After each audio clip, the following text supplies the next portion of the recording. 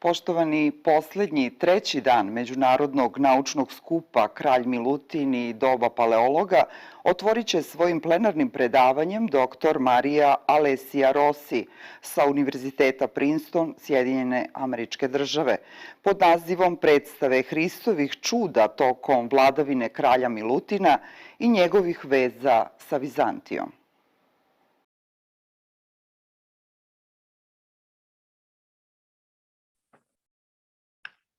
Dragi prijatelji, dobro jutro. So happy to be part of this wonderful congress and so honored to introduce the first paper.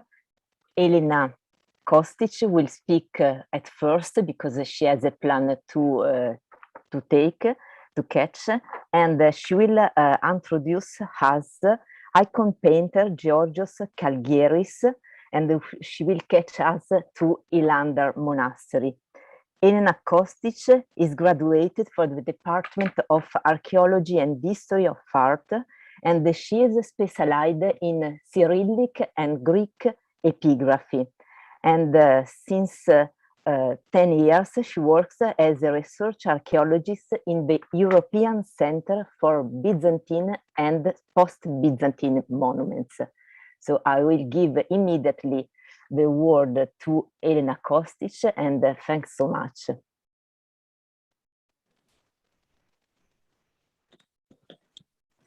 Good morning from Thessaloniki. Thank you for your introduction. I will continue in Serbian. Just 1 minute to be sure that I'm sharing my screen.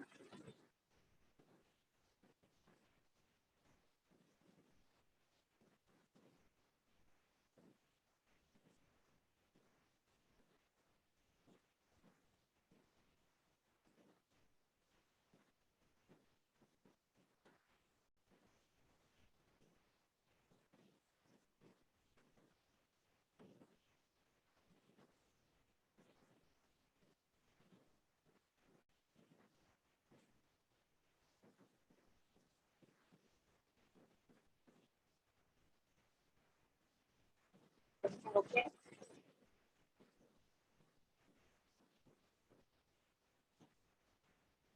I cannot hear you.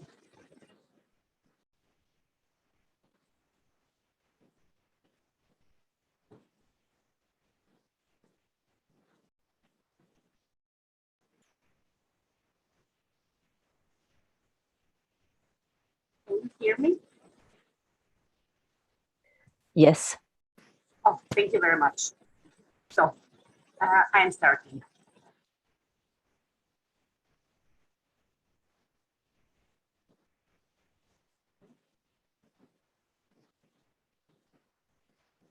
Grobljevska crkva manastira Hilandara, posvećena Bogovištenju, malo je naučno obrađivana. Nalazi se na manastirskom groblju izvan utvrđenja oko 100 metara severno od manastirskog kompleksa.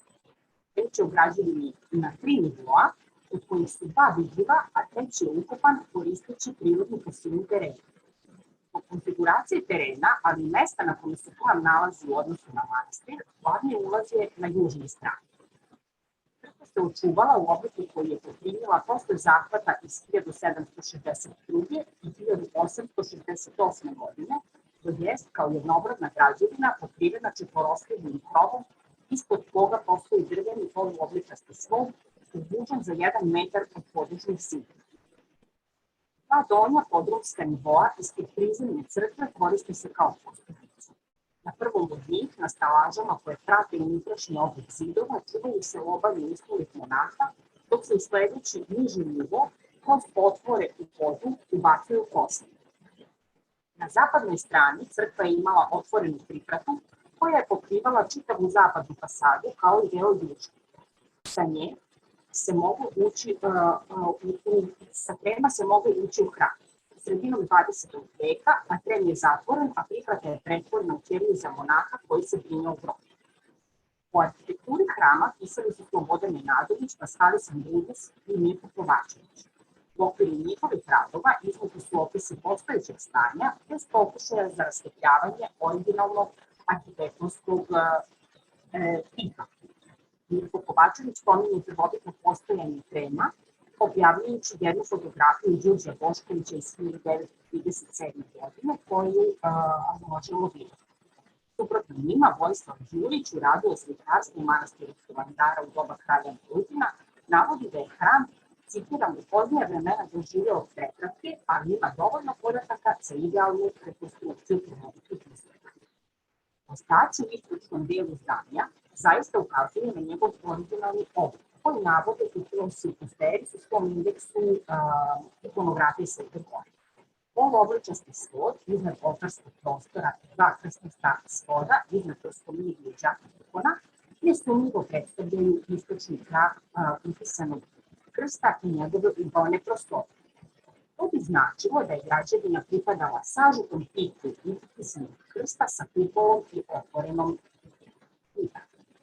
U prilog ovoj pretpostavci ide i način modelovanja družne fasade koji uz pomoć slepih arkada sa izdvojenim lukovima oslikava unutrašnju podelu na 3 transepta. U nepoznato vreme krovna konstrukcija se urušila, te je crkva stajala u ruševnom stanju u druge polovine 18. veka kada je doživala drastičnu izmenu i zadobila krovnu pokrivu drugog tipa. Unutrašnjost crkve bila je živopisana, dok se danas taj jedinstveni slikarski tvor učuvao samo delimično na ostacima prvobitnog hrama, tačnije u istočnom delu, to jest u oltarskom prostoru i na njegovim svodovima, kao i na podružnim zidovima crkve. U oltarskom prostoru sačuvani su prikazi svetih episkopa, učesnika božanstvene liturgije, od kojih se mogu prepoznati Sveti Vasilije Veliki, Sveti Kiril Aleksandrijski i Sveti Spiridon. U trapezi su očuvane figure svetih arhijereja, kao na primjer Svetog Jakova brata Božijeg, Svetog Simeona Hristovog rođaka, Svetog Modesta, Svetog Klimenta Antinskog, Svetog Sofronija Jerusalimskog i Svetog Ahilija Larijskog. Istočni poluobličasti svod krasi scena Vaznesenja, dok su na čelu luka apside naslikane blagoslovlje. Na južnom zidu sačuvani su donji delovi figura svetaca, čije odežde odaju njihovi monaški stimovi. Ovaj slikarski ansambl prvobitno izučavao Vojislav Đurić, a doslije i Branislav Todić, koji su sudeći po stilskim oslikama datovali freske i druge decenije 14. veka, privodejući ovu crtu kulturske delatnosti kralja Milutina. Zapravo, prema Vojislavu Đuriću, crtu je mogao oslikati vešt, ali poslednji majstor koji je morao pripadati nekoj od mnogobrojnih solunskih slikarskih radionica. Dok Branislav Todić smatra da je životopis Grobljanske crkve delo dvojice poslednjih majstora koji su inspiraciju crkve iz dela majstora Svetog Nikole Orfanosa, odnosno njegovih sledbenika, koji su kasnije radili u crkvi Svetog Nikite kod Skopja, dok je istovremeno uvrstio u širi krug zografa Georgija Kalijerisa.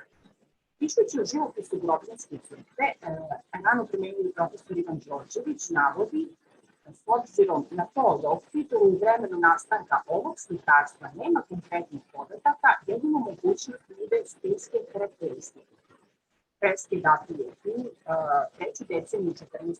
veka, pronalazi razlike u odnosu na živopis manastirskog ikona, a poredi sa živopisom Svetog Nikite kod Skopje iz 1324. godine, sa učilištem 1322. i 1331. godine i Svetim Nikolom Dabarskim oko 1329. godine. Međutim, još jedan element Recording in progress. nerazdvojni deo živopisa crkve koji nikada do sada nije proučavan i korišćen kao izvor informacija. Taj element jeste pismo, odnosno epigrafska građa, sačuvana u sastavu slikanog ukrasa. U okviru ovog rada urađena je grafološka analiza rukopisnog karaktera sa postojećeg epigrafskog materijala i uglavnom čine natpisi na razmutanim slicima i veoma mali broj natpisa sa imenima prikazanih svetaca. Slici pisani gruskulom na grčkom jeziku. Kada je reč o slicima, pisar, odnosno slikar, koristi pomoćne linije urezane u svež malter, dok se imena svetaca ispisuju slobodno u više redova. Ostupni materijal potvrđuje da epigrafski ostaci pripadaju istom rukopisnom karakteru, odnosno da ih je pisala ista osoba. Sledi grafološka analiza karakterističnih slova i ligatura. Slovo alfa A čini vertikalni stup trouglosta petlja koja zahvata oko polovine ili malo više od ukupne visine slova, koje podsjeća po obliku na broj 4. Slovo vita se sastoji od vertikalnog stuba i dve bočne oble petlje iste veličine međusobno razmakom. U grupi pripada i slovo ro, čija obla petlja zauzima manje od polovine ili polovinu u nekim slučajevima, kao na primjer ovdje, ukupne visine reda. Kod slova delta, desni krak gornjeg dela je vertikalan i napričen, sa levim blago zakrivljenim se spaja pod oštrim uglom ispod gornje linije. Podnica se poklapa sa donjom linijom reda i ima kratke nožice na krajevima okrenute ka unutra. U istu grupu spada i slovo lamina. Posebnu grupu čine obla slova epsilon, omikron i sigma, znači o i s, te njihov osnovni oblik odgovara elipsi. U slučaju slova e i s ima mali otvor sa desne strane. Od slova epsilon iz okvira ove dosta zatvorene forme izlazi ravna, vodoravna crtica koja polazi od sredine luka, dužina prelazi granicu zamišljene elipse.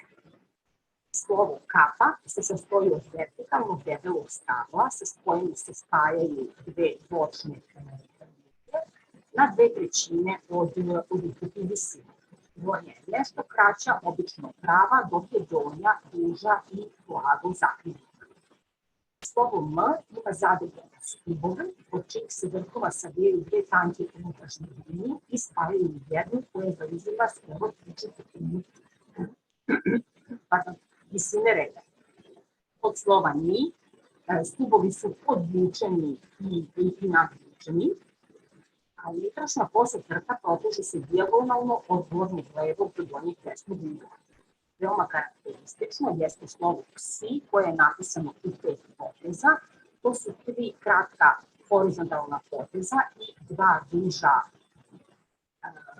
kosa koje spajaju horizontalno, dok se na levom gornjem kraju horizontalnog poteza javlja privezak ili ukica. Kod slova T tačka je uvek ravna i ima 2 omanja priveska usmerena ka unutrašnjosti slova. Slovo Y ima oblik latiničnog slova D. Gornji krajevi račve su nadvučeni, a sa donje desne strane račvi se obično pridodaje mala horizontalna crta u desnu.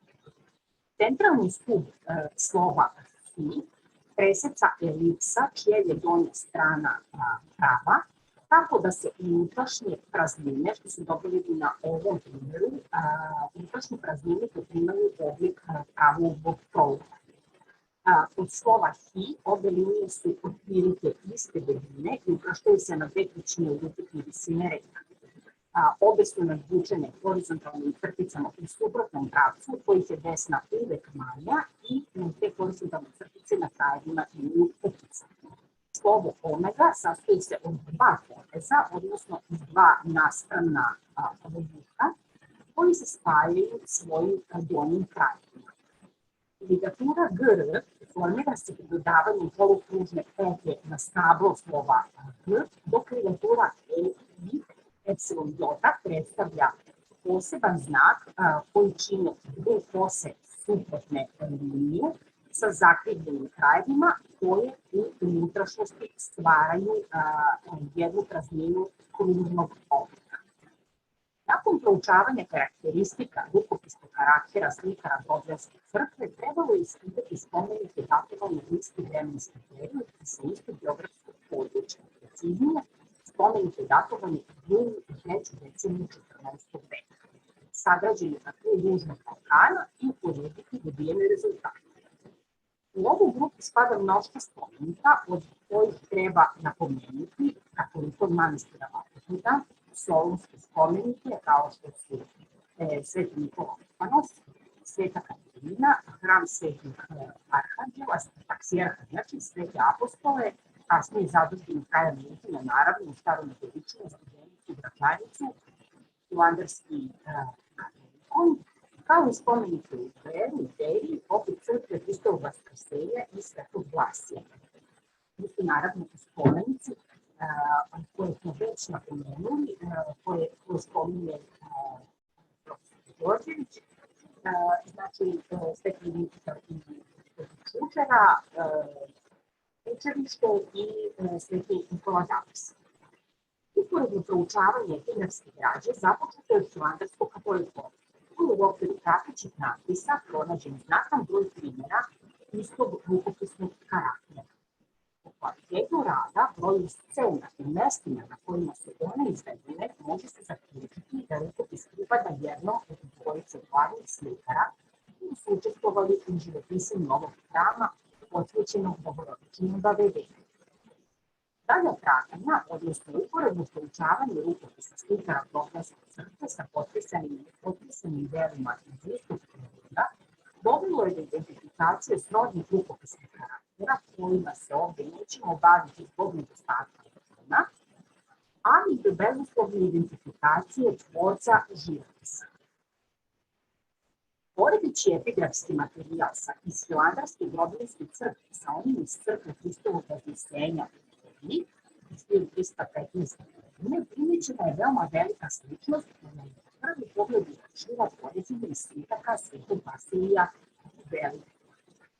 Iako je slitak iz Veri znatno čitljiviji, jasno je ne samo da je reč o istom pisanom tekstu raspoređenom u 9 redova, koji do duše ima drugačiji predlom, već je odmah uočljiva i sličnost između slovnih znaka. Međutim, kako je živopis Verijske crkve potpisan i metodološki ispravno, smatra se vršenje ekspertize na hibridskog natpisu, koji je svakako pisao i potpisao Vladin majstor, koji je po najnovijim istraživanjima nosio titulu a ne sam se hvalisao, najboljih slikara čitave Tesalije. To priznanje je zadobilo u okviru geografskog znanja. Arheološkom ekspertizom dokazana je istovetnost spomenika kratera, što je rezultiralo neminovnim poistovjećenjem slikara Grobljevske crkve sa pisarem Titorskog natpisa crkve Hristovog Vaskrsenja u veri. To jeste čuvenim solonskim umetnikom Georgijem Kaljergisom, čije je to jedino potpisano delo. Samim tim potvrđuje se i Kaljergisovo učešće u oslikavanju hilandarskog ikona, kako je to već ranije primetio Vojsko Đurić, iako taj film njegovoj opasci nije pridat uvarajući značaj.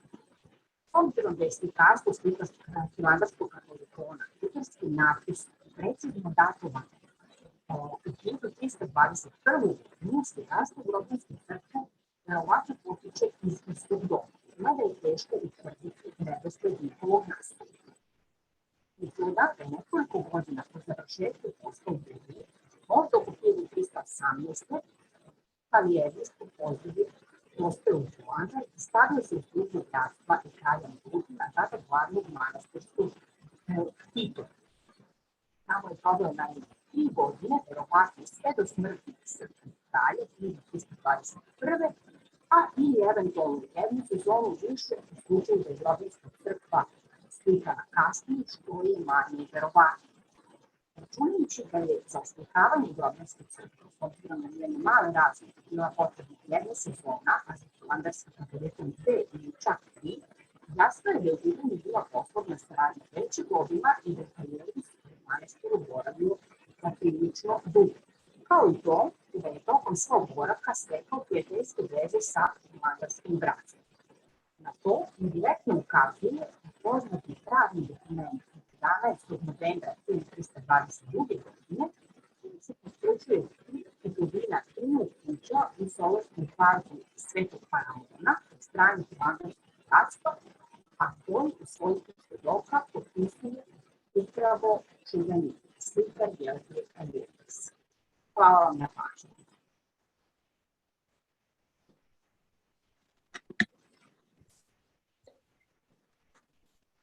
Thanks to you, dear Dr. Kostic, even if I was not able to appreciate all the nuances of your paper, but it was very, very interesting. So I have to give the floor to Dr. Elena Nemukina, because she has to catch a plane and I don't want to be responsible for her late. She's specialized in history and archaeology, and in particular in the fresco painting with a South Slavic influence. Today, she will give us a paper entitled St. George's Image in Medieval Ancient Russian and Serbian Monuments. Thanks so much. Dobar dan. Thank you for your introduction, and my report will be in English. Just a second, I find it on my computer.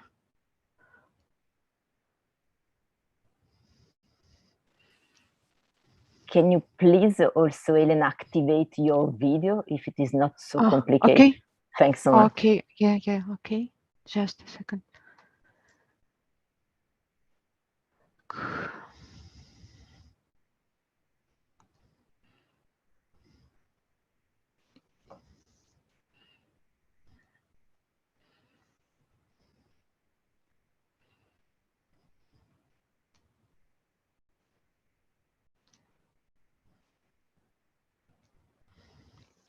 Okay.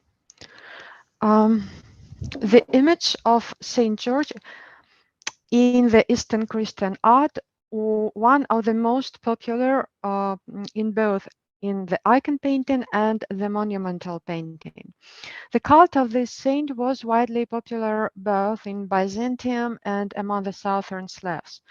As a rule, in numerous scientific studies dedicated to monuments associated with St. George, the main attention is paid to iconographic and stylistic features, while this report is supposed to consider the issue of influence on the spread of the cult of St.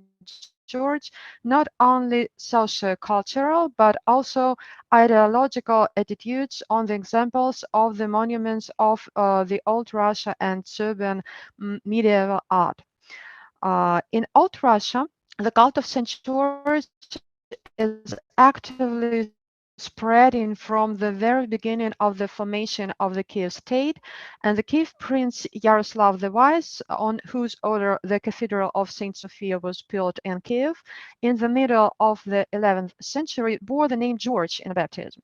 So Yaroslav not only dedicated to St. George one of the side chapels of the Church of St. Sophia, where there were several fresco scenes from the life of this saint, but also placed the image of Saint George on their coins, just as the Byzantine emperors, who have long considered Saint George as his patron and patron of the army. The image of the Saint George is often found on the coins of those emperors who became famous for their military exploits. So, for example, the image of Saint George was also present at the coins of the Byzantine Emperor Andronicus II Palaeolog, who was the father-in-law of King Milutin. The image of the Saint George was placed not only on coins in Old Russia, but also on the seals of the Old Russian princes. For example, on the seals of Yaroslav, Yuri Dolgoruki, Prince George Всеволодович, etc. There are two types of images on the seals. The first is Saint George, full length, and takes out a sword from its scabbard, and the second is Saint George on horseback. In general, many Russian princes bore the name George or Yuri. In Russian, George and Yuri are the same name. Unfortunately, the early icons of St. George created in Kiev has not survived. Apparently, they were destroyed in the 13th century when the South Russian lands were seized by the Tatars. However, the images of St. George survived in another large center of Old Russia, in Novgorod the Great, where the cult of St. George came with the princes from Kiev. In Novgorod, many churches and monasteries were erected in honor of St. George. On the slide, there are two famous Old Russian icons of the 12th century. Due to the fact painted several decades after the completion of construction, icons played a particularly important role, and their seals were often quite monumental. So the size of the half-figured image of St. George from the double-sided icon Theotokos Hodegitre left on the slide is 174 by 122 centimeters. The origin of this icon is associated with Novgorod or Kiev. The size of the icon of St. George depicted in full growth is 230 by 142 centimeters. It is assumed that this icon was on one of the eastern pillars in the Cathedral of St. George in Yuriev's monastery in Novgorod, that is near the altar in the most sacred part of the temple. We see that in the earliest Old Russian depictions of St. George is presented primarily as a warrior, not as a martyr. He is dressed in a military armor, holds a spear and a sword in his hands. No one of the icons behind St. George can see a round shield. It is also worth nothing the sophisticated and aristocracy of the saint's robes. And on the icon on the right, he's also crowned with a princely diadem. In Serbia, the glorification of holy warriors is actively developing during the reign of the King Milutin. The process can be connected, among other things, with the perception of the image of King Milutin primarily as a warrior ruler, which is also confirmed by the nature of his hagiography, where the emphasis is on the heroic deeds of this Serbian ruler rather than on his ascetic spiritual exploits, as is typical for the lives of others Nemanici. As is well known, Milutin's military campaigns significantly expanded the borders of the Serbian state. Among a number of generally revered holy warriors, Milutin paid special attention to Saint George. As we know, King Milutin built 4 churches in honor of this saint in Thessaloniki, Skopje, Dabar, and Staro Nagoricina. In the church of Saint George in Staro Nagoricina, the image of Holy Patron inside the temple is found several times. The first one in the northern part of the altar barrier. The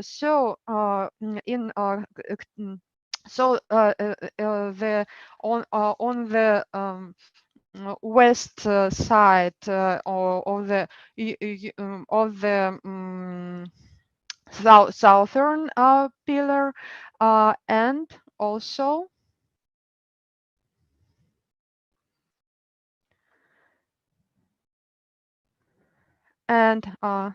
and in the Ctictor's composition on the north wall of the narthex.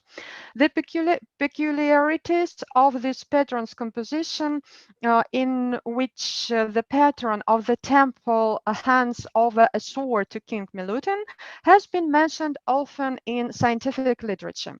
Usually, this rare iconographic motif is explained by the construction of a temple in honor of the victory of the Serbian king over the Turks, and the sword is interpreted as a symbol of Milutin's military triumph. However, the sword is also an insignia of a royal and princely power. It is known, for example, that Pope Gregory VII, who crowned the Croatian king Dmitry Zvonimir in the salon in the only crown, but also a sword and a flag. Also, it is known from written sources that abandoning the throne in favor of his younger brother, Dragutin gave Milutin a crown, a throne, and mantle embroidered in gold, and horse and his weapons.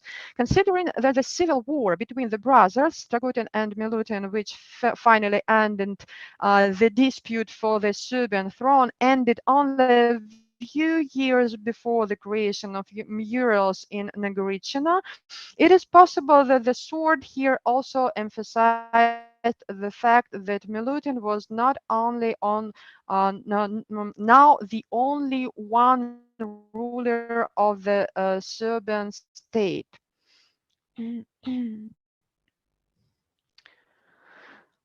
Also, the status of the king Milutin as the only ruler is emphasized by the placement of the royal couple next to the images of Saint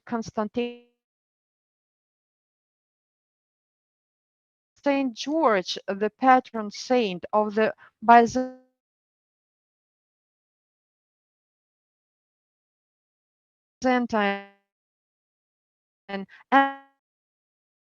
emperor and army enhances the associative. However, the veneration of the saint, which after Milutin's marriage to the Byzantine princess Simonida finally began to fall, focus on Byzantium in all areas of life, but Saint George was also revered by Nemanjić. In the life of Saint Simeon Nemanja, the founder of the ruling Serbia dynasty, and it is also well known that after the victory over the Byzantines in 1167, which made him a great Zupan of Serbia, Stefan Nemanja built the church of Saint George, so named Georgieva Stupovi. In this regard, it is not surprising that in the fresco programs of the Milutin's monuments, Saint George is found not only in a pair with Saint Demetrius, but often he is next to especially revered Serbian saints. For example, in Starogorican, but also the patron of the King Milutin personally, which is also confirmed by the fact that the King Milutin dedicated his monastery, his Zadužbina, to Saint Stefan. It is Banska monastery. In the Church of the Ascension in Zicha Monastery, among the frescoes created during the reign of the King Milutin, the images of Saint George is located on the northern wall near the iconostasis, next to Saint Sava the Sanctified, while opposite on the southern wall are Saint Stephen the First Martyr and Saint Demetrius. So Saint Stephen is the patron of the Nemanjić, and Saint Sava the Sanctified is the patron of Saint Sava of Serbian. In the church of Saint Joachim and Anna, Saint George is depicted next to the Saint Demetrius on the north wall of the naos, and next to them are Saint Sava Serbian and Simeon Nemanja, national Serbian saints. The connection with the cathedral is emphasized by the fact that opposite Saint George and Saint Demetrius on the south wall of the naos depicts the royal couple, the King Milutin and the Queen Simonida. Moreover, St. George is located exactly opposite the King Milutin. Let us also pay attention to the fact that in the temple we saw built and painted by the order of the King Milutin, St. George is given a very honorable place in the space of the temple. Namely, he is depicted in the immediately vicinity of the iconostasis or on the altar barrier itself, as in Starogorican. In addition to the above-mentioned monuments, one can also mention the church of Saint Nikita, not far from Chuchar, where Saint George is also located near the altar barrier on the north wall next to the patron of the church, Saint Nikita, highlighted by a picturesque arch. And again, next to the soldiers, Saint Stephen, the first martyr, who was the patron saint of the Nemanjić family. In Gračanica Monastery, St. George is located on the eastern wall south of the iconostasis in the same row with the St. John the Baptist and the St. John the Evangelist. Opposite them to the north of the iconostasis are St. Stephen the First Martyr, the Apostle Andrew, and possibly Saint Demetrius. That is the direct connection of Saint George not only with Saint Demetrius but also with Saint Stephen the First Martyr. In Old Russia, such close ties of Saint George with other saints are not so clearly traced. During the 11th and the 12th centuries, Saint George was considered there as the patron of many old Russian princes. However, already in the 12th century, the territory of Old Russia was divided into different principalities, and in the different principalities, in the different periods of time, was popular a certain iconographic type of Saint George, which to a large extent depended on historical circumstances.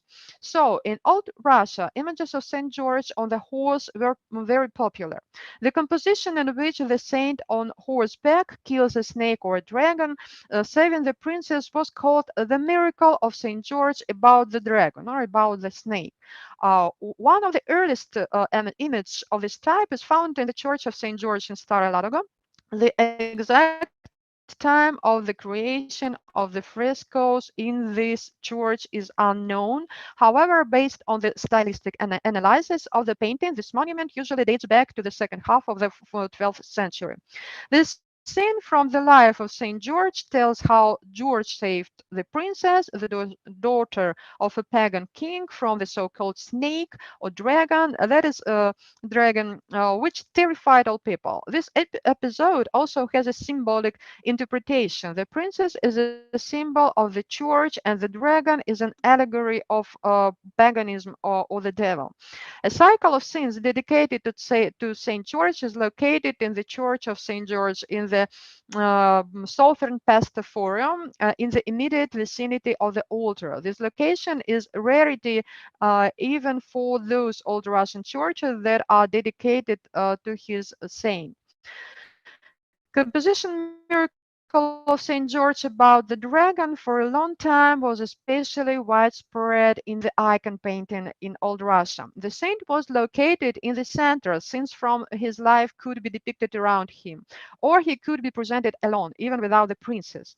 It is interesting to note that this iconography was especially popular in Novgorod the Great, that is, in the city from where the last prince was expelled in 1136, and since then there has been no princely power in the city. Novgorod existed for many years in the form of a Novgorodian republic, where archbishops played an important role. In this regard, it is quite logical that the image of Saint George the Warrior as a patron of the prince has lost its relevance. Over the course of time, St. George began to be perceived rather a public defender. Moreover, it should be noted that he was so popular in Novgorod the Great in the 14th and early 15th centuries was little represented in Moscow monuments. Thus, it can be assumed that in separate lands, in particular in Novgorod the Great in the 14th, 15th centuries, the image of St. George gets a more poetic, folkloric coloring. In Serbian monuments, this composition, the miracle of Saint George about the dragon, doesn't receive wide distribution, and the image of Saint George on horseback in the Milutin's monuments is located above the entrance to the chapel dedicated to him in the temple of the Virgin Levashka in Prizren. Researchers have repeatedly mentioned that in the essay Roman History by the Byzantine theologian and historian of the first half of the 14th century, Nikifor Grigoran, there is a written mention of the once existent image of Saint George on the horse on the wall of the great palace in Constantinople. Also, the same image was often depicted on the banners of the Byzantine emperors. The life cycle of Saint George is preserved in Stara Nagorichina. In this temple, the hagiographic cycle for the first time extends to the wall of the naos. Several scenes from hagiographies have also been preserved in the church of Theotokos Levashka in Prizren in one of two side chapels on the second floor of the outer narthex. In the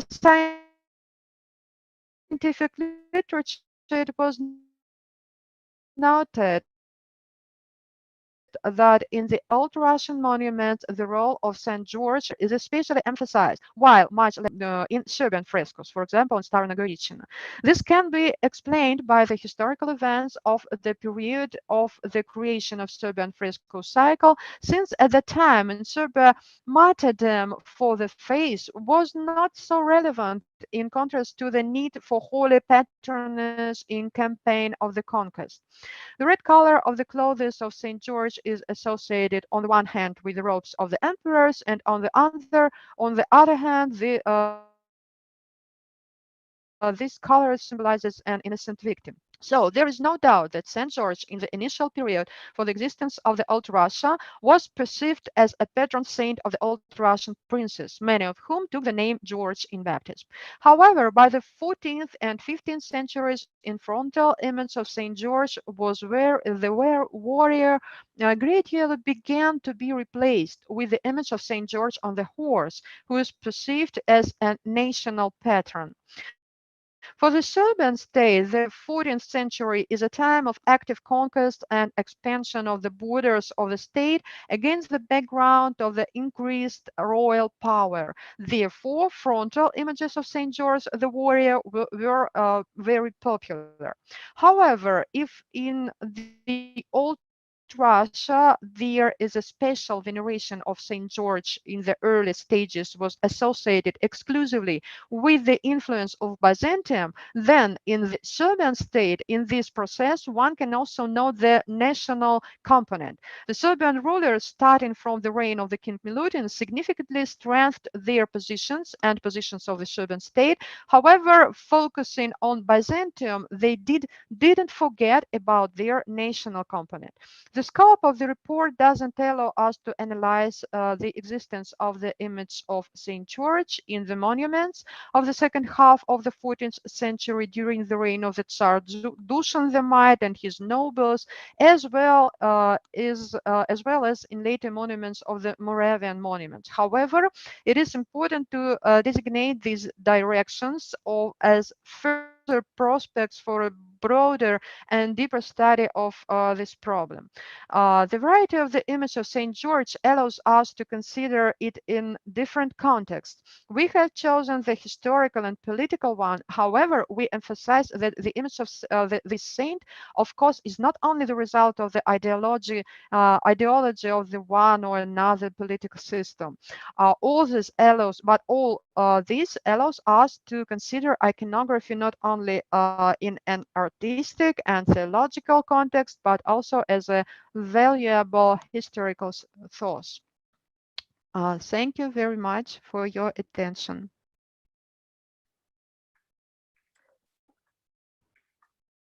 Thanks to you, Dr. Nemukina. It was very passionate, your conference, and thanks so much. We wish you a safe flight. And it's my pleasure to introduce Dr. Dionysios Morelatos. He studied history and archaeology at the University of Athens, and he was awarded a PhD with his writing Icon, Its Placement and Function. Today, he will give us a paper around representation of donors holding a model of a church in late Byzantine church, in late Byzantine period. Thanks so much. We can't hear you.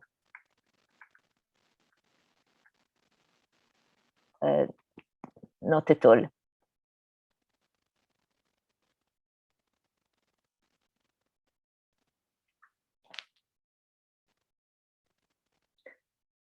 Not for the moment.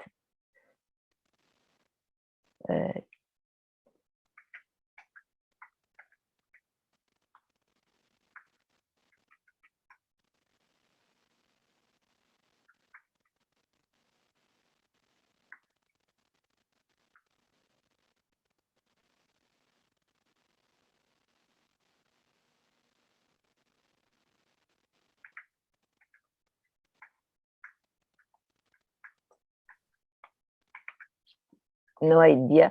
Maybe Yasmina, you have a better idea around his audio.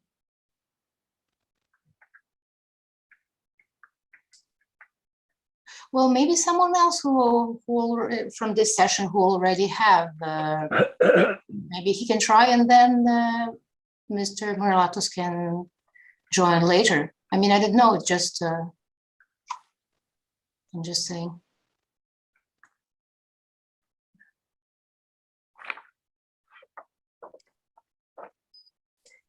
Okay, Dionysios, you can leave the session, and we wait for you.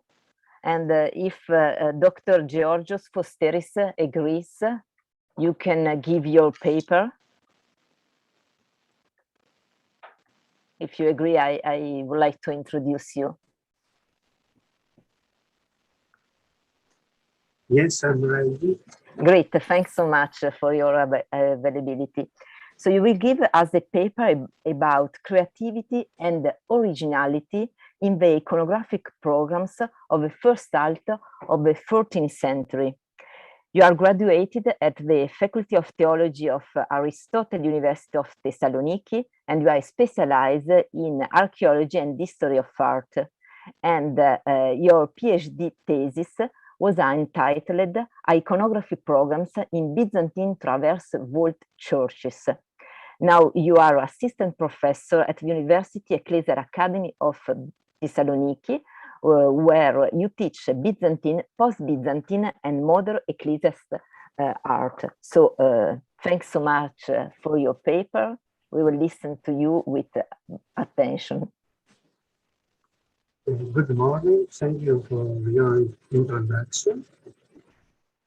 And I am in Helena Kostic's place, and I want to thank her for help in our communication. When we refer to iconographic programs of the Byzantine churches, the prevailing opinion is that this is a subject with limited interest. The official aspect in art history and theology is that the Eastern Church set rules that soon led to the standardization of iconographic programs. Thus, from the 10th century onwards, scholars refer to a fixed standard and a predetermined iconographic program that is adapted to the churches.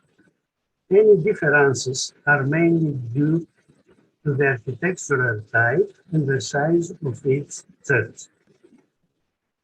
No one until now has disputed the fundamental analysis of Autodemus on the basic cycles of the iconographic program and their hierarchy.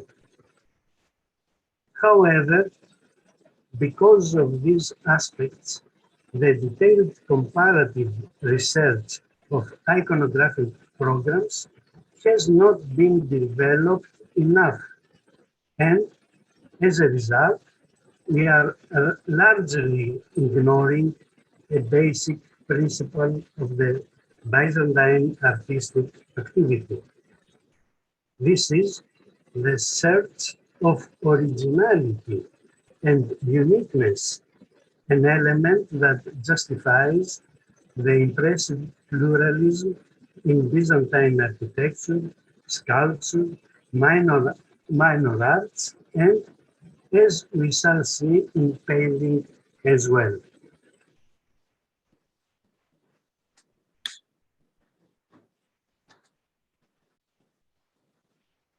Demus, having in mind a limited number of monuments, had no difficulty in identifying the basic cycles of the iconographic program and their hierarchy.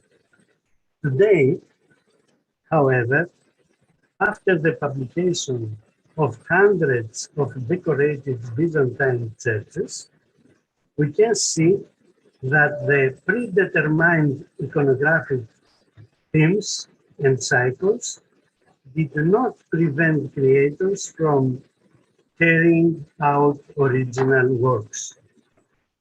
The painters, in collaboration with tutors, the sponsors, achieved originality, mainly trying to arrange the iconographic program with a different way in every single work.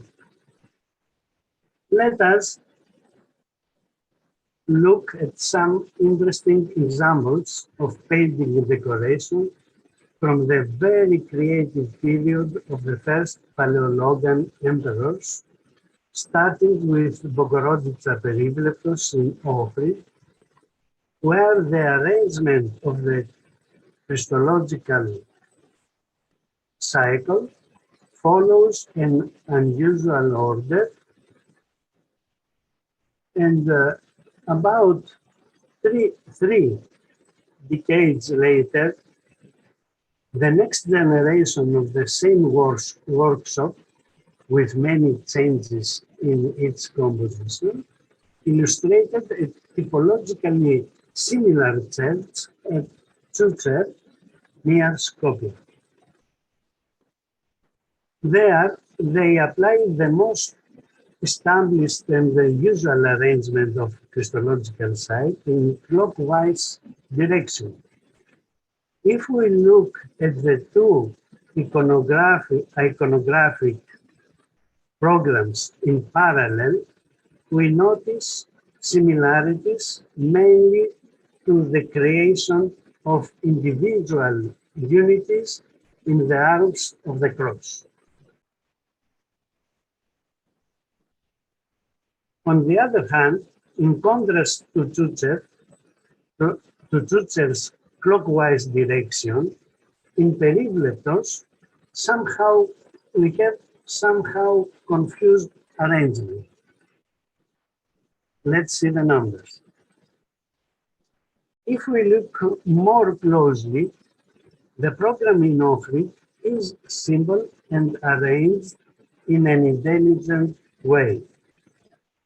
The arrangement is cruciform and emphasized mainly to the longitudinal axis in which the doctrine of the Holy Trinity is emphasized.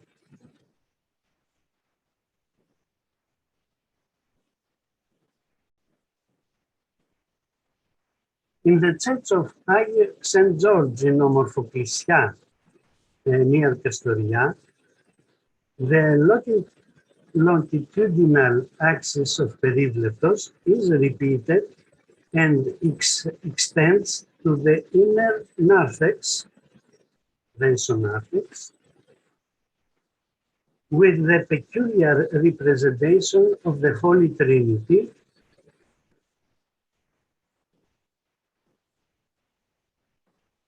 furthermore, the axis extends with the representation of Christ's ancient of days, Palaeologan, with the Last Supper in the exonarthex. Let's see the axis here from Ascension, Pantocrator, the Pentecost and the Holy Trinity, the Last Judgment, and Christ's ancient of the day, of the days. In the Catholicon of Monastery of Latades in Thessaloniki, which was illustrated immediately after the death of Saint Gregory Palamas, new iconographic themes are introduced, emphasized in Trinity. In particular, in the center of the two vaults of the transept axis, the depictions of the ancient of the days and the etimasia, preparation of the throne, appear in great medallions. Here too, as in Perivletos and Omorphoklissia, we have clear depiction of the Holy Trinity doctrine without disturbing the clockwise direction of Christological cycle. The many variations of inscribed cross and square churches naturally offered original solutions to the layout of the iconographic program. The study of the iconographic program in Bogorodica Leviska in Prizren gives us the impression that the architect made some choices in the design in consultation with the painter who was simultaneously studying the decoration of the program, the decoration program. This is particularly evident in the way in which an additional dome is placed on the eastern arm of the church. This one, this dome. This element was exploited for a unique layout of the Ascension. The intelligent innovation in this layout is that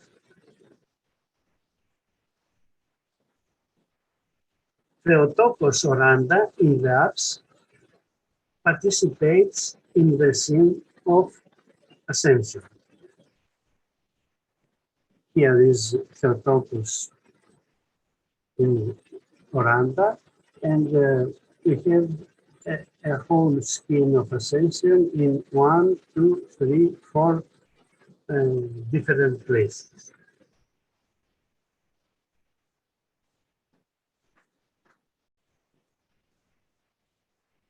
A close dependence between architecture and painting can also be observed in the Church of St. George in Starona Gorica. In this case, the architect certainly makes choices that have been discussed in advance with the master painter and perhaps the creator of the church. The absence of partition wall between narthex and nave increases the capacity of the church. The painting program adapts to this architectural choice. You can see that that entire western arm here is illustrated with the Milutin.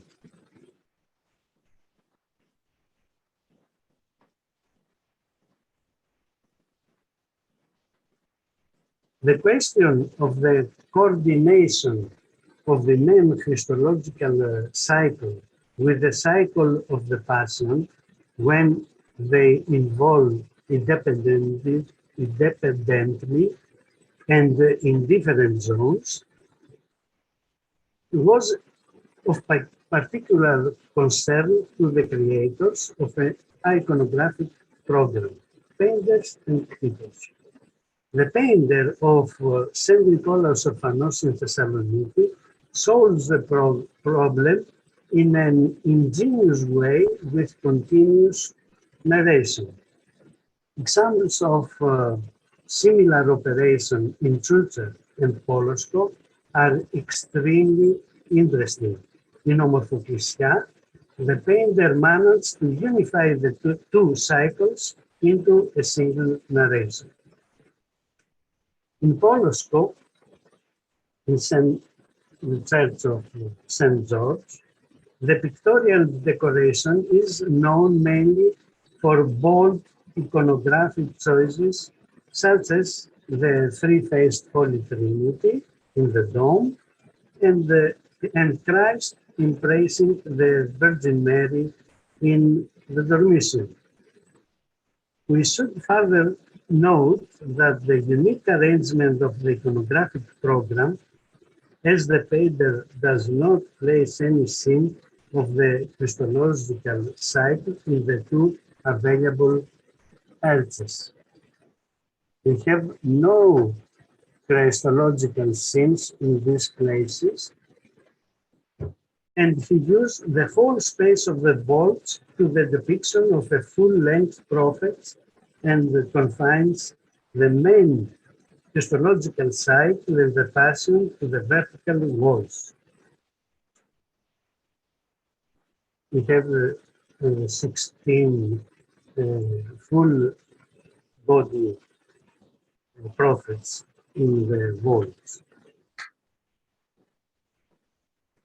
This could be due to, I must notice that this thing could be due to the conversion of the former wooden roof church into a domed one. But this is an hypothesis.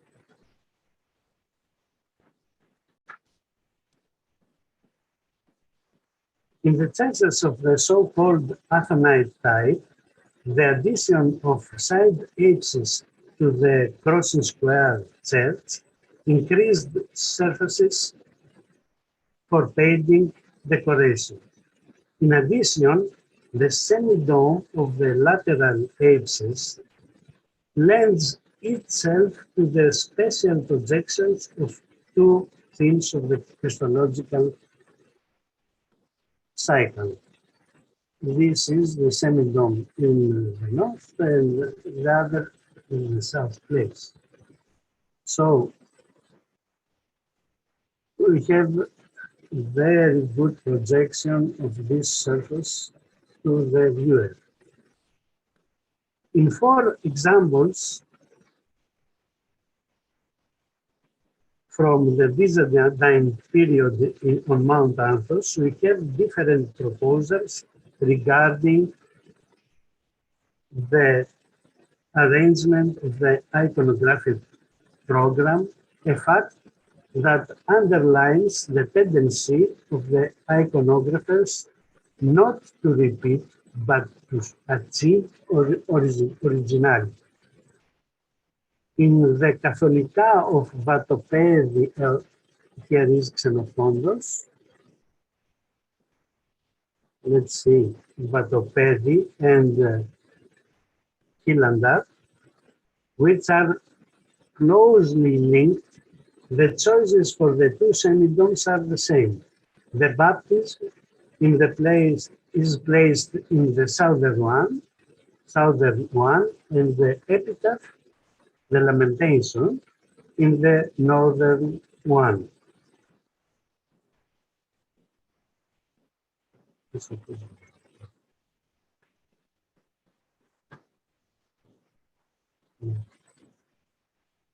Lamentations in the north, lamentation in the north, and the baptism in the other. The same solution. In the other two monuments, where the original painting has been repainted without to change the scenes, we have different solutions. In the monastery of Pantocrator, the options are the washing of the feet in the south and the Last Supper in the north semidome, while in Xenophontos, the Last Supper is in the south arm and the Lamentation in the north one. These findings confirm the search for original solutions sought by painters. Conclusions. The Byzantine authors, Titus, and the painters of iconographic programs had to face an extremely difficult challenge. They had to manage strictly hierarchical cycles with a predetermined thematic content. But they sought to give a new breath, a unique character to each new decoration program. In the Byzantine period, the iconography of churches has an element of dialogue between artists and society, the simple people. Creators devised solutions that added interest and uniqueness to their work. They challenged the viewer to follow the narration and delve into theological issues. We could say that in every new decoration, they did the same thing, but in different way each time. I think that the most skilled and educated painters in the Byzantine period, beyond their purely artistic achievements, attempted in collaboration with their patrons to make innovative proposals on an artistic and especially on a theological level which met the demands of a highly educated public. Thank you very much.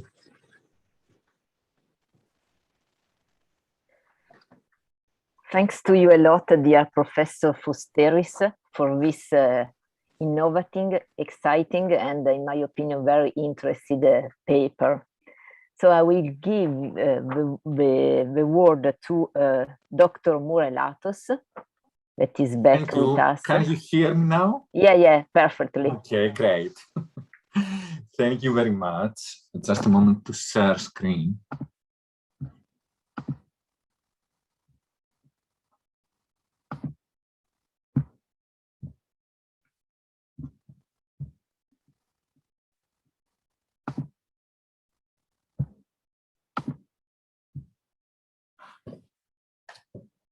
The present paper focuses on the representations of male and female figures holding a church in late Byzantine period. Nevertheless, such representations are connected to the patronage of these buildings. However, which is the relationship between the donors of a church and the representations in wall paintings, icons, and illustrated manuscripts? Moreover, which is the nature of such representations?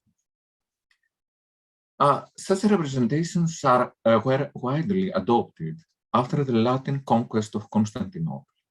It is indeed interesting that such representations are connected with churches commissioned by members of the ruling dynasties, apart from Byzantium, in Serbia, Armenia, Georgia, and Bulgaria, or close to the imperial power, like Theodoros Metochitis at the Hora monastery, or finally members of the upper social classes. Furthermore, this paper is getting involved in several sub-issues. What do such representations mean? Do they represent the donor's social status, or do they reflect their personal self-perception and their perception for the divine? Nevertheless, there is not just one response to the above mentioned questions. We should, though, define the audience of such representations. Who are their spectators, and how do they comprehend these depictions? It is important if a church was originally built for funeral, private, or public purpose. For sure, it won't differentiate the audience. What is the distinctions, if there is any, with the donor's portraits without a model of a church? What such models of churches represent? Do they depict the actual churches or maquettes of them? Do the donor portraits represent a contradiction with the donor inscriptions, or they are their supplement? Are these monuments of the churches that they represent, or are they part of the donor's self-image? In the limited time of this presentation, I will attempt to present some points about though. Recent scholarship has argued about the interaction between the figures of the donors and the divine in such portraits, and posed new aspects in this debate, like the different function of the portraits and the inscription, as mentioned. In any case, such artistic representations of the churches are cut off from the urban environment or the landscape, and they are integrated into the celestial universe as part of the iconography of a church, or as a complementary element of the depiction of the owner, the donor. Very often, in all kinds of Byzantine art, buildings, and especially churches, are depicted as equal in size, if not smaller, to human figures. What is the purpose of such representation? Are they destined for public or private use and display? This debate concerns more so far mortable items like icons, although such representations, donors holding the model of a church, in icons are extremely rare. The only exception regarding the above is this icon representing the Trapezuntine Emperor Alexius III Komnenos and St. John IV Brand, holding a very schematic representation for a domed church. This unique icon indicates that this portrait and model of the church is part of the emperor's self-image, even if it was probably destined for public display. Another category of portable works, the royal panels, is also related to public life. There are depictions of emperors known from icons dating from the 10th century onwards. It is assumed that such portable icons, or better, royal panels, since they were not destined for worship, would be distributed at the coronation of emperors or at some important feasts. Although they are dating in the Middle Byzantine period, they form a tradition in royal imagery that influenced such representations. In the case of the illustrated manuscripts, although certainly the audience of the manuscript is more limited, and most of them were addressed to a few readers of a private or monastic library, it has been argued that in some cases, where manuscript owners are depicted, they actually depict a realistic moment in which the donor donates the manuscript in a sacred form, who is apparently worshipped in the monastery or church to which the donation is made. Moreover, such representations in miniature or illuminated manuscripts indicate that such the representations were not only purposed for public use. However, the manuscripts, even in a library or the Catholicon monastery, cannot be considered as manifestations of the vanity of the donor, since very few would have access in these representations. You may assume that such depictions in icons, manuscripts, or panels reflect the donor's self-identity and social self-determination.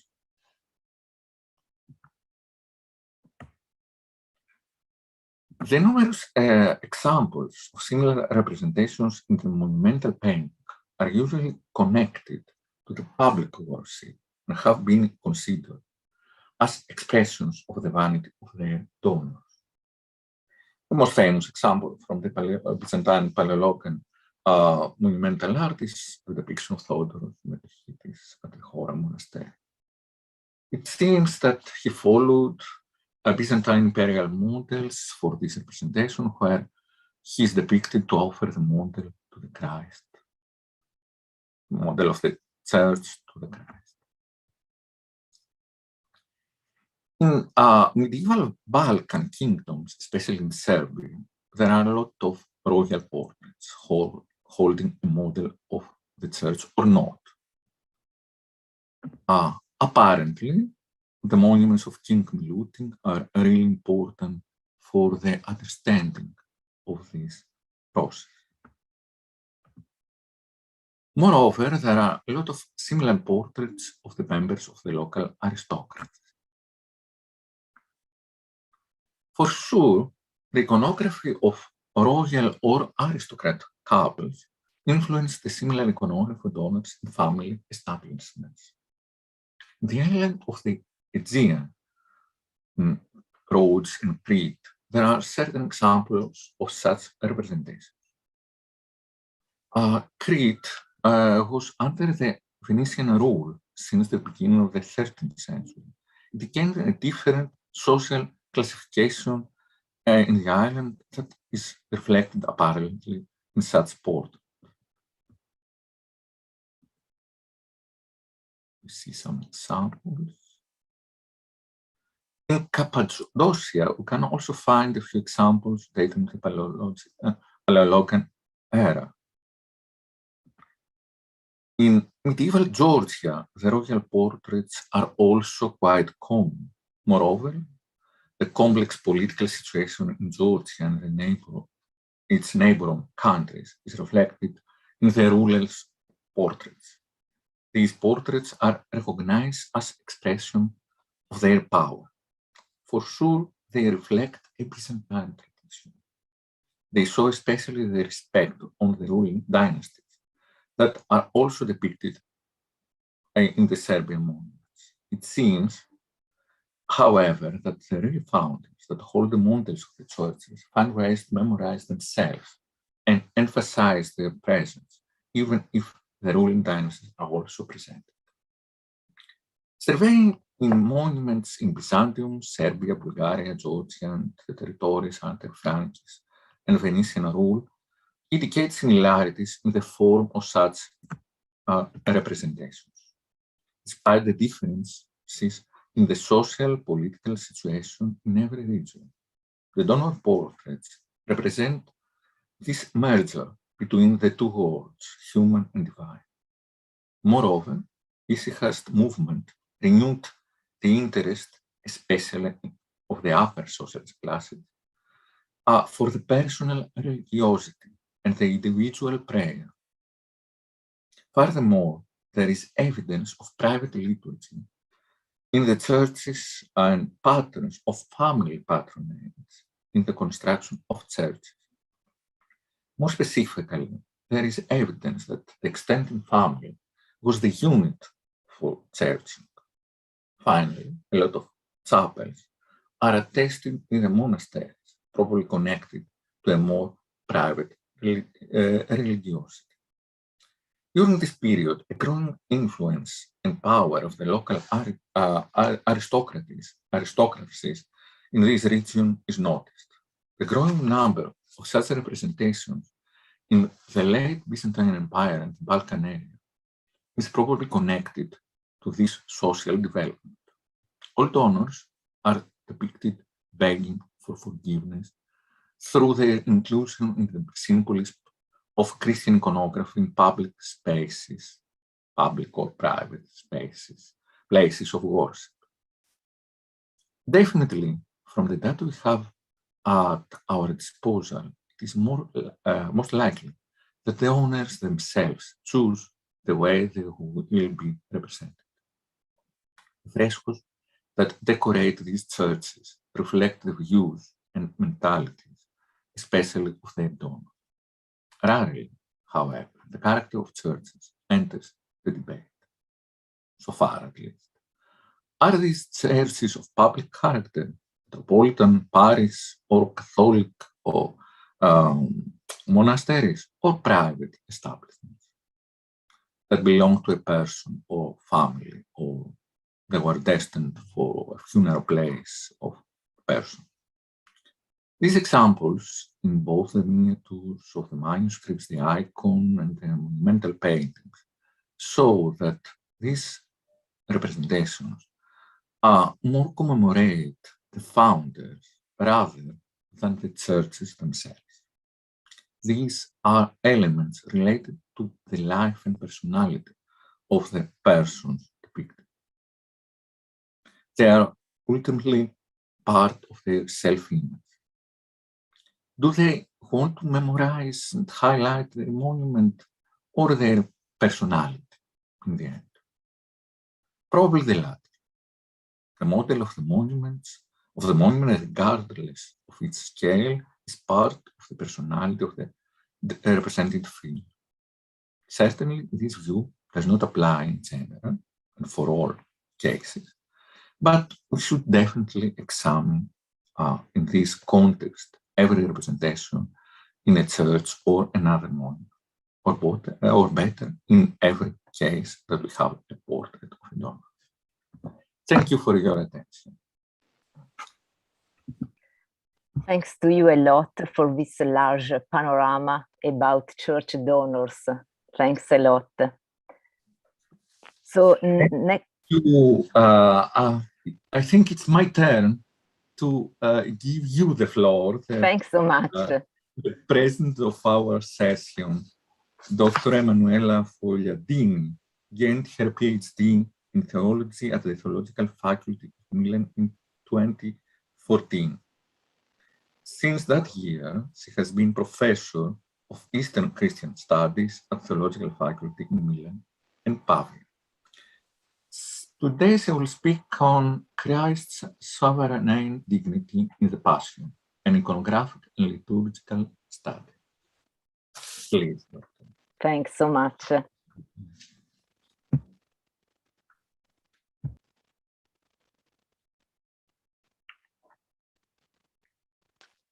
So I hope you can see the screen.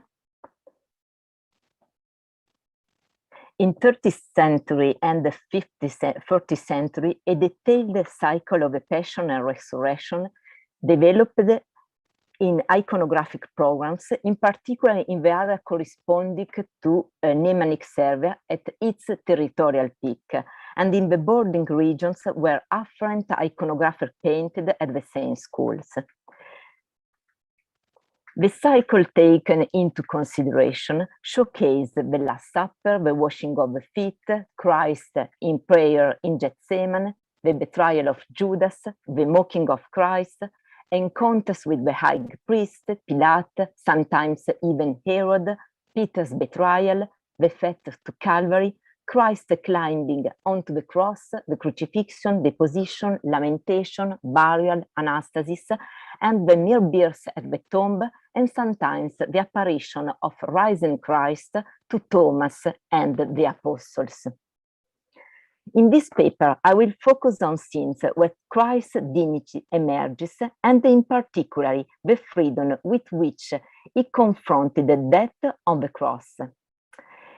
In the scene of the betrayal, Christ stands before Judas while Judas is portrayed in profile. Despite the soldiers surrounding them with sword raised, Christ's comportment remains dignified, for in his eyes the melancholy for having been betrayed by his disciple may be read as exquisitely painted in these two frescoes. Among the most surprising scenes of a passion cycle is the mocking of Christ. Christ's dignity emanates from this episode, as he is the sole author of his own destiny. Comparison with contemporary Western art on this subject is volatile. In the medieval fresco of the Balkan region, Christ is in the center, upright, dressed, and far surrounded by others, but all insolent figures ready to mistreat him dominates the scene, as is prominently displayed as Staronagoricane. In the West, the drama of a moment is accentuated by showing Christ nude, whipped, emaciated, and from behind. Over the course of dramatic hours filled with encounters with Anna, Caiaphas, Pilate, and despite Christ often having his hand bound and displayed in blue maphoron on a red tunic, a crossed halo, an intense gaze, and gesture that suggest it may be he who explains the more authentic meaning of the events more than being a victim of a plot that the authorities believe themselves to be in charge of. Even in the ascent to Calvary, in the scene conventionally referred to as Christ being led to crucifixion, if we look carefully, it can reasonably be asked if Christ truly is being led, or if he who leads to the truth that pulls him. In the scene of San Nicholas in Prilep, a soldier shows Christ from the right. The centurion pulls him with a cord that binds him at the hand and neck, but he turns back in intense games of gazes, where the future conversion of a soldier who recognized him can be understood in the death of the cross as the Son of God. In the scene presented, there is a clear attention on the iconographic behalf to represent and bring out the dual nature of the Logos incarnate. In the Passion cycle, in the area corresponding to Nemak Serbia, there is a particular scene, an equivalent showing Christ's sovereignty and liberty. Here I refer to the scene which is often falsely identified as Christ being raised onto the cross, and which instead some scholars call ascent of the cross, and that, in my opinion, should instead be entitled Christ climbing onto the cross. In the next three frescoes, Christ's free will is clear. With the help of a ladder, Christ climbs alone onto the cross. His gaze is constantly turned on high. The voices of the high priest present behind the cross that most likely accompany his gesture do not distract him. This determinate ascent onto the cross is visible also in the Church of Staromagoricane, where the ladder, on whose every rung we can admire the nails, seems, however, propped up against the cross in an unstable manner. Next to it, it's a more elaborate iconography, which sees Christ with one foot on a stool, the other on the suppedaneum of the cross, facing forward, helped by 2 or 3 slaves up on a ladder, pulling him by the arms, ready to nail him to the cross.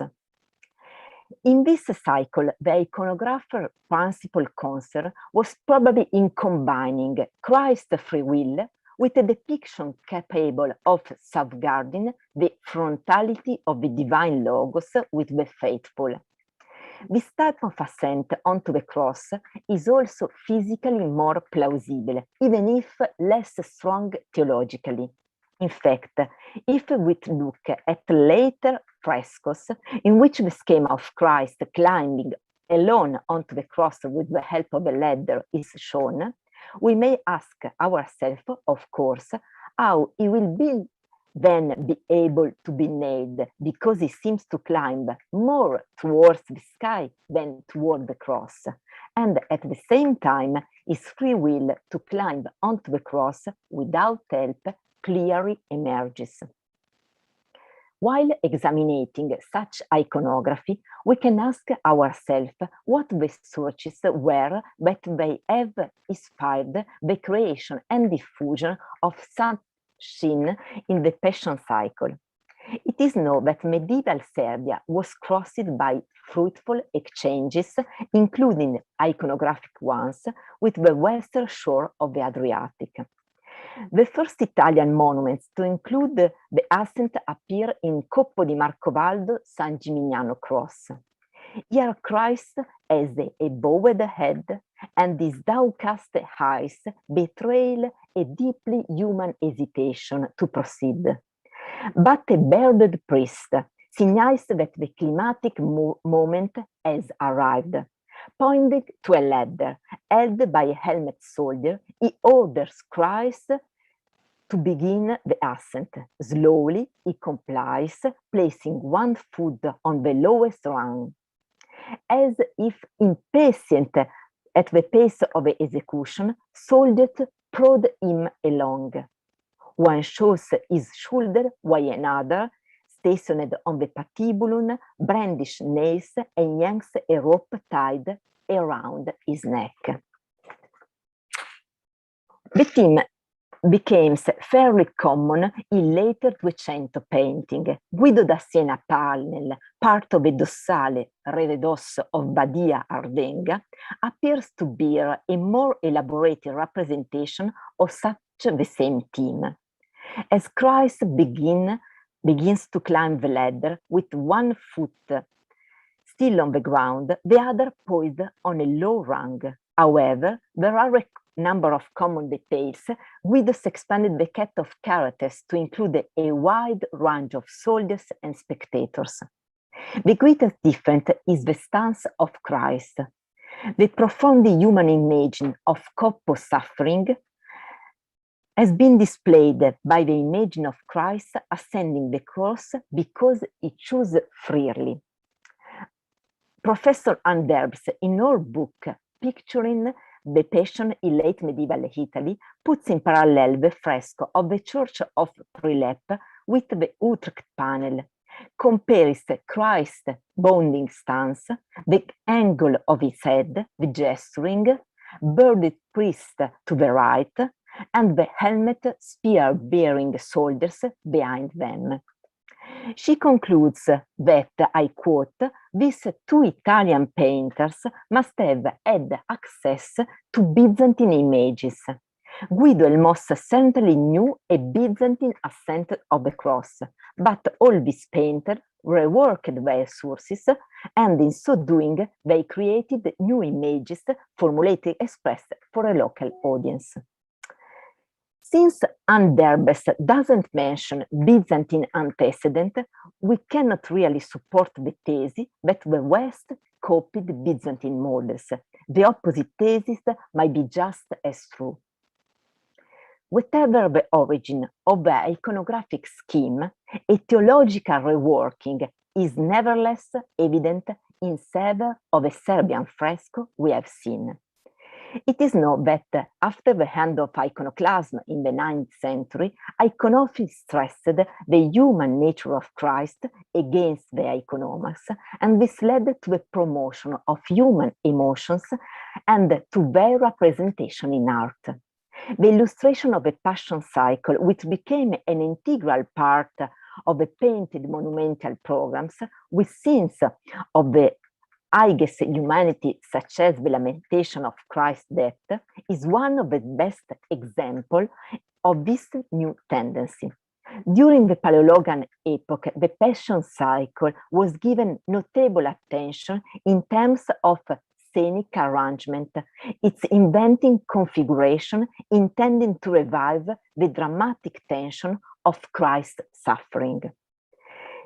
It cannot escape a careful observer that the choice of the iconograph in the area corresponding to Niemenek Serbia was to tendency underscore the absolute freedom of Christ in the dramatic moment of his passion and death. The iconographic choice of the latter is very interesting theologically. It is not laid to the ground. Christ is a triumphant Savior who does not need to be encouraged to ascend the cross. He climbs by himself.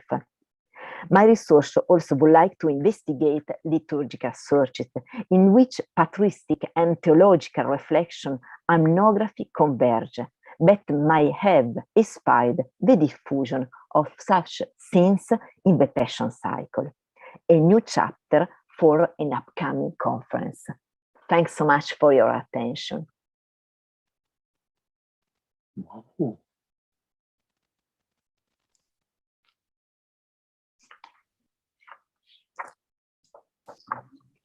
So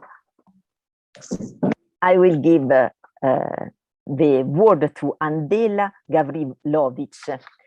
She's Senior Research Associate at the Institute of Art History at the University of Belgrade. And she worked on a passionate team for her PhD, wall painting on the Church of the Mother of God Odigitra in Peja. She studied at Dumbarton Oaks, in Ludwig Maximilian University in Munich, and at Max Planck Institute in Rome. And today, she will give a paper, as you can see, about the scene of baptism of Christ in Serbian medieval art. Thanks so much. Dear Chairman, I hope that you can see everything. My screen. Is everything okay? Yeah, perfect. Okay, thank you very much. Dear organizers, dear Jasmina Čirić, first of all, I would like to say that I'm truly privileged to take part in the conference dedicated to King Milutin and Palaeologan age, and that I'm honored to be invited to take part in it. I use this opportunity to express my gratitude to all the organizers. And I also use this opportunity to greet scholars and dear friends from Serbia and abroad. As you can see, the topic of my paper is contribution to the study of the scene of baptism of Christ in Serbian medieval art, with a special interest in the Church of Saint Nikita near Skopje. The Church of Saint Nikita near Skopje represents one of the important and at the same time the last endowments of Serbian King Milutin. It was built at the beginning of the 14th century, and it was fresco decorated in 1324. When it comes to the wall painting of this church, the scene of baptism of Christ still leaves space for further research. By certain details in the scene actually are the ones that I'm going to treat in this paper and to talk about. And these details bring special nuances to the iconography of the scene, contributing to the general understanding of the scene that is to the profiling of the painter's special artistic and symbolic expression. The detail of the scene of baptism that represent the main topic of this article is the motif of a stone slab, which you can see below, on which Christ stands and under which he suppresses serpent-like monsters. Although the iconography of the baptism scene as a whole has been extensively examined, the motif of the stone slab and its origin itself has not been sufficiently covered by art history scholars, and there is no paper dedicated to the systematic research of it. In a comprehensive monograph dedicated to the foundation of Serbian King Milutin near Skopje that has been recently published, its author, Professor Miodrag Markovic, meticulously analyzed the scene of baptism. He pointed out that the motif of the stone slab does not appear in the preserved representations of baptism in other churches built by King Milutin, and that on the other hand, that it is very frequent in the Serbian art of the Turkish period. Considering the origin of this motif, Professor Markovic points out that citation, it should be sought, this is important, end of citation, in the liturgical text read on the feast of baptism. We believe that Markovic wanted to distinguish the nuances and differences in the appearance of the stone slab motif and the motif of snakes. And we're of the opinion in that sense that the appearance of the water snakes is certainly justified by the mentioned liturgical sources, while the stone slab as such is not explicitly mentioned in these sources. As it seems to us, Markovic opines that the water monsters and the motif of the stone slab in the composition of baptism stand in an integral relationship. Apart from Professor Markovic, several other art historians examine the motif of the rock and snakes below it in the scenes of baptism of Christ.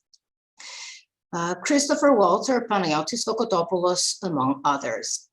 However, the literary source that explains the appearance of such an iconographic solution remain unknown and thus unexplained in Byzantine scientific circles. In this paper, we came to the conclusion that this motif truly has its roots in the liturgical service of the Feast of Theophany, as Markovic previously supposed. Since the rock motif is present in the text of the services under the veil of another, let's say, hidden term, which is not directly reflected on the fresco of Saint Nikita, and as such does not recognized in previous literature, the paper aims to explain ways and reasons for the appearance of this motif in the Church of Saint Nikita and in Serbian medieval art as well. Our research, in this sense, is based on the conclusions reached by investigations of Michael Stone, which will be further discussed. Since this topic is very complex, on this occasion, we will focus on the selected Serbian monuments and the scenes of baptism of Christ. As the existing literary material shows, the appearance of the stone slab in the baptism scene relies primarily on apocryphal sources.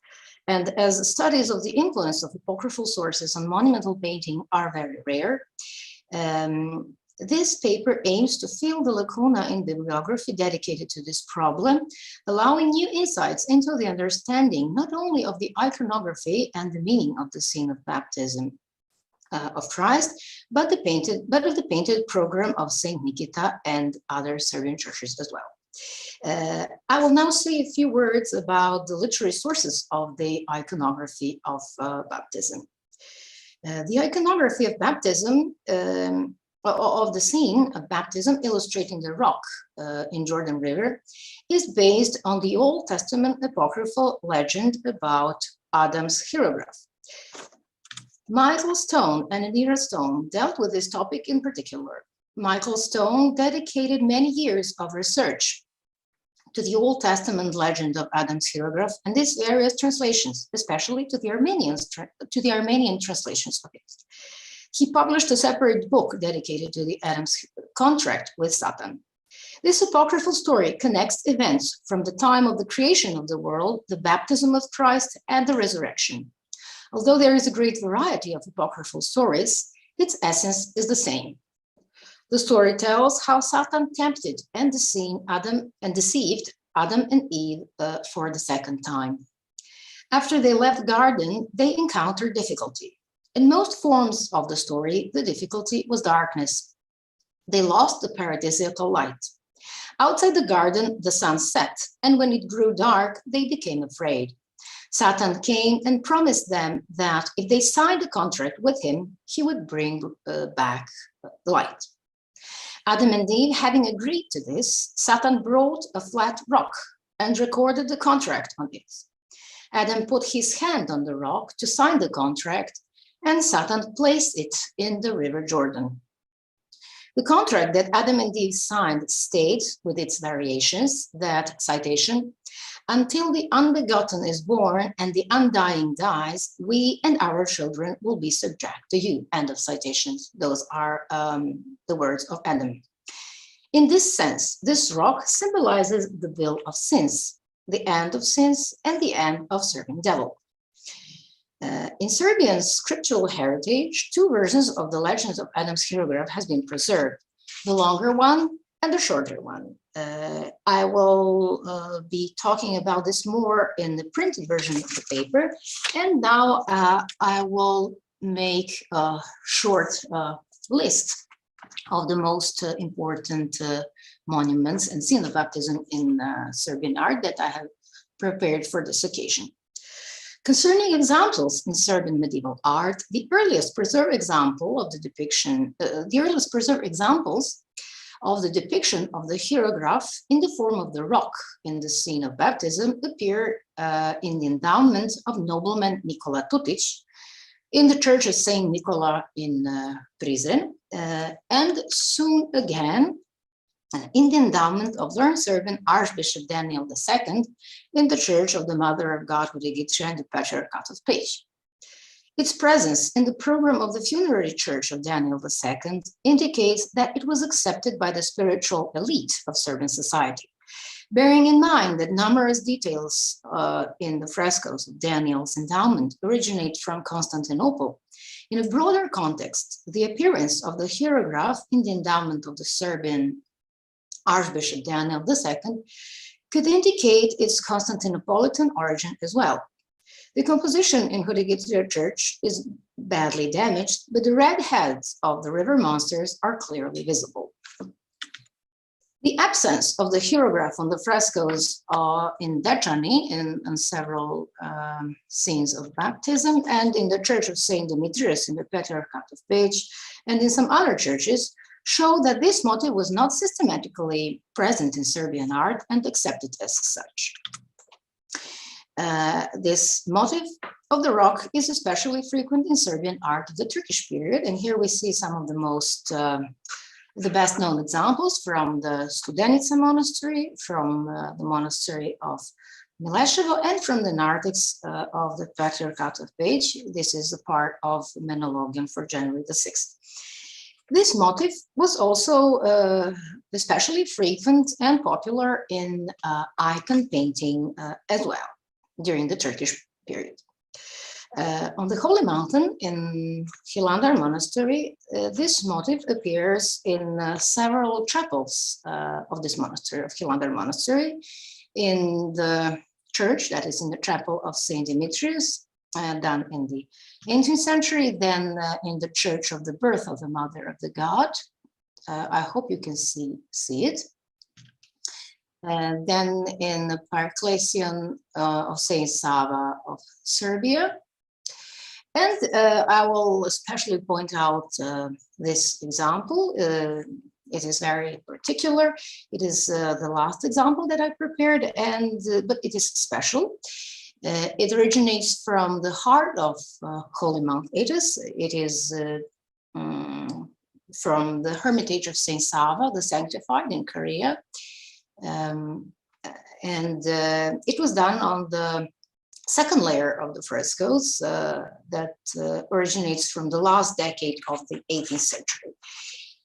Here, there is no rock, there is no stone, and painter used a special and, to my knowledge, unique iconographical solution, which indicates the fact that there are no many snakes and many monsters, but only a single fantastic snake with a lot of heads, big belly, and one wing on the belly and the long curled tail. This specific and unique iconography indicates that this fresco was done according to the Russian variant of the apocryphal legend, which will be further discussed in the printed version of the paper. Concerning the example of Saint Nikita from Peć, as we have already said, Professor Markovic, and I will say it again, Professor Markovic points out that the motif of the rock with snakes originates from the second layer of the frescoes, that is from the 15th century, from 1484. However, several factors and several elements which will be elaborated in the printed version of the paper would support the hypothesis that it was present, that the motif of the hieroglyph in baptism was present on the first layer of the frescoes, done shortly after the death of King Milutin, at the beginning of the third decade of the 14th century, around 1324. In our opinion, this assumption seems very probable, especially if we assume that the role of Athonite monk and the Serbian Archbishop Daniel II in influencing and taking care of the decoration of the church, the Saint Nikita Church. In that case, the fresco of Saint Nikita near Skopje would be the first example of the appearance of the detail of the hieroglyph in the scene of baptism of Christ in Serbian art. On the other hand, this assumption in future can be examined and possibly confirmed by the painter's faithful following of the iconographic details of the original layer of the original painting done at the time of King Milutin. We know, for example, that the painters of the Catholicon of Saint Prochorczynski literally respected the details of the frescoes of Milutin time. In this regard, the iconography of these snakes in Saint Nikita which corresponds to the ones from the Church of the Mother of God and the Patriarchate of Page, would speak in favor of the faithful repetition of the motif of the rock, that is the hieroglyph from the time of King Milutin. We will elaborate the other details in our further research in the printed version of the paper, and I use this opportunity to thanks once again the organizers and especially my chairman for everything. Thank you very much for your attention. Thanks a lot to you, Dr. Gravilovic, for this interesting insight in the art representation of baptism. So the last conference for this morning is of Dr. Anna Adashinskaya. She's a postdoctorate at the New European College, and she's working on Byzantine and Balkan visual culture between 11th and 15th century. Today, she will speak about the narratives of the Passion and the St. George cycle in the murals of Staro Nagorikino. Thank you very much for presentation. And now I will share the screen. Hopefully it works. It works well, thanks. Great. So my presentation is called Two Phases of Death, the narratives of the Passion cycle and St. George cycles in the murals of Staro Nagorikino. But in the present presentation, due to time limits, I will focus predominantly on St. George cycle. Well, and probably in the publication, I can dedicate more time and space to comparison. Thanks to my colleague Helena Nimikina, we heard already today about the cult of St. George in Serbia and its historical roots, so I'm not going to emphasize this part of discussion. However, it's important to notice that indeed the cult during the beginning of 14th period became very widespread. And in my paper, I'm going to discuss rather the methods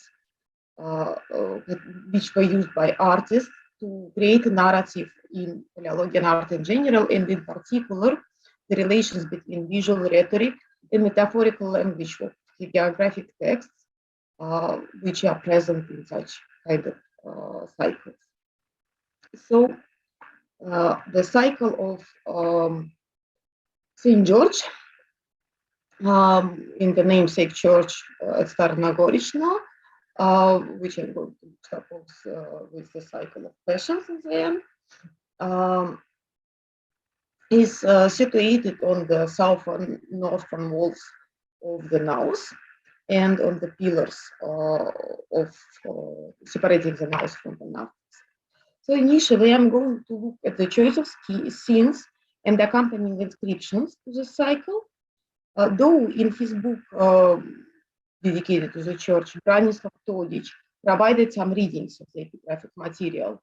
However, I would like to correct and supplement these transcriptions, as they never are complete in that edition. So all readings you will see here are mine.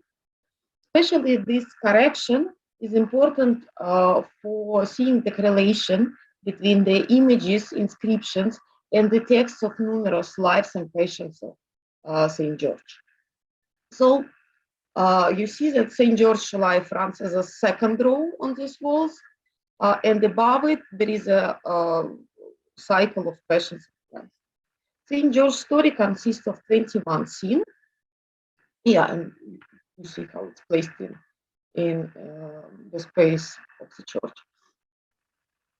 So the St. George story consists of 21 scenes, including the conversation with Diocletian, the changing of St. George with the spear, the wheel, the consolation by angel, the second appearance to the emperor, the execution of Christians, the torture with the burning lime, the poison given by the Athanasius the Magos, the nailing of St. George's feet, so sometimes called iron shoes, the beating with oxen veins.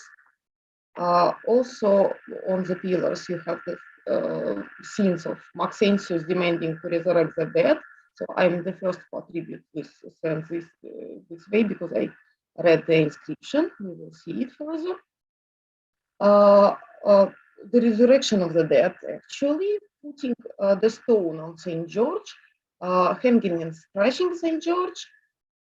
And on the northern wall, you have the resurrection of the oxen of the peasant, the deposition of idols, miracle with the dragon, and the Diocletian order to execute the St. George and Empress Alexander, killing of St. George with a sword, St. George's burial, and execution of numberless followers of St. George. The most striking problem of the accompanying inscription is the fact that they are wording that never match any known version of saints' lives in exactness. In his book, Der Heilige Georg in the Griechischen Überlieferung, Karl Krumbacher divided all known to him texts of St. George lives into 3 groups. The Volkstexte, apocryphal in their content and often containing the episodes of triple resurrection of the martyr, the Norman text associated with Metaphrastes tradition, and the third group is rhetorical adaptations, primarily based on the Norman. And as an additional feature of the apocryphal group, and the difference between apocryphal and Volkstexte, is the name of emperor with whom St. George opposes. And in the apocryphal group, he's called Dedian, whereas in the normal group, he's called Diocletian, and sometimes he's assisted by Maxentius. So on the basis of this name distinction, one may suggest that the majority of Slavic versions, Slavic depictions of St. George's cycle are grounded on so-called Volkstexte, like Decini you see here, or St. George in Reciani. So you see that the king, the emperor, is Dedian, while the case of Staronagoricine, we have Diocletian, Maxentius, which will be mentioned once, and also on the ground that we have an empress, which appears from time to time in both versions, old version and normal version of the text, but under different, slightly different forms, Alexandra or Alexandria. So here we have Alexandra, and on the basis of these 2 names, we can conclude that the case of Staronagoricina follows the normal version and its most classical, most widespread type. So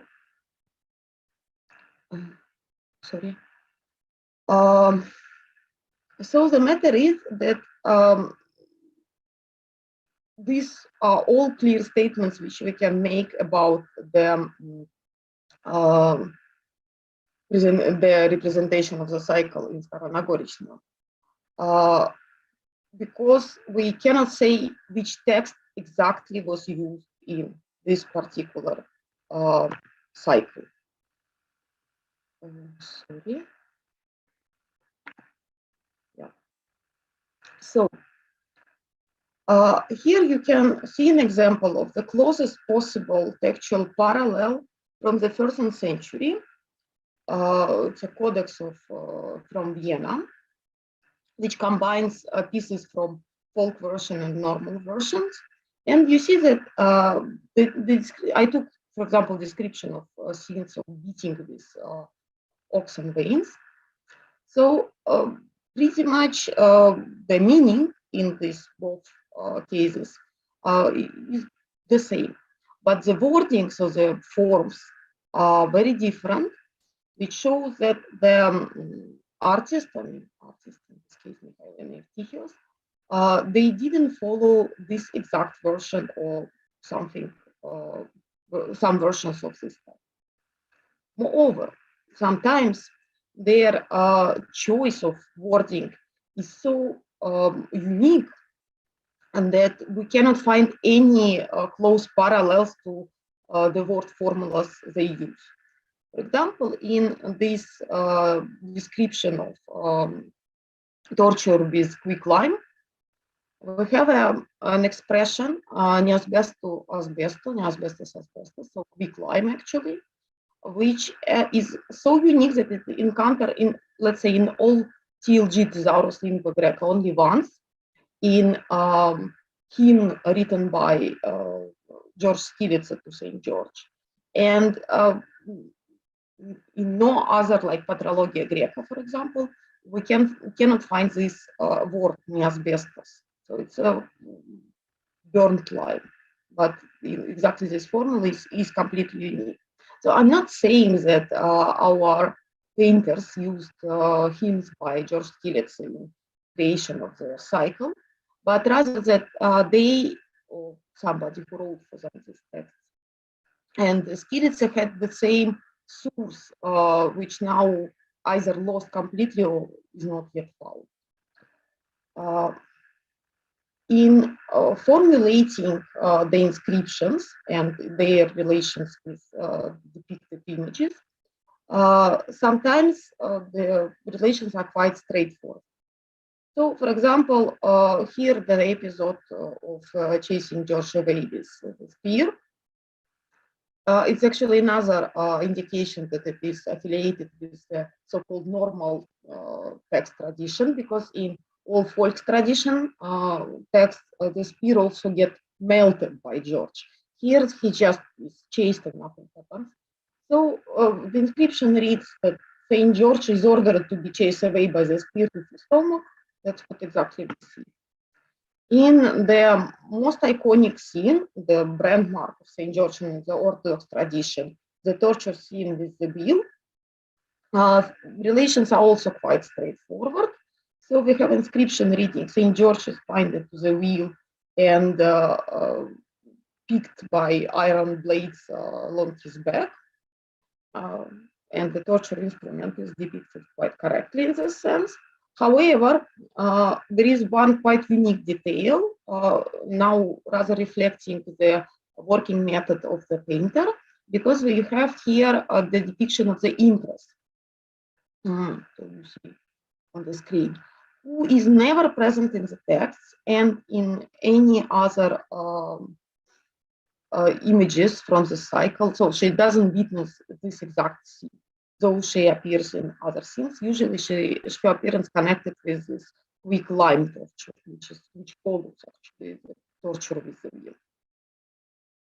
However, sometimes scenes that accompany the text, so sometimes scenes where the accompanying text is minimal. For example, another iconic image with St. George and the dragon, which occupies significant space on the north wall, but its inscription is very short. It simply reads the miracle of St. George probably saving this, the girl, this word is not preserved. So we have here no further explanation or additional text.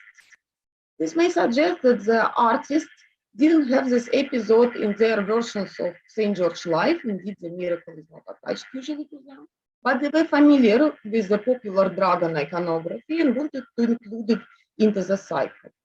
There are several more scenes of this type with short inscriptions not referring to certain texts, like Consolation by the Angel, scratching of St. George with irons, and, for example, Resurrection of the Peasant Ox, which you see here. All these scenes are not included in the normal version of St. George's life, or even in Passions, but they are usually part of hymnographies dedicated to St. George and collection of miracles. On the other hand, if we compare the scenes which we have here with the tradition of normal text of George cycle, some very popular in other monument scenes of his torture are needed here, such as torture with the soul, torture with cauldron, and with molded leaf. Probably the painters or the author of their manual composed the accompanying inscriptions using various sources, sometimes belonging to available to them texts, like probably normal text, life tradition, but in other cases having probably hymnographic nature, and in third case miracles. This way, the observation made by Branislav Todic concerning these texts of, and images, inscriptions and images following the written sources can be understood only in the sense that they were kind of guided by the direct textual sources, but do not follow them completely. Moreover, the arrangement of scenes dedicated to St. George in the space is very indicative. If on the southern wall there are various scenes of torture, in the northern wall there are no practically scenes connected to physical pain, but rather triumphal miracles and memorial scenes like burials. Possibly such arrangement would give a better narrative flow to the story that led from suffering to the final triumph. The next step, I would like to follow the visual rhymes occurring between compositional arrangement of St. George cycle and Passions. So I again remind you how they are placed above each other. So the Passion cycle is placed a level above St. George, and it also consists of 21 scenes. However, it starts and ends in the altar space. You see these blue lines at the altar, two first and two last scenes, and also occupies a space above the western arches. Thus, those episodes of Passion cycle that runs above the St. George cycle occupy larger space, so they simply long. However, in some cases, the compositional rhymes appear between two cycles. For example, in the very first scene of St. George cycle, the throne of Diocletian is situated directly under the throne of Christ at the scenes of Apostles' teaching. This way, the divine power is visually situated above the royal authority, and this compositional parallel adds meaning to both scenes. On one side, it shows that the saint's opposition to the emperor is not a disrespect of authority, but rather veneration of authority which is higher than imperial. On the other hand, in the Passion scene, Christ teaches humility to his students. He talks about washing of feet to each other. But compositions with the emperor make Christ's Christian humility higher than imperial office. Another example is the juxtaposition of scenes representing the denial by St. Peter and the resurrection miracle of St. George, being placed one above another on the eastern side of the cross-shaped southwestern pillar.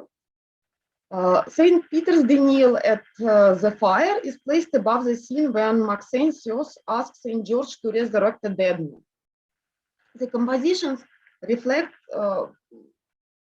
crossway arrangement of the figures, matching single figure of St. Peter with a group of Gentiles below him and the single figure of St. George with a group above him. Both scenes represent the moment when a protagonist responds to the group demand, but Peter quite visually binds down under the pressure, whereas St. George stays in the opposition to the crowd. Thus, the painting alludes to the exceptionality of St. George's heroic behavior, incompatible even with the life of apostles. Whereas in the neighboring set of scenes,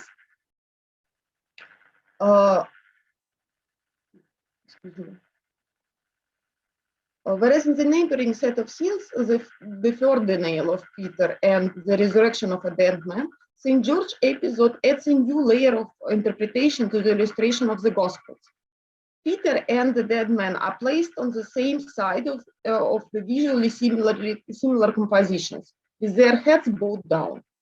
The text above St. Peter is a combination of various lines from the Gospels explaining the episode. The girl said to Peter, "It is true that you are among his students." Peter said to deny and swore that he doesn't know this man. Thus, visually, Peter, in his scene of denial, is compared to the dead man who lived before the time of Christ. Finally, on the northern wall, the fall of the idols is visually compared to the mocking of Christ. The falling figures of the idols are rhymed with two figures of mocking dancers, whereas the central figure of Christ in purple garments rises above the rotunda of now empty pagan temple, representing a royal superiority of Christian faith over a false religion of Gentiles. Thus, this counterpoints between two narratives add new interpretations to the understanding of subjects in both sides. These correlations may be found in the exact compositional repetitions, which the position or even anticipation of one thing with another. This, for example, happens in case of St. George entombment, preceding the entombment of Christ, which is placed in the Alps. The alignment of two narratives proceeds beyond the simple spatial placement. Taking a closer look at St. George's lives, canon and service, one may find numerous references to the passions of Christ in the text dedicated to St. George. For example, in Theodore of Tampate's version of life or encomium of St. George, Diocletian, forcing to venerate pagan gods, is compared to Caiaphas, whereas St. George is called the emulator of Christ's passion. Similarly, in the encomium by Andrew of Crete, the text reads, celebrating St. George, that even at the point of torture, the martyr suffered them bravely because he was an imitation of Christ's passion. Also, free resurrection, so this typical story for apocryphal folks version of St. George's lives. This free resurrection are in hymnography directly compared to Christ's resurrection through expressions which often encounter in them. So the expression is Agios Georgios Anesti Ecton Mikron. It's a very short wording, but it for Byzantine audience, it's immediately reminded the first words of the Eastern canon, Christos Anesti Ecton Mikron, Thanaton Pathesis. So they are very famous. Moreover, in both Greek and Slavic traditions, numerous canons to St. George, no matter on which day his memory was celebrated in spring or autumn. So these canons had as an earmark the first oath of the Eastern canons. The day of resurrection, we will be enlightened. So the very idea of the victory over death through death and the triumph achieved through suffering exist in both liturgical narratives, the Holy Week's readings and services to St. George. Therefore, the visual association of the stories seem to rely on existing liturgical parallel. Moreover, the connection between Christ and the martyr is also explicitly demonstrated in the lower row of frescoes, where Christ's Soter addresses his blessing to St. George Gorgos, who is depicted on the same pillar.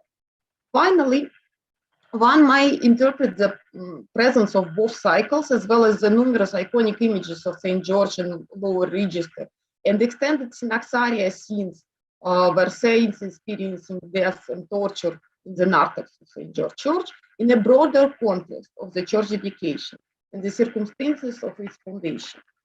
So, as we can see from the inscription, which is preceding the fresco, so we have frescoes dated to 1718, and the building is to 1312, 1313. We have a nice ending of dedicatory inscription, which mentions the fact that this year, when the church was completed, the king won over troops. And judging on the placement of this text, it was added basically in the very last moment, even after the mentioning of the year. So looking at this exceptional circumstance of the foundation of the church, Why may I assume that it commemorates victory of the Turks, but also remembers those who died in the battle? And the church murals celebrate the very idea of victory, as victory King Milutin had over Turks, but achieved through suffering and the steadiness and faith, in face of tortures and death. Thank you very much. Thanks a lot to you, Dr. Anna. Thanks to all the speakers, because it was really an exciting and very interesting morning. So I suppose we are a little on late, but we have time for discussion.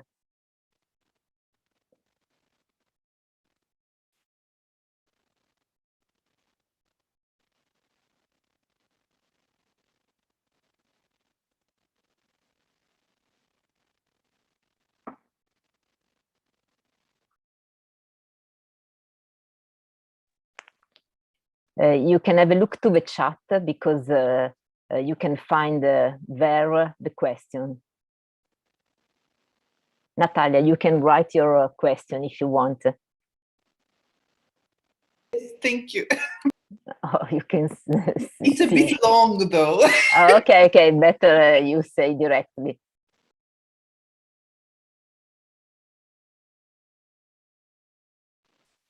You can ask. I can ask now. Yeah, of course. Sorry, I didn't quite understand because I just. This is a question actually to everybody who is working on St. George's cycle. Oh, sorry. You don't hear me? We do hear you, so it's okay. In fact, it's something that I've been wondering about for a while, but it may be due just to my ignorance. I was wondering about the image of the princess in St. George and the Dragon, and do we know when it appears, and from how? What are the sources for it? Because it seems like almost a folk motif or a fairy tale motif to me, and it's kind of reminding me of the Byzantine verse romances of the 14th century. So I was just wondering whether it's just a cultural sort of element, or is it something that has to do more, it has roots in religious iconography. It's actually to Anna and to everybody who is working on it.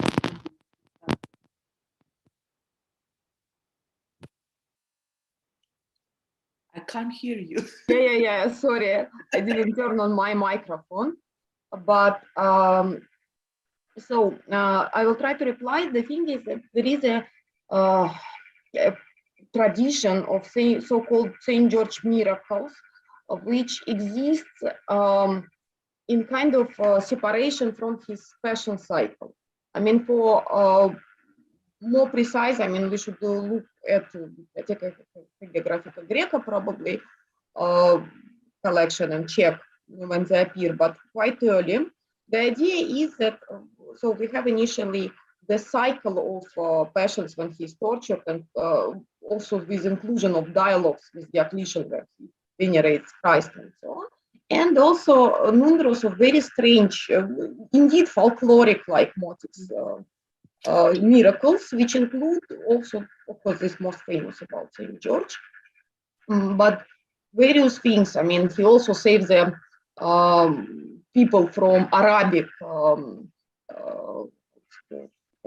slavery, which says that most probably these miracles start to appear around Arab conquest of 7th, 8th century, like this.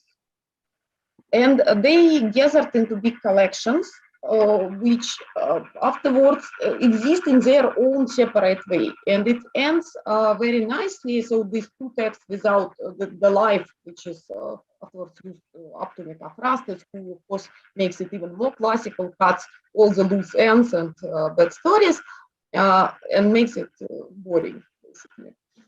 But in parallel exist these collections of life which reach Slavs also very early, for example, in the 11th century, and about not miracle with the princes, but generally these strange and weird miracles of St. George. We have a narrative, like meta-narrative. It's called the Legend About Iron Cross. It's exists in Bulgarian traditions where people sit around the fire. Basically, describe it. Very early text, but it describes the situation.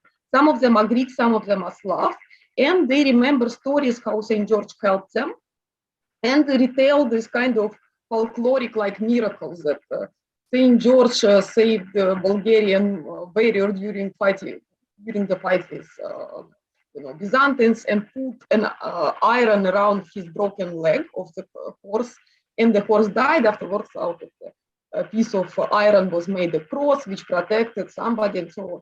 These super folkloric motifs, they associated with St. George over a very long period. And what is interesting, that the collections of legends exist in a separation from the official text of life, which are read during the services and so on, but they penetrate hymnography. Because obviously hymnographers are aware of those texts about princes, about dragons, and so on and so forth. Yeah. Okay, thank you.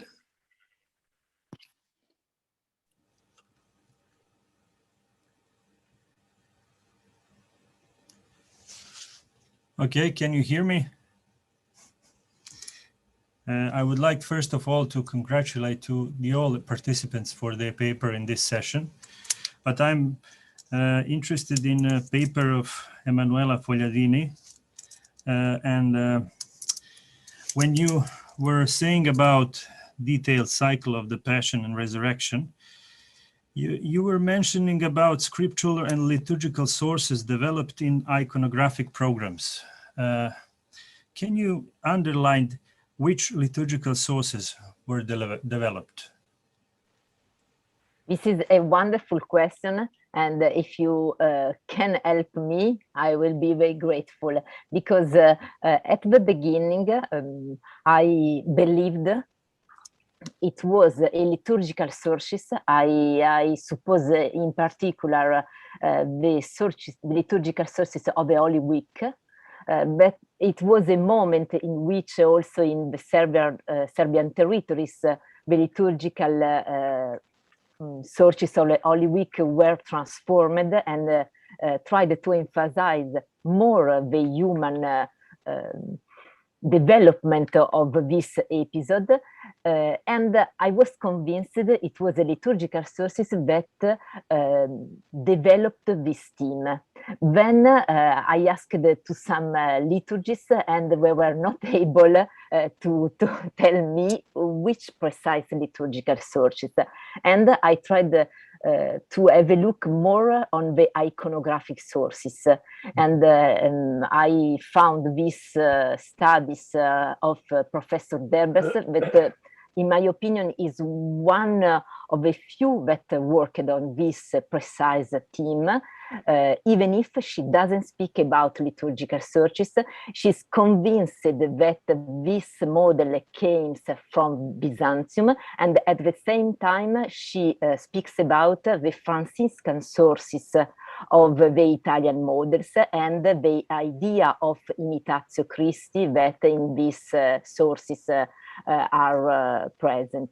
But I'm still convinced that also in the Serbian liturgical sources there is something that tried and helped to develop this episode in all, more or less, all the passion cycles in 13th and 14th century.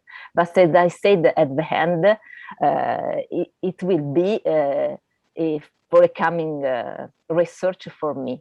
But if you can help, I will be really, really very grateful. Thank you very much for your answer, and I would like to share an idea concerning this theme. Maybe the tradition from the Eastern Orthodox Church can help us, because during the 12th century, precisely 1156 during January was one Endimusa Council in Constantinople concerning the theme of Christ's sacrifice. And it was one deacon, Soterichos Pandevgenos, who was wrong with the theological explanation of this theme, Christ's sacrifice, and he was thinking about that Christ's sacrifice wasn't be presented to Christ alone, just to the Father and to the Holy Spirit. And it was there were theological polemics concerning this theme topic.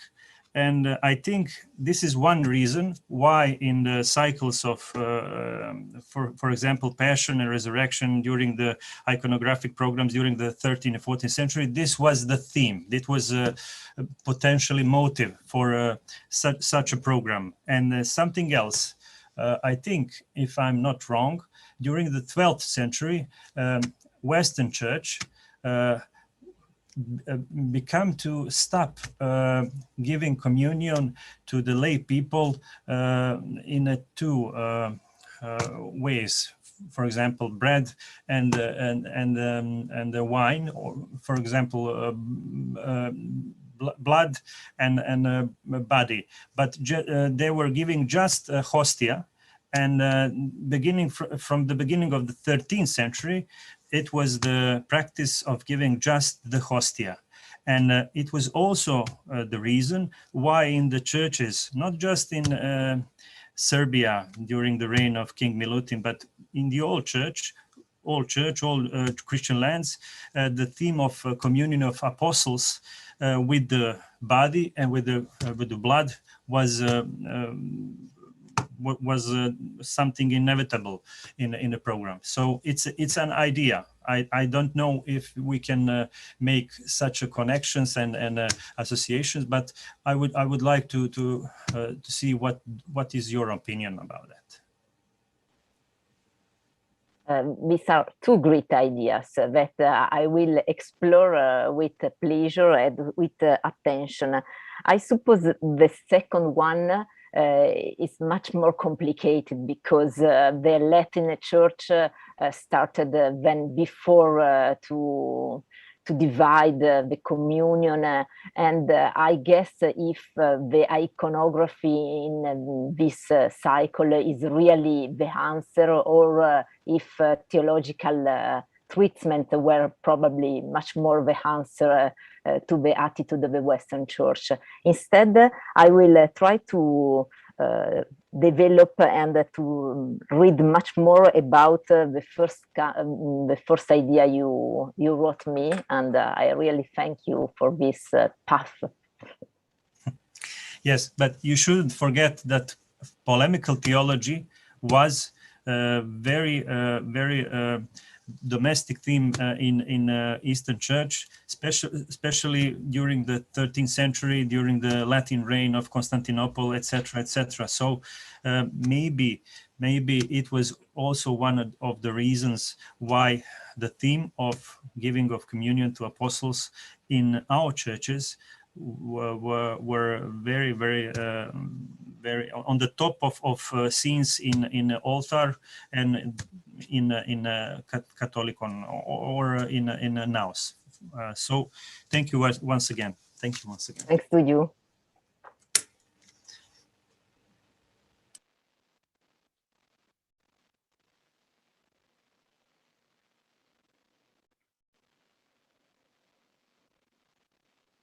So if there are no more questions, I really thank all of you, all the speakers, for this passionate morning, all people that listen to us with great attention, and I wish you a good and a great following of this interesting Congress. Thanks a lot.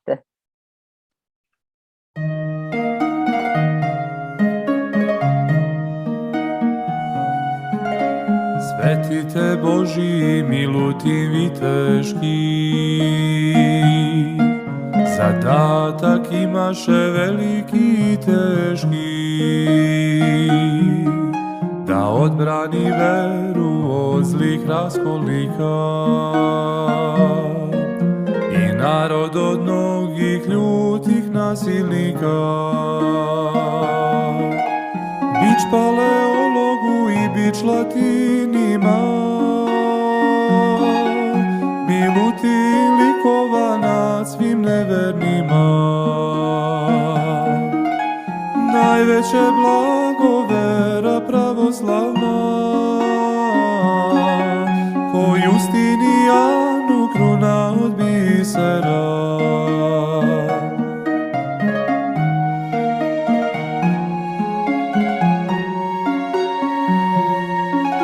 Ko Justinijan crkve diže,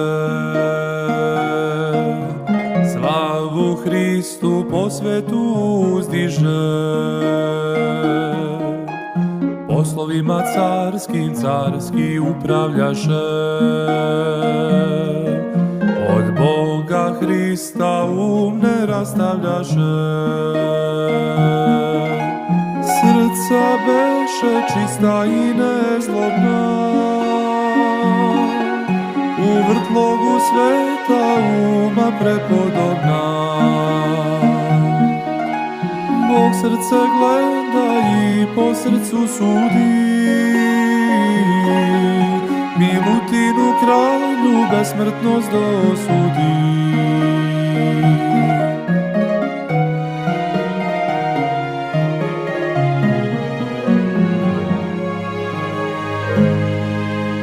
Besmrtnost duše i netljenost tela, i gle kralja svetog imamo sve cela. Besmrtnost duše i netljenost tela, i gle kralja svetog imamo sve cela. Čudesni kralju bez straha od ljudi,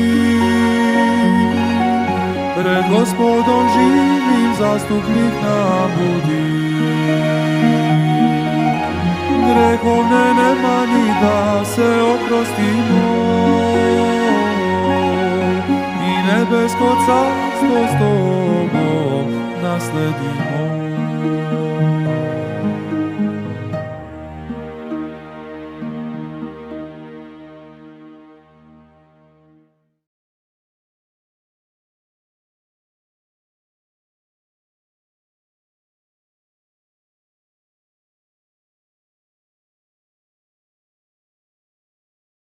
The session for today.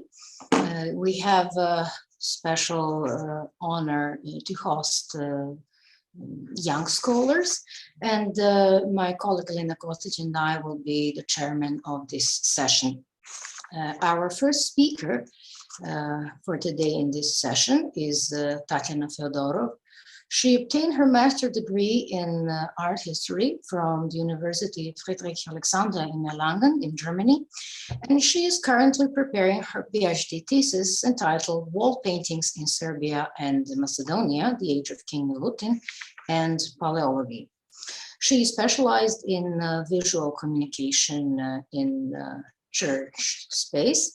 And her paper for today is entitled The Wall Painting of the Church of St. George in Staro Nagoričino, Special Consideration on Artistic Forming and Stylistic Change on the Example of the Cycle of Christ's Passion. Dear Tatiana, please, the floor is yours. Everybody, together, thank you very much for your invitation. Well, my presentation. Can you share the screen, please? Okay, I do this, sorry. Okay. So now. Perfect, now we see your presentation and you can start once more. Welcome and please start. Okay, thank you very much once again for the invitation. My presentation is deals with wall painting of the St. George's Starano, and because of little time available, my presentation is just dedicated to the Christ Passion of the Church. So I'm going to describe first and then analyze selected scenes from the cycle, and then I would like to make a possible visual guidance for the viewer in the church space. So in his essay, Nectarios Taras has given a profound iconographic analysis of single scenes of the Passion cycle, but it has not yet been thoroughly and subtly examined for its artistic design tools. I would like to try to carry out this examination. So this is a look for this painting. Well, from below, the cycle is shown in the third register. With its 22 scenes, the Passion cycle starts on the south wall of the bema and spreads to the north. It extends clockwise over the north and closes the circle on the north of the bema. So in his essay, Nectarios Taras has given an idea how to divide, to share the cycle scenes into main and secondary scenes. They act as prologues or epilogues and divide the cycle into small units of meaning. The back or front position of the figure of Christ and other important figures serve as a formal incision between narrative sequences. Thus, the Lord's Supper and the washing of the feet in the bema act as a prologue of the entire cycle, and the descent from the cross and the burial of Christ on the opposite side in the bema as an epilogue. So the figure of Christ in the prologue scene of the washing of the feet has a key position, which serves as a kind of conclusion for a narrative sequence in the bema, because his figure turns his face to the apse and his back hits the edge of the bema.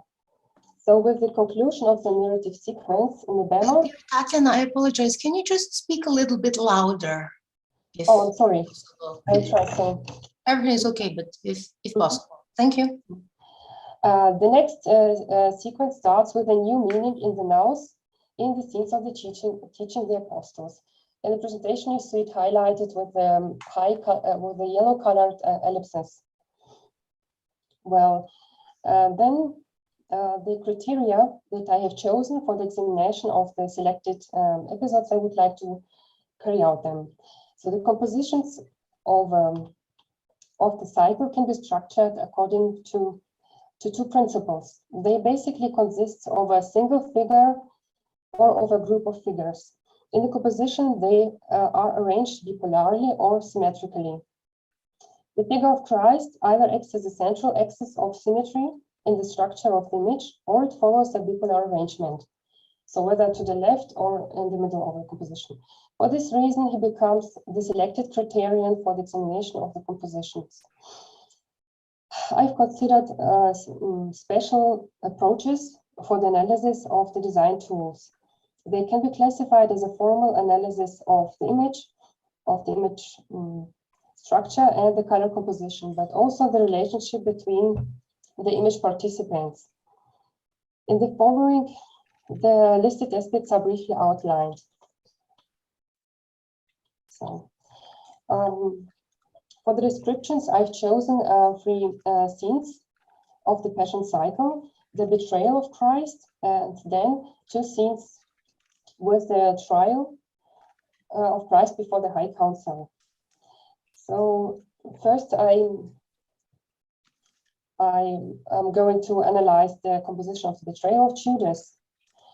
You see, the lower third of the depiction is dedicated to the capture of Christ by the arrest squad. Visually, the episode can be divided into 4 units of meaning, which are coordinated in the composition. The group of Christ and Judas occupies the position in the foreground. In the background, you see the armed crowd with the voice of the High Council staggered in an arc. The lower right corner of the picture is dedicated to scene with Peter and Malchus, and in the upper corner, the disciples who are gripped by fear and escape to the shelter of the mountain tops. So the figure of Christ coincides with the central axis of the image. The dark blue of his cremation sets apart from the pale hue of the remaining figures. The center is the only place in the composition that is rested in peace. This position isolates Christ in the scenes of the abandonment by the disciples and especially by the betrayal. In his pale robe, the figure of Judas merges with the pastel hue of the robes of the rest of the troop. This way he corresponds to the plan to capture Christ. He stabilizes his left leg in an angular position and stretches the right one diagonally. His upper body corresponds to the movement, while he stretches arm, he closes Jesus in a mock embrace. It's an energetic movement followed by the treacherous devotion to Christ. On the opposite side of Judas, you see a soldier in a red tunic attacks Jesus with his sword. By the spread movement of legs, he appears as a counterpart to Judas. So in these movements, I do describe them, you see geometric shapes. You can recognize geometric shapes. Like in the next scene, you see it highlighted by the green and pinkish lines. They are adapted to the attack situation. That means that you can visually imagine a kind of geometric framework that is composed together by vertical and horizontal lines. One can also imagine this diagonal structured in triangle shapes. Angular shapes are perfect design element to express attack situations. Such angular shapes are embodied by all attacking figures in the composition, by their diagonally stretched legs and arms. The construction aims to target this victim physically and psychologically, and to bring the composition in action. All forms are bundled in the circle vertical, the figure of Christ, which keeps the position in balance. Okay, now I go over to the analysis of the trial before Annas and Caiaphas. So you see two squared shape scenes of the curd that can be combined as into a longitudinal format. The construction of both scenes is similar in the structure, the motives, and in the image statement. In both scenes, the figure of Christ faces the judging group in an isolated position. The composition divides the scenes in a ratio of 1:4, in which Christ is pushed to the left edge, while the group claims 3/4 of the space for itself. This ratio visually accentuates the unfair process. The gesture of the figures, the construction, the composition, the architectural forms pick up the disputation and eloquent attacks of the false witnesses. The trial before the priest is a connection. I mean now the left part of the depiction is a connection of the false witnesses and the verbal attacks against Jesus, which are expressed by pointing gestures. As the priest sits on a kind of folding chair, the meeting expresses a provisional character. This aspect is intended to raise doubt about the fairness of the trial. The antagonist role of the high priest is supported by two other characters who mediate between him and Christ. They attract attention by their position, the gesturing, and the garment color. Thus, the young man in the pale green tunic presents Christ to the priest. The rope on which Jesus' hands are tied acts as a connection between the single figure in Christ and the curd group. So, maybe the next one. A geometric framework confirms the statement of the older attacks that everything is so constructed in the picture that attacks the isolated position of Christ. So in an imaginable triangle, the crowd attacks Christ. The easel carefully of the heads is conceivable as a baseline, and the crook of the priests and the witnesses' arm is a limitation of the angle. The gable roof symbolizes the aggressive situation, and meaninglessly divergent roof shapes reflect divergent opinions about Christ. So before the next trial, the ritual act of tearing of the garment of the priest is visualized. The crowd in the right part of the depiction hides pointed shapes against the figure of Christ that you can visually imagine. So you see the isolated figure of Christ attacked like with a bow and arrow. What's highlighted by the blue colored arrow and the green lines. So the attacking of Christ is expressed also by all the gazes directed at Christ and the angled arm of the figure in pale green and of the Christ, as well as in the reserved perspective of the symbolic architecture. And these are also combined and directed against the isolated figure. So to summarize, the single stations of suffering of Christ are set together like a red thread in a cycle. The trick of the isolated figure of Christ corresponds to the motive of suffering. The isolation is designed according to the principle of protagonist and antagonist, like an entire group of figures against individual figures, as in the scenes of the trial, and besides as surrounded as an isolated victim in the middle of the composition, as in the example of the betrayal. Well, all these aspects also give signal to the viewer how to interpret, to understand the composition, and also context the whole entire space. So that now, what visual guidances do the viewers maybe have in the interior of the church? Well, we know there are 7 fresco cycles that fill the walls of the church in closely packed superimposed registers. It may create an impression of overloading for the first moment, maybe. Thus, the viewer needs a kind of visual guidance to find his way around the church space among the densely packed fresco decoration. Artistic design elements formulate the necessary signals.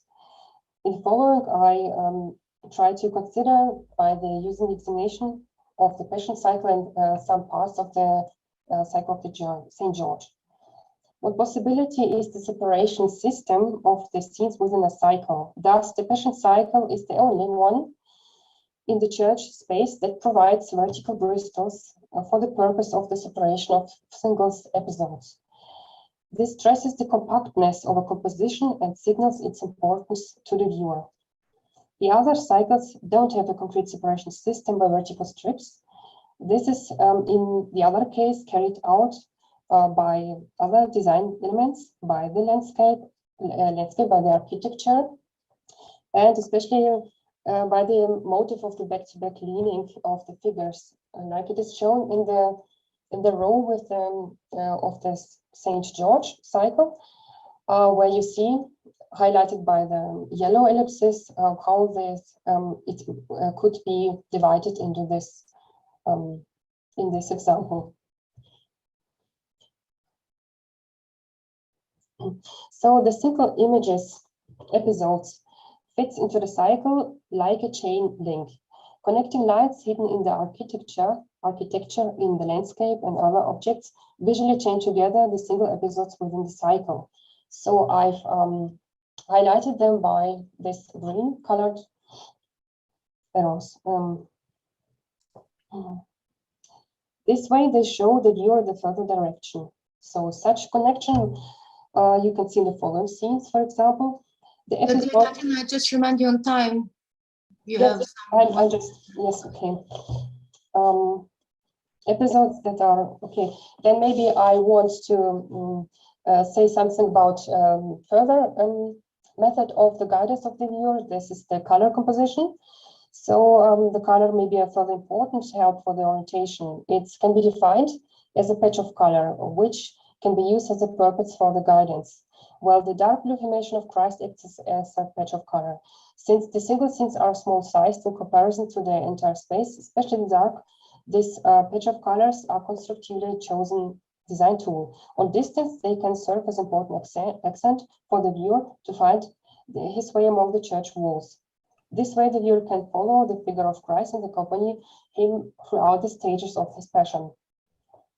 So the blue patch color is composed by a neighboring light hue, like in the scenes of betrayal. The highlighting of the single figure is this way attracts quickly the attention of the viewer. This design helps to guide the eye narratively from one stage to the next throughout the entire cycle. So in summary, the viewer can visually follow and explore the episodes of the cycle from a spatial point of view. So this is so. Thank you very much for your attention. Dear Tatiana, thank you very much for your interesting paper and for the new angle of seeing the frescoes in the Church of St. George in Nagorno. It is truly amazing how one monument can offer so many possibilities for the research, for the investigation. We wish you a successful defense of your PhD thesis, and we hope that we will soon have your book in our hands. And now I'm inviting our next speaker just to see if she's here, if Irina Markovsky is here. Da li je tu sa nama Irina Markovsky? Da li se čujemo? Yes, I'm here. I hope you hear me out really good. Thank you very much. My colleague Elena Kostic will introduce you, and we're happy to have you here. I hope you can see my screen. Yes. Screen, but Okay. let me introduce you, dear Irina. Dr. Irina Adriana Markovsky is an independent researcher. She's independent PhD at the University of Bucharest, Faculty of Bucharest in Romania. Her research is oriented toward... Elena, može samo malo glasnije? Can you just speak a little bit louder? We don't hear you. We don't hear you. Yes, of course, of course. Is now better? Yes, now it's fine. Now it's fine. Thank you. Okay, thank you. Thank you. Dr. Irina Adriana Markovsky is an independent researcher. She defends her PhD at the University of Bucharest, the Faculty of History. Her research is oriented toward the Palaeologan Renaissance and the historical background of mural and even religious painting from the beginning of the 14th century in Yugoslavian bibliography, in Serbian and Macedonian libraries, painting and learning about the stratigraphy of the old masters' artifacts from Balkan galleries and museums in the specified field. She has full-time activity in Studio Icon, and I'm maintained a studio based in Bucharest. Dear Irina, floor is yours. Thank you for this generous presentation. I'm happy to meet you all, especially professors and young researchers. And I would very much like to thank the organizers. And I was enriching myself a lot with all the presentation I could hear. I was happy to meet specialists from the field of Palaeologan Renaissance in what painting is concerned. And I am to tell you that I made a presentation which is lighter in information and richer in images, because all of you know the frescoes from the Balkans and the Palaeologan Renaissance from the bibliography, but maybe you know less about the frescoes that we inherited in Romania. So I'm gonna proceed now. The monuments that we cherish so much are also placed in this century, the end of the 14th and the beginning of the end of the 13th and the beginning of the 14th. And we have a focus now on the inheritance of iconographical landmarks of Byzantine origin from Palaeologan Renaissance tradition, and some of their mirroring and reflections in mural assemblies in 14th century of the most precious Wallachian monuments of South Romania. I would say that possibility of holiness by representing saints closer to the appearance of usual people, made of flesh and bones, which is the Renaissance landmark, sometimes with chubby cheeks and massive figures. These representations remain different of perfectly spiritualized of 11th and 12th centuries painted saints from Saint Sophia of Ohrid, Nerezi, and Kurbinovo, the common art from North Macedonia. The serenity of faces seen until now is getting lost into scenic dramatism. The chromatic liveliness and objectiveness of characters, feelings give a new vitality and a new breath to church mural painting. I would put here first the Proto-Palaeologan Renaissance, the Constantinopolitan onset, the Theotokos Vladimirskaya icon, and this is from Saint Sophia, as the germs of the Palaeologan era. Also, in an early time, I would place Mileshevo in the provinces of the empire that begin to foresee the germs of Palaeologan Renaissance. For Thessaly and Mount Athos, we would see Macedonian school has been born in Thessaloniki, but they lived and manifested in provinces, especially in Macedonia and Serbia, where it found a fertile land spiritually, culturally, and because of Tsar Milutin financially. And among the members of Macedonian school, besides famous Manuel Panselinos, we discovered throughout heritage from Macedonia, Serbia, and Greece, the works of Studio Astrapas family, Michael and Eutichios. From Panselinos' studio, we have registers and different elements inherited and later attributions, fragmentary collections of frescoes and some icons in Protaton Vatopedi in Great Lavra, but also Saint Efthymios in Thessalonica, some icons in Vatopedi Gallery and Hilander. From Studio Astrapas, we have inherited the complete fresco assemblies, signed and some unsigned icon collections in their attribution belonging to collections in churches and painted by them. Perileptos in Ohrid, Staronagoricino, Saint Nikita in Banyani, Theotokos Leviška in Prizren, Royal Paraclis in Studenica, Saint Nicolaus Orphanos in Thessaloniki, Saint Prohor Chinsky, that I would see several times in my documentation trips in Macedonia, Gračanica, but in Mount Athos, there were supposed attributions in fresco confirmed by a recent discovery of a signature of Studio Atrapas and an icon from Hilandar. In most cases, it happened that the attribution of Panselinos' painting became difficult and uncertified, given to a certain but great similarity of style between both studios. The painting to be attributed to Astrapas' team were different. I mean, here we have signatures from this team. From here, we have the conclusion that because of Panselinos' opus, he would have held the master professor part in teaching and birth of Astrapas' team, and they all kept a tight collaboration in their work. In a study written by Miodrag Markovic, I was very interested to read about these signatures and also to find them in the church when I saw it. On the shield of Saint Theodore Tiron in the church of Saint Nikita in Banyani, for example. You know, all the churches painted by Studio Astrapas. My most beloved is Theotokos Perivleptos in Ohrid. This was the starting point of my study, the place that captured my attention and my interest for my PhD thesis, and especially the feast, the one who looks around, Theotokos Perivleptos, the one who keeps us all embraced in her vision.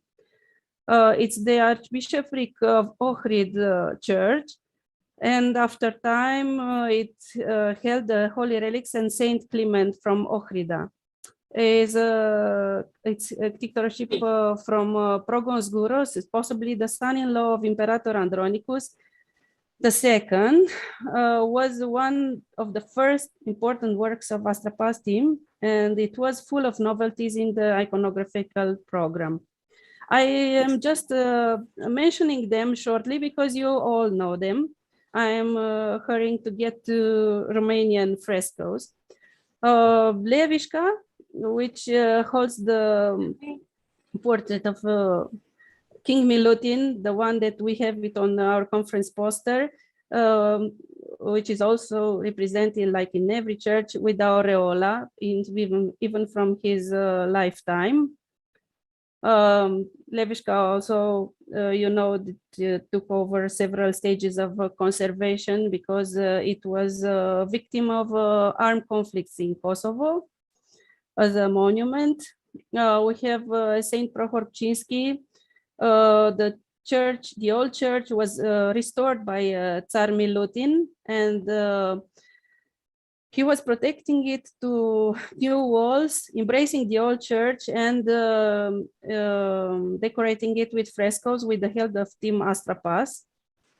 Excuse me. Royal Paraclis. Can you hear me, please? Irina? Yes? Can you hear me, please? I'm really, really sorry for interrupting you, but we can see your PowerPoint in case you have it. You cannot see it? No. We are Oh. not seeing nothing. No, we don't see. Oh, really? That's regrettable. It's everything full of images. I wonder why. Share screen. Share screen, yes. Yes. I clicked on it, share. Wait. And now can you see it? Yes, now. Yes. Oh, I'm Just really press full screen, please. Yes. Press full screen. Yes. Yes. Okay. Thank you now very we're on. much.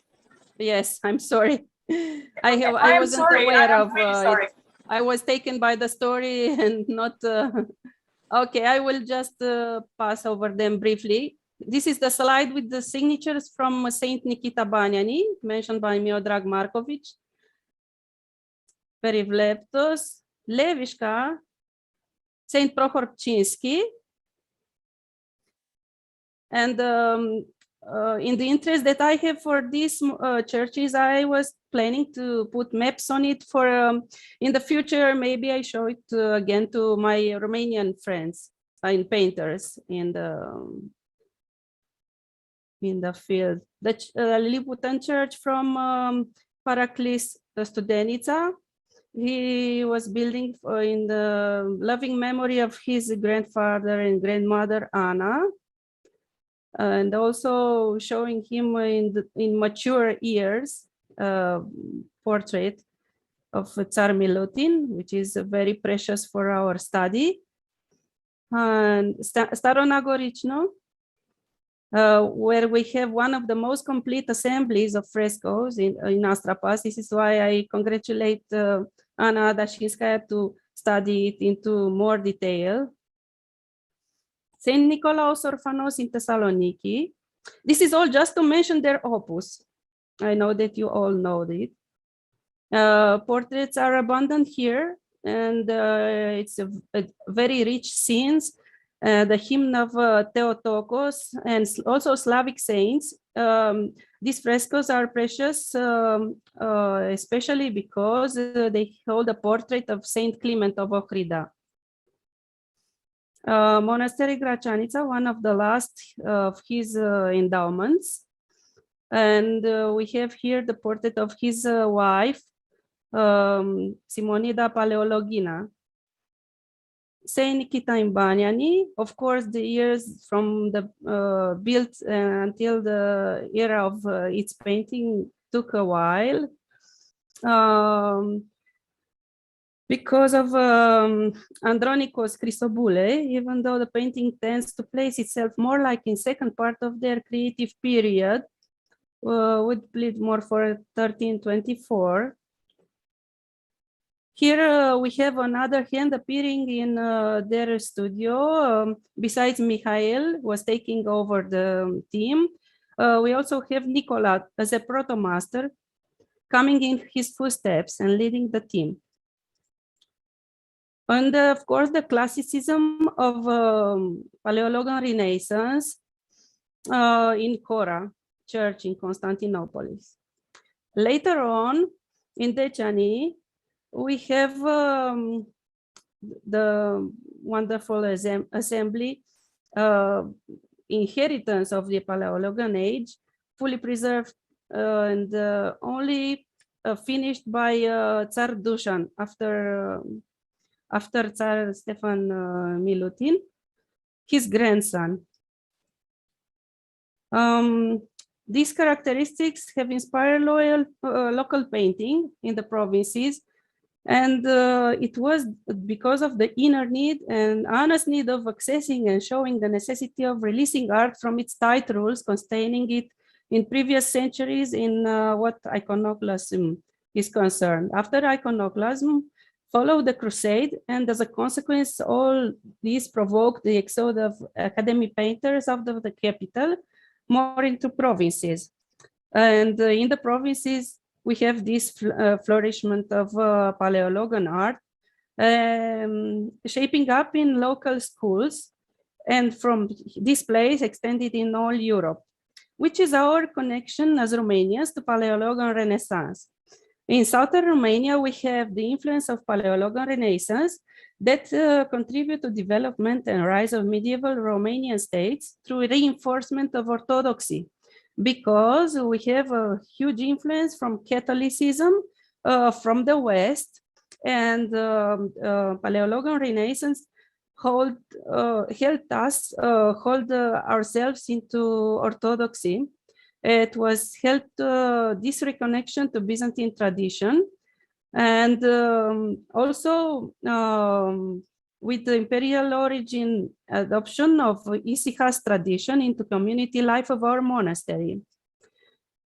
In this second part, I will show you some issues in the mural original paintings from Saint Nicolae Domnesc in Argeș, 1364.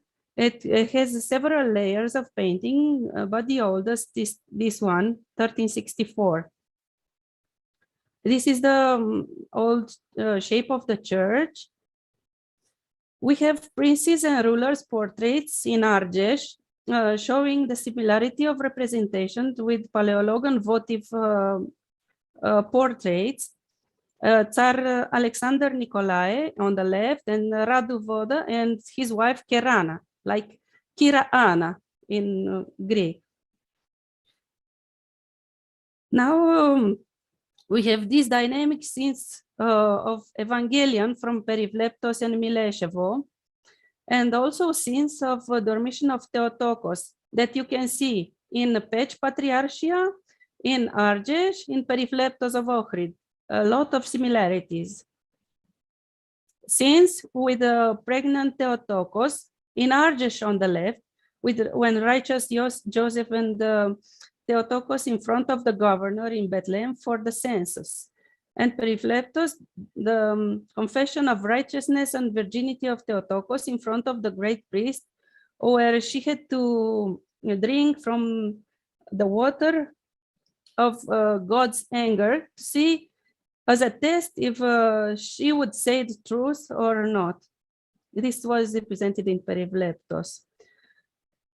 Since from Jesus' childhood, also as a landmark of Palaeologan Renaissance, Argeș, the dream of Joseph and the run in Egypt, and on the right, the sacrifice of babies.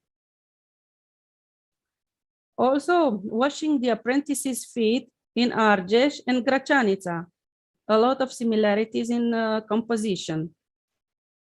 Prayer in Gethsemane garden from Argeș and Decani. The betrayal of the Savior in Argeș and Nagoricino. The betrayal of our Savior in Decani.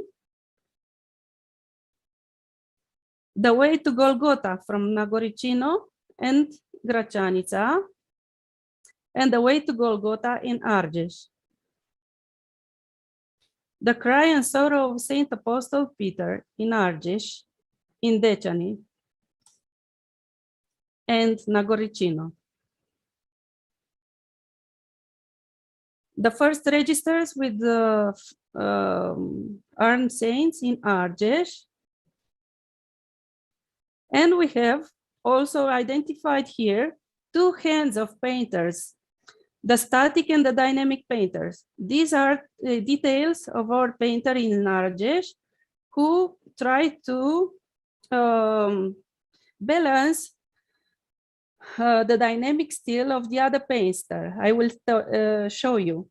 These touches of brushes and everything is inspiring me that this painter had the Palaeologan school in his blood, in his education, and it's a fruit of the local school of Palaeologan Renaissance.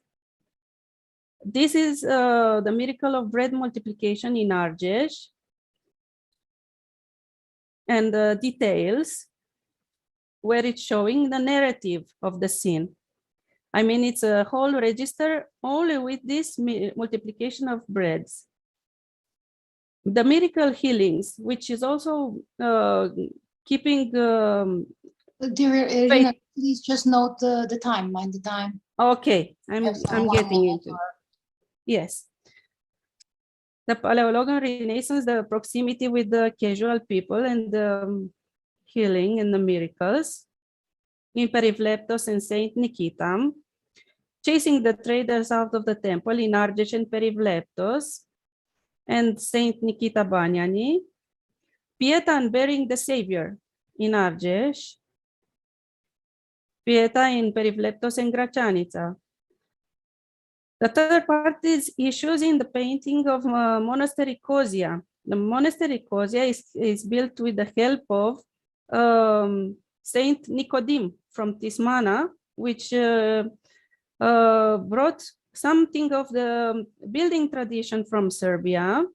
He was related to Tsar Lazar from his father's side, and with the Basarabs, our rulers, from his mother's side. And on this position, he was making a lot of changes culturally between Serbia, Mount Athos, and Romania. This is his family tree, showing here the relativeness with Stefan Lazarevich and with the Basarabs. These are the princess portraits in Serbia, beginning with the 15th centuries. The treasurer Bogdan from Kalenic and Knaz Lazar and wife Milica from Luboștenia.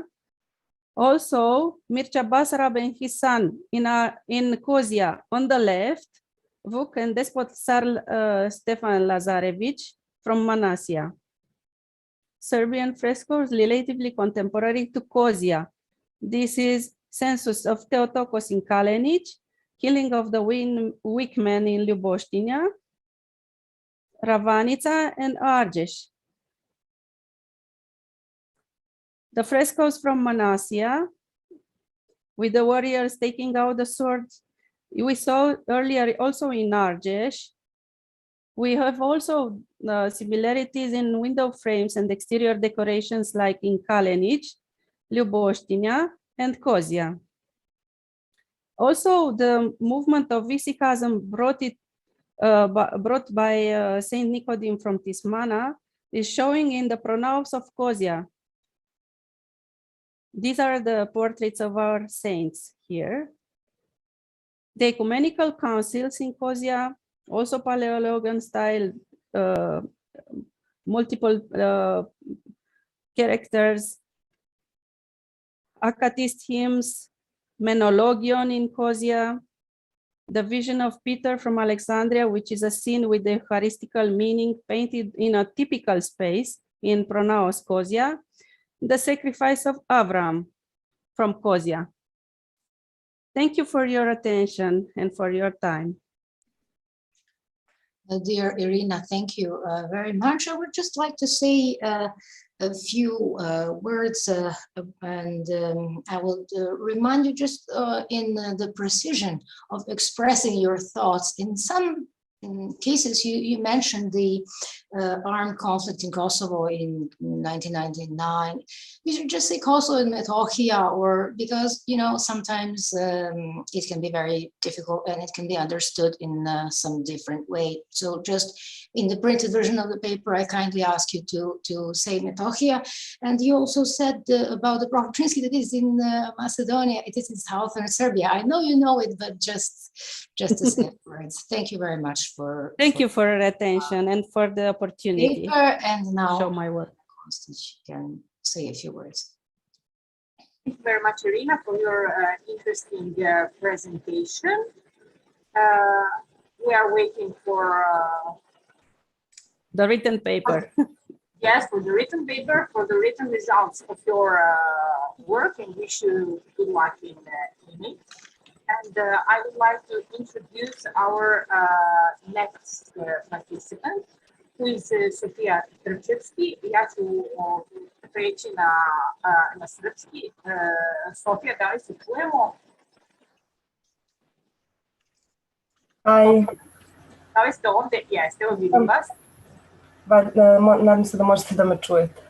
Tako da ne, sve jeste u redu. Evo, ja ću ukratko predstaviti. Skopje Trčevski, spoljni saradnik Muzeja Srpske pravoslavne crkve, upisala je osnovne akademske studije na Filozofskom fakultetu Univerziteta u Beogradu 2016. 2017. godine na odeljenju za istoriju umetnosti. Bila je jedna od angažovanih za stručno vođenje kroz izložbu duhovno i kulturno nasleđe manastira Studenice, vrednost postojanja savremenosti u Galeriji Sanu 2019. godine. Ostala je spoljni saradnik u Muzeju Srpske pravoslavne crkve 2019. godine. Sofia, izvolite. Hello everyone. I will now start my presentation. Okay.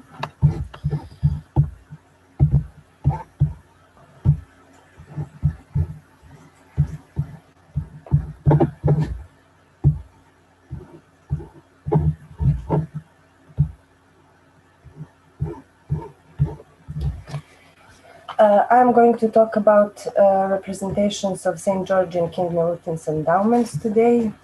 So let's begin. St. George was one of the military saints whose representations were often depicted in the endowments of Serbian rulers during Middle Ages. This practice, that started with great Župan Stefan Nemanja, was also very common amongst his successors, including King Milutin. The cult of St. George was especially important during King Milutin's reign, since the king had special veneration for this saint. This is significant since it was connected with king's military success and expansion of the territory of the Serbian state. These ideas can also be seen through wall paintings in churches whose ktetour was King Milutin. Also, in these representations, a certain iconography for saints' depictions was established, and he was often painted in liturgically important places. Besides the fact that the king gave representations of this saint in important places in his endowments, he also built churches that were dedicated to St. George. According to the king's biographer, Danilo II, there were 5 churches that the king dedicated to St. George, and some of them were even built outside the territories of the Serbian state at the time.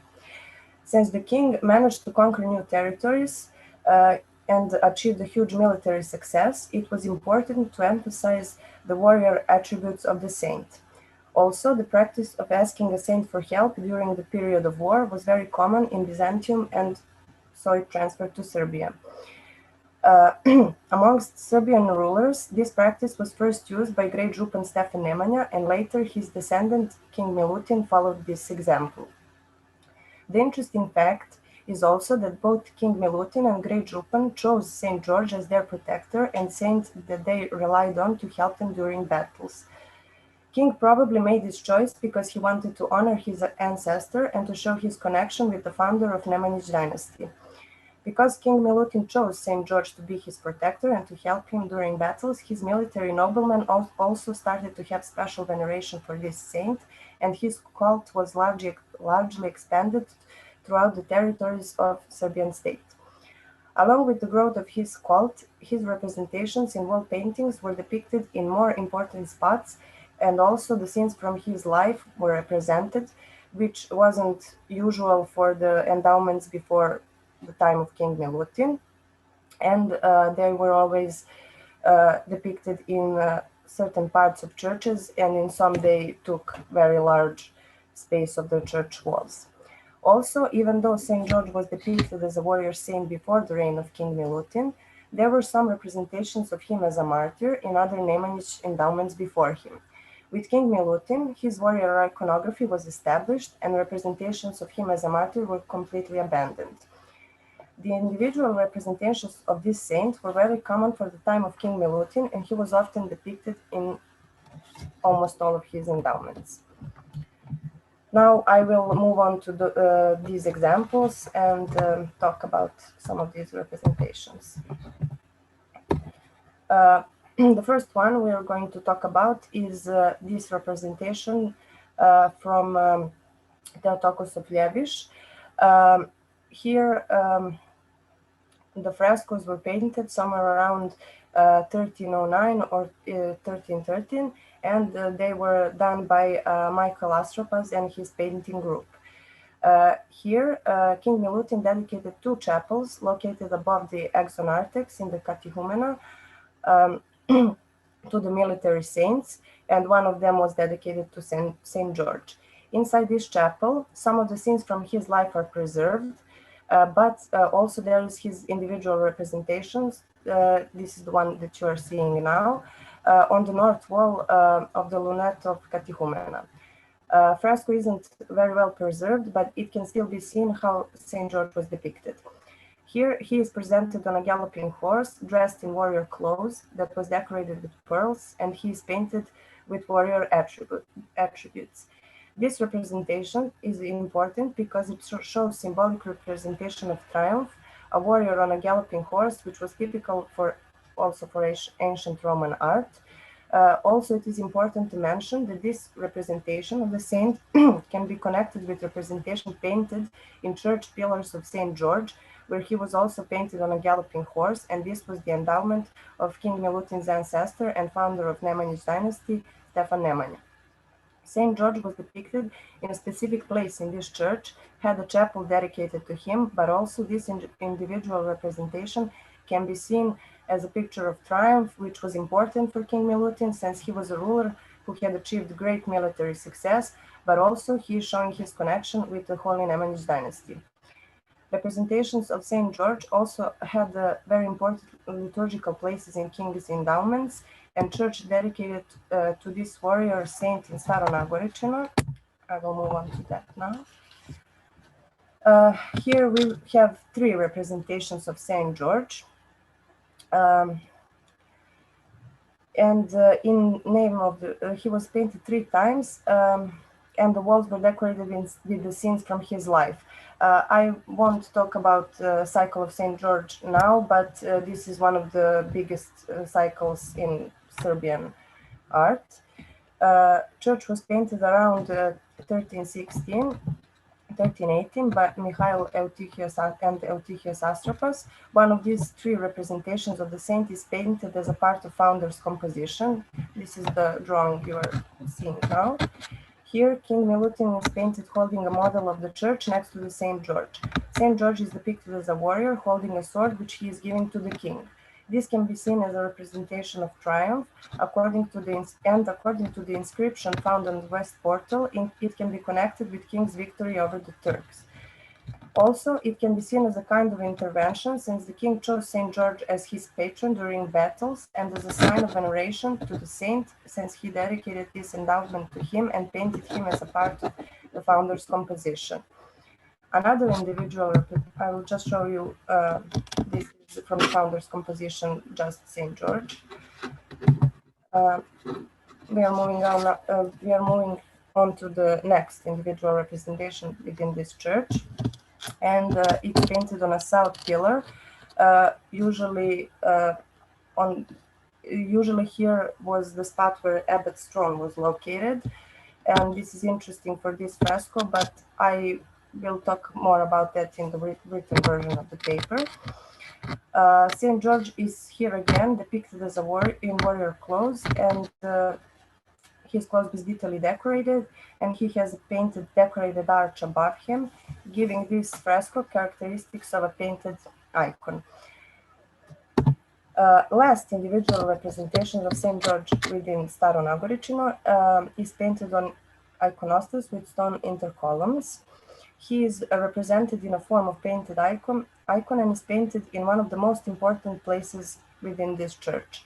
This choice to paint St. George on iconostas was connected with dedication of the church, but also had a symbolic meaning. He is represented as a warrior, like in the previous representations. His clothes are decorated with pearls. Besides the fact that he was painted in such a prominent place, the inscription next to him is also very important. In this inscription, he is referred to as Tropelphoros.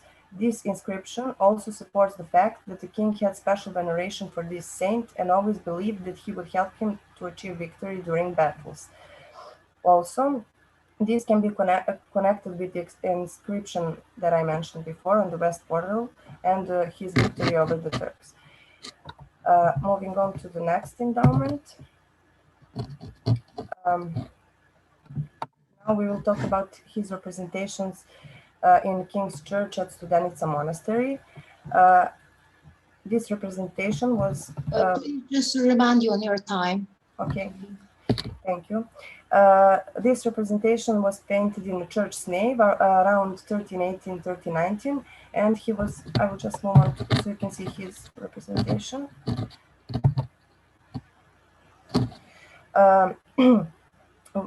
He was here depicted as a warrior with his usual attributes, and his incarnate is a bit damaged, but he is recognizable by the established iconographic pattern specific for the representations of St. George in Serbian and Byzantine painting. This representation is also significant for its symbolic meaning and in relation to other individual figures that are depicted next to this saint. He is shown here next to the representations of another warrior saint, Saint Dimitrius, and on the right side are Serbian saints, Saint Sava and Saint Simeon. The two ancestors of King Milutin appear as his representatives before the Virgin and Christ, but they also emphasize the fact that the king is legitimate heir of and part of the Nemanjić holy lineage. This was important because of the way King Milutin came to the throne. In addition to the fact that King Milutin chose to portray the depiction of Saint Simeon as a representative in his endowment, which he built next to the Church of the Holy Virgin, the endowment of Saint Simeon, he also chose the representation of Saint George, a saint who was especially respected by the great Župan. Saint George is depicted here in a procession with Saint Simeon, who was the first Serbian ruler to dedicate his endowments to this saint, and it is known from his hagiography that he often relied on Saint George during times of war. This procession, observed in relation to the founder's composition on the south wall, represents, this is the founder's composition, sorry, represents the idea of a ruler as a perfect warrior who achieved his military success with the help of and affection of holy warriors. In addition to the symbolic significance of these representations, which is to emphasize King Milutin as a warrior in battles, with the help of St. George and to indicate connection of King Milutin with his ancestors, and especially Stefan Nemanja, this representation is also important because of its artistic qualities, and it was done also by Mihail Astropas and his painting group. Moving on to the next.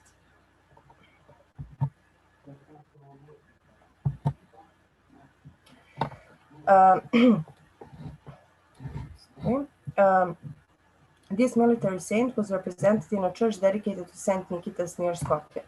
Here he is painted in a church name next to the patron of the endowment. He is depicted according to standard iconographic pattern in tunic and purple cloak, and also he is holding a sword in his right hand and shield in his left. His clothes and shield are decorated, and even though the patron of the church was emphasized with painted arch, St. George is depicted next to him as one of the important military saints and as a saint that was very respected by the king. He is also painted in King's last endowment, Gračanica Monastery. Here he is painted also in a church nave and is represented in a standard iconographic pattern specific for his representations in King's endowments. His armor is detailedly decorated, and here he also has a sword in one hand, attribute of warrior saints. As can be seen through these examples, St. George was represented in King's endowment, sometimes even a few times, and he often had very distinctive spot within a church. This is important for understanding the king's veneration for this saint, but it is also important because it shows some of the qualities that the king wanted to emphasize. The fact that he often had representations of St. George painted in these endowments shows that he also referred to ideals that the king should have and that he was, amongst other qualities, had to be a great warrior. Also, in some representations, we can see that these depictions were used to show connection with his ancestors, specifically Stefan Nemanja, and it was important for King Milutin to make a connection with the founder of the dynasty and to, in a way, show his legitimacy. These representations are important for understanding King's special veneration for this saint and to show that he always relied on his help during difficult times and battles, but they also bring us closer to understanding King Milutin's representation in these endowments. Thank you. Thank you very much for your interesting presentation. Now, Angela, we will probably have to another participant. Now, our next speaker is Sofia Trpčevski. And is she here? Is she present? Sofia, da li se čujemo? Da li ste tu? Aha, oprostite, I apologize. Okay. And now we will have, before Sofia, Nevena Bogovic will deliver her talk. And we are very happy to have her here. And please, you can say, you can start, and I will say a few words about your work later, or maybe you would like now. You just, as you choose. She is our young scholar, and she graduated from art history department at the Faculty of Philosophy in Belgrade, and she is now working as external research at the Museum of Serbian Orthodox Church, and she will deliver her speech, the representations of architecture in fresco painting of the King's Church in Studenica, and in Serbian. She will deliver her presentation in Serbian. So, predstave arhitekture u fresko slikarstvu Kraljeve crkve u Studenici. Hvala vam puno, izvolite i evo, uživat ćemo. Hvala vam. So, please, the floor is yours.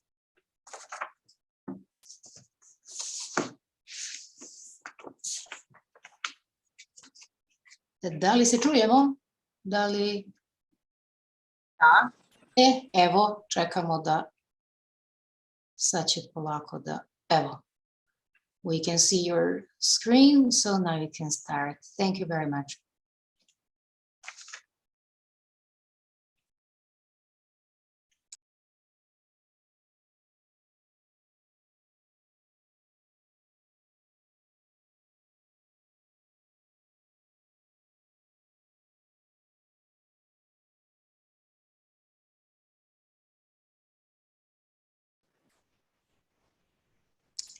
Nevena, nemate zvuk. Da, sad sam baš ja to htjela da kažem. There is no sound. Nevena, da li se čujemo?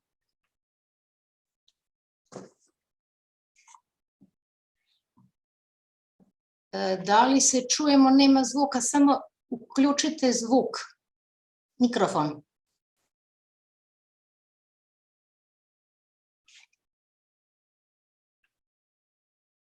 Nevena, da li se čujemo? Samo uključite mikrofon. On se nalazi sa lijeve strane. Ja vas još uvijek ne čujem. Da li čujete sada? Sada čujemo, sada čujemo. U redu, samo trenutak.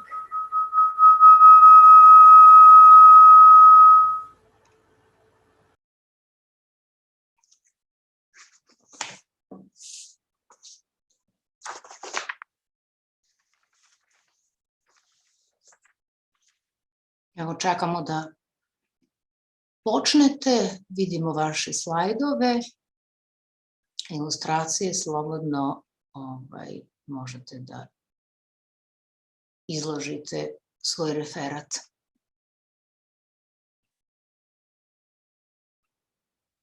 Ne čujemo vas ipak, Nevena, nema zvuka. There is no sound.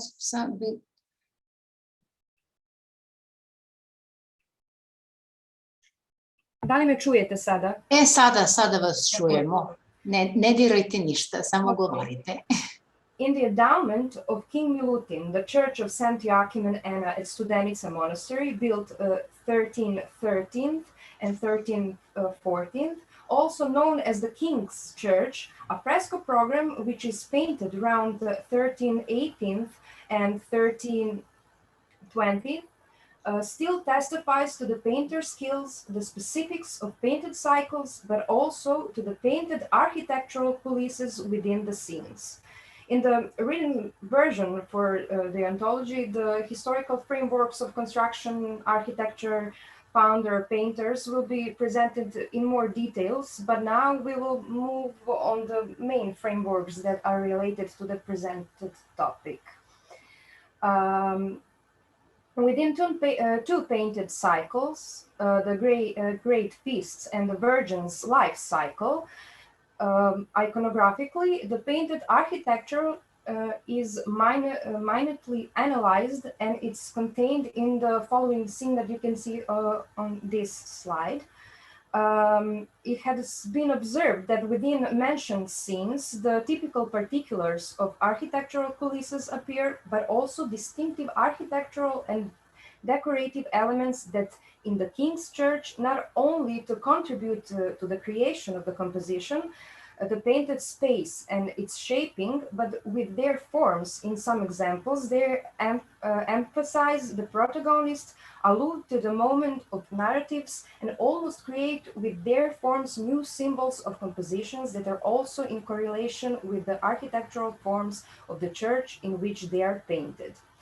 It should be noted that in this paper, in addition to the representations of the architecture of the cycles, the coulisses of the scene, the communion of the apostles, the representations of evangelists of the pontiffs, as well as the representation of the completed church of St. Joachim and Anna in the founder's composition, are also iconographically analyzed. Considering that the presentation time is limited and that is not possible to present a detailed iconographic analysis of each depicted scene, we will summarize the result of the analysis and present some examples of the types of painted architecture. If we perceive the entire fresco program, we can see that the most commonly painted forms and shapes of architecture in the scenes are depicted as a high or a lower continuous wall masses, which are often rhythmic with leaning slender pillars perforated with oculus, a row or arched or square window openings, and decorated with motifs of painted lilies or medallions with anthropomorphic, zoomorphic, and geometric motifs. In some examples, it is noticed that the upper zones of the wall masses are completed with square base tower. In the King's Church, lower wall partitions are added to the higher, thus the numerous action plans are visually obtained and distinguished, which elusively deepens and closes the space. The wall masses follow the rhythm of the moments and the painted figures as well as the moments of the action. And now we can see on this slide some examples. Here, the tower.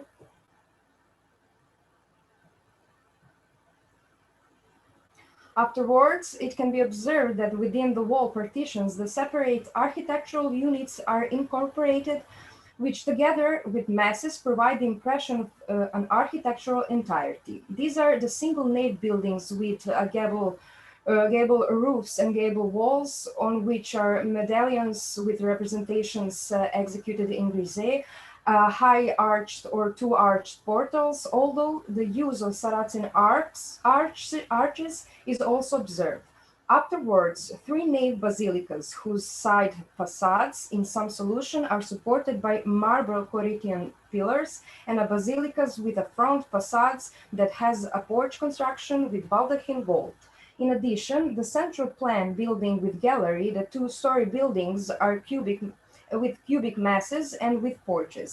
Sometimes they have a semi-circular vaults and attached lower side risalits and square with shaped windows.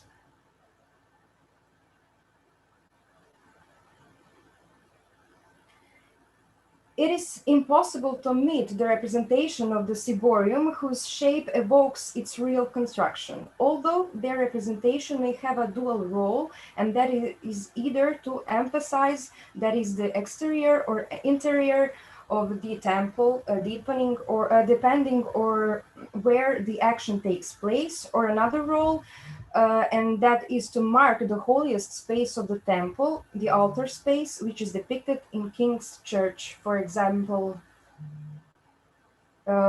in the scenes, the rejection of the Joachim and Anne's offerings, the representation of Mother of God, or communion.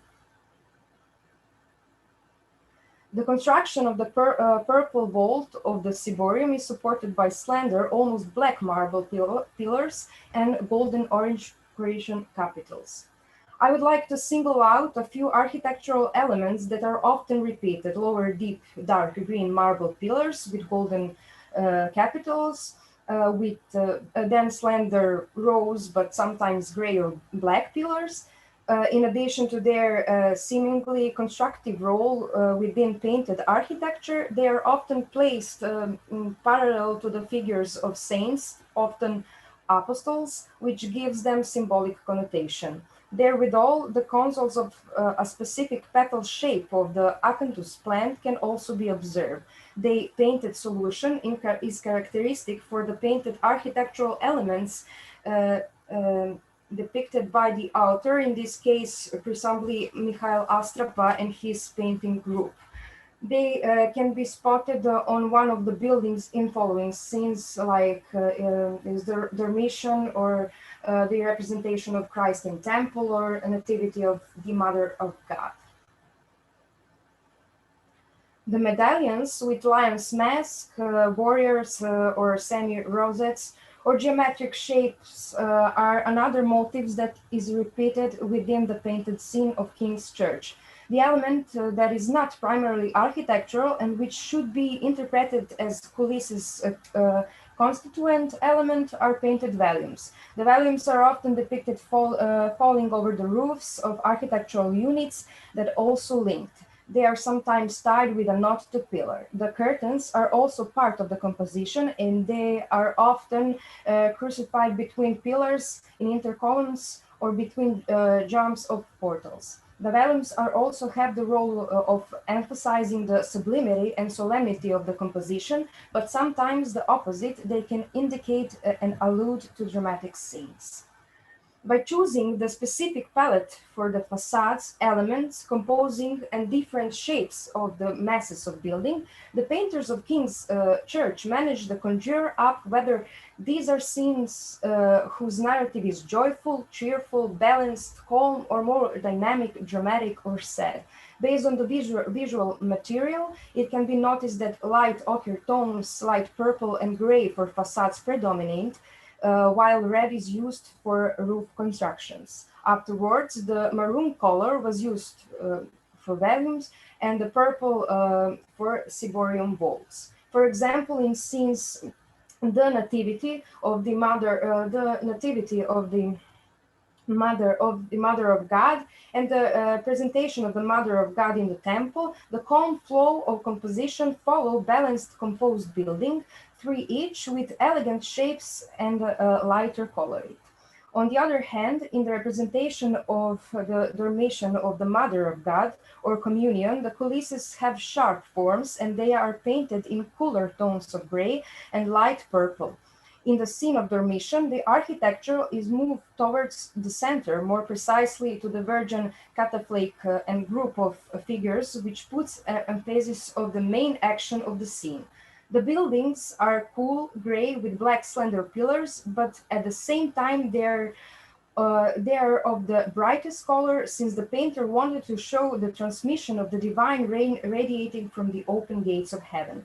In the scene of communion, the shape and rhythm of architecture following the movement and posture of apostle figures, which are gradually bending from the end to the center of the apse. Architectural shapes also getting smaller from the end to the center of apse, and their forms are calm and diffract less. In this way, the figures and architecture are deepening space of concave apse. In some examples, the painter bended the shapes of architecture and directed towards the figures which he wanted to emphasize. That was achieved in the scene of the presentation of Mother of God in the temple, where he directed a purple line and shape. Oprostite, Nevena, samo malo povedite račun o vremenu, imate još nekoliko minuta, ja mu napred samo kažem da... Of altar partition into the Little Virgin. Another example is in the scene meeting of Joachim and Anna, where is the painted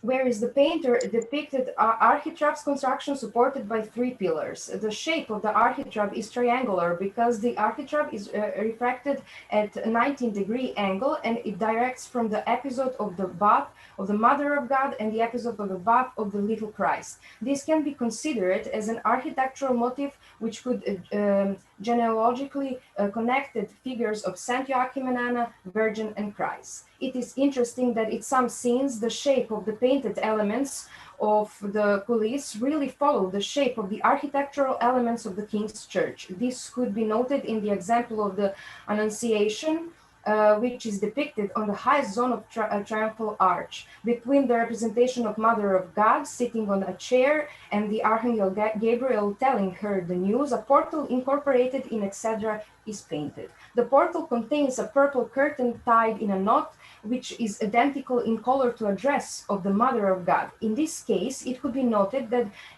the exedra with the portal was painted in the same vertical axis as the apse of the church. At the same time, the concave shape of the exedra follows the concave shape of the apse. If we consider it that this is a scene of incarnation, and at the same time the shape of the apse is brought into a symbolic connection with the womb of the Mother of God, which contained the incarnate Logos, it could be assumed that the painted architecture, in this case the exedra with the portal, becomes the allusive motif of the Virgin as an abode to the Holy Spirit. The other examples shows that some of the elements are similar with the elements of the church, such as a capital from communion compared to a capital from bifora colonnettes, or 2 arched portal or of building besides figure of Anna and scene of the nativity of the Mother of a God. The opposite of the architectural coulisses that appears also as a participant in the construction of space in the scene of Eastern Christian fresco painting, and whose forms often interpret the generalized forms of architectural elements, and by connecting this form with the remaining iconography of the scene and written sources of the Gospels, apocryphs, hagiographies, and can be symbolically connected with a general interpretation of place, city, home, temple, the image of the completed church within the founder's composition is independent entirety, which, in addition to a certain schematization, has the fundamental characteristic of the real appearance of the church. The representation of the completed church from King's Church, Titor's composition, extend its real forms. In accordance with these examples, architectural coulisses could be interpreted not only as decorative and constructive elements, but also as important factors that interact with other elements and figures in the scenes for the purpose of creating symbolic space, time, and language within a composition. Thank you. Draga Nevena, hvala vam puno na vašem izlaganju, zaista je bilo lepo i inspirativno. Želimo vam puno uspeha u daljem radu, a sada ćemo nastaviti. Ja pozivam našeg sledećeg kolegu, Nemanju Petrovića, da nam se pridruži. Nemanja, da li ste tu? Jesam, tu sam, samo imam problem sa prezentacijom da uključim samo svoj video, sekund. Odlično, evo samo... Da li se čujemo? Čujemo se, odlično se čujemo. Samo još da šerujete ekran, da možemo i mi da ga vidimo. Evo samo sekund. Umeđu vremenu ja ću vas ukratko najaviti. Our next speaker is Nemanja Petrović. He graduated from art history at the University of Belgrade, Faculty of Philosophy, and he also obtained the master degree from the same faculty. In 2018, he started his doctoral studies with special interest in development and use of iconographical patterns in Serbian medieval art. And he will now deliver his speech, his paper. In Serbian, it is Danas se Hristos u Vitlejemu od Djeve rađa, zapažanje ikonografskih pojedinosti božićne himne kao odraza pobožnosti kralja Milutina. So it is a very interesting topic, and Nemanja, please, the floor is yours. Zahvaljujem se. Dobar dan, želim svim prisutnim da se zahvalim. Samo ne znam da li se moj ekran trenutno vidi. Sve se vidi odlično i čujete se odlično. Jel da, vidi se, dakle prezentacija se vidi. Izuzetno je sve. Hvala. Ovako, kao što sam rekao, prvo bih želeo da se zahvalim i da pozdravim sve prisutne. Tema današnjeg mog izlaganja jeste, kao što ste najavili, Danas se Hristos u Vitlejemu od Djeve rađa, zapažanje ikonografskih pojedinosti božićne himne kao odraza pobožnosti kralja Milutina. Danas se Hristos u Vitlejemu od Djeve rađa, danas bespočetni počinje i reč se ovaploćuje. Sile nebeske se raduju i zemlja se sa ljudima veseli, mudraci dare prinose, pastiri se rođenome dive i mi neprestano kličemo slava na visini Bogu i na zemlji mir, među ljudima dobra volja. Pomenuta božićna stihira ispisana je na čelu istočnog luka ulaznog trema u Žički hram i iznad više nego zanimljive fresko kompozicije u nauci poznatoj Šta da ti prinesem Hriste. Naime, ova brižljivo osmišljena kompozicija ilustruje jednu božićnu himnu koja se pripisuje Svetom Jovanu Damaskinu, međutim, ovde je reč o ispisanoj stihiri koja se dovodi u vezu sa Anatolijevim stihovima. Odabrani stihovi pojeni na jutrenju prvog dana Božića proslavljaju Hrista koji se rađa u Vitlejemu, kome se raduju nebeske sile i zemlja sa ljudima veseli. Reč je o složeno uobličenoj celini, ukomponovanoj u skladu sa prostorom koji je doprineo jedinstvenom likovnom rešenju, a istovremeno može biti tumačen višestruko od njegovog funkcionalnog poimanja ulaza kao posebnog arhitektonskog dela do naglašene simbolike portala ulaza u hram u sklopu vladarskog adventusa. Naime, velike ceremonije priređene povodom proslave praznika, vojnih trijumfa, uspešnog okončanja ratnih pohoda ili eventualne odbrane od neprijateljskog napada uključivali su prepoznatljive simbole pobede, odnosno vladarska znamenja, svojevrsnog odraza političkog, ali i duhovnog autoriteta. U tom smislu, imperijalna dimenzija se naročito ispoljavala u dragocenim predmetima relikvijarima, prezentovanim prilikom sakralnog ophoda ulicama grada, bedemima utvrđenja, ali pak i unutar manastirskog obziđa.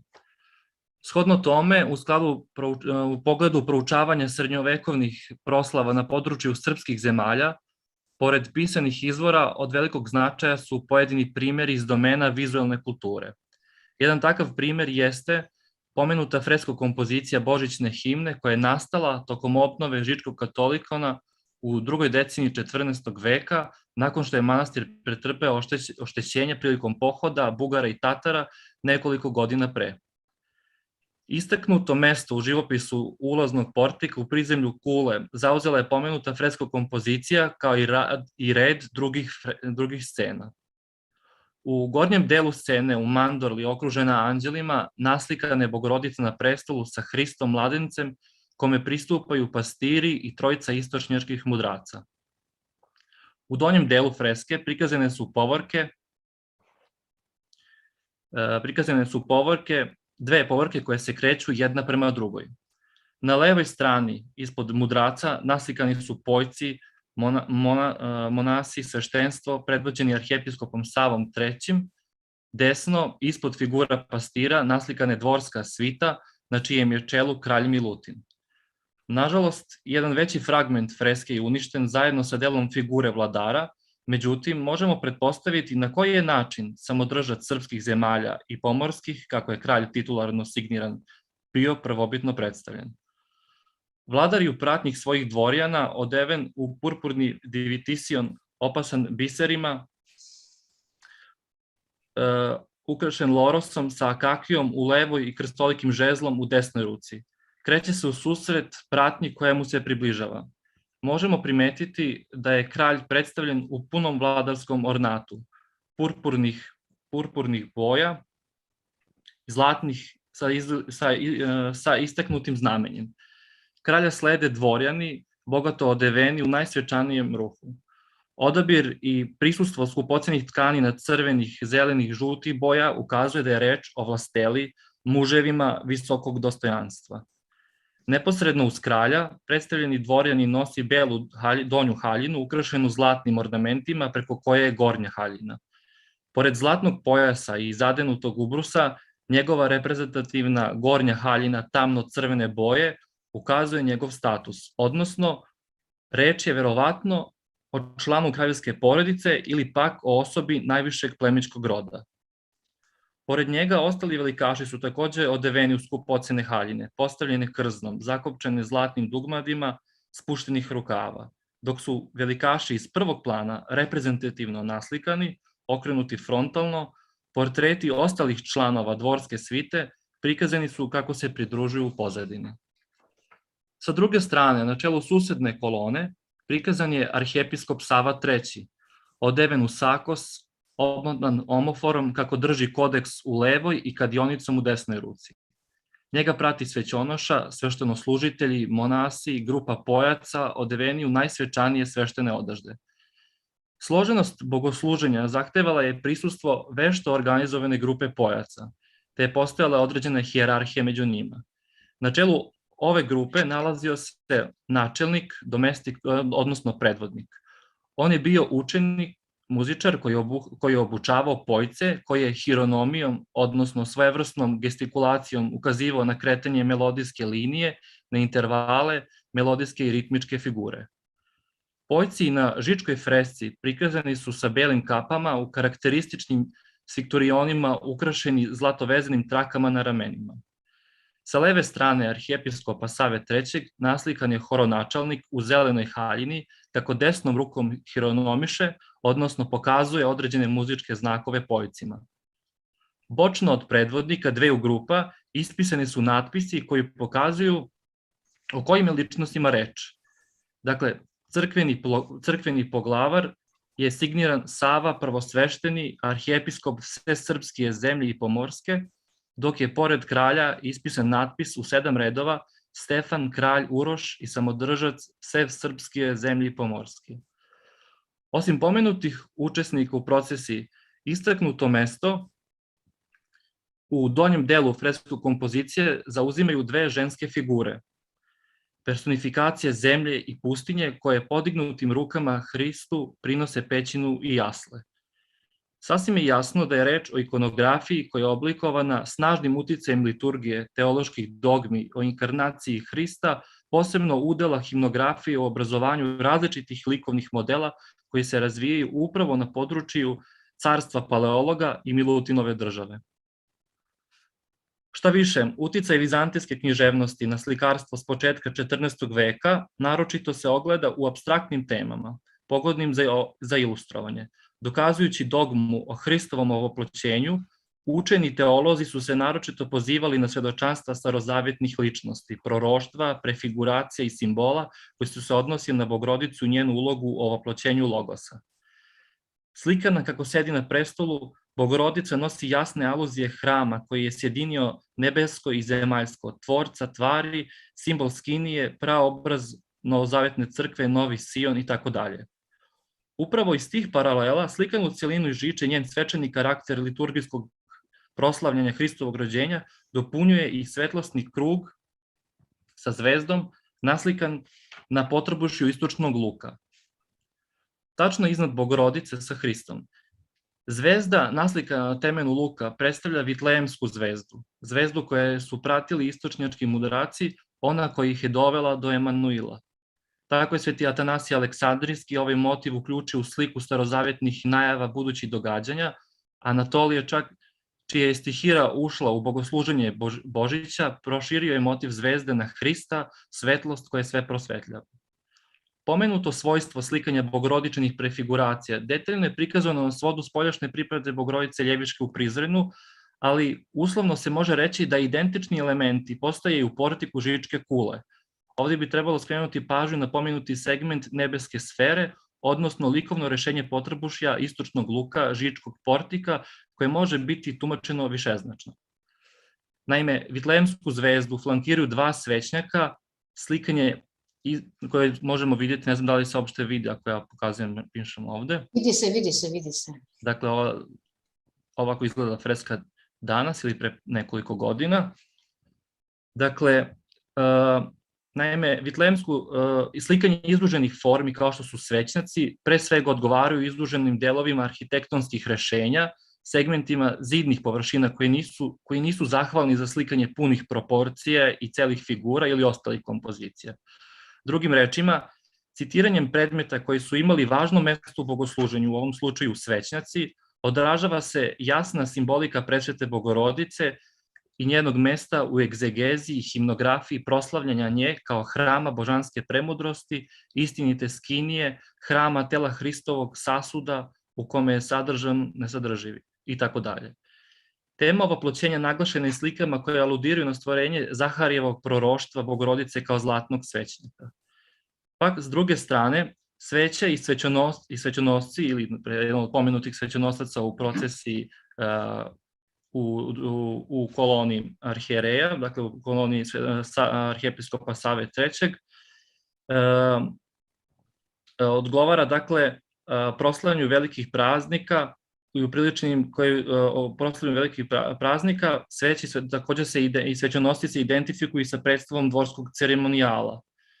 Tokom proslavljanja velikih praznika upriličenim u carskim audijencijama i u Carigradskoj palati masovne procesije uključivale su prisustvo takozvanih nosača svetlosti, odnosno svećenosaca koji su doprinjali svečanom karakteru, ali i njihovom učešću u procesiji, odnosno pretvarali su na jedan način ritualni ophod u reku svetlosti sačinjenu upravo od plamena sveća koji su nosili. Vizantijska dvorska ceremonija ipak uvek je podrazumevala pažljivo određivanje uloga i mesta prisutnih aktera u zavisnosti od njihovog društvenog položaja i dostojanstva. Na taj način ceremonija je trebala da posluži kao jasno definisana interpretacija idealnog sistema zemaljske vlasti. Da bi se ova hijerarhijska struktura dosledno ispratila, bilo je potrebno napraviti razliku u vizualnoj umetnosti kada je reč o nosiocima različitih titula. Međutim, ova precizno zamišljena društvena struktura nije uvek bila ispoštovana, naročito kada imamo u vidu države koje su po svim aspektima težile i ugledale se na Vizantiju, na njen vladajući društveni sloj i njihove običaje. Postavlja se pitanje, da li je u Žičkom portiku prikazan realan istorijski trenutak susreta arhijereja i kralja ispred obnovljene majke svih srpskih crkava, ili je reč o predstavi idejnog tvorca koji je bio nadahnut vizantijskim obrascima. Prema poznatim odredbama carigradskog rituala, vladar se susretao sa patrijarhom ispred hrama kako bi kao vrhovni nosioci svetovnih i duhovnih vlasti iskazali međusobno poštovanje prema nebeskom gospodaru. Upravo je ova epizoda poslužila kao egzemplum koji nadahnjuje, podstiče i opominje da vladar može biti i na ovaj ili na ovaj način uskraćen činjenicom da klir polaže pravo na sakralnu moć. Takođe, ova scena se ugleda i na starozavetne predstave predvodnika naroda i sveštenika, susreta Mojsija i Arona pred šatorom od sastanka, poput Vasilevsa, koji sa patrijarhom stupa u oltar i saučestvuje u bogosluženju. O rangu srpskog vladara u vizantijskoj hijerarhiji države početkom 14. veka svedoče pojedinačni diplomatički izvori poput Milutinove hrisovulje namenjene hilandarskom pirgu u Hrusiji ili fresko natpisi, recimo signature portreta Vasilevsa Andronika II. I kralja Milutina, koje naglašavaju njihovo srodstvo i idealni poredak u porodici romeskog vladara. Pak, izvesno je da ideološke poruke koje se mogu uočiti u slikarstvu Milutinove epohe, kao i u zvaničnim dokumentima njegove kancelarije, svest o usponu međunarodnog položaja srpskog kralja i države dobije jasan izraz. Reč je o neodvojivim sferama praktične političke i kulturne simbioze, tada država kralja Milutina i on lično, postavši carski zet, uspinju se na hijerarhijskoj lestvici. Pored pomenute hilandarske ktitovske kompozicije, politička stremljenja primetna su na portretima vladara koji su živopisani na manje osetljivim mestima od recimo Svete Gore i pomenute kompozicije u Hilandaru, poput ove fresko kompozicije u Žiči, gde je vladarski položaj Milutina gotovo izjednačen sa carskim u vidu karakterističnog dvorskog ceremonijala. Na kraju, moguće je sagledati i odnos srpskog dvora prema onome što bi mogli nazvati porukom vlasti i razmotriti javnu pobožnost žitelja jedne urbane sredine s početka 14. veka. Nesumnjivo, naslikane povorke crkvenih velikodostojnika i dvorjana na Žičkom portiku, koje se sreću pred početak liturgijskog proslavljanja praznika, što dokazuje i ovaj ispisani natpis na vrhu luka, istovetan carigradskom običaju božićnih litija, kome su učestvovali i najugledniji predstavnici crkvi i dvora, predstavlja jasan dokaz da je reč o ugledanju srpskog kralja na romeskog vladara i dvorske rituale. Na taj način, citirajući carski ceremonijal vladarskog ulaska u saborni hram, idejni tvorac ima za cilj da naglasi bogonadahnuto sadejstvo srpskog kralja i arhijepiskopa, odnosno susret vladara i poglavara crkve ispred hrama, u koji će zajedno ući da proslave u Vitlejemu rođenog bogomladenca. Hvala. Hvala vam najljepše na ovom zaista zanimljivom predavanju koje je posvećeno jednoj važnoj i veoma retkoj temi ne samo u srpskom živopisu, nego i u vizantijskom živopisu. Kad bude došlo vreme za diskusiju, ja ću vam postaviti sa zadovoljstvom jedno pitanje. A sada reč prepuštam koleginici Eleni Kostić da najavi našeg sledećeg učesnika skupa, koleginicu Anu Grizu. Elena, izvolite. Hvala, Angela. I will introduce one more young colleague who will participate in... Samo molim te, glasnije, ne čuje se ništa. Now is better? That's it. Now, perfect. Okay, thank you. I will introduce one more young colleague who will participate in this very interesting session.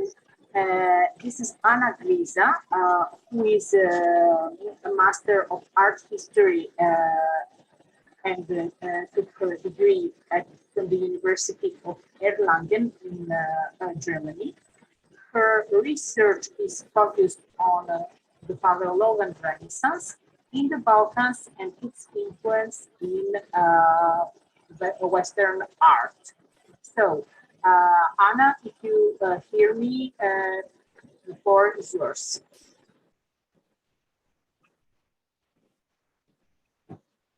Hello, do you see me? Do you hear me? Yes, we can see you and we can hear you. Okay, first of all, thank you. I'm very glad to participate in this conference. I'm going to share my screen now, and I hope very much that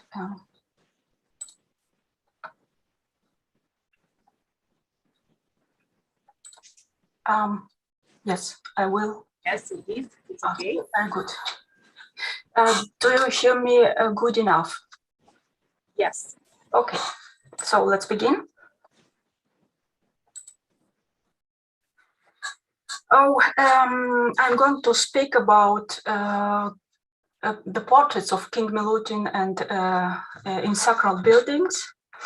The main idea of my topic is how the royal portrait changed during Milutin's reign. And firstly, I will shortly present the historical context and the beginning of the cult of national sense in Serbia, because to be easier to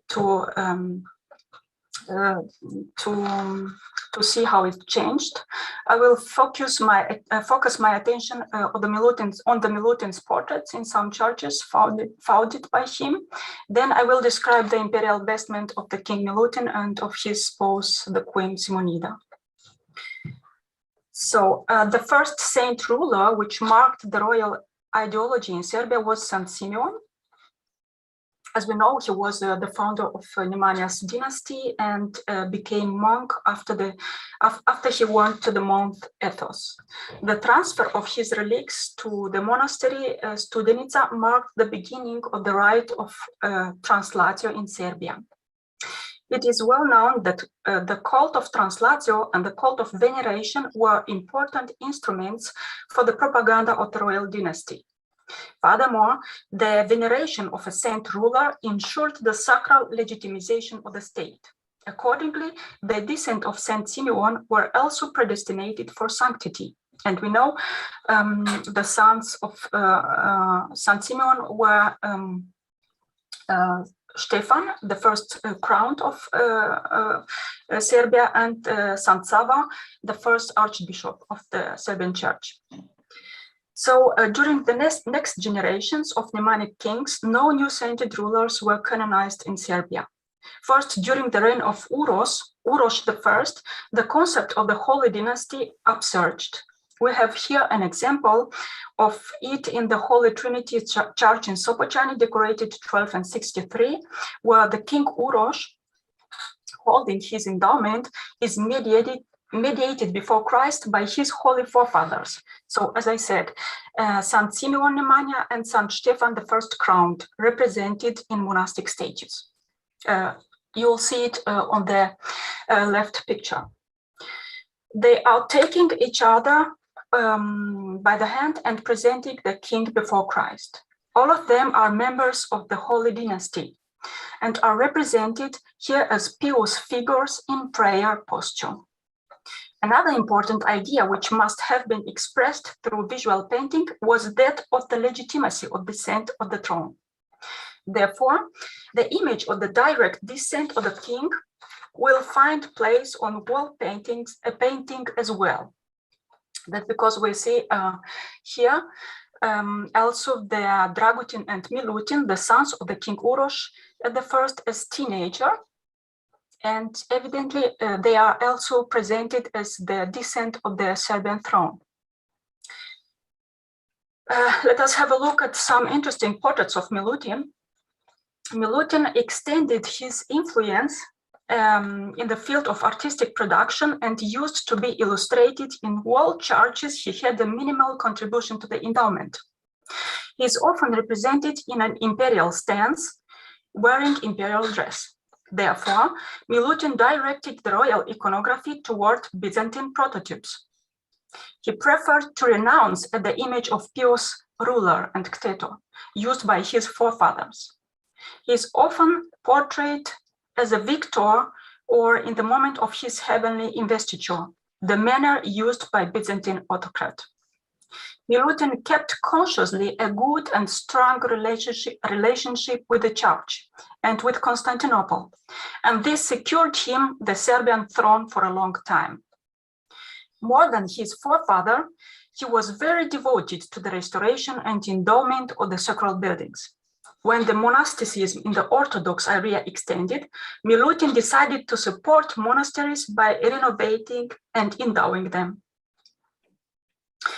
Let us turn to some of the most characteristic portraits of Milutin. In Skopje, for example, commissioned by his father, Milutin is depicted as a boy with his mother Jelena. You'll see it on the left picture. But he is also depicted as a teenager in a founder composition with his father, and we've seen it. The striking frescoes are unique not just for the quality of the painting. These are probably the first known portrait of the Serbian ruler in his childhood. Therefore, the frescoes in Sopocani could be very important visual documents for the reconstruction of the physical portrait of Milutin. All the churches founded in the time of his reign reveals in their decorations the historical and political complexity of Milutin's epoch, his relationship with the relatives, as well as his political ties with Byzantine emperor. One of the first churches where Milutin is portrayed in a representative state is that of Santa Achilleus in Arivia. He is shown together with his brother Dragutin, who is accompanied by his wife Caterina. It is curious that Milutin appears without his wife, the Bulgarian princess Anna Terter, who he married 13 years before the church was decorated. It is to suppose that Milutin was separated from Anna at that time. We know that Anna Terter was the second wife of Milutin. In fact, the Tsar George Terter, the father of the princess Anna, lost the Bulgarian throne in 1292. This church was depicted in 1293, so one year later.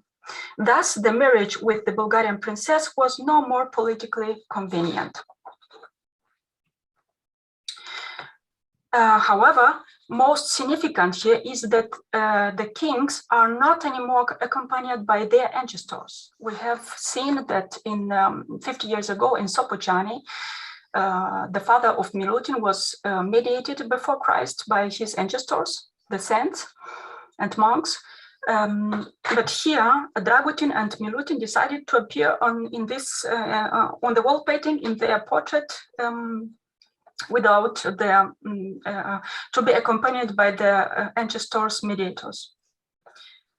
Okay, and they were transferred from the narthex to the naos of the church. I mean the ancestors mediators, so separated from this tutorial composition.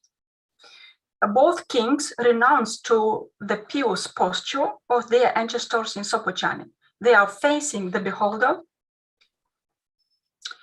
holding the endowment and the scepter in their hands. The Christ is represented above, blessing them. It is for the first time in Serbian art when the act of heavenly investiture is joined with the devout act of presenting offerings to Christ. Much more about Milutin's position is revealed by inscription. So if we take attention of the inscription of the both kings, Dragutin is signed as Stefan the King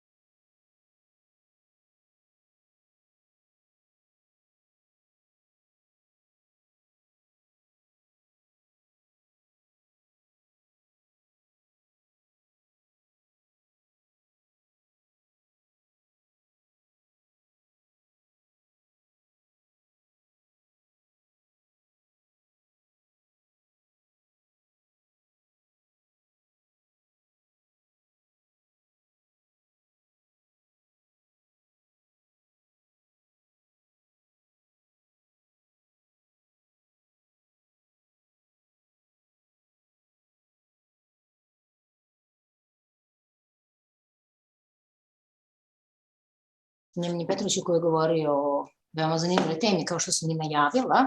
Nemanje, da li se čujemo? Da, čujemo se.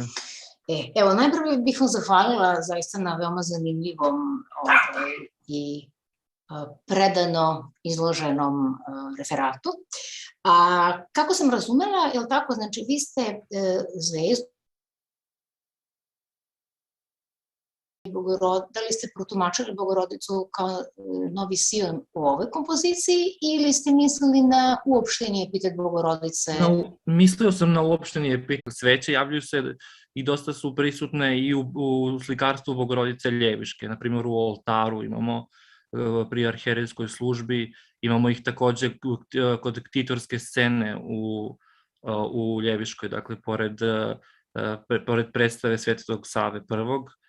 Tako da sam želeo da napravim jednu vrstu paralele, opšte o svečanosti i ceremonija, kao i u interpretaciji Bogorodice i njenih arhetipova. Da, to je isto veoma zanimljiva tema, budući da se ti svećnici sigurno javljaju još od vremena studeničkog slikarstva, i takođe se javljaju u oltaru, tako da to isto ne bi bilo loše istražiti. A interesuje me za epitete Novi Sion, Bogorodica Novi Sion, da li ste to naveli u smislu sa nekim primerima iz srpskog slikarstva ili da li biste mogli da navedete neke primere generalno iz... Kada sam to naveo, mislio sam na uopšteno obličavanje hrama i poređenja Bogorodice kao hrama, kao Novog Siona, odnosno na obnovi manastira Žiče posle pustošenja krajem 13. veka. Dakle, tom prilikom koji verovatno može biti reči o tome da je zaista kralj Milutin da je prisustvovao ponovnom posećenju ili jednoj vrsti praznovanja ponovo obnovljene crkve, dakle Žičkog katolikona, gde se na taj način zapravo uspostavlja, odnosno ima za cilj da ponovo veliča i obnovljenu majku svih srpskih crkva, s obzirom da je Žiča bila arhijepiskopija. Pa to, znači, da li onda bi se na neki način ipak taj termin Novi Sion mogao, makar u širem smislu, odnositi na slikarstvo Žiče, a ako ne baš konkretno na samu scenu? Ja sam takođe malo pre naveo, se izvinjam što vas prekidam, ja sam malo pre takođe naveo da su te vrste, dakle, prislonjenih lukova, pilastra, dakle, samim tim što su to skučeni prostori koji ne dozvoljavaju, dakle, prikazivanje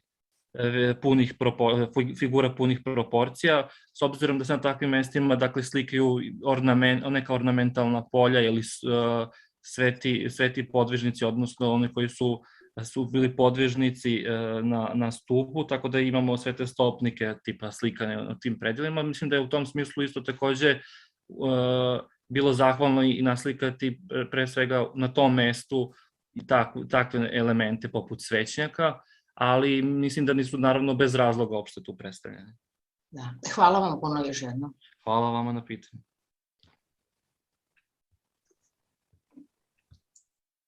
Other questions?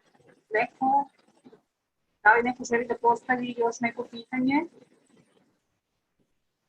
našim učesnicima?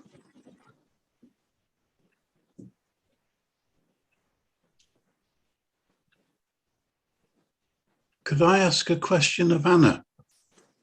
Yes, of course. Please. I thought it was a lovely presentation, but can I ask an awkward question? A difficult question. And I know that we're all here to commemorate Milutin. So this is, we say tongue in cheek, not to be taken too seriously. What do you think of this proposition? In Serbia, Milutin was a king who dressed like an emperor. In Constantinople, he was a noisy neighbor with lots of money who was treated like an aristocrat and a benefactor of churches. What would you say? So please, Anna, just you're muted. Can you hear me? Yes, now we hear you. Thank you. Nicholas, thank you very much for your question, but could you please repeat the second part of your question? I didn't hear. Yeah, of course. So my suggestion was that in Constantinople, Andronikos and the imperial court was probably treating Milutin like a noisy neighbor, an aggressive neighbor, who had got lots of money and could be used to restore and furnish churches. But through the marriage with Simonis or Simonida, this was a way of keeping him on a leash. This was a way of controlling him. So he was being treated like a wealthy aristocrat, not as a potential emperor. Do you have any thoughts? It's just the way he dresses in those wonderful pictures that you showed. He is dressing like an emperor. Yes. Well, I could just say that I know that Milutin endowed also churches in Constantinople, and I'm talking about Hilandar. As we know, he is represented there with Andronikos and with Saint Stephen and so on. And he endowed very many churches also in Constantinople, as well as in Serbia. In Serbia, much more. I think this Milutin's position in his land and in Serbia, as his image he constructed in Serbia on the portraits as an imperial emperor was maybe not maybe but more as a political very good dot, very good organized, very good represented on wall paintings. It was a very good strategy. It was a very good propaganda, maybe, if I can say like this in these contemporary words. And yes, the same image, I know he was not so pleased to be seen like an emperor from Andronikos, but I know he was very supported by Irene, the mother of Simonida, and she supported him very much in this sense that with this representation, this image of him. And it is a little bit complicated because if we speak about portraits separate from the relationship of the real relationship between kings, it is very interesting, and sometimes it comes to contrast, even to contrast. So because we've seen the portrait, and we know the real relationship between the kings, and this is even interesting to talk about it and to write about this relationship. So this is the same very interesting topic for me too, to make more research in this direction. I don't know if I answered your question, but maybe I don't have enough information at this time. I think that is an excellent answer to a very, very difficult question. So well done. Thank you. Thank you very much for the question.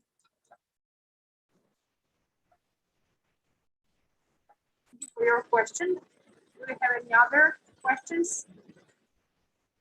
Da li ima još nekog zainteresovanog da postavi pitanje, nekog od učesnika ove sesije?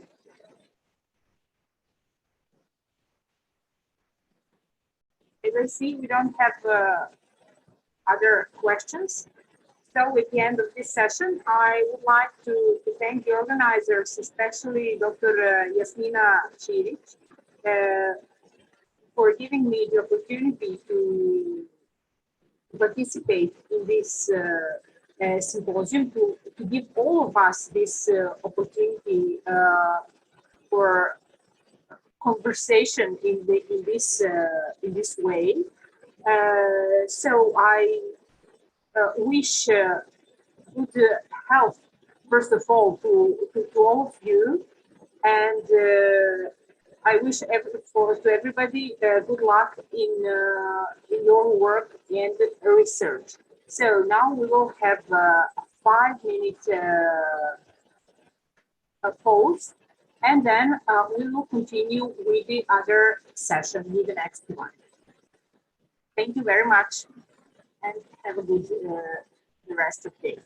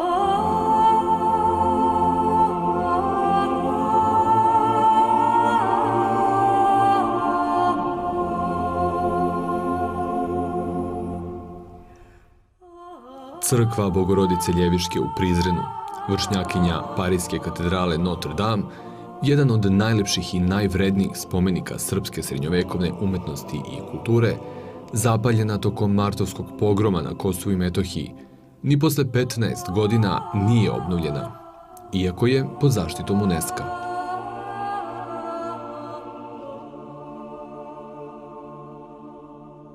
Nekada glavna crkva u Prizrenu, s najvećim živopisom među srpskim crkvama i manastirima, Bogorodica Ljeviška je u pogromu 2004. godine teško oštećena, zajedno s još 35 pravoslavnih crkava i hramova, a vatrena stihija je u Prizrenskom hramu progutala oltar, živopis među kojima su najstarije freske iz 3. decenije 13. veka. Njena unutrašnjost i freske od neprocenjive umetničke vrednosti i lepote danas su samo delimično očišćene od gareži. Među očišćenim freskama su Isus Prizrenac, koja predstavlja zaštitnika tog grada na Bistrici, kao i Bogorodica Ljeviška, po kojoj je hram dobio ime, a koja je jedinstvena po tome što prikazuje Isusa hranitelja u krilu Bogorodice, koji iz košarice zahvata žito i deli ga narodu. Sanaciju i parcijalno čišćenje živopisa, koji je bio u potpunosti crn pošto je hram zapaljen, radio je Republički zavod za zaštitu spomenika kulture. Kako je za Tanju rekla direktorka te institucije, Mirjana Andrić, u prvoj fazi sa stručnjacima zavoda radile su i italijanske kolege, a novac za obnovu obezbeđen je preko UNESCO-a. Andrićeva je dodala da se za nastavak radova na obnovi očekuju nova sredstva kako bi se obavilo kompletno čišćenje živopisa. Bogorodicu Ljevišku temeljno je obnovio kralj Milutin uz pomoć prizrenskih episkopa Damjana i Save između 1306. i 1309. godine. Tada je arhitekta, protomajstor Nikola, podigao hram sa 5 kupola, kojim je dodata priprata sa spratom, a nad njim i zvonik koji stremi visoko iznad kuća Prizrena i naglašava duhovni centar u gradu. Po padu Srbije pod Turke, Bogorodica Ljeviška je jedno vreme bila i dalje hrišćanska bogomolja, o čemu svedoči zapis nepoznatog učenog muslimana koji je na arapskom jeziku urezao stih: Zenica oka moga, tebi je gnezdo. Pre 1756. godine pretvorena je u džamiju i dobila naziv Džuma džamija, a za vreme turske vlasti freske su izubijane čekićem, pokrivene slojem maltera i prekrečene. Tek 1912. godine, posle oslobođenja Prizrena, hram je ponovo postao hrišćanski, a freske su otkrivene između 1950. i 1952. godine, da bi ponovo početkom 21. veka pretrpele veliko oštećenje i pored prisustva međunarodnih snaga KFOR-a. Bogorodica Ljeviška je 2006. godine upisana na UNESCO-vu listu svetske kulturne baštine, a u tom hramu prvo i jedino venčanje od 1999. godine obavljeno je 2016. Bogosluženja u Bogorodičinom hramu u Prizrenu poslednjih par godina, od kada je obnovljena i bogoslovija svetih Kirila i Metodija u tom gradu, služe se za praznike posvećene Majci Božjoj.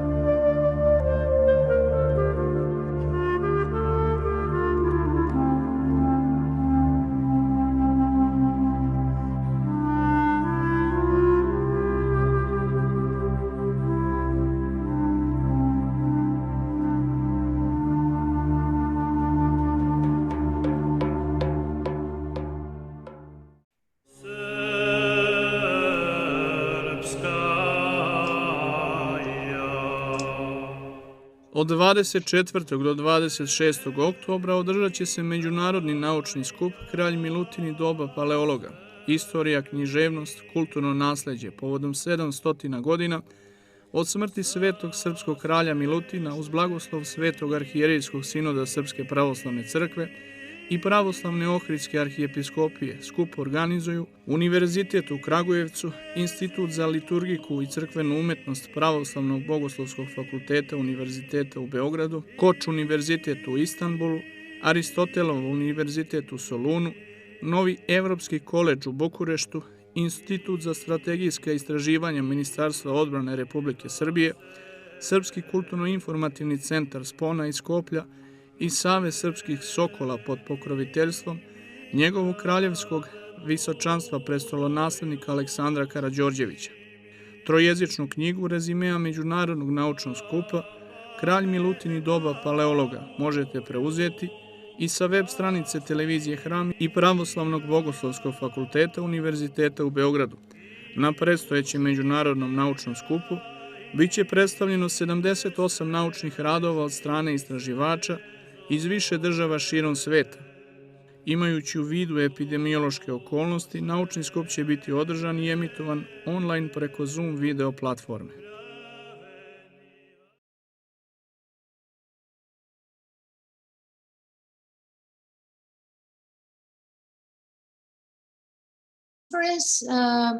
We are now continuing according to our program, our next session. My colleague Milan Dimitrievich will be the chairman with me. And our first speaker for today in this session is Natalia Ristovska. I hope, Natalia, you can hear me. Yes, I do. I just... Perfect. We are now waiting for you to share your screen. Yeah, and in the meantime, I will introduce you. Okay. Please take your time. Yeah. Natalia Ristovska is a specialist in Byzantine material culture associated with Ashmolean Museum at the University of Oxford. Her research interests include various aspects of the Byzantine minor arts, such as patronage, ownership, and patterns of use, production centers, and distribution patterns of medieval vessels, furnishing, and jewelry made of and decorated with precious metal and glass, the organization of production, and the cross-cultural transfer of craft technologies, exchange in craft goods, and skilled artisans between the Byzantine Empire and foreign polities, as well as the impact of such exchange on the production and tastes of the recipient societies. We see your screen, so Natalia, please take a word. Thank you very much. First, I would like to thank Yasmina and other organizers of this conference for accepting my abstract at the very, very last minute. And I would like to ask before we begin, because I haven't used Zoom that much, is there any way to use a pointer on it or something similar to a pointer? Do you see my... Yes, we see your pointer, yes. The mouse. Okay, so shall I begin? Thank you. It is a well-known and long-established fact among the scholars working on the material culture of the medieval Balkans that Queen Simone, the daughter of Andronikos II Palaeologos, on each one of her 3 extant portraits, namely at Studenica, Staronagoričane, and Gračanica, wears large circular earrings of a rather characteristic type, which are profusely decorated with large pearls along their rim. It is equally well established that after the appearance on the portraits of Simonis, variants of circular earrings rimmed with pearls continue to occur on portraits of Serbian queens, empresses, princesses, and noblewomen. You see here Queen and Empress Jelena, wife of Dusan, as well as on depictions of aristocratic female saints and other high-born female characters in Balkan churches until the 15th century. These earrings have regularly featured in studies on jewelry of the Central Balkans since the late 1940s and are believed by some scholars to be identifiable with the circular or spherical Slavic earrings, that is cercelli rotundis sclavici, mentioned in 14th century Latin documents from the Dubrovnik archives. Yet, despite their obvious impact both on the female fashion and on the jewelry production in the 14th century Balkans, and despite their repeated occurrence in scholarly publications, circular earrings of the type worn by Queen Simonis on her portraits has never been conclusively identified in excavated artifacts, either from the Balkans or outside this area. Nor has the origin of this particular type of earrings been satisfactorily explored beyond the mere and largely unsubstantiated suggestions that they have developed from the Byzantine prependulia, which you see here on this slide, which are the pendants of the Byzantine imperial crown, and that they were introduced on the territory of the medieval Serbian state by Queen Simonis. I can discern several reasons for this gap in the scholarly literature, but I'm not going to discuss them here due to constraints of time.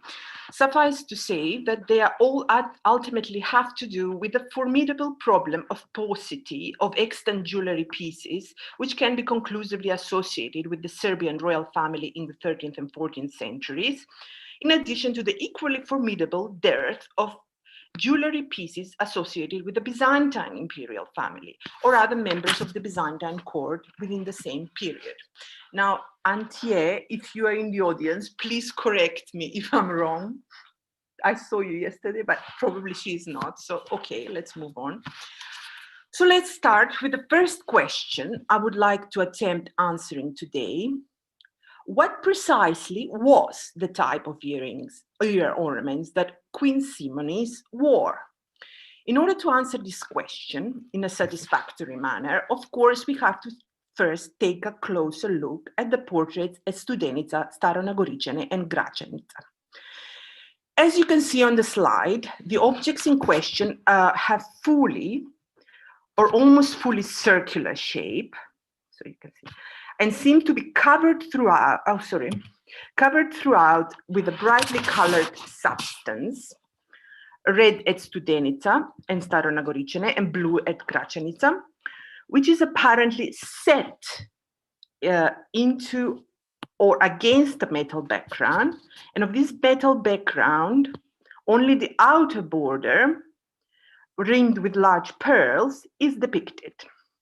With the red or blue, within the red or blue circle, there is a smaller centrally arranged circle is visible, rendered on the portraits in lighter or darker color.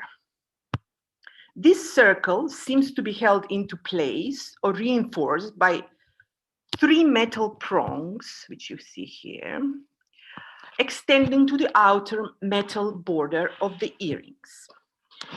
Finally, each of the earrings hangs on a string of large pearls or combination of pearls and red or blue elongated beads from an exceedingly large tapering crown serrated at the top.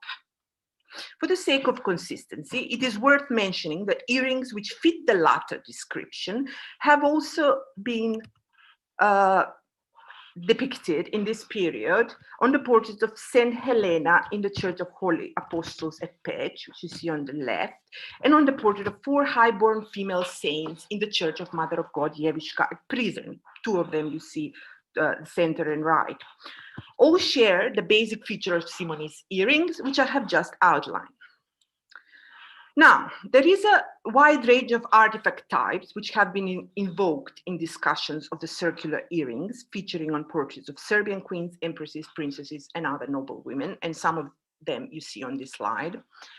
However, I would like to argue here that the only artifacts from the territory of the medieval Serbian state, which do indeed provide a clue as to the type depicted on the portraits of Simonis, are 2 gilt copper alloy earrings from a pair excavated in 2010 within the precincts of the citadel in Skopje, the administrative capital under both Milutin and Dusan. The objects in question were published on several occasions by Elica Maneva from the University of Skopje, who discussed them in relation to the various types of circular earrings from the Balkans, including notably the examples of the portraits of Simonis, a connection which subsequently was endorsed by Bojana Stevanovic in her, from the University of Belgrade in her paper on the crescent-shaped earrings depicted in medieval Serbian paintings. Now, it is crucial to note at this point that the earrings from Skopje differ considerably from all other extant examples of circular earrings which have been hitherto discussed in relation to any royal, imperial, and aristocratic portraiture. The most notable features which set them apart from the other artifacts are their overall construction. I don't know whether you see on the right the drawing, or is it covered by I should minimize that, sorry. So what they're distinguished by from other artifacts is their overall construction. They are cross-section, which you can see here, and they're large and centrally arranged inlaid decoration.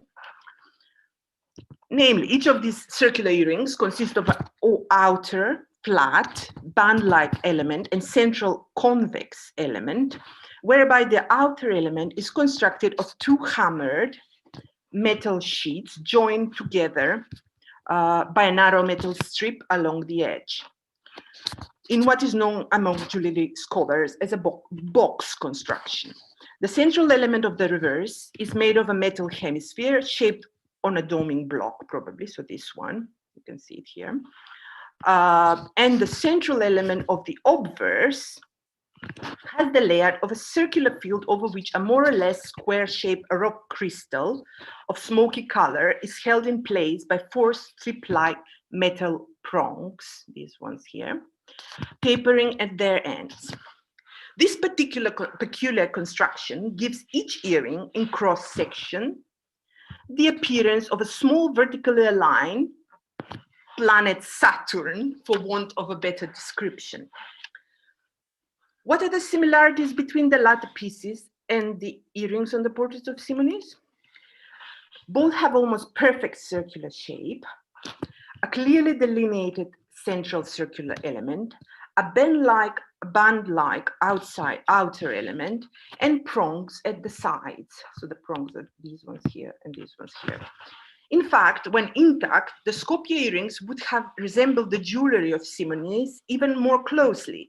Each earrings have 5 loops of coiled wire soldered along their rim, which almost certainly was used to hold strings of pearls or beads into place, like is the case. Sorry, my mouse pad is very sensitive.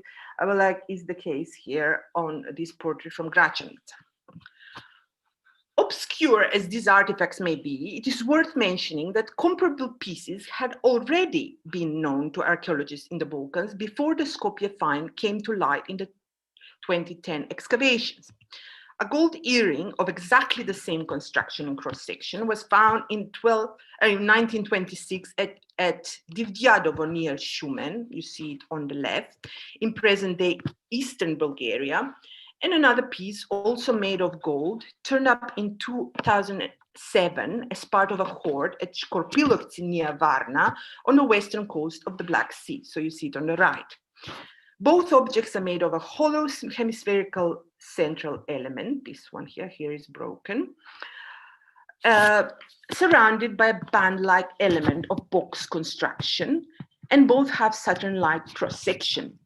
Here only, on this piece, the kind of double wall is made of strips rather than metal sheet. I mean, metal sheet strips, but they're not like solid, like in the case of the other 2.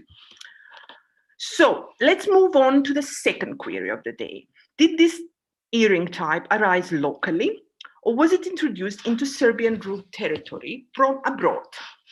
And if the latter turns out to be more plausible, from where and how precisely did this particular type of jewelry got to be introduced into Serbian ruled territory? Closer inspection of the pictorial evidence, that is frescoes, immediately reveals that circular earrings of this type do not occur on any portraits of the Serbian royal family, nor in fact on any depiction of a saint or other female character before the marriage between Milutin and Simonis was concluded in 1299. In particular, they are conspicuously absent on the portraits you see here, which are Catalina, the sister-in-law of Milutin in Arilje, the portraits of Helen of Anjou, the mother of Milutin in Gradac, as well as from the portraits of Helen of Anjou, Anna Dandolo, and a figure believed to be Brnjača, respectively the mother, the grandmother, and the sister of Milutin at Sopocani. Moreover, the only securely datable example from the extant artifacts, the earring from Škorpilovci, which you saw earlier, supports such chronology. It is said to have been found with coins of the Bulgarian Emperor Ivan Alexander, in power between 1331 and 1371, who, in fact, happens to be the brother of Queen Empress Yelena, which you see on the slide again, the wife of Milutin's grandson Dusha. If we consider all of the foregoing evidence together, and we take it at face value, we may be tempted to straightforwardly conclude that the type of earrings depicted on the portraits of Simonis was first introduced by the latter Byzantine princess at the court of King Milutin, and that it was thereafter transmitted through diplomatic channels to the Bulgarian court, only then to be spread more widely into Bulgarian territory.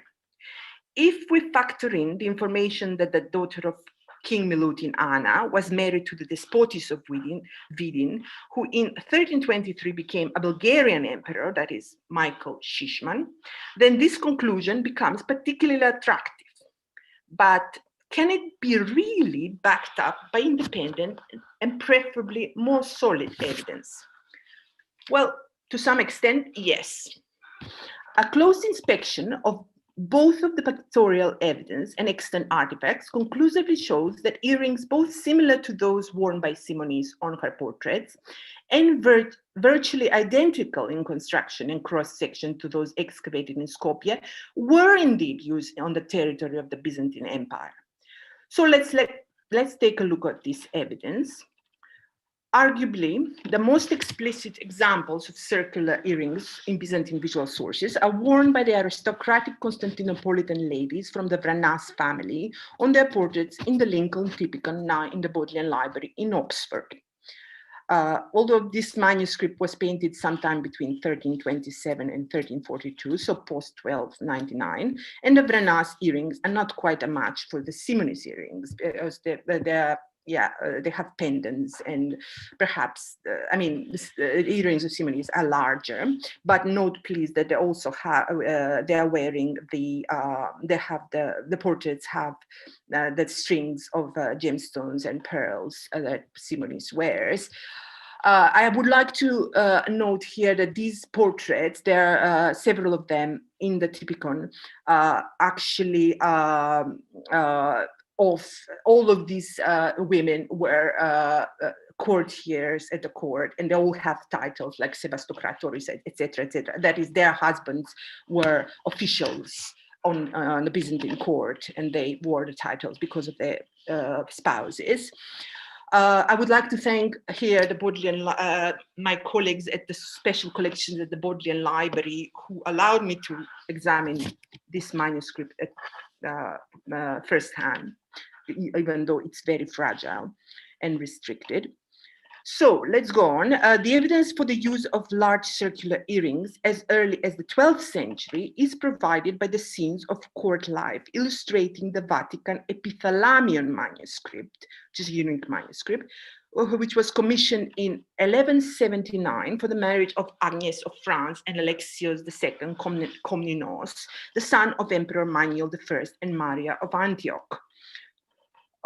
So you see depictions here, but the actual type of circular earrings cannot be clearly discerned due to the small dimensions of the figures, but you can see here that they're wearing like a large Some of them are like circular and are rather large, although they have also pendants. Another depiction is here.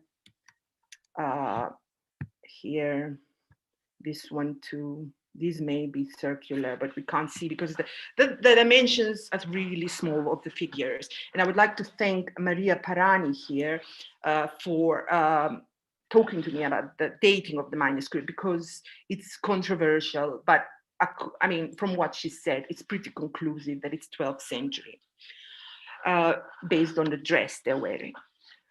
A close match for the earrings of Simonis in Byzantine visual sources can be seen on the ink drawing of Sevastokratorisa Irene, the daughter-in-law of the Byzantine Emperor John II Komnenos. So she's depicted here next to her protege, Constantine Manasses, in a manuscript now in Vienna containing this author's chronicle. Although the manuscript dates to the 14th and 15th centuries, scholars now agree that the drawing is a copy of an earlier portrait which was painted when Irene and Manasses was still alive. This suggestion, I would add, is confirmed by the features of Manasses' dress, which are characteristic of the Byzantine court costume of the 11th and 12th centuries. So she's wearing these earrings, although you can't see strings, but they look very much, they have central element. Well, although it's abbreviated, they do seem to be the circular earrings. Last but not least, the most detailed depiction of earrings comparable to those worn by Simonis occurs in a recently published fresco portrait from the monastery church of Linos on Mount Papikion, which is a site located in Thrace, roughly equidistantly between Thessaloniki and Constantinople. I particularly like this example because it shows very in much detail the actual earrings and how I mean, it seems to me like a filigree decoration and then the pearls around, and then I mean, filigree decoration in this area, and also on the rim it seems to be like another rope-like decoration, like just perhaps twisted wire. So, of the extant Byzantine artifacts closely paralleling the earrings from Skopje, several examples stand out. This is, I apologize for the bad quality of the photo and my poor drawing. So this is a gilt silver earring said to have been found in Istanbul, which is formerly in the Hellenist Tafartu collection, now in the Archaeological Museum in Athens. 2 gold and enameled earrings, which the Russian courtier and diplomat Ivan Petrovich Balashev acquired in Istanbul before the October Revolution. This is one of them. They were formerly in his collection. I mean, the one you see now. They were formerly in his collection, but now a present location is unknown, at least to me. And I apologize also for the quality of the slide. It's just really old. Nešto se zaustavilo. So, now we hear you. Now we hear you. So some maybe connection, but continue. You can continue. Yeah.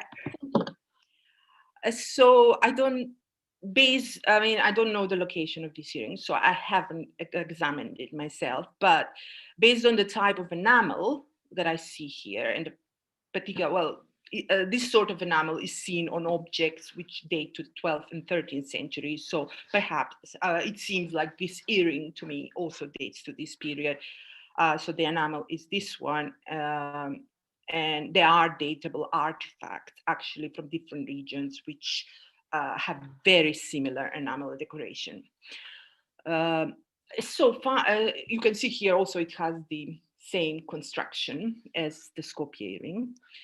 And finally, a gilt silver earring excavated in the early 1890s at Manisa in Turkey, in the Western Asia Minor, which was Byzantine Magnesia, an imperial capital under the Emperor of Nicaea, John III Vatatzes, in which the treasury, so in this capital, the treasury and mint were located. The city was later conquered in 1330 by the Saruh Khan, and thereafter became the capital of his beylik. But up to that point, it was in Byzantine hands, despite being in Asia Minor, I mean. So the bottom line of this brief review of pictorial and artifactual evidence from the territory of the Byzantine Empire is that the earrings of the type depicted on the portraits of Simonis at Studenica, Staro Nagoriyene, and Gračanica were in use at Constantinople and elsewhere in the empire since the 12th century. Thus, well before they are attested within the Balkans in historical or other portraits and as extant artifacts. What is more, the circular earrings are attested in the Byzantine Empire in elite court circles as adornments of the female members of the imperial family and high-born female courtiers alike.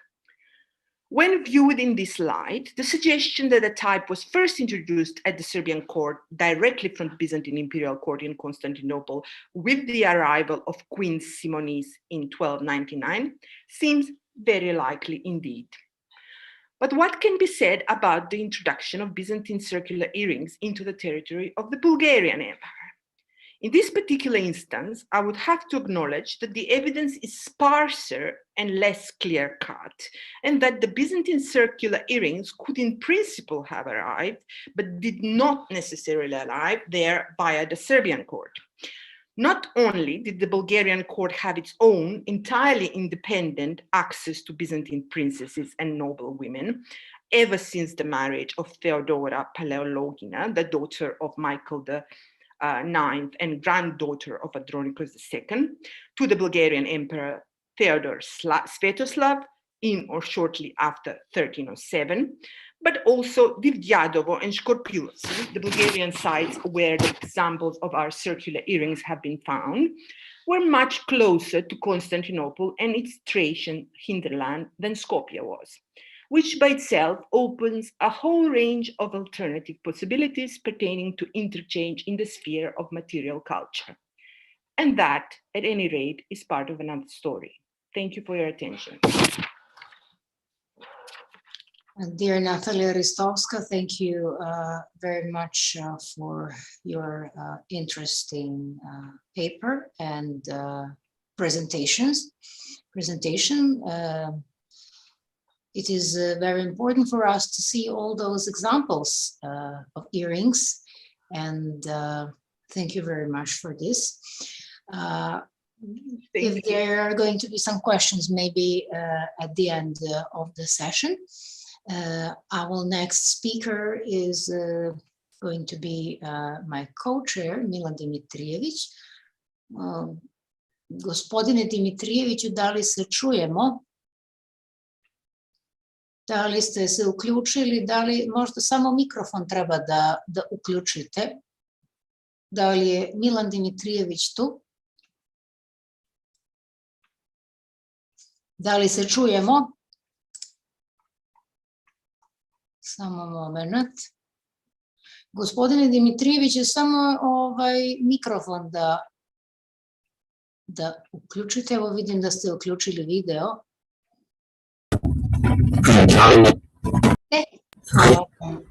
Najlepše.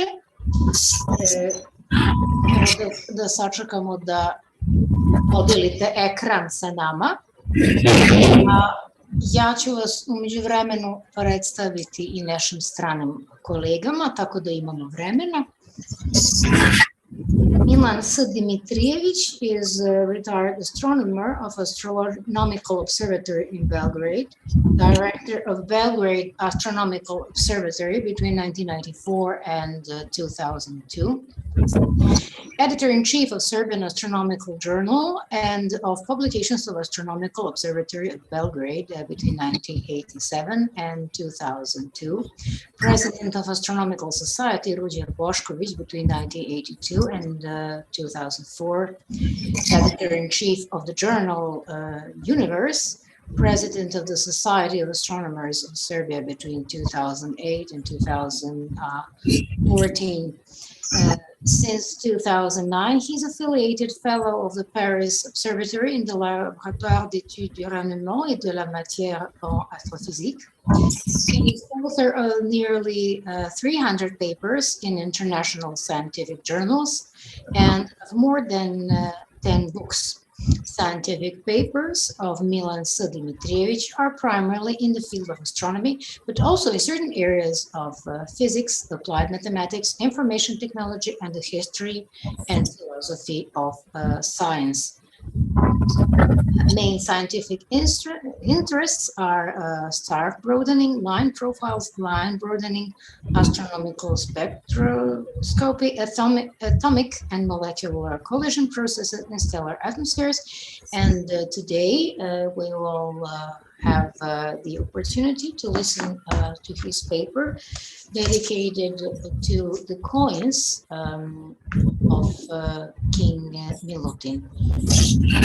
Profesore Dimitrijeviću, izvolite. Da li se čujemo? Ja se pre svega vama zahvaljujem. Samo oprostite, imamo neki problem sa zvukom, postoji velika buka, ne znam zašto. Ako možete samo da ponovite to što ste rekli. Da li se sada čujemo? I ako možete, u stvari najbolje bi bilo da samo da se udaljite od mikrofona, zato što ste preblizu. Evo, se sada čujemo, da li čujemo se, ja ću vam reći ako bude trebalo još da se, možda još samo malo još da se udaljite, molim vas. Evo sad, moram tiše da govorim ako treba, da li je ovako dobro. Htio bih pre svega vama da se zahvalim na nekom predstavljanju. Izuzetno sam zahvalan da sam čuo što je pozvala na stvarno divno organizovanu konferenciju, veoma interesantna i zaista ja sam do sada skoro sve slušao, stvarno retko kako sam bio na ovako organizovanoj konferenciji. Hteo bih također da se zahvalim koordinatorima i tajima koji su došli da slušaju. Ja ću vam predstaviti čarstvo i kraja Milutina. Srpski simbolekovan novac ima veliki broj vrsta i varijanti sa zanimljivom maštovitom izrazima. Prvi srpski simbolekovan novac javno se za vreme kraja Radoslava, a koji su ga različite krajeve, plemeći i gradovi tokom 530 godina, samo posebno za vreme vladavine Lazara Đorđevića od 1456. do 1458. Novcem je misao kralja Milutina, bio su brojni tokom njegove uspešne vladavine od 1282. do 1321. godine. Prvi je objavio ilustraciju srpskom samouvekovnog tradica Charles Dufresne, gospodina od Dikanaša, 1729. u Veneciji. Tu je prisutan Milutinov novac koji je pogrešno identifikovan kao kolonijalni novac. Sa ovim zametom objavio je također Vošev, odnosno Milutinov novac kao Vošev u Veneciji 1750. godine, a Bernardo je prvi koji je pravilno operirao Milutinov novac da to je Venecija 1752. godine. Ove studije srpskog samouvekovnog novac objavili su Janko Šapovac. Oprostite, profesore Dimitrijeviću, iz nekog razloga imamo veliki problem sa zvukom, možda da li je sa vašim mikrofonom ili nešto, ali zvuk jako vibrira. Ne znam da li biste mogli još malo da se udaljite pa da vidimo kakva će da bude situacija, ali izuzetno je jaka vibracija. Da, Da li je sada malo Sada je malo bolje, sada je bolje. Znači, Marta Šaholika, 1875, Ivanić je objavio opis muslimanskih novaca, Jastica Ivanić 1956, a 2001 su izašle tri čovjeke da sam istorija se dali srpsko samotno djece samo tradica, to je čarstvo sa Milutom Mišanićevom, da se Mišanića, koja je nekom prezana srpsko-milutskom jezika, od 1984. do 2012.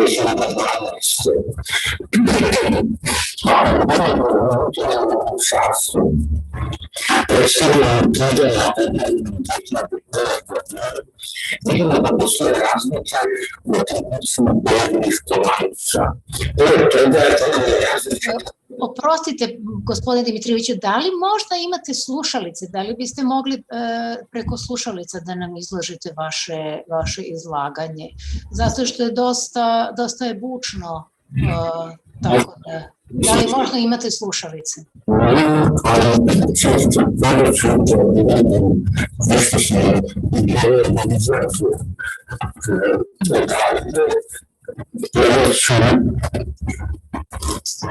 Da li je sada bolje? Da li me čujete? Sada je bolje. Sada je bolje. Profesore, ostanite tako. Juče smo imali potpuno identičan problem. Dakle, mislim da ostanete u tom položaju koliko god je vama možda. Ja sam, znate šta sam uradio ako se ponovo desi? Ja sam na kompjuter na mikrofon i smanjio zvuk. To je odlično, sada je zaista izvanredno. Hvala vam. Oprostite, molim vas, znate šta se dešava? Mi iz tehničke realizacije vidimo vas savršeno, vidimo vašu prezentaciju savršeno. Problem je u tome što se čujete, dakle, kao da vibrira zvuk i vrlo je neprijatno za slušanje.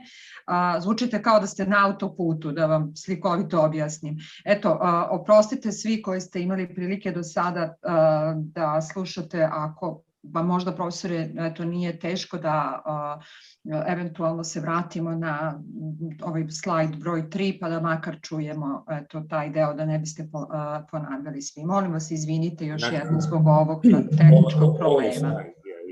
To je slajd broj 3. Jeste. U redu. Vi mi kažete, pošto ja mogu još da smanjim zvuka. Sada je izvanredno, mnogo vam hvala. Perfektno vas čujemo, izvinite još jednom. Hvala. Znači, obimne, odnosno, 2001. godine su izašle ove tri knjige koje vidite, znači Vujadin Ivanišević, Novčarstvo srednjovekovne Srbije, Sergej Dimitrijević, Katalog srpskog srednjovekovnog novca i Miroslav M. Jovanović, Srpski srednjovekovni novac.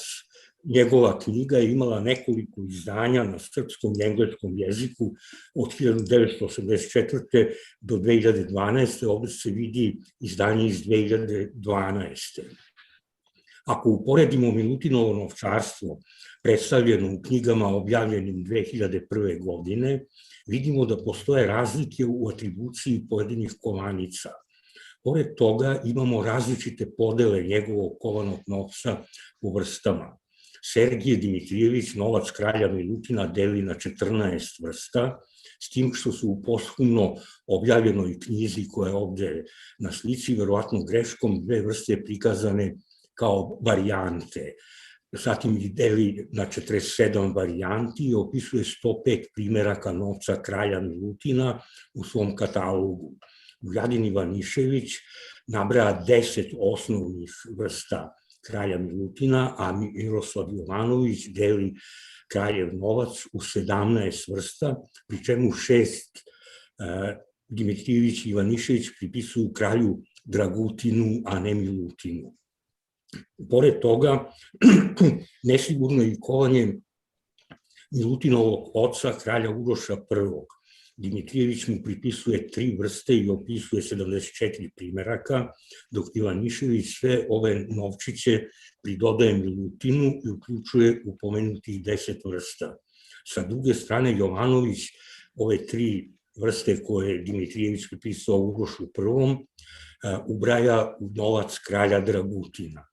Razlikuje se i datiranje pojedinih vrsta, a ne postoji čak ni jedinstveno mišljenje šta je avers, a šta je revers novca, odnosno šta je lice, a šta je naličje. Dimitrijević i Jovanović zauzimaju tradicionalno gledište da je avers strana na kojoj je predstavljen kralj koji je izdao novčić, dok Ivanišević, sledeći vizantijsku tradiciju, smatra da je avers strana na kojoj je Isus Hrist.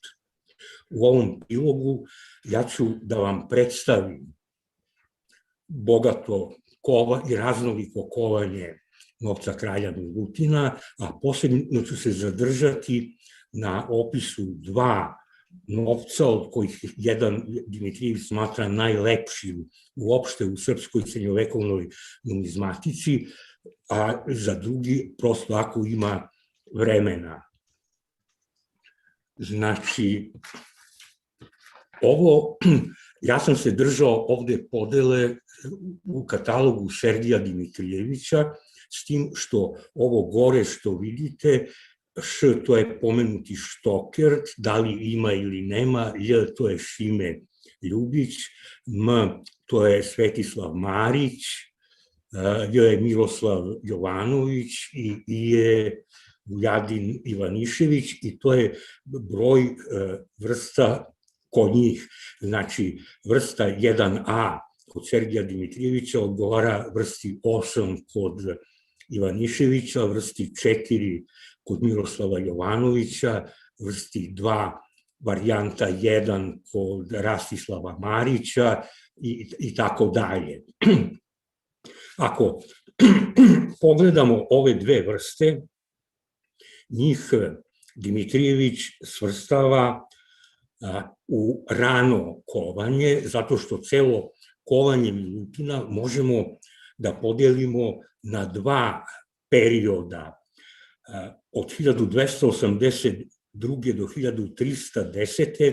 kovani su ovakvi dinari sa zastavom, koji se u arhivama i u spisima nazivaju de bandera, a od 310. do 321. sa dvostrukim krstom, koji se nazivaju de kruče. Međutim, u stvari oni su bili kopija mletačkih matapana, zbog čega je Dante u božanstvenoj komediji stavio kralja Milutina među falsifikatore novca i dobio je kaznu koju oni zaslužuju.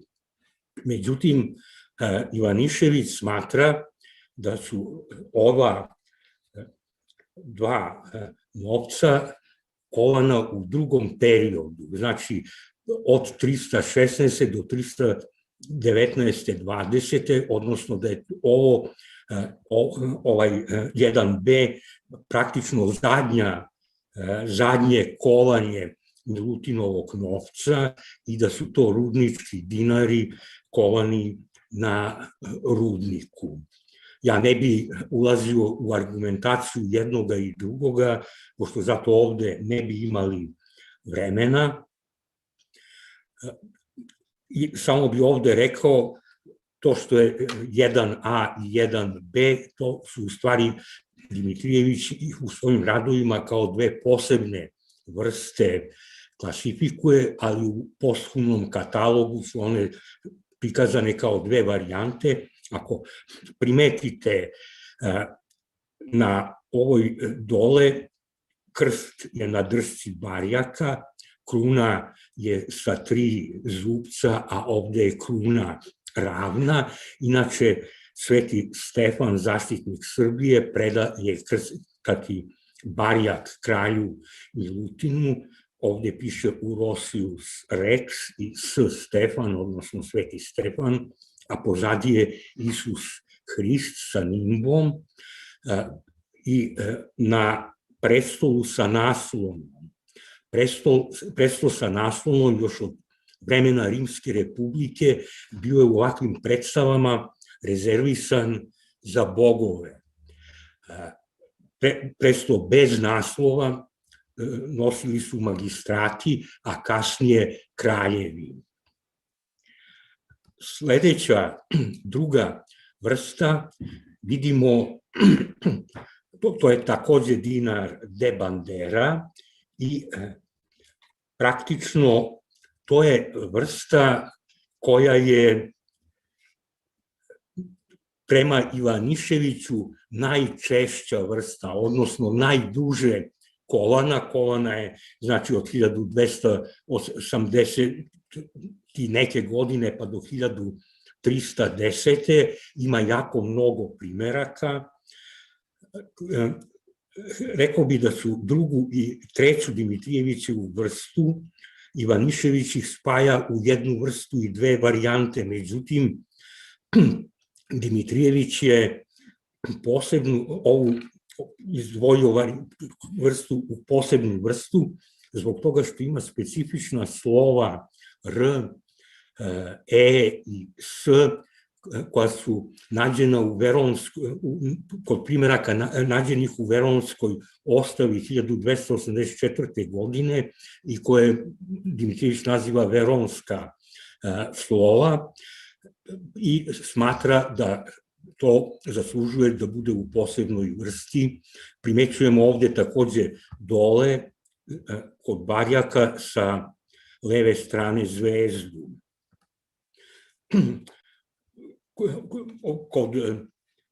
Od ove dve, znači, najčešće vrste u Dimitrijevićevom katalogu ima 13 različitih varijanti i 21 primerak opisan. Četvrta vrsta je kovana prema Ivaniševiću do 1310. Tu vidimo po Ivaniševiću, to je druga vrsta, znači pripada ranom kovanju, po Dimitrijeviću četvrta, po Jovanoviću deveta. I tu vidimo krst dvostruki koji Sveti Stefan predaje kralju. Peta vrsta, nju Jovanović smatra za neregularno kovanje, Dimitrijević smatra da je to poludinar i da je to rano kovanje, da je kovano od 1290. do 1300. Vidimo kralja na prestolu bez naslona, za razliku od Hrista koji je na prestolu sa naslonom koji se zove Solium, dok je presto bez naslona Solis Aurea, sela Aurea, odnosno Zlatna stolica, i koji je bio rezervisan za kraljeve. Takođe vidimo da drži skiptar sa krinom na vrhu, gde se vidi uticaj njegove majke Jelene Anžujske. Šesta vrsta je kovana od 1290. do 1300, odnosno kovana je, to je rano kovanje, kraju 80. godina do 1290. 1300. Vidimo kralja na prestolu sa globom, sa dvostrukim krstom i krinove sa obe strane Isusovog prestola. Sedma vrsta, to je takođe rano kovanje, vidimo glob sa dvostrukim krstom i ako bude bilo vremena, ja ću ovom novcu ponovo da se vratim da bi ga detaljnije opisao, zato što prema Sergiju Dimitrijeviću na njemu je najlepši skiptar prikazan na srpskom srednjovekovnom novcu, najlepša kruna i najlepše carsko odelo. Takođe, Hrist je vrlo lep, sa vrlo izražajnim licem i ceo ovaj primerak predstavlja jedno izuzetno lepo umetničko delo. 8.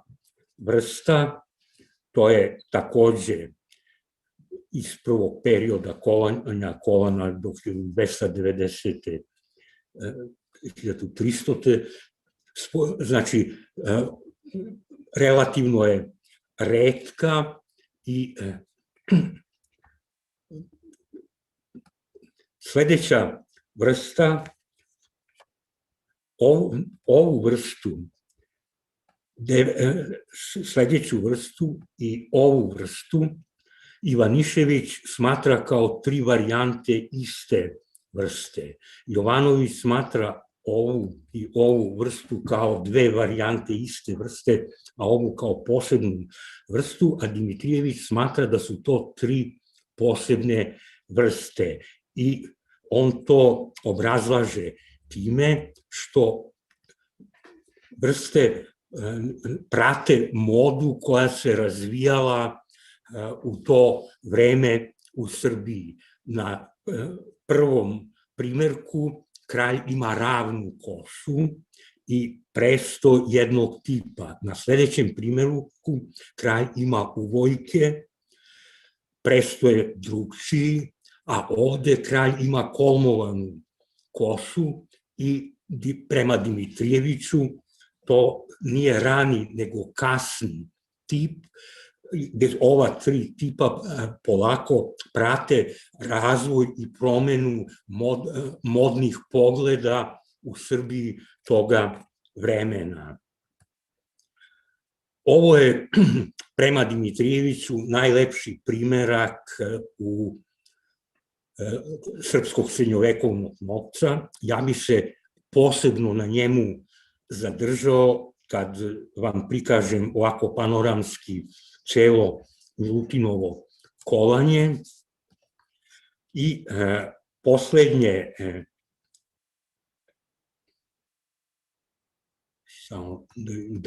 poslednje 2 vrste, to su dinari de kruče sa dvostrukim krstom koji su kovani negde od 1310. pa do 1321. ovako serijski i Ivanišević smatra da su to po značaju druga vrsta, jer praktično celo kovanje Milutina imamo 3 glavne vrste koje su se kovale u dugom periodu, a ostale vrste su sporadične. Ovde takođe Ivanišević ove 2 vrste spaja u jednu vrstu i prikazuje kao jednu, a Sergije Dimitrijević smatra da su to 2 posebne vrste, zato što ako pogledate Isusa na desnoj strani, u prvoj vrsti tu ima samo slovo R, a u drugoj vrsti piše uroš, UR sa leve strane i OŠ sa desne, što Dimitrijević smatra da je dovoljno jedan razlog da to bude posebna varijanta.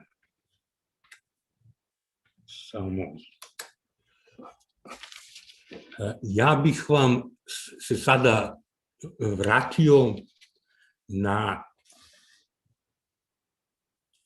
ovaj novac i predložio bi da ga malo detaljnije pogledamo.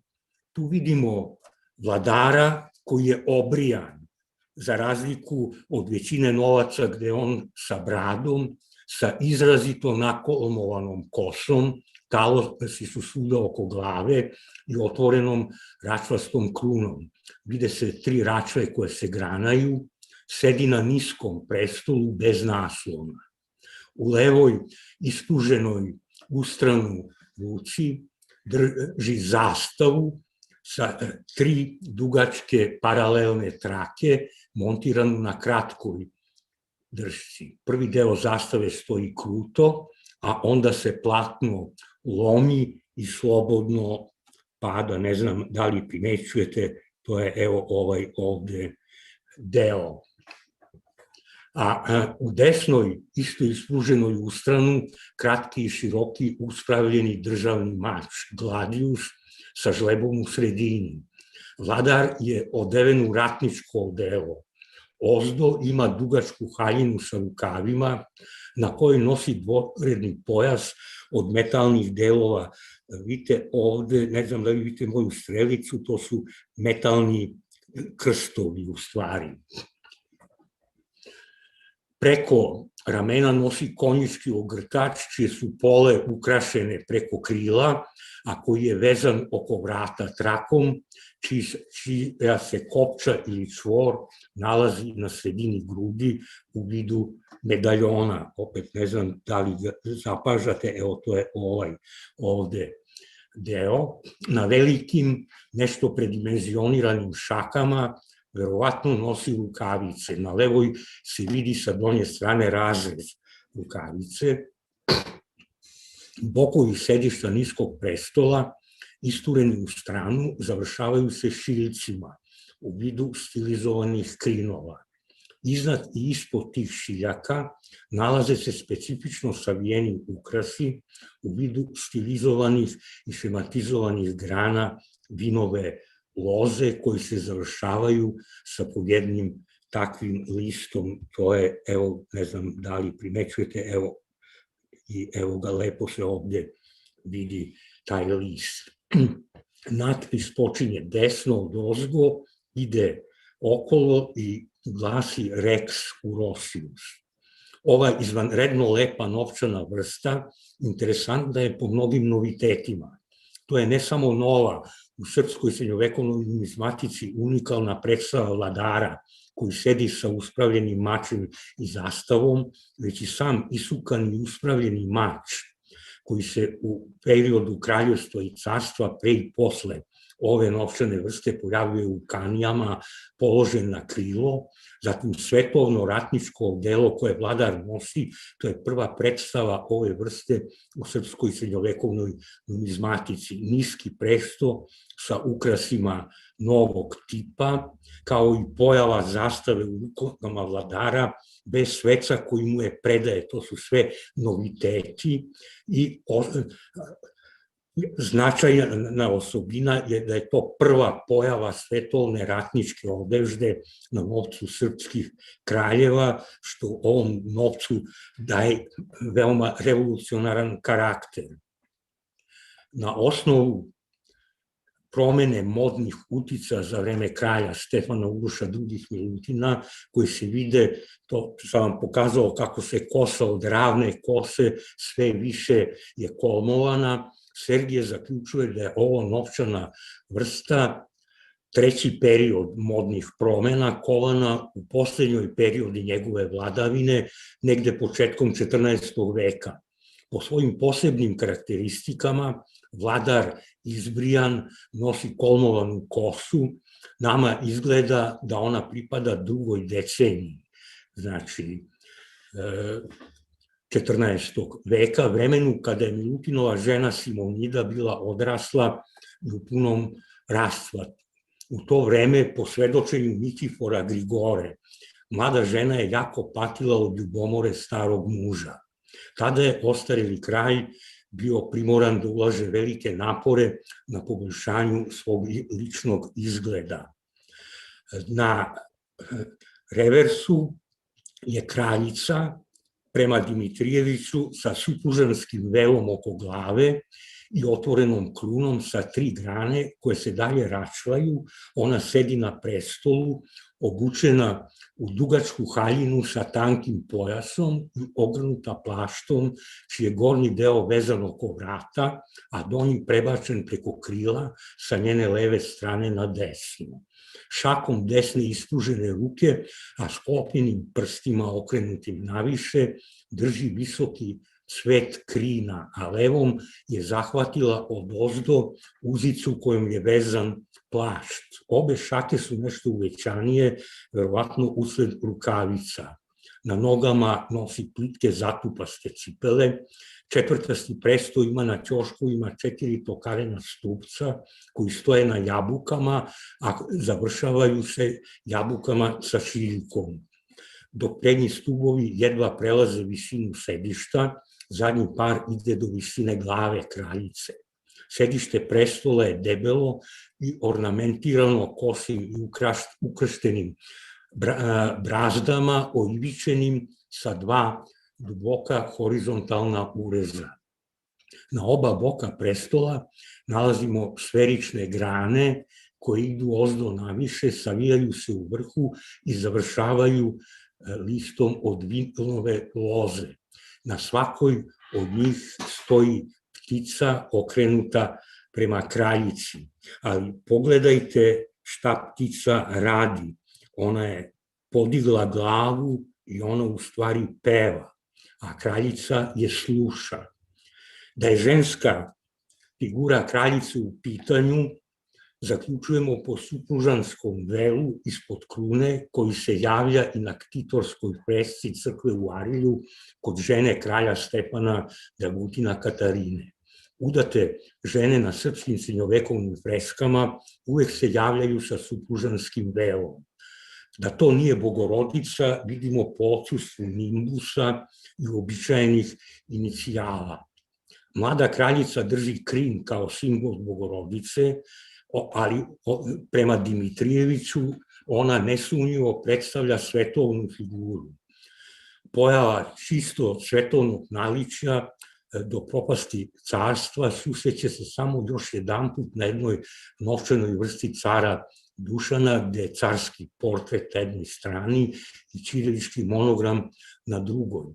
Pošto su obe ove jedine vrste bez religioznih figura ili simbola spadaju u vrlo retke novčane vrste i može se pretpostaviti da je u oba slučaja došlo do otpora, a možda i do intervencije od strane crkve, te se zato ova praksa nije proširila. Pojava prestola od pokarenih delova sa 2 visoka stubića javlja se i na freskama, najčešće na predstavi Bogorodice. U tom slučaju između 2 visoka stubića prikačena je draperija koja u ovom slučaju odsustvuje.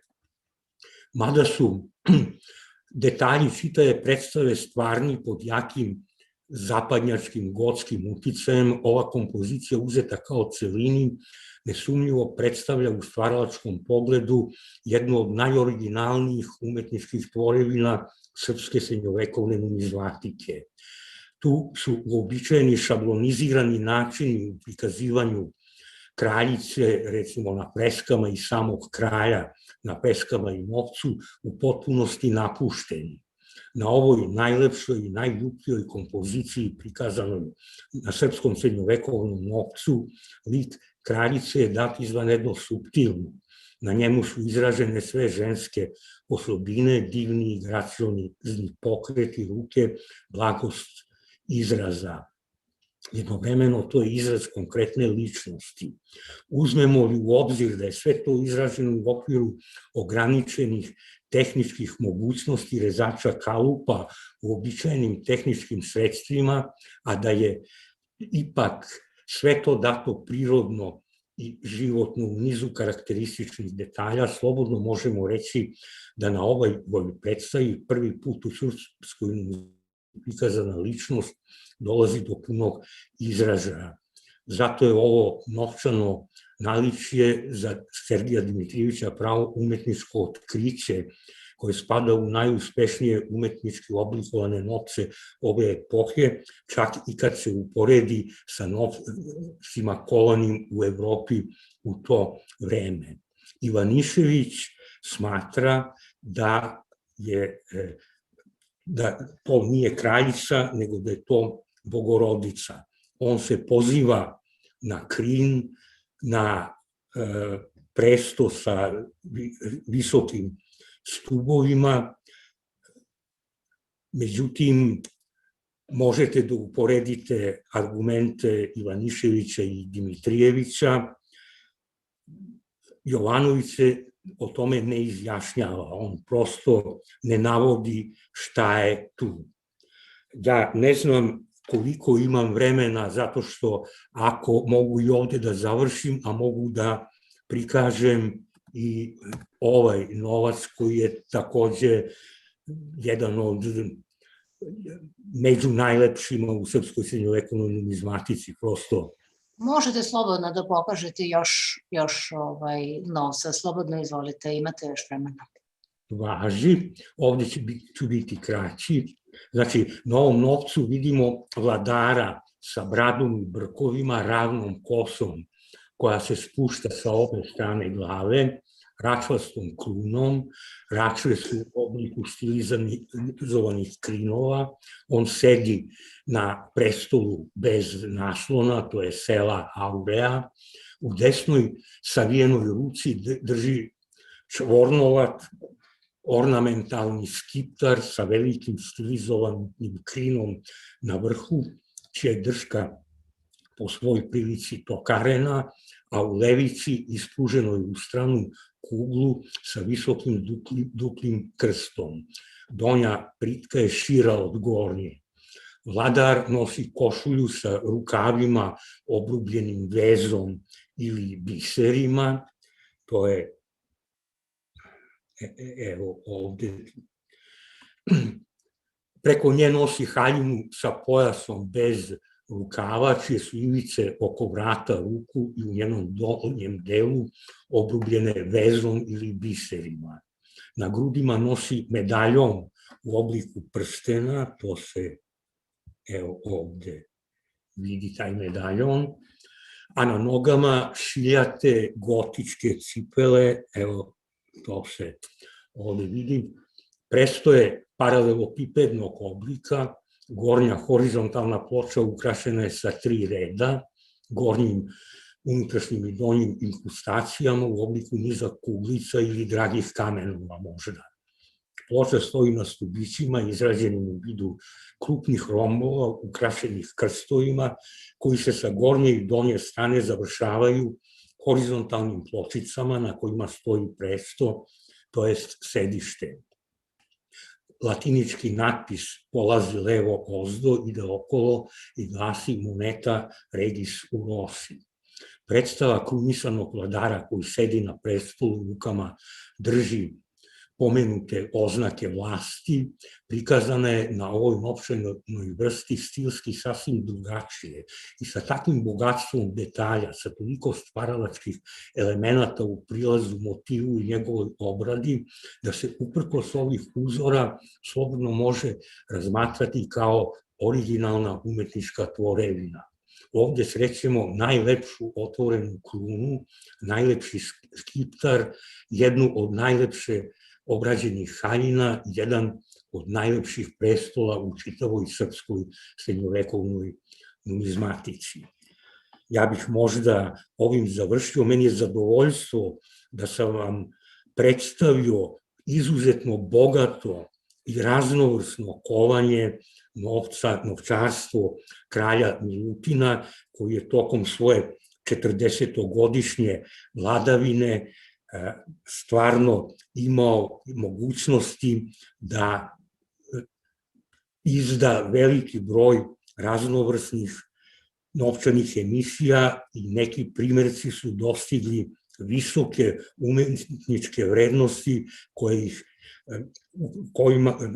u kojima ništa ne izostaju za kovanicama u Evropi toga doba, a ponekad ih možda i prevazilazi. Ja bih vam se zahvalio. Hvala na pažnju. Hvala vama, gospodine Dimitrijeviću, na ovom zaista zanimljivom izlaganju i veoma bogato propraćenog ilustracijama. A naš sledeći učesnik u sesiji je Goran Maksimović. Gorane, da li se čujemo? Da, čujemo se. Odlično, baš se radujem. I da li možete da li imate ilustracije, da li ćete da nam... Pa nemam ilustracije, samo ću usmeno da izlažem. Dobro. Ja ću onda ukratko da vas predstavim i za naše inostrane kolege, pa ćete onda izložiti izlaganje. Hvala najljepše. Dr. Goran Maksimović is a full professor at the Department of Serbian Studies at the Faculty of Philosophy, University of Niš.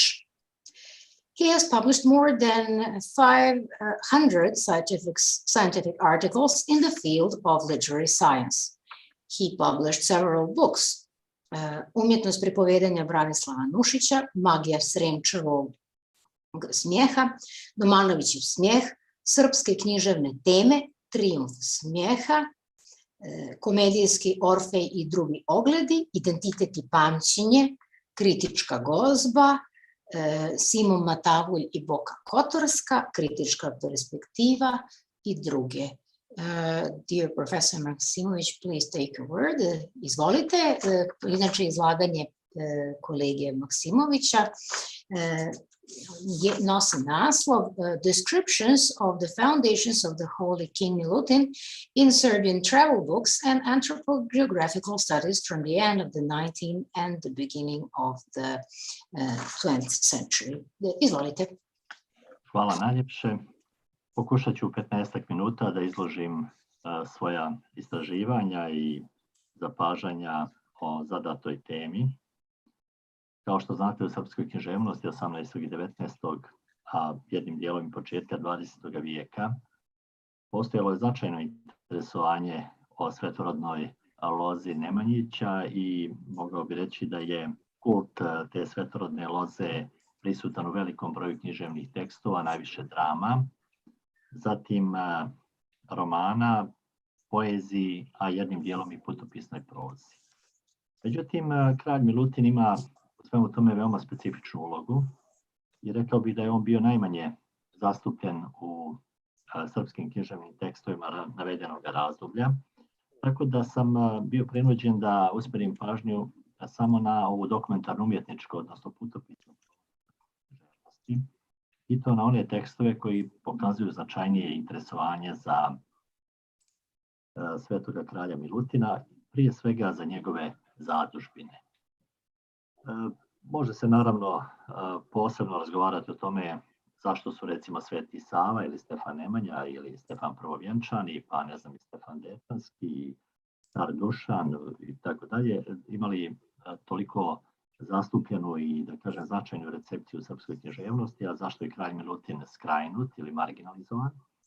Međutim, putopisni tekstovi koje sam ja odabrao i gdje sam pronašao interesantne zapise o zadužbinama kralja Milutina i o samome kralju Milutinu i značaju njegove istorijske i njegove svetovne uloge su također veoma vrijedni i važni u istoriji srpske književnosti. Ja ću vam pomenuti koji su to tekstovi. Vladan Đorđević, njegove putničke crte objavljene 1865. godine. Zatim Mita Rakić, knjiga Iz Nove Srbije koja je objavljena 1881. godine.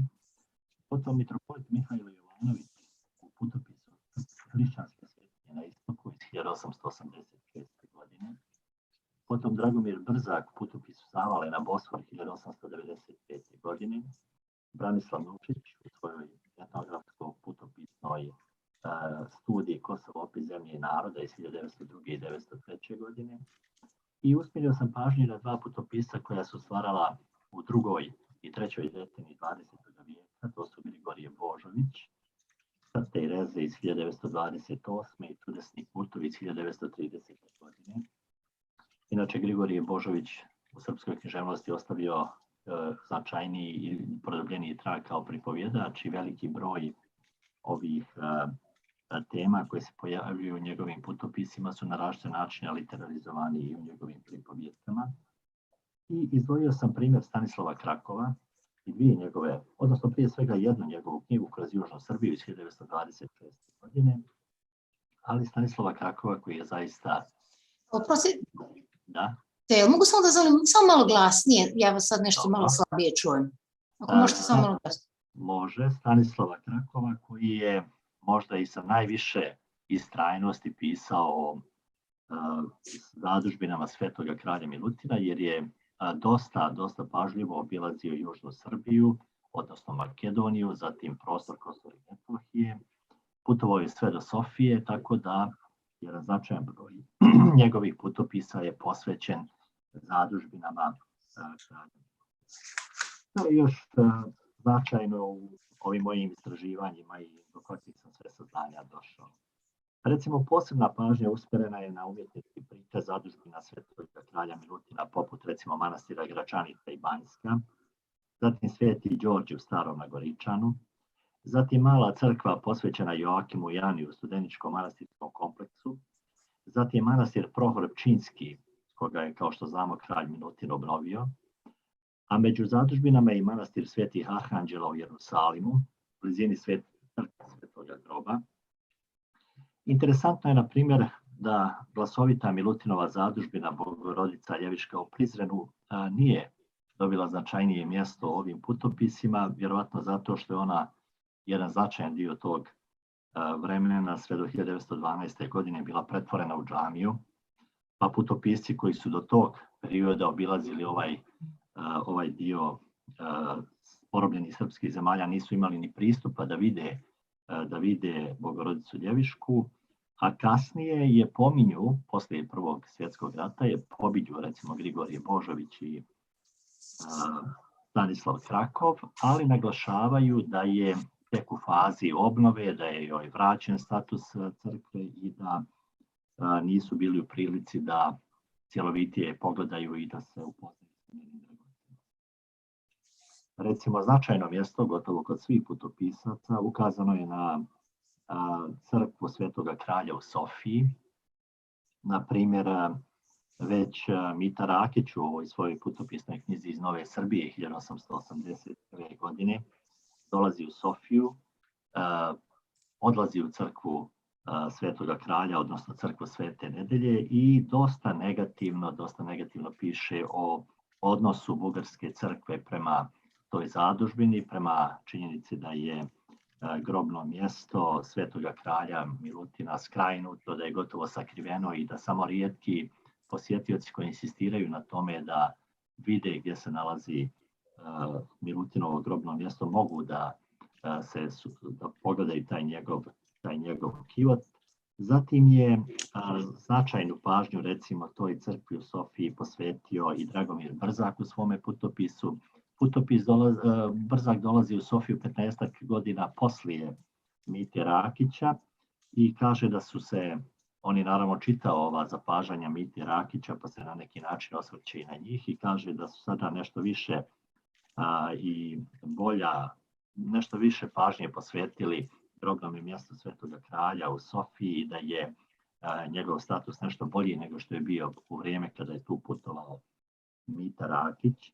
Zatim je najpotpuniji zapis o tome ostavio poslije Prvog svjetskog rata Stanislav Krakov. Stanislav Krakov je veoma kritički usmjeren naravno na Bugarsku pravoslavnu crkvu i njen odnos prema ovom. Recording in progress. Insistirao na tome da su Nemanjići bili poznati po tome da su njihove zadužbine građene na najljepšim geografskim mjestima. I upravo on tako i opisuje i naglašava taj prikaz recimo manastira Gračanica koji je u Nušićevoj interpretaciji veoma iscrpan, potpun. Nušić pri tome naravno poziva i na druge putopisce, odnosno istraživače, istoričare koji su pisali o tom manastiru. Ne želi da preuzima za sebe ulogu istoričara umjetnosti ili istoričara, jer on to nije bio, niti poznaje taj aspekt tumačenja i vrednovanja recimo manastira Gračanica, ali kao pisac iskazuje svoje zapažene utiske, motiviše čitaoce da jednoga dana svakako posjete Gračanicu. U vrijeme kada je Nušić dolazio u Gračanicu, to je znači posljednja decenija 19. vijeka, kada je bio konzul, bio prvo pomoćnik konzula, potom i konzul u Srpskom konzulatu u Prištini, manastir Gračanica je bio osiromašen, bio je gotovo opustošen i, kako on kaže, na jednom mjestu živio je od milostinje, toliko je bio osiromašen. Naravno da je među ovim putopisnim tekstovima značajna pažnja posvećena recimo i manastiru Prohor Pčinjski. Gotovo svaki od ovih pomenutih putopisaca osvrće se i na ovaj dragocjeni manastir, govori o njegovoj vrijednosti. Međutim, rekao bih da je pravu apoteozu putopisnu o Prohoru Pčinjskom ostavio Stanislav Krakov, jer je najprije opisao ulogu i značaj ovoga dijela srpske zemlje u balkanskim ratovima, pa potom i u Prvom svjetskom ratu, i govori o manastiru Prohor Pčinjski kao o onom jezgru koje je očuvalo srpsko nacionalno svijest na tom vjetromitom prostoru gdje je srpski narod bio izložen stalnim, da kažem, i kroz istoriju stalnim pritiscima i napadima i borbama protiv Turaka, protiv Bugara, protiv Arbanasa i tako dalje. Možemo reći da je ova srpska putopisna literatura, koja na kraju 19. kao što vidimo u drugoj polovini 19. vijeka i na početku 20. vijeka, posvećuje pažnju zadužbinama kralja Milutina, zanimljiva, da je interesantna u književnom smislu, da je i provokativna, da poziva na određene korake i crkvu i aktualnu srpsku vlast da rešavaju sve probleme u kojima su se nalazile te zadužbine, a sa druge strane jednim velikim nadahnućem, oduševljenjem, sa sviješću o tome da su te zadužbine zapravo temelji srpskog identiteta i duhovnosti na tome prostoru i da je zahvaljujući njima, bez obzira na to što su u prošlosti bile i rušene i obnavljane i ponovo rušene i tako dalje, da je srpski narod očuvao svoj identitet, svoje postojanje i trajanje na tom prostoru. Ja sam u različitim, naravno, iz tih različitih perspektiva tumačenja sagledao čitav niz drugih aspekata, recimo susrete sa pojedinim ljudima, sa neobičnim monasima, sa različitim istorijskim svjedočenjima i zapisima koji su govorili o tim, koji su prethodno govorili o tim manastirima i tim svetnim zadužbinama. Veoma su interesantni recimo zapisi o manastiru Banjska koji su prisutni pogotovo kod Grigorija Božovića, koji govori o tome kako je manastir Banjska kroz svoju istoriju kao zadužbina kralja Milutina preživio pravu kalvariju, gotovo slično kako su to i svete mošti kralja Milutina preživjeli u svojoj istoriji i kako je na kraju kralj Milutin i njegove mošti sticajem srećnih okolnosti sačuvan u toj crkvi Svete Nedelje u Sofiji, a kako je manastir Banjska u to vrijeme bio uveliko razoren i samo su postojali tragovi njegovoga postojanja. I evo ja ću u tom završnom aspektu svoga izlaganja pročitati samo jedan kratak zaključak koji će otprilike da vam da jednu vrstu sinteze i svega onoga što sam uočio čitajući ove tekstove i na neki način sagledao sam i neke moguće puteve za dalje istraživanje ovog aspekta srpske književnosti. Na kraju ovoga pregleda možemo zaključiti da se u srpskim putopisnim tekstovima druge polovine 19. i početnih decenija 20. vijeka interesovanje za kralja Milutina i njegove brojne zadužbine bila ipak samo povremena i uzgredna, ali izrazito inspirativna. Pisci analiziranih putopisa nisu u svojim umjetničkim prikazima imali pretenzije da budu istoričari ili istoričari umjetnosti, već isključivo književnici koji iskazuju svoje lične impresije i nastoje da ih što uvjerljivije prenesu u publici. Pored umjetničkog prepoznatljive i didaktički karakter tekstova i nastojanje da se kod publike razviju saznanja o važnim ljudima, događajima i građevinama, te da se podstaknu dalja interesovanja i ljubav prema našoj nacionalnoj prošlosti. Najviše pažnje srpskim putopisima privlačili su manastir Gračanica, crkva Svetog kralja u Sofiji, kao i manastir Svetog Đorđa u Starom Nagoričanu. Nešto rijeđe pojavljuju se zapisi o manastiru Svetog Stefana u Banjskoj, kao i zapisi o manastiru Studenica i Maloj Kraljevoj crkvi Svetog Jakima Jane u dvorištu Studenice, o manastiru Prečista iz okoline Kičeva, Najpotpuniji su Nušićevi i Božovićevi opisi Gračanice, dok su o crkvi Svetog kralja u Sofiji uspješno pisali Mita Rakić, Dragomir Brzak i Stanislav Krakov. Najviše zadužbina kralja Milutina opisano je u putopisnim tekstovima Stanislava Krakova. Radi se o crkvi Svetog kralja u Sofiji, o Svetom Đorđu u Starom Nagoričanu, o Banjskoj, Treskavcu, Gračanici. Najpotpuniji o Prohoru Pčinjskom pisao je Grigorije Božović, o manastiru Svetih Arhanđela u Jerusalimu, jedino putopisno svjedočenje pronašli smo kod mitropolita Mihaila Jovanovića. Glasovita Milutinova zadužbina Bogorodica Ljeviška u Prizrenu, koja je inače podignuta između 1306. i 1307. godine na ostacima starijih ranohrišćanskih hramova, nije bila predmet obimnijih putopisnih zapisa navedenog istraživanog razdoblja. To je objašnjivo činjenicom da je od sredine 18. vijeka ova Milutinova zadužbina bila pretvorena u džamiju kada su bile ozbiljno oštećene ili potpuno uništene pojedine njene freske. Ponovo je vraćena u crkvu tek nakon oslobođenja Prizrena 1912. godine, ali su radovi na njenoj rekonstrukciji započeti tek 10 godina kasnije nakon završetka Velikog rata i stvaranja uslova za njenu potpunu obnovu. Ako bismo uradili upoređivanja sa prisustvom Stefana Nemanje, Svetoga Save ili Stefana Prvovjenčanog, kao i Stefana Dečanskog ili cara Dušana u srpskim putopisima istraživanog razdoblja, a nešto slično bi se moglo primijeniti na druge književne žanrove, recimo na liriku, na roman, na dramu i tako dalje, vidjet ćemo da je zastupljenost kralja Milutina neuporedivo manja. Nije jednostavno dati odgovor na pitanje zašto je to bilo tako, ali je izvjesno da su svetiteljski kult i izuzetna vladarska ličnost kralja Milutina samo povremeno privlačili veću pažnju srpskih putopisaca druge polovine 19. i početka 20. vijeka, ali je na sreću i zauzvrat utješno to što je ta pažnja bila umjetnički nadahnuta i uvjerljiva.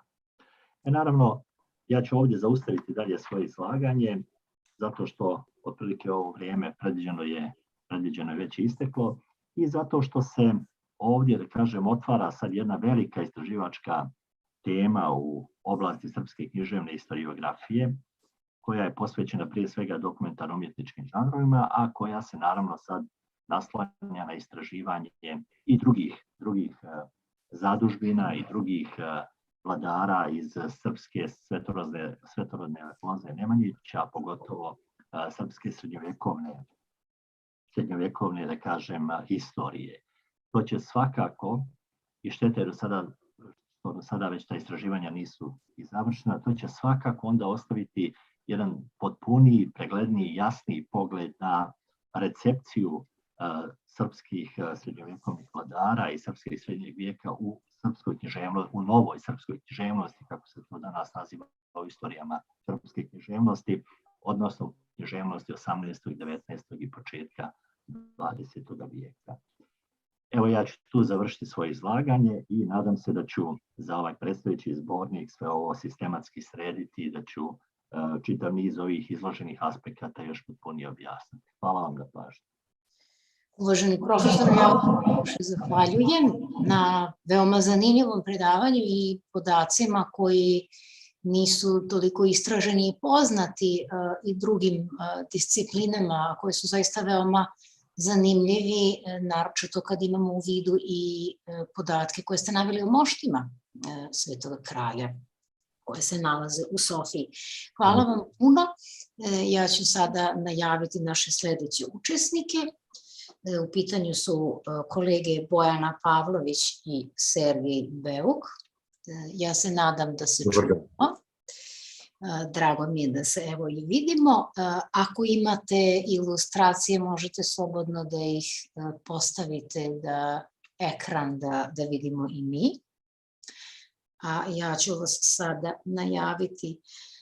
Our next two speakers are Bojana Pavlović and Sergej Beuk from the Pedagogical Museum in Belgrade and Center for Research of Religion and Politics.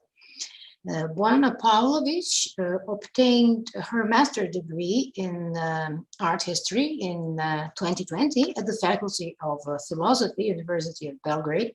And in her scientific research, she deals with the topics related to theory and methodology in history of art, artistic perception in documentary film, as well as the preservation of cultural and historical heritage. Since 2019, she was She has been engaged in the Pedagogical Museum in Belgrade as a training curator. She participated in international scientific conferences in Požarevac and in Belgrade Youth Center, and which was realized in cooperation with the Center for Religion and Politics under the auspices of the Ministry of Foreign Affairs of Republic of Serbia. As an author and a member of a commission, she participated in several exhibitions organized in Belgrade and Novi Sad. Her colleague, Sergei Bejuk, was born in Belgrade in 1972. He's a graduate pedagogue, Master of Protestant Theology, and Master of Studies for Culturology.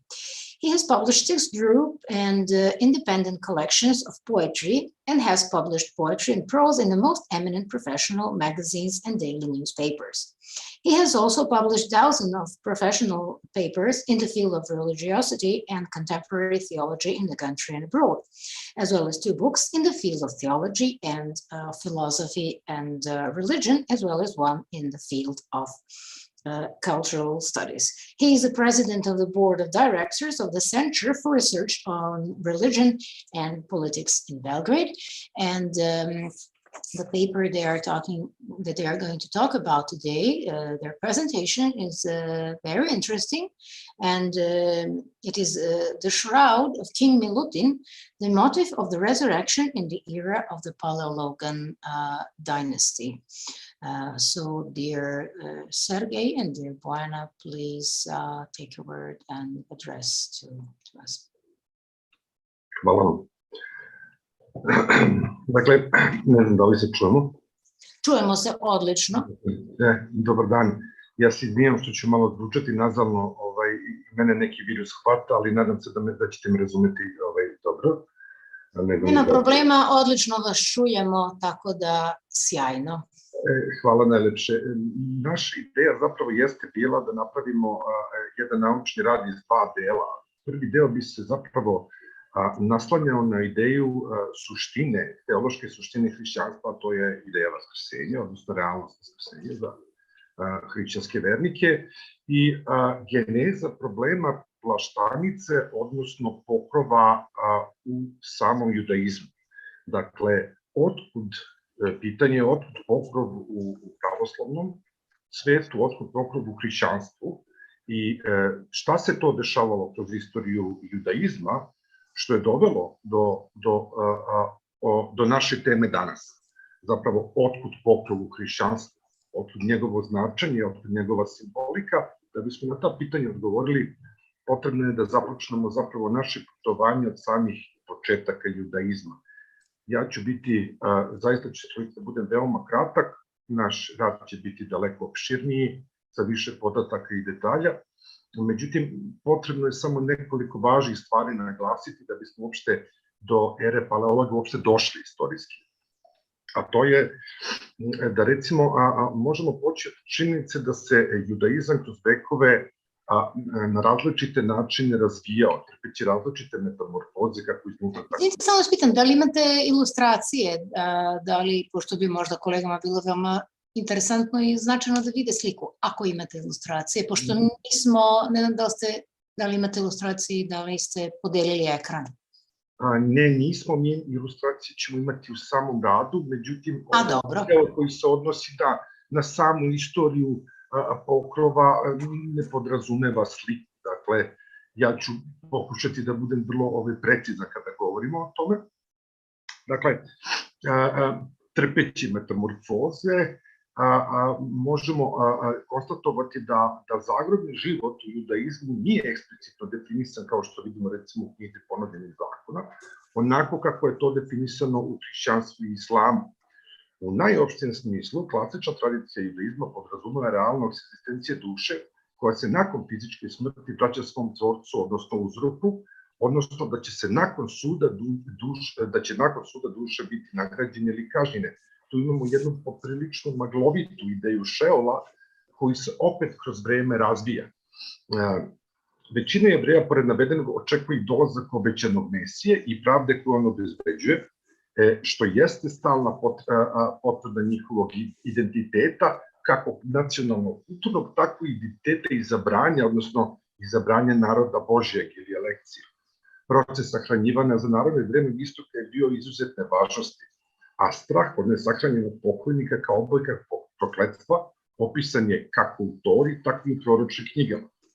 Važnog grobnog mesta i običaja s njima u vezi vidimo u opisu Jakovljeve smrti, kojom su pored rečeno obuhvaćene i teološko-političke ideje toga doba. Iako su sahrane prominentnih likova Biblije, kao što su Mojsije i Solomon, tek kratko pomenuto i to čak bukvalnom stihu ili dva, sasvim je jasno da su one u smislu naroda, u smislu običajnosti imale snažan simbolički značaj. Međutim, celokupan biblijski tekst, sad govorimo o Starom zavetu, ne donosi nam precizan opis onog što bismo kvalifikovali kao jevrejsku sahranu, već su određeni elementi prije bili deo običajnih praksi, više nego striktnih teoloških premisa. U najopštijem smislu, želja Jevreja kroz celokupnu istoriju jeste da se sahrane u zemlji predaka, a sama grobnica je bila prirodna pećina ili usečena prostranija odaja u mekoj steni koja se nalazila u okolini grada ili manjeg mesta. Ovako postavljena grobna mesta možemo naći u Bibliji, dakle i Isus je sahranjen na taj način. Praksa porodičnog sahranjivanja bila je rasprostranjena, a polaganje tela pokojnika u grobu vršilo se uglavnom jedan dan nakon smrti. Ne smemo zaboraviti da ni balsamovanje ni kremacija nisu bili deo jevrejske tradicije, a zbog tople klime pokojnike brzo trebalo pokopati, dakle ne samo pokopati, već obući i pripremiti, ali ne u kovčeg, jer je kovčeg bio deo egipatske sahrane, što vidimo recimo u Poslanju 50:26.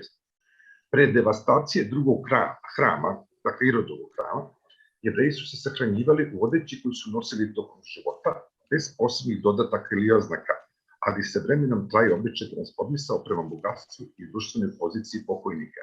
50 godina nakon razorenja hrama uvodi se običaj korišćenja jednostranog platna, kako za bogate, tako i za siromašne članove zajednice. Proces je izgledao na sledeći način ukratko. Nakon konstatovanja smrti, telo pokojnika se pre sahrane tretira kroz 3 faze, kroz pranje, ritualno pročišćenje i oblačenje. A za potrebe ovog predavanja analizirat ćemo samo poslednju fazu kao neophodnu za razumevanje teme prisutnosti plaštanice u hrišćanstvu. Ja sad moram samo jednu rečenicu, ako biste mi dopustili, najpoznatija plaštanica jeste torinsko platno. Mi već vidimo, recimo, da obrisi koji nalazimo na torinskom platu ne bi mogli da budu takvi kakvi su nam predstavljeni, jer postoji ritual čišćenja pokojnika, tako da krvavi delovi, lici i tela ne bi mogli da budu prisutni. Dakle, belo jednostavno platno, na jevrejskom takrihim, što znači vezati ili omotati, predstavlja tradicionalni odetni predmet koji je izrađivan od čistog lana, ponekad je to moglo da bude i vuna, ručno šiven, bez džepova, bez dugmadi, proreza ili bilo kakvih ukrasa, simbolišući jednakost svih pred Bogom. Tako izrađen pokrov prekrivao je celo telo pokojnika zajedno sa licem, čuvajući ga od pogleda prisutnih. Opšta upotreba pokrova potvrđuje univerzalno verovanje Jevreja u ljudsku ravnopravnost, pokornost, odgovornost i ispravnost Božjeg zakona, to je u knjizi Izlaska 20. glava, i njegove objave u istoj glavi, stavljajući u prvi plan svesnost o večnoj egzistenciji koja tek Hristom dobija svoje ispunjenje i smisao. Kada smo to rekli, onda ćemo se okrenuti i ka hrišćanstvu, i onda kada govorimo o pokrovu u hrišćanstvu moramo započeti analizom evanđelja, i to u odnosu na ideju vaskrsenja koje je srž Hristove žrtve i njegove poruke celokupnom čovečanstvu. Pokrov uvek mora biti u vezi sa vaskrsenjem. Važno je napomenuti da sva 4 evanđelja pominju Isusovu pogrebnu odeću, odnosno pokrov, na grčkom sindon, u koji je bio umotan, s tim što sveti apostol Jovan koristi poseban izraz u množini, ontonija, što predstavlja svojevrsnu dopunu prethodnih svedočanstva. Pratići paralelne stihove Novog zaveta, uviđeno da je Hristos bio sahranjen po svim jevrejskim običajima od strane Josipa iz Arimateja, odnosno Josipa i Nikodima, kod Jovana. uglednog predstavnika zajednice, tako da celokupan opis njegove biološke smrti i pogreba nije ukazivao na ritualne specifičnosti ili odstupanja od tradicionalnog judaizma. Nas na ovom mestu zanima značaj pokrova u širem kontekstu i nalazimo u Evanđelju, naime imajući u vidu izveštaj Svetog Jovana, u kome se direktno na 2 mesta pominje pokrov, a imajući u vidu celokupno 20. poglavlje, možemo izdvojiti sledeće važne tačke. Marija Magdalena u ranim jutarnjim časima zateče otvoren grob Isusu, a apostol Petar s još jednim učinkom spazi praznu grobnicu. Pod 3, u grobnici nije bilo ničeg osim lanenog platna i 4, pisac naglašava da se u grobnici nalaze zapravo 2 odvojene tkanine, što je jako važno. Jedna koja je obavijala celo telo i druga koja je bila savijena na jednom mestu i koja je stajala u predelu glave pokojnika. Izveštaj Svetog Jovana ne odudara od ostatka njegovog evanđelja, sadržavajući autentičan obrazac koji možemo prepoznati kao sofisticiranu nadgradnju već postojećih svedočanstva. Međutim, sva 4 evanđelje imaju za cilj usmeravanje čitalačkog fokusa na vaskrsenje Isusa Hrista i večni život. Drugim rečima, Hristova poruka žrtvi vaskrsenja odnosi se na čitavo čovečanstvo, odnosno na celokupnu zajednicu vernih, ne više samo na jevrijski narod, koji u njemu dobije odgovor i značenje. U tom smislu shvatamo i simboličko značenje plaštanice. Ona predstavlja ostatak, telesnost, zemnu prirodu tela, ali nagoveštavajući novu tvar i novu realnost. Prisutnost pokrova u scenama evanđelja naglašava zaključak da telo Hristovo nije ukradeno, niti je bilo na koji način oskrnavljeno, već je u vaskrsavajućoj tišini odsutno sve do trenutka da će biti objavljeno učenicima, apostolima i svetu. Plaštanica je putokaz dokaz vaskrsenja večnosti koju u proteklim vekovima dobijući mnogolike forme uvek nosila jedinstvenu poruku hrišćanstva, Bog vaskrsi iz ljubavi umirući za nas. Plaštanica jeste i podsjetnik da zapravo Hristos koji leži jeste Hristos koji će sutra ustati i to je nada čovečanstva. Treba sad samo na kraju mog dela reći da u ranoj patristici, dakle u razvoju istorije crkve, sad imamo neka 2 pravca. Jedan pravac jeste način pokopa vernika, a plaštanica dobija svoj sasvim novi značaj, novi život u bogoslužbenom životu crkve, što najviše, što vidimo kroz njenu istoriju, a nakon velike šizme 1054. i u vizantijskoj teologiji, odnosno crkvenosti i u eri Palaeologa.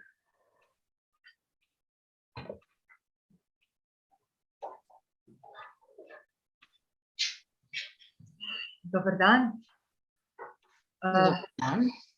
Moje ime je Bojana Pavlović. Što ste divno najavili, ja bih u ovom trenutku samo istakla jednu činjenicu. Dakle, u ovom trenutku ja istupam ispred Centra za istraživanje religije i politike u svojstvu istraživača saradnika. Moj segment ovog naučnog istraživanja se upravo oslanja na plaštanicu kralja Milutina kao specifičan muzejski derivat koji govori o izvanrednoj umetnosti dinastije Palaeologa.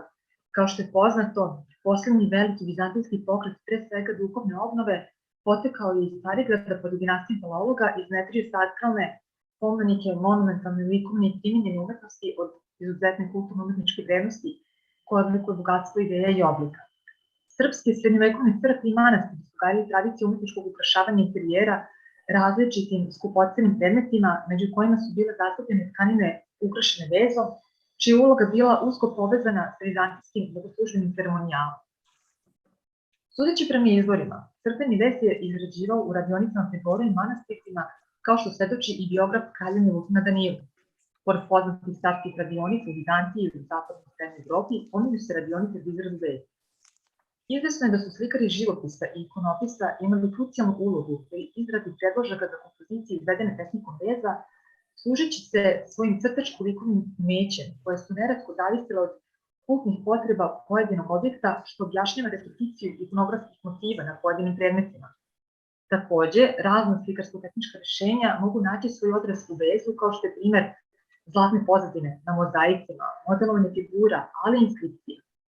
Najstariji primjerci umetničkog veza sačuvani na našem prostoru pripadaju kraju 13., 14. i početkom 15. veka koja odlikuje visoka umetnička i tehnička vrednost i odgovaraju visoko postavljenim standardima vizantijskog kulturnog stvaralaštva. Plaštanice ovog perioda su liturgijskog i himnografskog tipa u zavisnosti od ikonografske šeme. Jedan od najistaknutijih primjera je svakako plaštanica kralja Stefana Uroša II. Milutina koja predstavlja jedan od najstarijih sačuvanih spomenika srpske srednjovekovne primjene umetnosti, artefakt kulturnog nasleđa koji baštini muzej Srpske pravoslavne crkve, a za koju pretpostavljamo da je rađena za manastir 12. grobnu zadužbinu kralja Milutina. Godina nastanka plaštanice nije u potpunosti precizna, pretpostavljala se da je nastala oko 1300. godine, tokom druge decenije 14. veka ili čak neposredno nakon kraljeve smrti. Ukoliko bi te pretpostavke bile tačne, imali bismo jak razlog za zaključak da je u Milutinovo doba umetničko oblikovanje predmeta praktično upotrebe na području Kosova i Metohije uglavnom poverovano grčkim majstorima ili da je bilo zasnovano na obrascima preuzetim iz Vizantije, što sam predmet istraživanja smešta u okvire glavnog razvojnog bloka srpske umetnosti tog vremena, s obzirom na činjenicu da su tvorci bili istaknuti predstavnici zrele renesanse Palaeologa, koji su spadali među utemeljitelje tog stila. Prema tumačenju Srpske pravoslavne crkve, plaštanica je platno sa izvezenim ili naslikanim Hristom neposredno posle skidanja sa krsta. Na plaštanici se nalazi predstava skidanja sa krsta i polaganja u grob, a tu je i predstava Bogorodice, Josipa, Nikodima i evanđeliste Jovana. Činjenica je da ikonografska tema na tipovima plaštanice ovog perioda je upravo epitat, prikaz tela Isusa Hrista prikazan u slobodnom prostoru ili na odru, okruženo anđelima u zavisnosti od kompozicione strukture. Međutim, u pitanju je opis obrasca, kompozicije i prisutnih likova na takvoj vrsti bogoslužbenog predmeta, čiji ćemo odstupanja u stilskoj i kompozicionoj strukturi videti u narednim primerima. Nakon uvida u genezu samog artefakta, porekla i značaja plaštanice kao svojevrsnog simboličnog motiva, pojma vaskrsenja, imamo priliku da sagledamo i evolutivni iskorak koji se očituje putem stilsko-umetničke izrade kao i primer liturgijskog razvoja upotrebe ovog bogoslužbenog predmeta. Plaštanicu kralja Milutina odlikuje filigranski rad u vezu na tamno-crvenoj jasnoj svili, čija kompoziciona šema prema klasifikaciji Dodžuje Stanović pripada himnografskom tipu plaštanice. Vez je precizno izveden crvenim koncem, okvir zelene, plavo, ljubičaste, crvene i bele boje, kao i zlatnim i srebrnim nitima. Na centralnom delu je predstavljen lik Hrista u frontalnom položaju, za razliku od drugih plaštanica gde je on prikazan sa strane. U poziciji dopunjuju likovi serafima izvezeni po jedan sa obe strane Hristove glavi i po 3 anđela sa obe strane Hristovog tela. Prisustvo likova serafima i anđela koji ne priču Agijos doprinosi himičnom karakteru prizora. Preko spasiteljevog pasa je četvoruglavni prekrivač, što je takođe specifično idejno rešenje u ovoj kompozicionoj strukturi sa velikim krstom u sredini i nizom malih krstova u krugovima raspoređenih unaokolo, dok je preostali prostor popunjen zvezdatim oblicima, što ukazuje na tipični vizantijski stil popune prostoru. Da je plaštanica izrađena za kralja Milutina, svedoči i napis podno Hristovih nogu koji glasi "Pomeni Bože dušu raba tvojega Milutina u reši".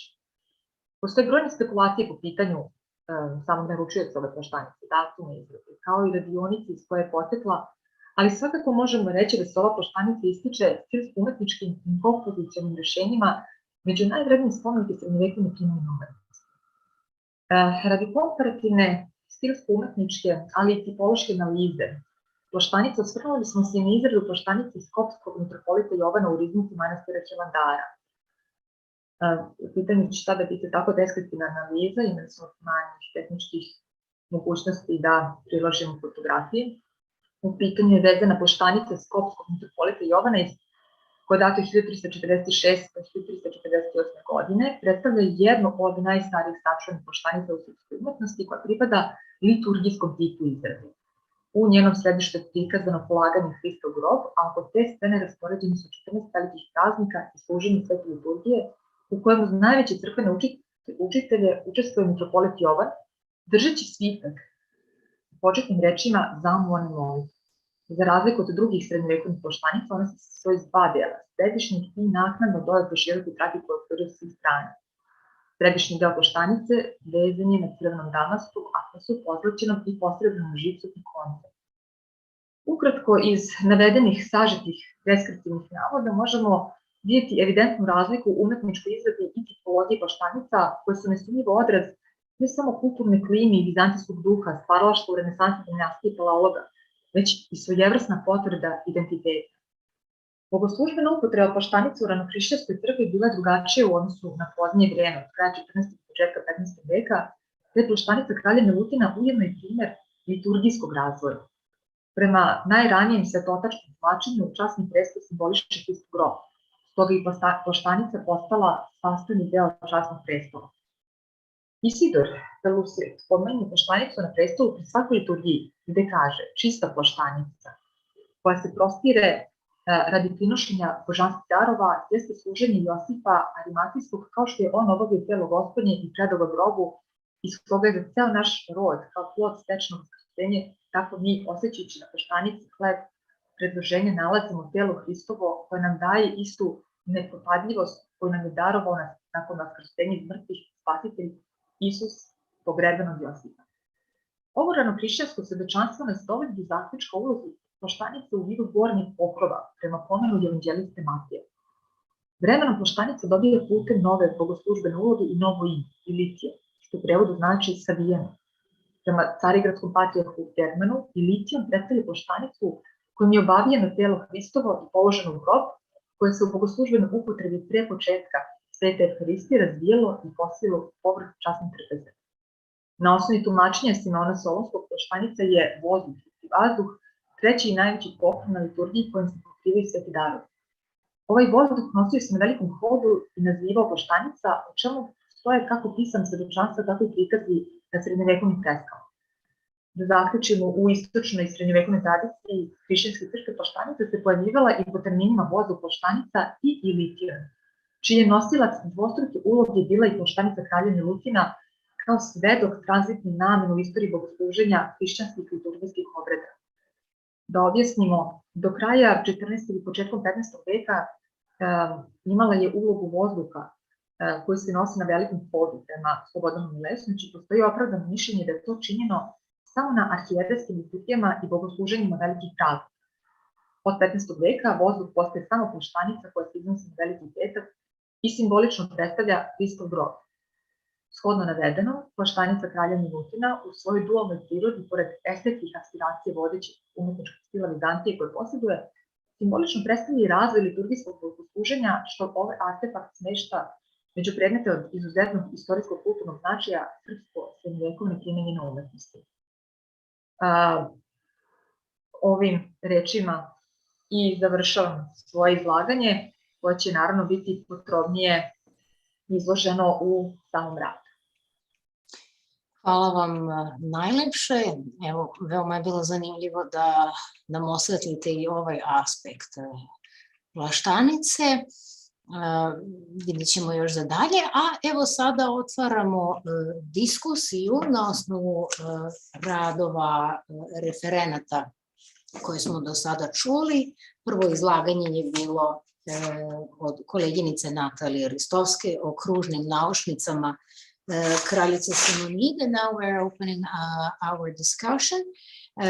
The first paper was the paper of Natalia Ristovska, dedicated to the circular earrings of Queen Simonis Palaeologina.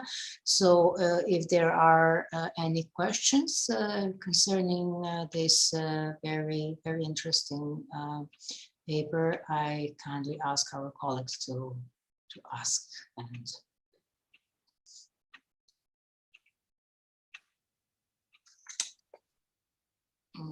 there is one hand.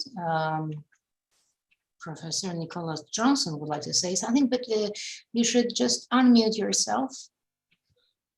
Myself, I'm unmuted. Okay. No, okay.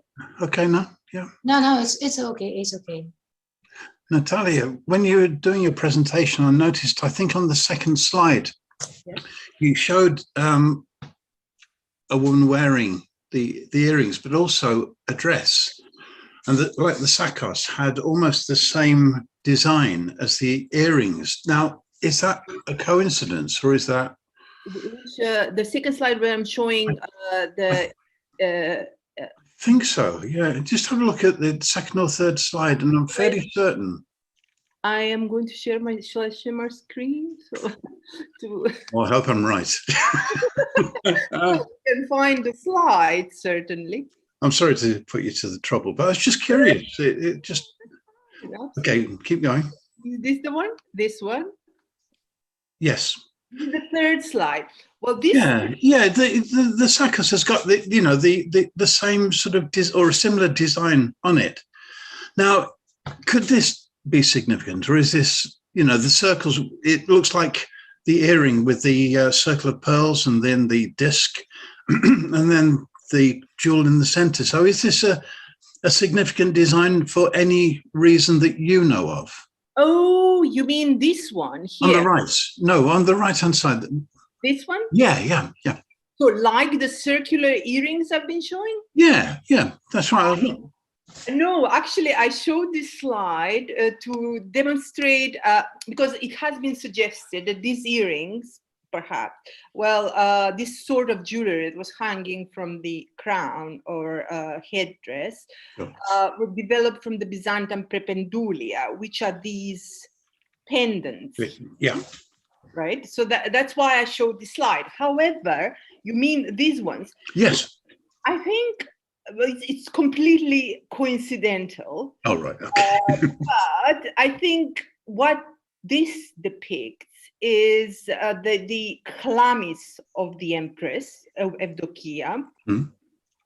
And these would have been like embroideries, I suppose. This could even be inlay of precious stone or something, but these certainly around look like pearls. Yeah. So it would be embroidery and inlay of precious stones and pearls into the garment. But it was actually quite coincidental. I didn't even notice. Thank you. No, I just wondered. Thank you. Yeah, you're right, because look at that. But this is, you can see there is a precious stone in the middle. Yeah, of course. Yeah, so it's probably the same sort of thing happening here. It's just I just wondered if that design had any significance, a little bit like Yasmina's solar discs on the outside of Byzantine churches and stuff. I just didn't know if there was a significance to that shape. I think, well, there are theories that the earrings represent solar kind of, they have solar significance, but I think that goes into ethnography, in which I haven't actually ventured in. Of course, it can go into art history if you if you have the sources, which I don't have. Certainly, I haven't actually found any reference in the sources to these particular earrings. And I mean, not to this particular, to any earrings. They're just in the Byzantine sources, they just mention them as earrings, either in the classicized form of enotia or skularikia, which is the present day even a form that the Greeks use for earrings, and that's it. Or there may be like a slight description if it's like inventory or something, but that's it. So I haven't come across solar symbolism, but people would go into, I mean, people like Rybakov, considering Russian material, has talks about solar symbolism, etc. But it's completely, I mean, I really don't have any evidence of that sort, so I cannot. That's fine. Thank you, Natalia. Evidence and use that, and that's it. I stick to it. That's fine. Thank you. No, thank you for your question. Thank you very much for this question and for this discussion. And yes, we always must keep in mind that all the objects in Middle Ages and all the, we are now saying, artifacts, or in Middle Ages, they are not just the image of everyday life, but they have some other deeper symbolism, and especially those objects that are concerning the emperor or the empress. So that is something which remains for further research. Yes. And it is, yes, it is a very large field, but it is also important to see that also very important aspect of everyday life.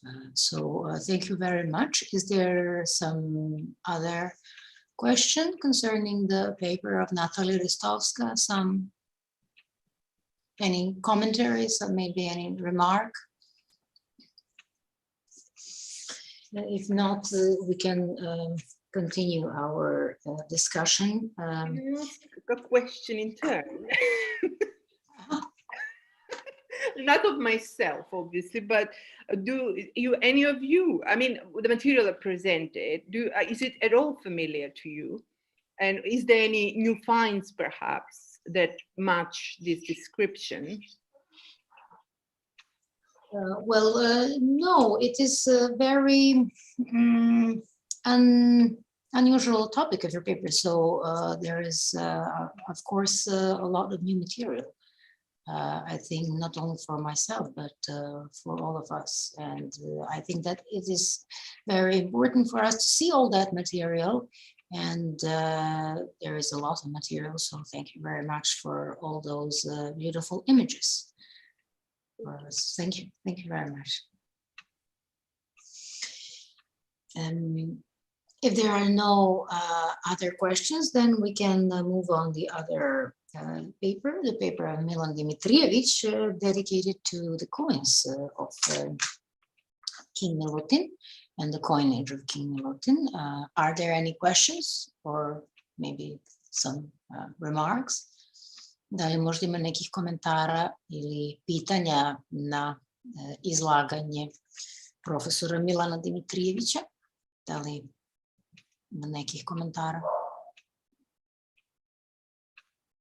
Ne vidim da je neko podigao ruku, tako da možemo da nastavimo dalje. Sljedeće izlaganje bilo je od profesora Gorana Maksimovića, predstavljanje zadužbina Svetog kralja Milutina u pojedinim srpskim putopisima i antropogeografskim studijama. Da li se možda neko javlja za reč da prokomentariše ovo izlaganje?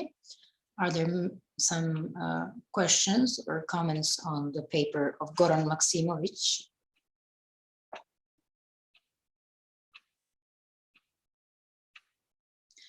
Okay, obviously not, but thank you very much for this interesting topic and interesting paper.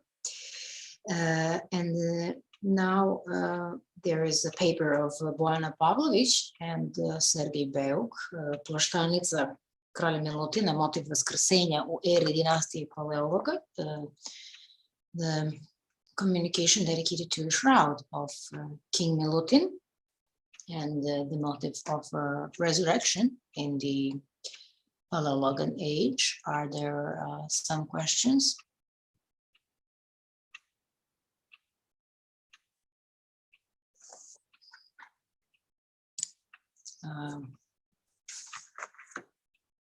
Just a second, we have one question on the chat. Is it possible to tell us, it is a question for Natalia Ristovska, the question of Alexandra Fostikov. Is it possible to tell us how long time it took to make such representative earrings or sarcos? Do we have some informations in the sources, or do you maybe can make some picture about that? You mean on your experience, or? You mean so? If I understand, she's doing crafts in medieval Serbia, and she's interested in that. How long time does the craftsman need to make such a truly representative earrings or sarcos? Well, the answer is, of course, depends on which example we are talking about. Shall I share my slide? If we are talking about, yeah, maybe I should share my. So these examples here that I showed are, I mean, let me try to share again, wait. Share screen. Okay, sorry about that. Anyway, these are much simpler than these pieces. For example, these have enamel. That makes it automatically more labor intensive and time consuming. Also, this piece is just, this one is just hammered sheet, and circle around, this area here is the band-like part is also a hammered sheet of metal, which has been decorated with filigree. That would have taken much less than this one, which it has been described like open work filigree. So basically open work filigree means that it doesn't have a backing at all. So it's like, it has strips or things like that that support the open work, but it's a very laborious technique. And you can see here also the decoration. Oh, sorry. It's also very thickly set with filigree. So, it did really, and here this one has pierced work too. It really depends on the piece. I imagine, I cannot tell you exact time, but I think there would have been a huge variety. And I imagine this, let's say the ones with the enamel, it's not a huge piece of kind of enamel, but if it was a bigger piece, it would have taken perhaps even a month to make it. Like if we're talking about Pala d'Oro, which is not a piece of jewelry, but I'm just saying, just in comparison.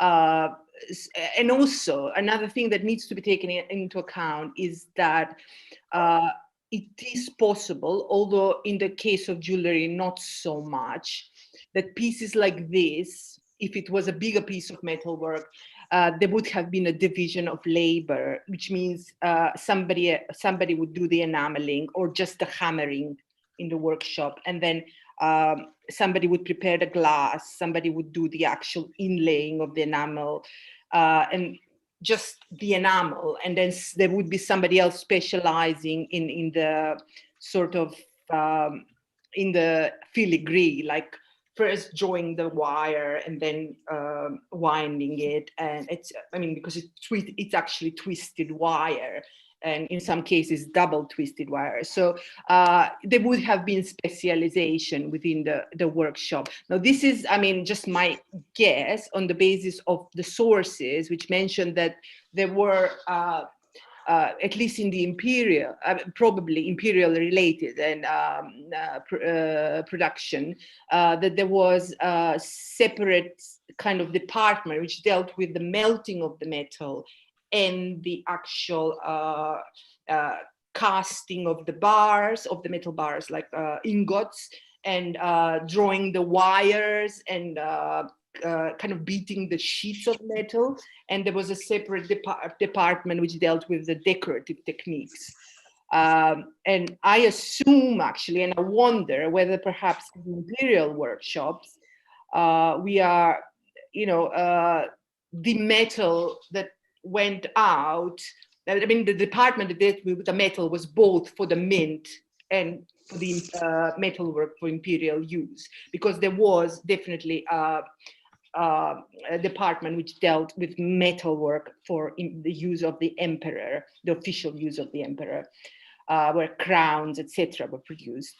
So, yeah, that's what I know about it. But I have to say, again, the piece in Skopje, I just compared the shape, but this piece in Skopje, which is copper alloy, and this piece here or here are not of the same level of production, which means kind of that level in the sense for what users, whom the object was produced, on the basis of how it is produced. It's perhaps a question of, the same type of earrings being used across a wider sort of range of kind of layers within society, the court, and then the other aristocracy, and then maybe I don't think that it went as far as the really destitute, but copper alloy. I think, I mean, from what I've seen from Serbian material, I mean, Serbian related to the Serbian court, I would have, I think that it is definitely the case where the aristocracy had used gilt silver, but the pieces that I think are related with the actual top, and we know also that this from the documents, that the pieces that actually were related with the royal family, with the royal court, were much higher kind of level of production, and with precious stones, gold was used, etc. But you, of course, you know all of this.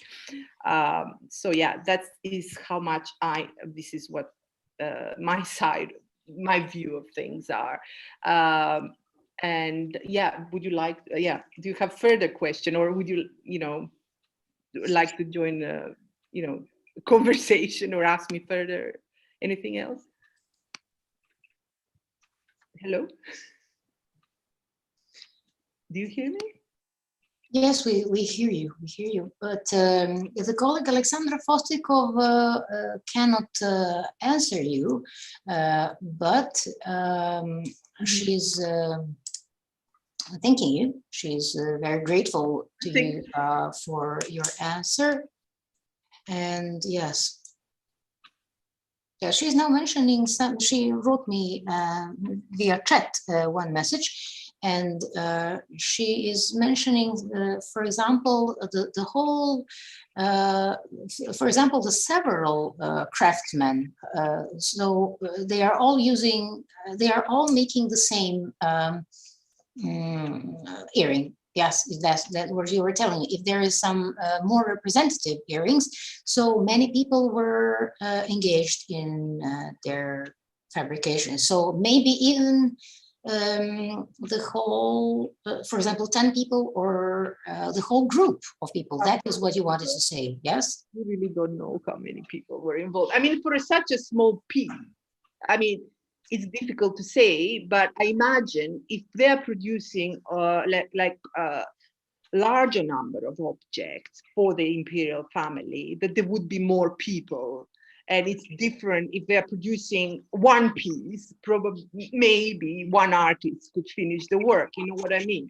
It's just a question of, organization of labor, and I mean of the work in the workshop. But what we can see from the Byzantine enamels, for example, of the Middle Byzantine period, not this late, because we don't really have so much enamel from this period, is that even within the workshop, there is different hands.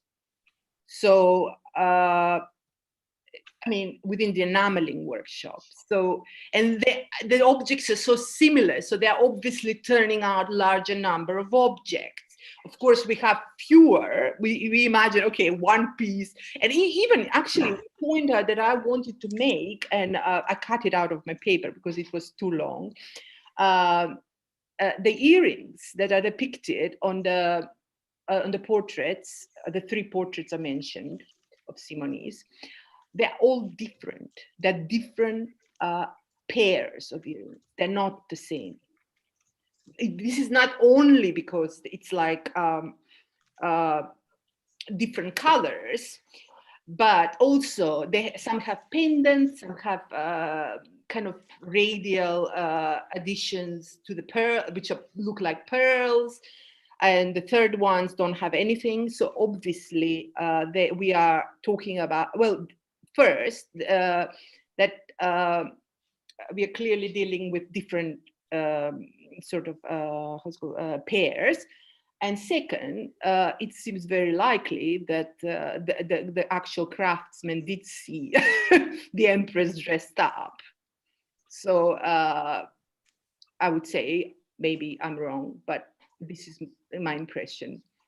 Yes, for example, what Alexandra Fosiko just told me via chat is that in Serbia, on the name of the tax towards the ruler, a whole group of craftsmen in Novo Brdo, in the mint in the Kosovo and Metohija, have the duty that they must once in a year give one sakos, that they have to make it. It's their duty.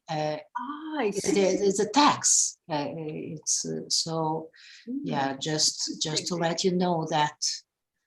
Yeah, interesting. Yeah, the Novo Brdo is one workshop that kind of develops in this. Yeah, so it was a kind of duty in the name of the text. And so, yeah, Alexandra Fostikov is thanking you. So she expresses gratitude to you and for your detailed answer. No, thank you also to her. And can I ask her actually something?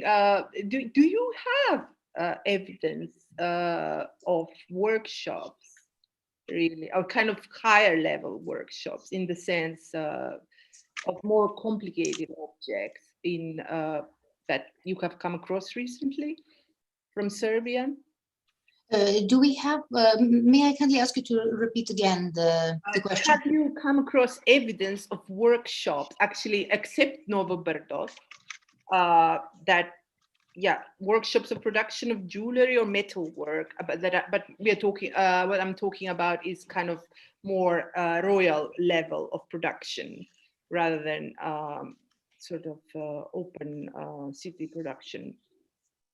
I'm waiting for the answer of Alexander Fossil, but I'm aware that there must be some other workshop, but the workshop from Novo Brdo was one of the most representative ones because there is a mint there, and so it was very important, and Novo Brdo was one of the greatest centers in medieval Serbia. So I think that other centers in Serbia must have some other workshop. And maybe the colleague Emina Zečević, maybe you know her, she wrote a book on that. No, I meant about new material. And yes, I don't know. There is also the book of Professor Vojislav Jovanović. He wrote about Novo Brdo.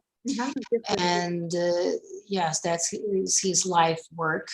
And maybe he's mentioning something in that book. So Vojislav Jovanović, the book of Novo Brdo. Yes, okay. There's also an English edition of this book. Wondering actually is more like whether the is the case where, because the capital was moving through, I mean, I'm talking about back in the history of the Serbian kingdom, the capital was moving, and whether perhaps the craftsmen were moving with the emperor. Yes. Or there were like cities which produced tradition, like Constantinople. I think that they were moving, but there were also those workshops that they were still on one place. And now the colleague Alexandra Fostikov told me that there were some workshops, most probably in the mountain Rudnik, and on the court in the city of Kruševac. And according to sources, very important workshops were also present on the court of King Dragutin, the brother of King Milutin. And yes, the colleague Nicholas Johnson is also pointing out a small point concerning the English Saxons who fled their native land and then their nomen genocide. But if there are some other questions, we can, Irina Markovsky, yes, but you have to unmute yourself. Please, Irina, unmute yourself. It's such a pleasure to see everyone in one place. Hi. Salute everybody. This is my husband, Žarko Markovsky, born in Skopje. He is a deacon in the Romanian church here in Bucharest. And we together... Please, Irina, can you just speak a bit louder? We don't hear you. Yes.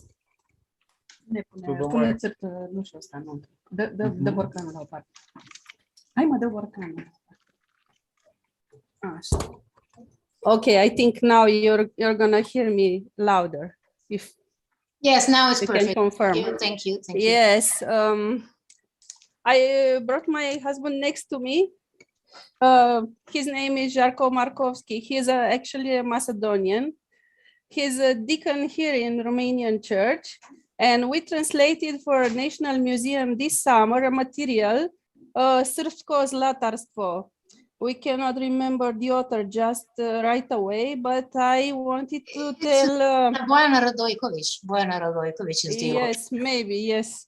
And I wanted to reassure Natalia that I'm going to look up for the material and search exactly on this subject. It was about... And also speak in Macedonian or whatever. I mean, okay. feel free to okay. I was whatever you like. To keep it as a courtesy to Nicholas Johnson that he was so interested in all the speakers for not to... okay. Znači sme go prevedile toj materijal za Nacionalen muzej, što imaše jedna izložba za crkovna zlatarstvo i atelije, što se na site mesta vo Srbija i za putiri za ukrasovanje žensko i od nakiti. Имаше puno informacija što oni go narača toj prevod za da može da napravат jedan katalog za izložbata vo Nacionalni od muzeji, da stoji pokraj to što imale kako primeroci. I zato sakav da ispomnuvam za Natalija deka imame i ke go pobarame toj materijal i sigurno ke može da go koristime taja lista so e-mailovi što go imame i duri vo knjigata so abstrakt tekstovi od site što držele konferencija danes. Mislim deka soprugot i teknuva baš gradovite kaj što imaše lokalni atelje za ovje craftsmen. A koji go organizira to? Da. Poštovanje svima, poštovanje. Da, preveli smo tu knjigu i kao centri zlatarstva bili su Beograd, normalno, Sarajevo, Kosovo i Metohija, posle toga bili su i gradovi koji što danas nisu u Srbiji, kao Bekčerek i ne znam, gde su zlatari pobegli posle progona, šta ja znam, turskih vlasti i tako da šta se mogu drugo setim, bile su podeljene kao škole. Sarajevska škola, znam i Beogradska da su bili najzapaženije, isto i kod nas u Makedoniji bili su nekoliko centra, ali slabije kvaliteta, ipak najbolji zlatari su radili u Beogradu i u Sarajevu. I bili su još nekoliko drugih centri, ali to je negde u januaru bilo, ne mogu se sada setim u ovom trenutku, ali u svakom slučaju veoma je interesantno. Kladionice, putiri, okovi na evanđeljima, scene, opis scena, kakve su, koliko detalja, odakle je došla inspiracija, pa gotski stilovi, gotska ornamentika, pa posle kako je Balkan pao ispod turskog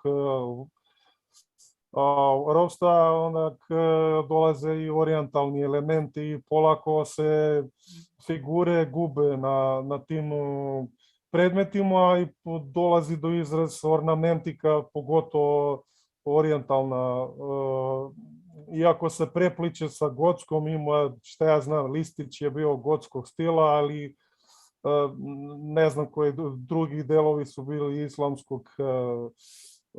islamske inspiracije, tako da, veoma interesantna, baš interesantna knjiga i baš Natalija zboriše za koleginica. ukrasovanje na kraljici nakiti. Da, nakit isto, kako je, znači, polako Balkan ušao u 16-17. vek, već nije bilo toliko narudžbine za crkovne predmete i zlatari su se preokrenuli prema proizvodstvu nakita, to što je, recimo, možda i tursko naseljenje tražilo kao, da, neću da se dužim još tako na kratko.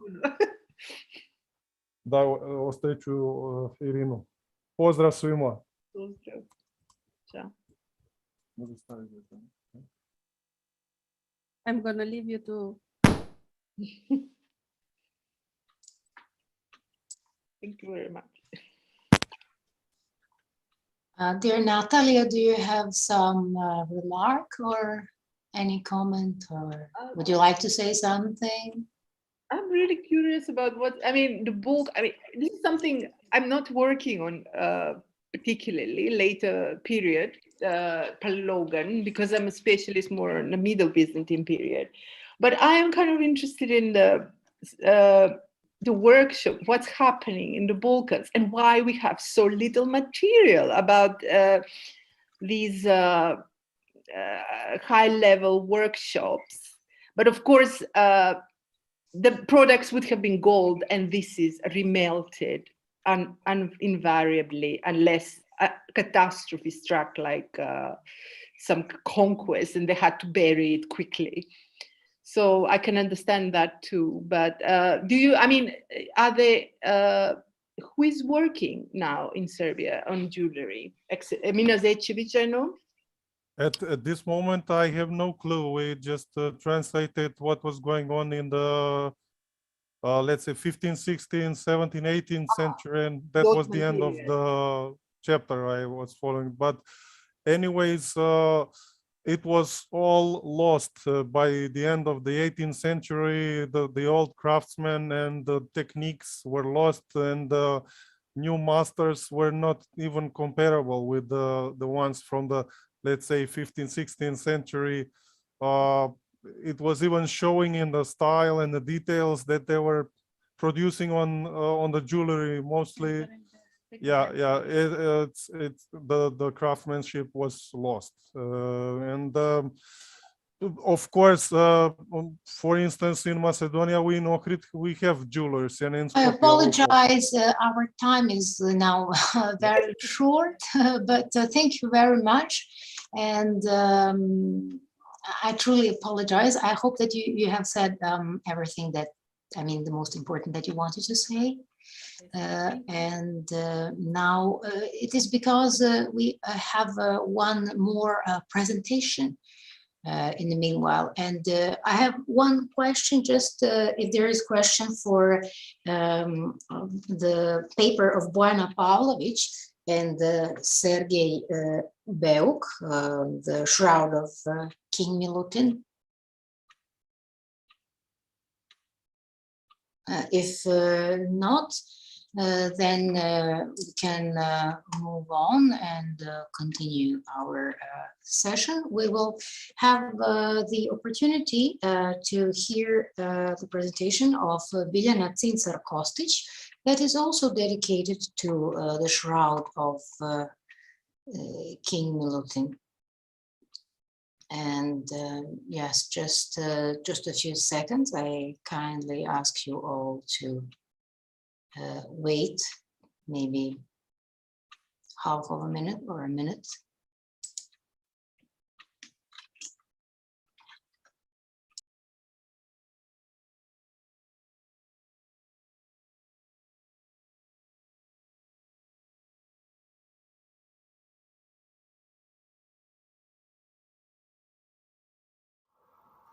Plaštanica kralja Milutina u Muzeju Srpske pravoslavne crkve. O grobnoj crkvi kralja Milutina govori Banjska Hrisovulja 1312. do 1317. Znameniti darovni dokument kojim je Ktitor ustanovio svoju zadužbinu. Obezbedio je manastiru velike posede u dolini reke Ibra, Sitnice i Laba i u oblastima Rasa, Hvosna, Plava, Budimlja, Zete, 75 sela i zaselaka i 9 katuna, kao i rudnike, vodenice i pčelinjake. Original ove povelje nalazi se u biblioteci Saraja u Istanbulu, dok je u Srbiji prepis. U doba kralja Uroša I tu je bilo sedište Banjske episkopije. Milutinov manastir je bio podignut na nivo Stavropigijalnog. Situiran je na severu Kosova i Metohije u podnožnju planine Rogozne i smešten u krajolik Banjske reke. Na nekadašnjem putu Dubrovnik-Carigrad udaljen je od Zvečana 12 km. Na ostacima ranijeg svetilišta manastir je posvećen svetom arhiđakonu Stefanu, zaštitniku srpske dinastije Nemanjića. Unutar srednjovekovnog manastirskog kompleksa, koji je bio okružen masivnim zidovima, nalazila se monumentalna grobna crkva, oko koje su se nalazili konaci, biblioteka, trpezarija i carska palata. Pošto se Banjska nalazila na rubnom delu post-Lazareve Srbije, njena stradanja su počela rano, već početkom 15. veka. Banjska je u 16. veku bila teško oštećena, potom je pretvorena u džamiju i u tom svojstvu služila sve do Prvog svetskog rata. Milutin je umro 29. oktobra 1321. godine u dvoru u Nerudimlju, podno Šar planine. Su preneti u manastir Banjska. Nakon 2,5 godine, u proleće 1324. prema Žitiju, počela su se javljati znamenja i viđenja na grobu. Tadašnji iguman Sava sa bratstvom odslužio je svenoćno bdenije, otvorene grobnice i telo je nađeno netruležno. Telo su obukli, preneli u kivot i smestili ga kod Hristove ikone ispred oltara. Zbog svojih dobrih zasluga i velikog crkvenog graditeljstva u Srbiji i širom ondašnjeg pravoslavnog sveta, u Žitiju se oslovljava kao blagočestivi, hristoljubivi i svetorodni gospodin. Kada je čula za ove događaje, njegova udovica Simonida iz Carigrada poslala na dar kivotu kandil od zlata i zlatom izvezen pokrov. Krajem 14. veka, dok su mošti još uvijek bile u Banjskoj, episkop Danilo Mlađi je banjskom kralju sastavio crkvenu službu i pohvalu. Nakon Kosovske bitke 1389. godine, dolaskom Turaka, mošti su premeštene u obližnji Banjski metoh, Trepču, današnji Stari trg. Oko 1460. godine došla su 2 bugarska monaha i 1 mitropolit, koji su zbog opasnosti odneli Milutinove mošti najpre u Gornjobanski manastir u okolini Sofije, a danas se mošti nalaze u crkvi Svete Nedelje, koja se zove i crkva Svetog kralja u Sofiji. Pošto je napustio arhijerejski tron Vlaške, vladika Maksim u miru, despot srpski Georgije Branković, sa majkom Angelinom dolazi u Srem sa moštima despota Stefana na nasleđeni posed u Kupinovu. Odatle počinje da osniva manastir Krušedol kao muški manastir posvećen blagovestima. Uz pomoć velikog ruskog kneza Vasilija Ivanovića 1509. godine započinje zidanje porodičnog mauzoleja. Od 1512. u pomoć mu sa prestola Vlaške stiže Jovan Nagoj Basaraba, oženjen Despinom Milicom, najstarijom ćerkom Jovana Brankovića i Jelene Jakšić. U to doba vladika Maksim je bio mitropolit Beogradski sa tronom u Krušedolu. Najstariji u srpskoj baštini, Krušedolska plaštanica, vezuje se za kralja Stefana Uroša II. Milutina, 1282. do 1312. Pretpostavka je da je poreklo Svetostefanski manastir u Banjskoj, kao i to da je tamo stigla kao dar kraljice Simonide. O tome kada se i kako plaštanica obrela u Krušedolu nema pouzdanih podataka. Profesor dr. Miroslav Timotijević smatra da je ona već početkom 16. veka bila u Beogradskoj mitropoliji, gde je donesena nakon velike pohare Banjske i prenosa moštiju kralja Milutina u Sofiju. Potom je, kaže, preneta u Krušedol pre pada Beograda 1521. uz ostale sakralije koje su čuvane u manastirskoj riznici. Smatra dalje da je plaštanica u Krušedolu imala liturgijsku namenu do početka 18. veka, kada je povučena iz upotrebe. U ovom manastiru zatekli su i dani početka Drugog svetskog rata, kada je sa ostalim crkveno-umetničkim predmetima u akciji vojnih vlasti novoformirane nezavisne države Hrvatske spakovana kao ratni plen i odneta u Zagreb. Na sebi je tada imala signaturu KRU 24. Plaštanica kralja Milutina. Plaštanica Epitafios je danas četvorugovno platno koje se iznosi na večernju Velikog petka i odnosi na jutrenju Velike subote. To je simbolika onog platna u koje pri pogrebu Isusa Hrista Josif iz Arimateje, uzevši telo spasiteljevo, umio miro i obavio ga čistom plaštanicom radi sahrane. Njeno liturgijsko značenje u ovom smislu počelo je tek od 14. stoljeća. Starije plaštanice, one koje se razlikuju od ajera na velikom hodu, većih su dimenzija jer i simbolišu platno koje ima dimenzije ljudskog tela.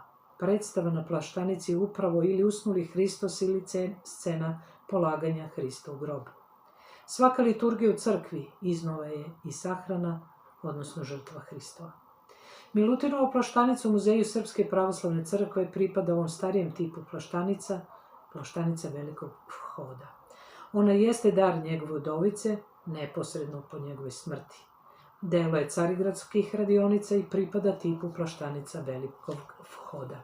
Stil Milutinove plaštanice upućuje na najkvalifikovanije majstore toga doba, kraj 13. i početak 14. veka, kako majstore vezioce, tako i slikare monumentalnog stila paleološkog doba koji su radili nacrt za nju. U poređenju sa nekoliko preostalih plaštanica iz toga doba na Balkanu, Studenička, Ohridska i Hilandarska, Bugarska, ova plaštanica je sasvim posebna, najviše po svojoj kompoziciji. Na plaštanicama je uvek primenjena horizontalna kompozicija, horizontalna i linija mira i pokoja u slikarstvu.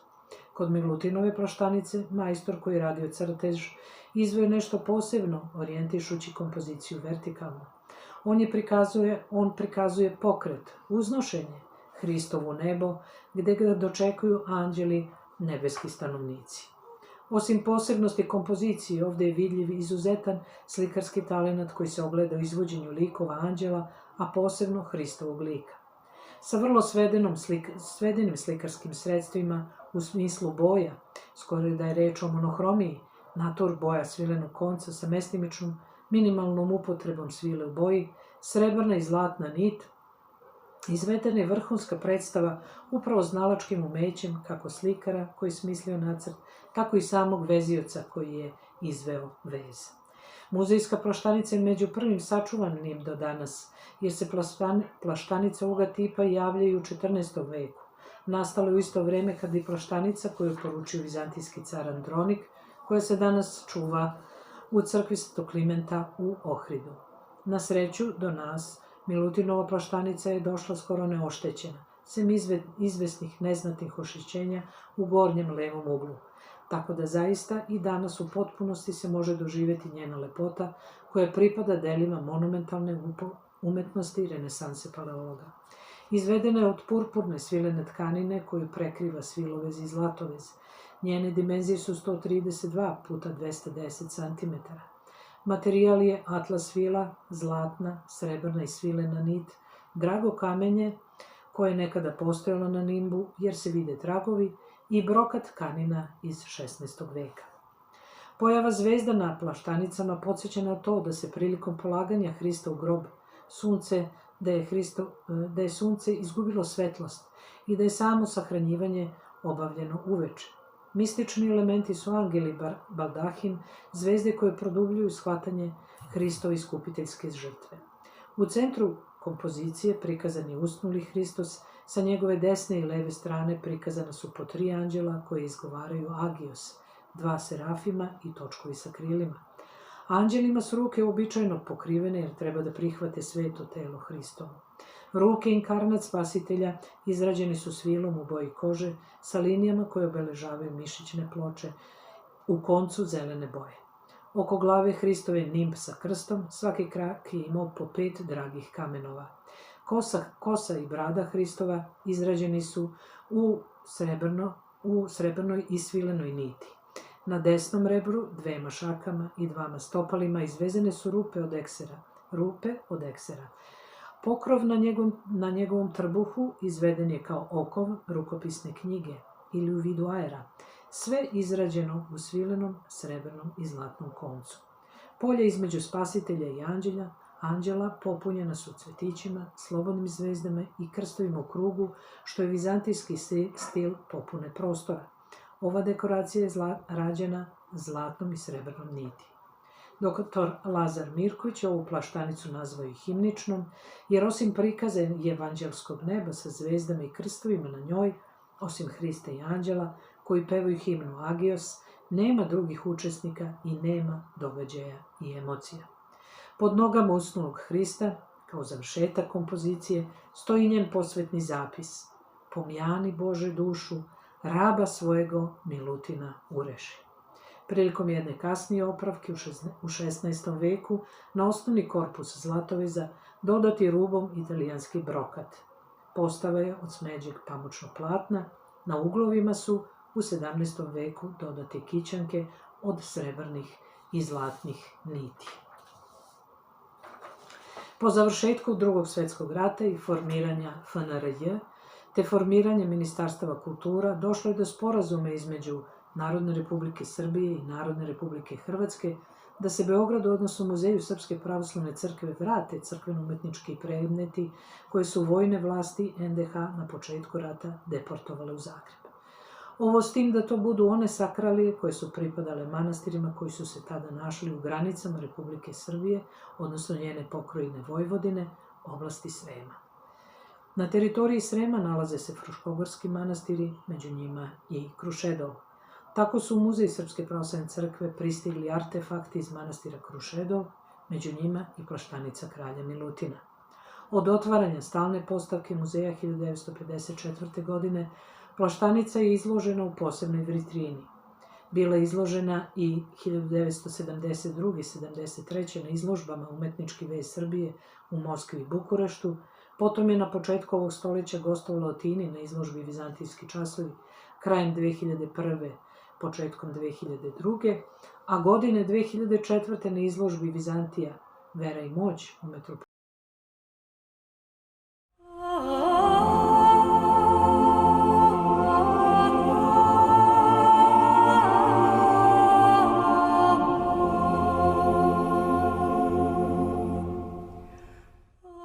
Crkva Bogorodice Ljeviške u Prizrenu, vršnjakinja Parijske katedrale Notre Dame, jedan od najlepših i najvrednijih spomenika srpske srednjovekovne umetnosti i kulture, zapaljena tokom martovskog pogroma na Kosovu i Metohiji, ni posle 15 godina nije obnovljena, iako je pod zaštitom UNESCO.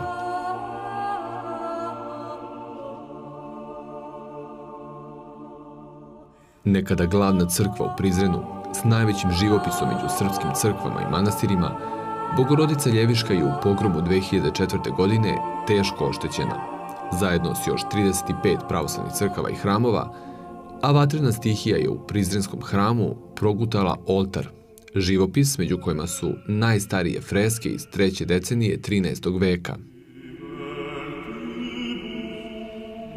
Njena unutrašnjost i freske od neprocenjive umetničke vrednosti i lepote danas su samo delimično očišćene od gareži.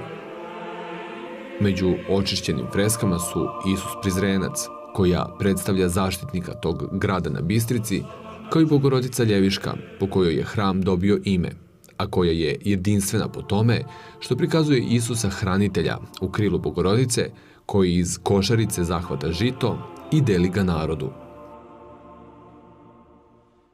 Sanaciju i parcijalno čišćenje živopisa, koji je bio u potpunosti crn pošto je hram zapaljen, radio je Republički zavod za zaštitu spomenika kulture. Kako je za Tanju rekla direktorka te institucije, Mirjana Andrić, u prvoj fazi sa stručnjacima zavoda radile su i italijanske kolege, a novac za obnovu obezbeđen je preko UNESCO-a. Andrićeva je dodala da se za nastavak radova na obnovi očekuju nova sredstva kako bi se obavilo kompletno čišćenje živopisa. Bogorodicu Ljevišku temeljno je obnovio kralj Milutin uz pomoć prizrenskih episkopa Damjana i Save između 1306. i 1309. godine. Tada je arhitekta, protomajstor Nikola, podigao hram sa 5 kupola, kojim je dodata priprata sa spratom, a nad njim i zvonik koji stremi visoko iznad kuća Prizrena i naglašava duhovni centar u gradu. Po padu Srbije pod Turke, Bogorodica Ljeviška je jedno vreme bila i dalje hrišćanska bogomolja, o čemu svedoči zapis nepoznatog učenog muslimana koji je na arapskom jeziku urezao stih: Zenica oka moga, tebi je gnezdo. Pre 1756. godine pretvorena je u džamiju i dobila naziv Džuma džamija, a za vreme turske vlasti freske su izubijane čekićem, pokrivene slojem maltera i prekrečene. Tek 1912. godine, posle oslobođenja Prizrena, hram je ponovo postao hrišćanski, a freske su otkrivene između 1950. i 1952. godine, da bi ponovo početkom 21. veka pretrpele veliko oštećenje i pored prisustva međunarodnih snaga KFOR-a. Bogorodica Ljeviška je 2006. godine upisana na UNESCO-vu listu svetske kulturne baštine, a u tom hramu prvo i jedino venčanje od 1999. godine obavljeno je 2016. Bogosluženja u Bogorodičinom hramu u Prizrenu poslednjih par godina, od kada je obnovljena i bogoslovija svetih Kirila i Metodija u tom gradu, služe se za praznike posvećene Majci Božjoj.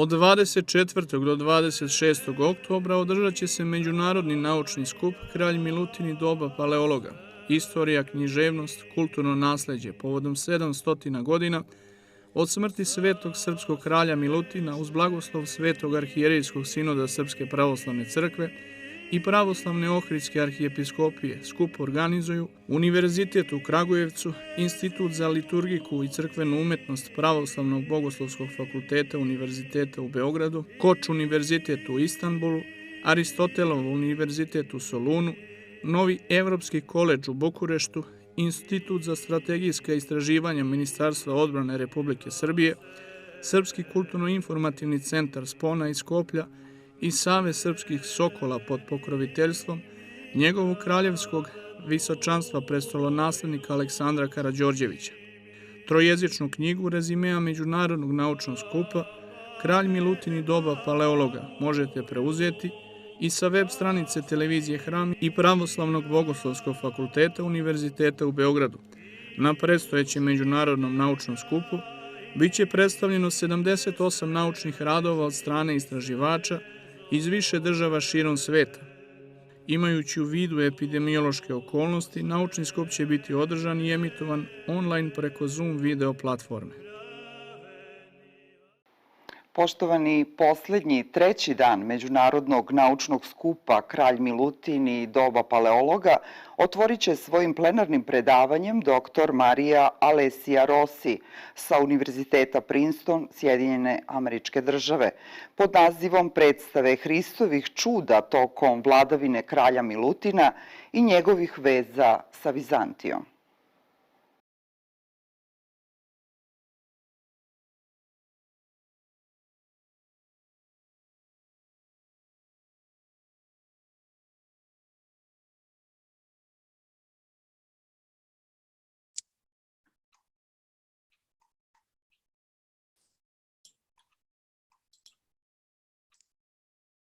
Hi, I hope you can all hear me and see me. I will start by sharing my screen. Please let me know if you can see it. Yes. Perfect, thank you.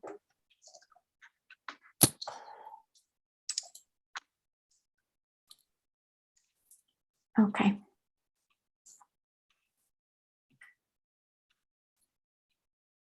Perfect. So,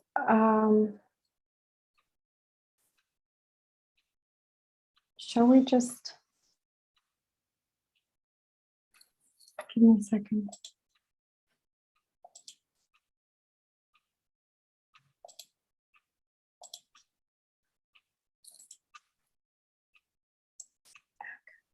I think this is better. Yes, there is a screen. Okay, you can see the PowerPoint. Yes. Perfect. So let me start by thanking the organizers and in particular Yasmina Chiric for inviting me here today and for organizing this thought-provoking conference on such an interesting and rich topic. So at the end of the 13th century, the Serbian kingdom emerged onto the political scene of the Eastern Mediterranean, initially as an enemy of the Byzantine Empire, and later, from 1299 onwards, as one of its main allies. The marriage of the Serbian king Milutin with the Byzantine Emperor's Andronicus II daughter in 1299 sanctioned a change in Serbian policies and opened the door to the so-called Byzantinization of Serbia. Although scholars have acknowledged this shared history, much is left to be investigated, especially from a comparative perspective. The case study of Christ's miracles is very fitting, as this cycle proliferated simultaneously in the Byzantine and Serbian territories. This paper examines how such imagery was transformed and deployed in the Serbian territories, challenging the way scholars think about the artistic production of the period. How strong was the Byzantine cultural authority on its neighbor? Was the Serbian artistic production meant to deliberately promulgate a continuum with Byzantium by replicating exactly the same cycle? or can we find traces of rupture? I believe that Christ's miracles should be treated as a product of the fluid, multicultural, and multifaceted relationship between these neighboring territories. To start, a few words on Christ's miracles. This cycle is rarely found before the 13th century monumental depictions. However, between the 1290s and the 1330s, this iconography abruptly proliferates in the Byzantine Empire and the Serbian Kingdom. Among the churches that house these scenes, today I will be focusing on the Dormition of the Virgin in Gračanica, San Nikita near Čučer, and St. George at Staro Nagoričino, all located within the early 14th century boundaries of the Serbian Kingdom and ascribed to the patronage of King Milutin. One of the most puzzling aspects of Christ's miracle cycle is that notwithstanding its popularity by the early 14th century, it never achieved a canonical selection. Dear Alexia, I apologize, yes. We don't have pictures somehow, I don't know. Yeah, it's just black for now. I will have pictures in a second. Sorry. Okay, good. It means you can see everything. So that's great, thank you. So it never achieved a canon. So one of the puzzling aspects is that this cycle never achieved a canonical selection, grouping, or arrangement within the interior space of churches. In theory, this cycle could include any episode from the beginning of Christ's ministry to the Passion, excluding the Dodecaorton, and with a majority of miracle episodes, of course.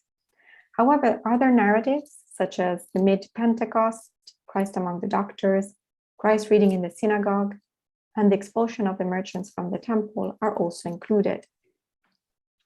These episodes appear and are chosen to confirm, establish, and stress Christ's powers.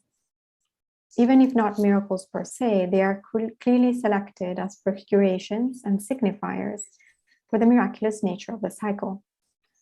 Although there was no canonical development of this cycle, as I was saying, some consistencies in its treatment in monumental depictions can be observed.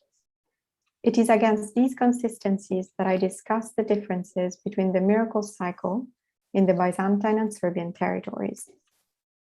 So I will first examine the layout of the scenes, so where they appear in church decorations, and then move on to consider their grouping and their iconography. So starting with the setting, overall in Byzantine churches, miracles do not follow chronological layout and are rarely found in the naos. Instead, the episodes are grouped on the basis of liturgical, narrative, or didactic devices, and are usually depicted in the lateral naves or in the narthex. So here you can see two examples of what I'm talking about. So on the left, you have the plan from the monastery of Kora, where the miracle cycle appears in the inner and outer narthexes. While on the right, you have Protaton Monastery on Mount Athos, where the miracle scenes appear in the Southwest Chapel, Northwest Chapel, and in the Diaconicon. Interestingly, this is not equally common in Serbian churches, where the cycle is regularly in the naos. So here you have the plans from Gračanica Monastery and St. George at Staro Nagoričino. In the latter, for the first time, this cycle extends from the naos to the sanctuary, and you can see it here. The cycle is badly damaged, so we're looking at the very top row in the sanctuary, but it's still visible. While in Gračanica and San Nikita, miracles are found in the middle register, clearly visible and identifiable by the viewer. So in Serbian churches, miracles are not restricted or relegated to side chapels or liminal spaces, as often happens in Byzantine churches, but they play a prominent role in the naos. So the question is, why does their setting change consistently in Serbian churches? The architecture of the church itself may offer an explanation. Scholarship has unanimously agreed that the majority of the churches built by Milutin, with the exception of his mausoleum church, St. Stephen at Banska, reference Byzantine models. Yet the exaggerated verticality of St. George at Staro Nagoričino or Gračanica are very unusual when compared to Byzantine churches.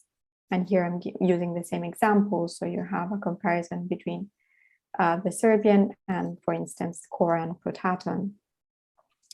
If you take the time to count the registers of fresco decoration in Staronagorishino compared to, say, Kora, you will immediately see what I'm talking about. Byzantine churches have annexes, chapels, narthexes, developing horizontally rather than vertically. Thus, it seems as if in the Serbian churches built by Milutin, while taking into account Byzantine prototypes, you have a different outcome. The exaggerated proportions meant the building developed vertically, and therefore more cycles could be employed in the decorative program. Susie Dufresne argues that there is a superimposition of different cycles that are adapting, no doubt, to the accentuated verticality of architecture while respecting the hierarchical order of monumental painting.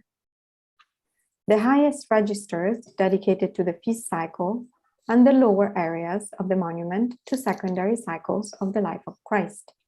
And this is exactly the case of San Nikita that we were looking at earlier, where the miracle cycle is on the second register from the bottom.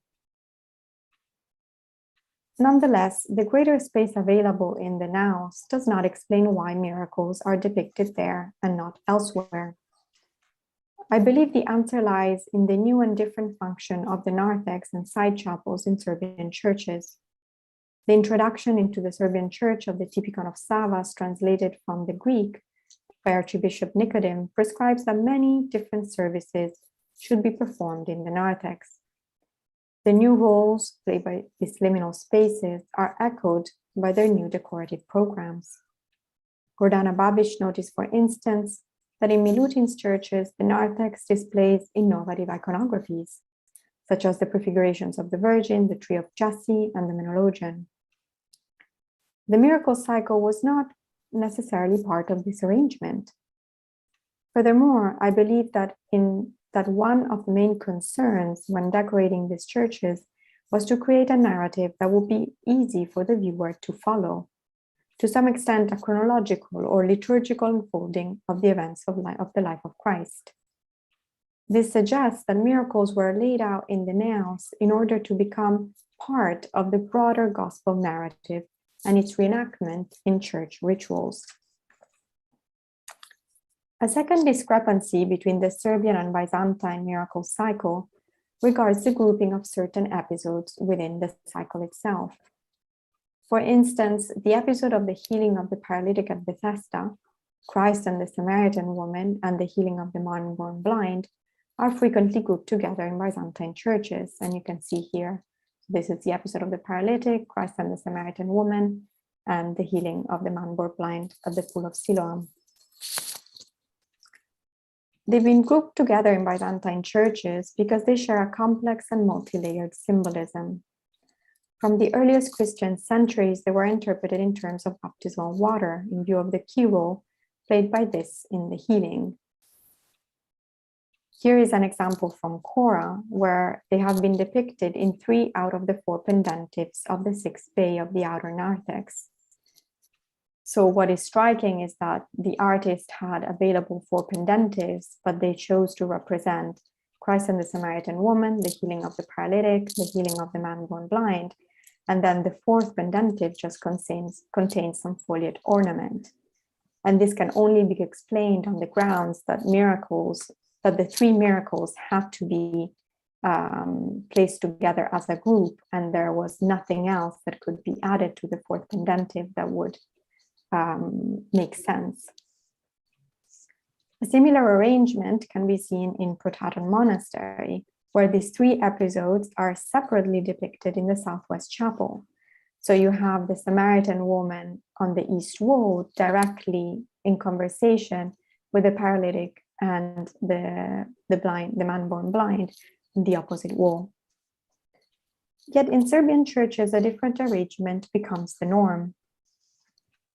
In St. George at Staronagorishino, the man born blind, so here, we're starting here, is followed on the south wall of the sanctuary by the paralytic.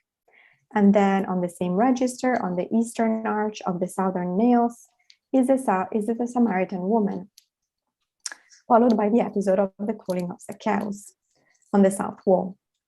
So this is all in a continuous narrative on the same register.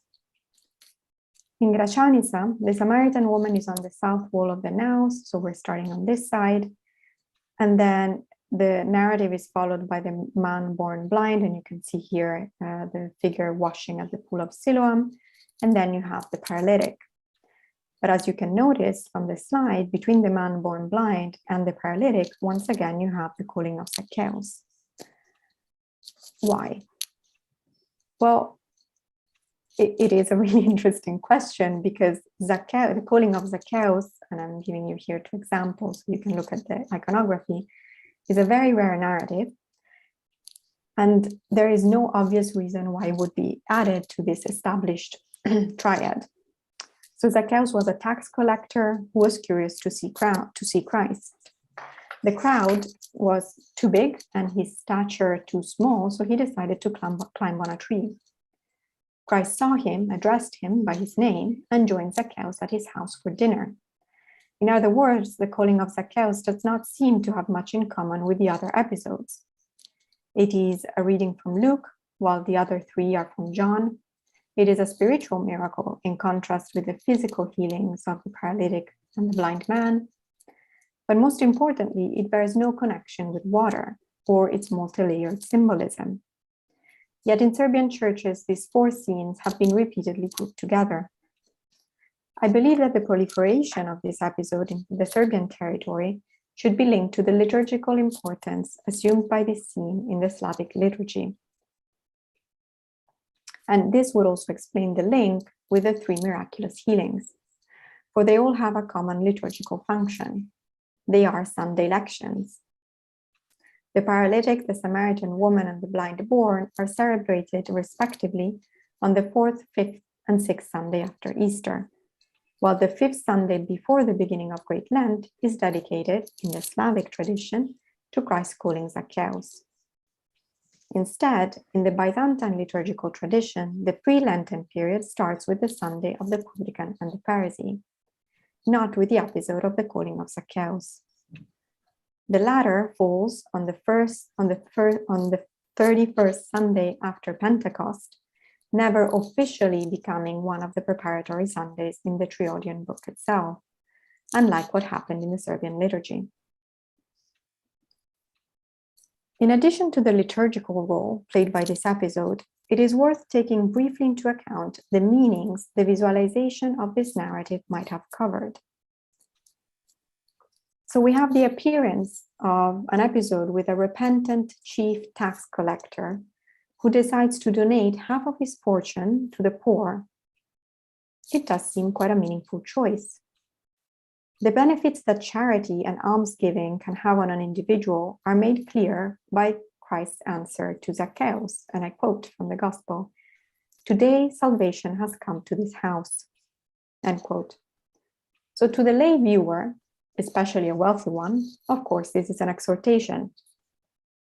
To the monastic community, it is evidence of Christ's miraculous powers.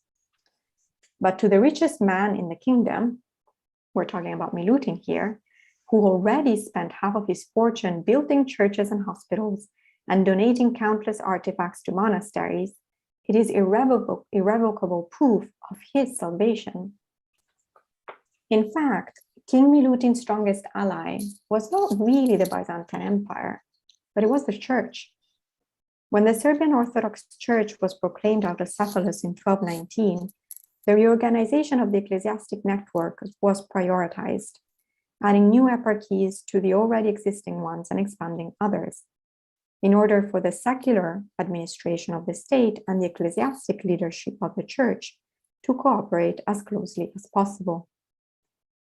The new territories conquered and ratified by the 1299 peace treaty with Byzantium were important additions to the system, and included both lands formerly under the jurisdiction of the Archbishop of Ohrid, as well as new ones, such as the dioceses of Lipan, Machva, Koncho, Braničevo, Belgrade, and Skopje.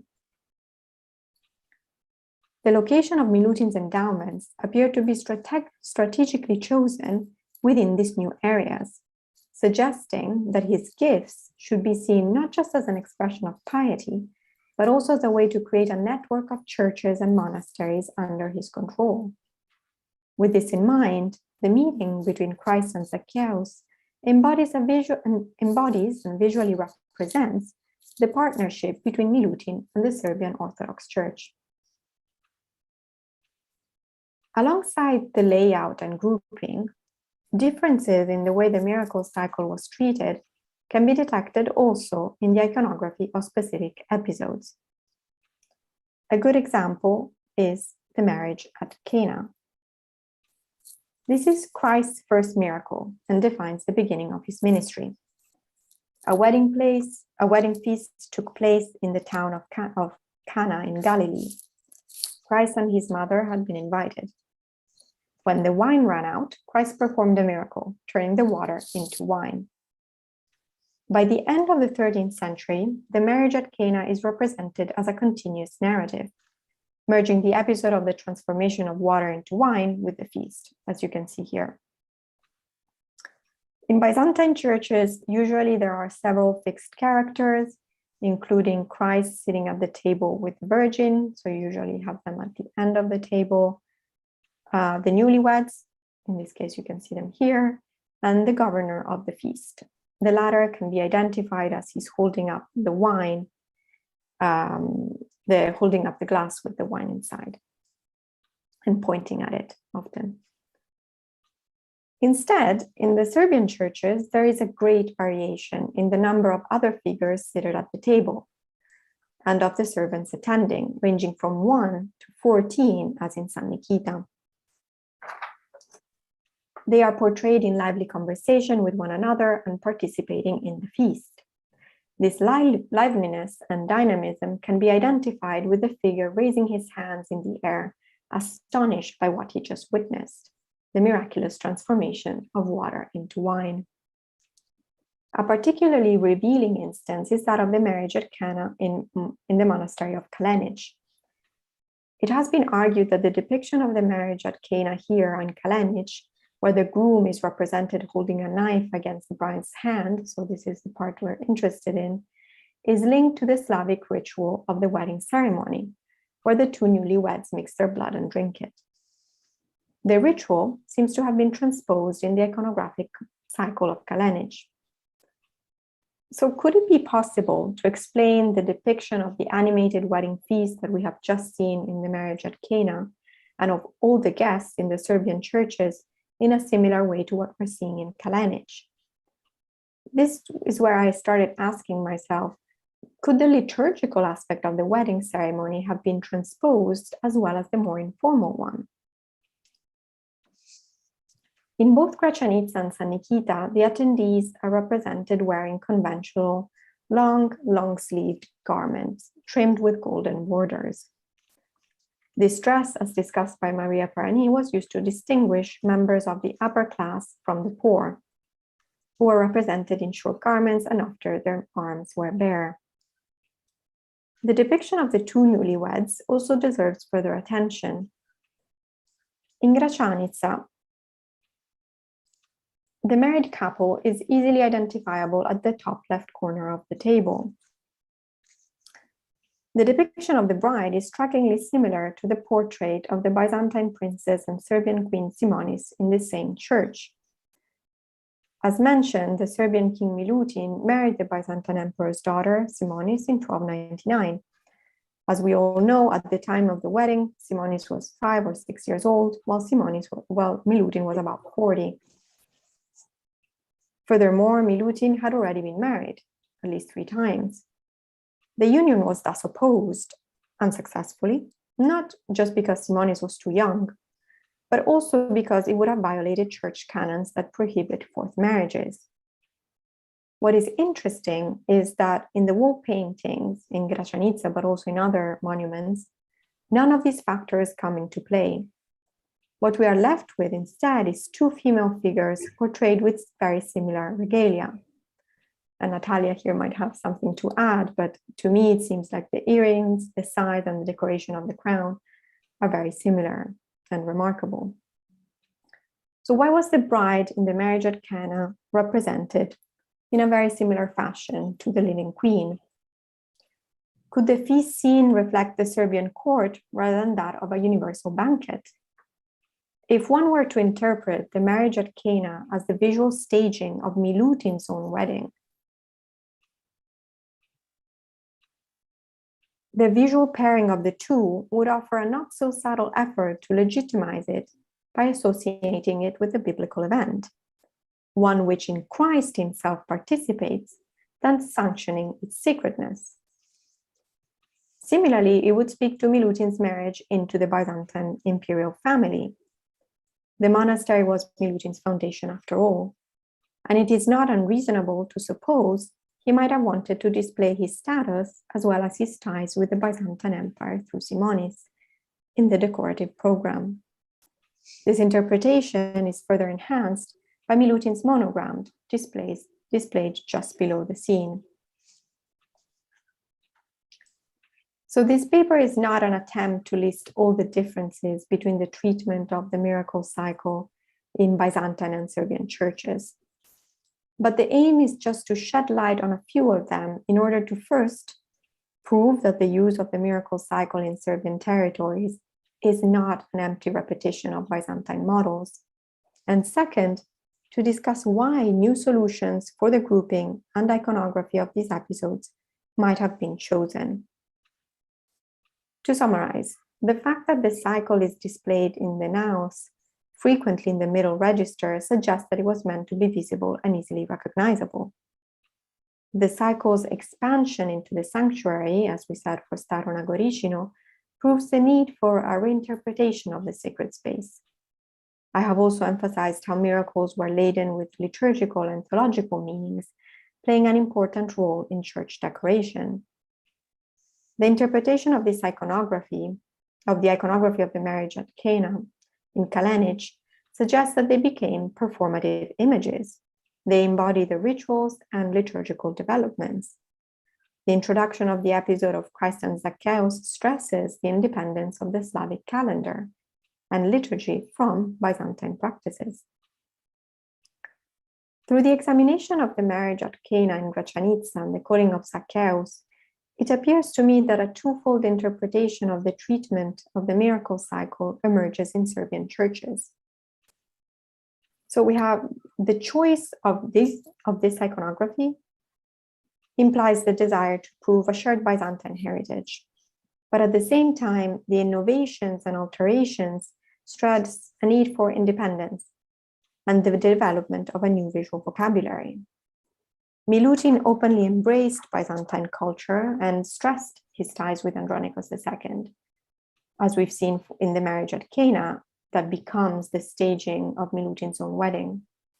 The layout, grouping, and iconography of miracle cycles seems to also reflect the Serbian kingdom's own political and religious ideology. The traditional grouping of the healing of the paralytic at Bethesda, Christ and the Samaritan woman, and the healing of the man born blind is valued. Yet, the episode of Christ meeting Zacchaeus is added, showcasing the different liturgical calendar of the Serbian Orthodox Church. The latter episode, as we were saying, is also telling of Milutin's ruling ideology, based on the close collaboration of secular authorities and ecclesiastical hierarchy. Zacchaeus' salvation is possible due to his double role as administrator and benefactor of the church. And it is no chance that Milutin's kingdom flourished as the outcome of the cooperation between the ruling class and the religious authorities. So let me take these considerations even further and examine overall the role that Christ's miracles had between Byzantium and Serbia in the early Palaeologan period. So as scholars, including myself, have argued, during this period, the weakness of the Byzantine political empire coincided with the empowerment of the Byzantine Church.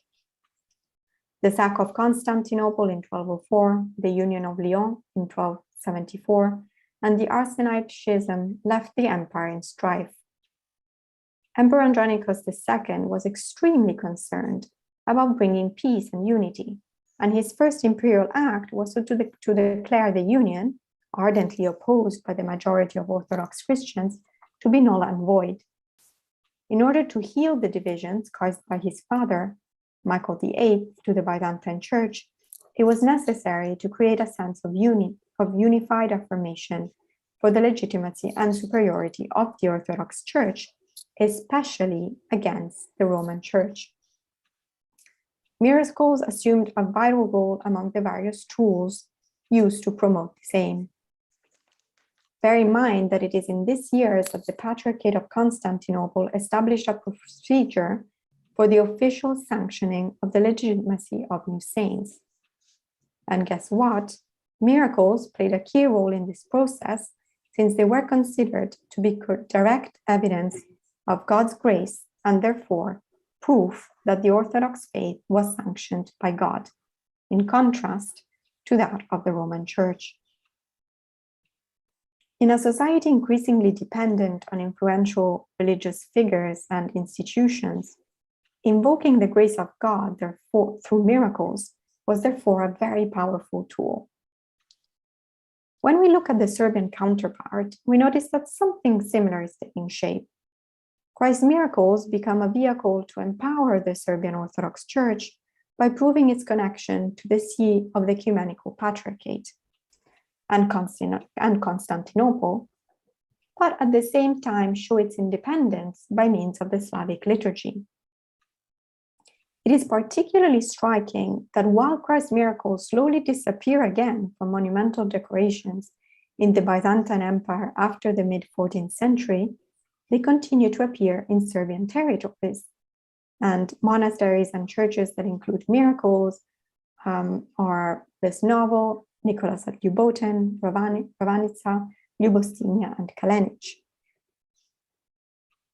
Miracles seem to assume an entirely new afterlife in the Serbian kingdom, becoming an expression of the needs and desires of the patrons and reflections of the religious policies. Especially in the years after Milutin's reign, their appearance does beg the question of what role did they play? If, as I was arguing, in the early Palaeologan period, miracles were seen as proof of God's grace, it wouldn't be surprising that their continuous appearance in the Balkans could be seen in a similar light. The enemy isn't anymore the Catholic Church, but rather the Ottoman threat. As other scholars, such as Ivana Jevtic, have proposed in the same conference, I believe that to acquire a better understanding of this period, we need to leave behind paradigms such as that of center-periphery, and instead start looking at these artistic masterpieces as the outcome of a fluid, multicultural, and multifaceted relationship between neighboring territories. As many of the papers presented showcase, looking at the Byzantine or Serbian evidence on its own without employing a holistic approach does not allow us to see the broader picture and identify connections until now hidden. This is something that has been central to my work on Christ's miracles, but also of another project I have been working on that I would like to mention in my conclusion. Together with Alice Isabella Sullivan, we created the Mapping Eastern Europe initiative. This is an open access interactive website intended to promote, study, research, and teaching about the history, art, and culture of Eastern Europe between the 13th and 17th centuries among students, teachers, scholars, and the wider public. Serbia, as many of the culturally and visually rich territories of the Balkans and the Carpathian Mountains, are little known and even less studied, both in Byzantine and Western medieval art. This website wants to bring attention to this incredibly important heritage by offering a simple and intuitive engagement. At the heart of the website is a map that allows you to discover the artistic and architectural production of these regions. Through historical and thematic overviews, you can see them all here in the legends. This is the way we have structured the contributions. You have art historical case studies, videos, short notices about ongoing research projects, and reviews of books and exhibitions. You can discover these territories. Contributors are early career and senior scholars who supply original content. And I'm really excited to see that many of them are also speakers in this conference.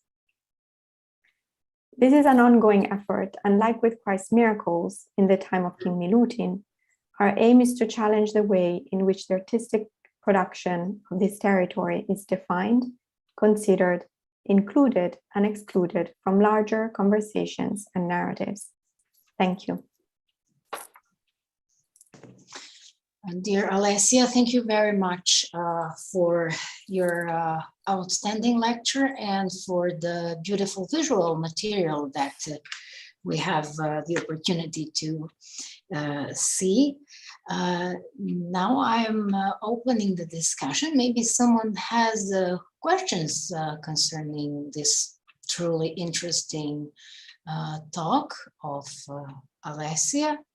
And if not, I certainly have just one question, but I will first like to let others, maybe some other colleagues have questions concerning this very interesting talk.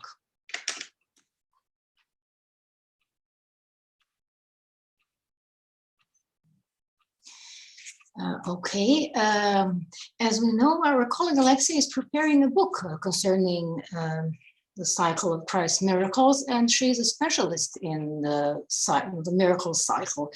So I'm interested, because this cycle is a kind of eternal enigma, and due to the fact that a lot of monuments are destroyed, especially in Constantinople, there is a lot of material that it will remain hidden for the researchers.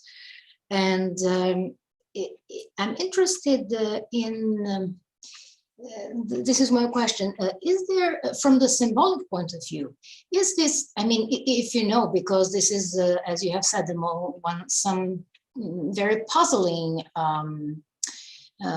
soil. I mean, the cycle is very puzzling, and I'm interested in your opinion from the symbolic point of view. Is this cycle? I mean, what is your opinion? Is this cycle a kind of a group? Does it consist of a group, several groups of separated units, or is it imagined as single units? I mean, you don't have to say everything because I know that the question is very, very difficult, but maybe you can say something that you choose to say, but however, this is truly very, very interesting, is your lecture, and thank you very much for it. Thank you, Angela, and thank you especially for the very kind words. Indeed, this is something I've been grappling with. I agree that especially the fact that we don't have the whole evidence will always prevent us from probably having the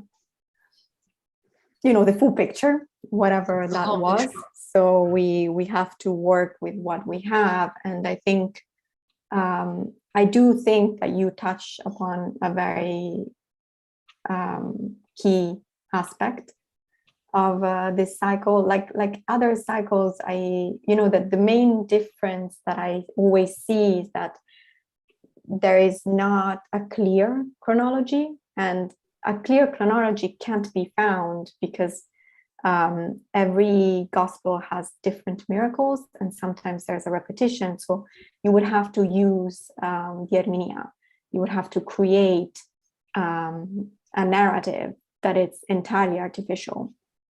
And this does not seem to be the case until probably, later when you have manuals, and maybe they did have manuals, but what you notice is that none of the miracle cycles, even the ones that appear, for instance, in the churches of Milutin, painted by the same artist, are exactly the same. They're always different in number, in the choice, in where they're placed, in how they're placed. So I think that, as you were saying, it's really, I would like to think that it's a combination. So these episodes are grouped together because of liturgical reasons, because of thematic reasons, sometimes because of topics like, the importance of the Sabbath and what is the relationship between Christ and the Jews, and how does that, how can that be interpreted? Some miracle cycles are very, very deeply ingrained into the healing part. So I really think that there's like a multi-layered reading of them. And if we just try to read one, we're losing out on other things. So that would be my takeaway, but it's something I'm working on. So thank you for asking a very difficult question.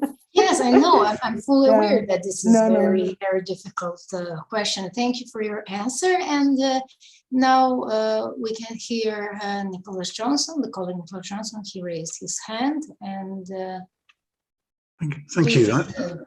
I just wanted to ask Maria Alessia, do you think the use of the miracles is the Orthodox way of asserting its difference from the Latin Church? Because although in Western Europe the miracles are acknowledged, they are not usually highlighted, because the Western European view is supposed to be Aristotelian and rational, whereas the Eastern Orthodox is all from the heart, and therefore miracles fall in and fit in better with the Orthodox view of the world. So do you think these miracles are being used to highlight that difference between the two churches? I think you're touching on an absolutely key point.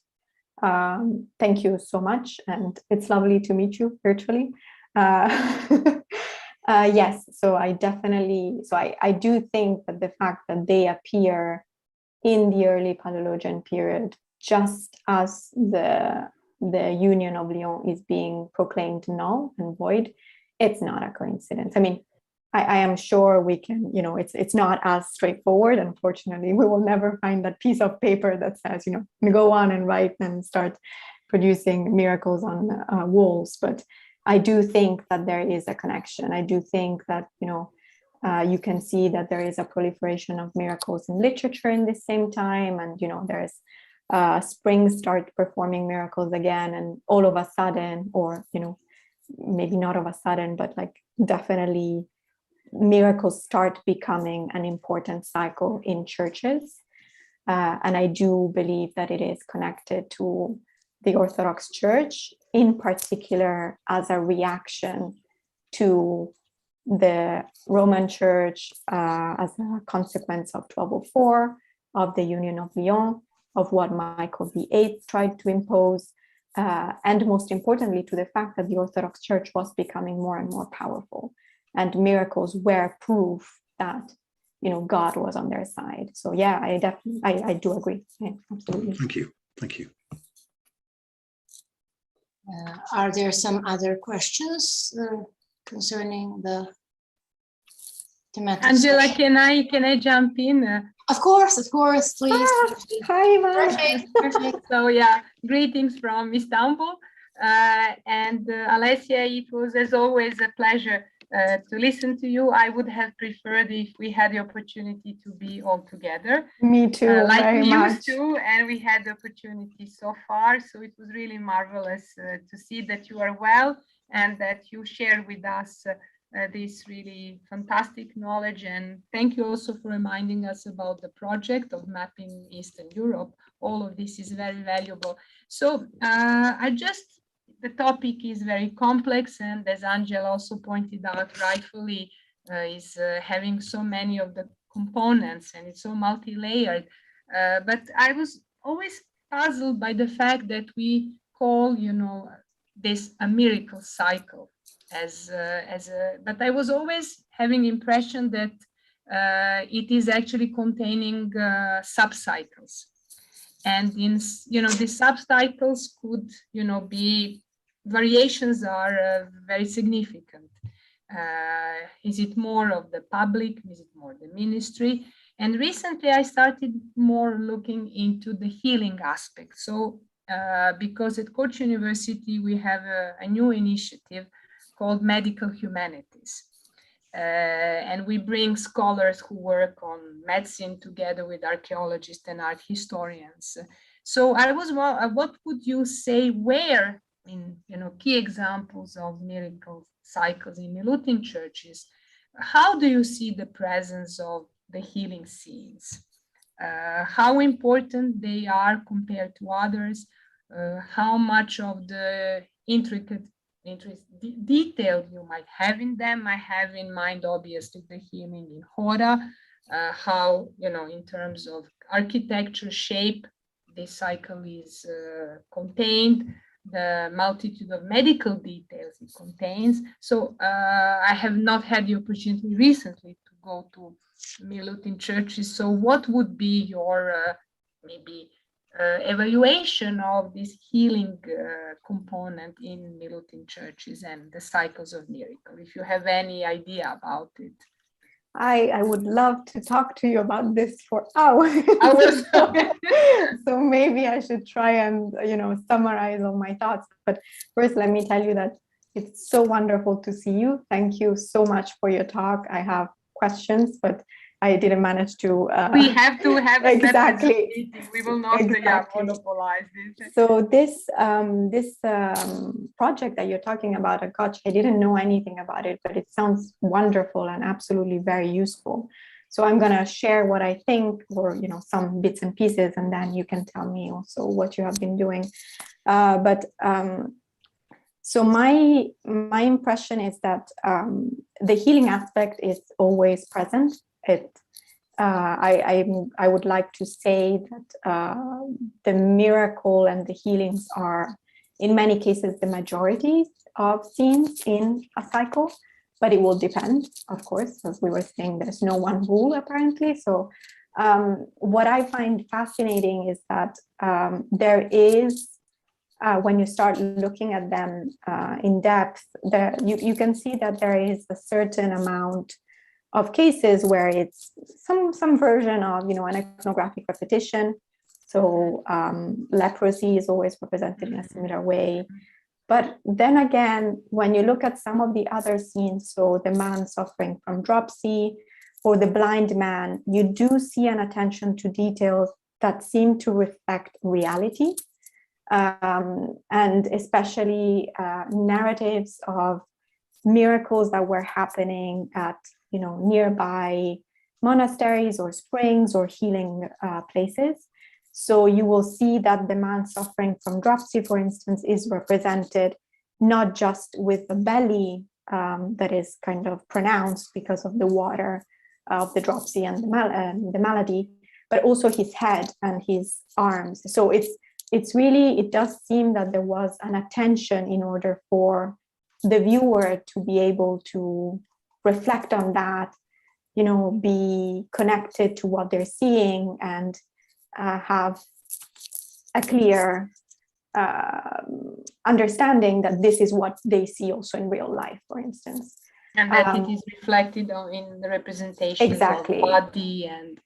Exactly. And the other thing that you notice and it appears in Thessaloniki, but also afterwards in Dachani. So it's not a Milutin church specifically, but you do see the appearance of illnesses that are not at all described in the Gospels. So there is also, so you have originality, you have tradition and certain, repeated patterns, but you do also have complete innovation. So I do really think that the healing part is fundamental. It has a lot to do with, also finding inspiration and looking not only at previous traditional iconographies, but also literary sources and other things that might be happening. I don't know if that helps. Helps a lot. It helps a lot. So thank you for sharing this, and we will be in touch. Yes, obviously. Okay, thank you. Thank you. Are there some other questions maybe, or some remarks or some commentaries? This was really, really very interesting lecture. If not, then I'm using this opportunity to thanks once again to our dear Alexia for being part of this conference. And I will just say that we will now have 5 minutes pause, and then we are continuing the conference. Thank you all very much, and thank you, Alexia. Thank you.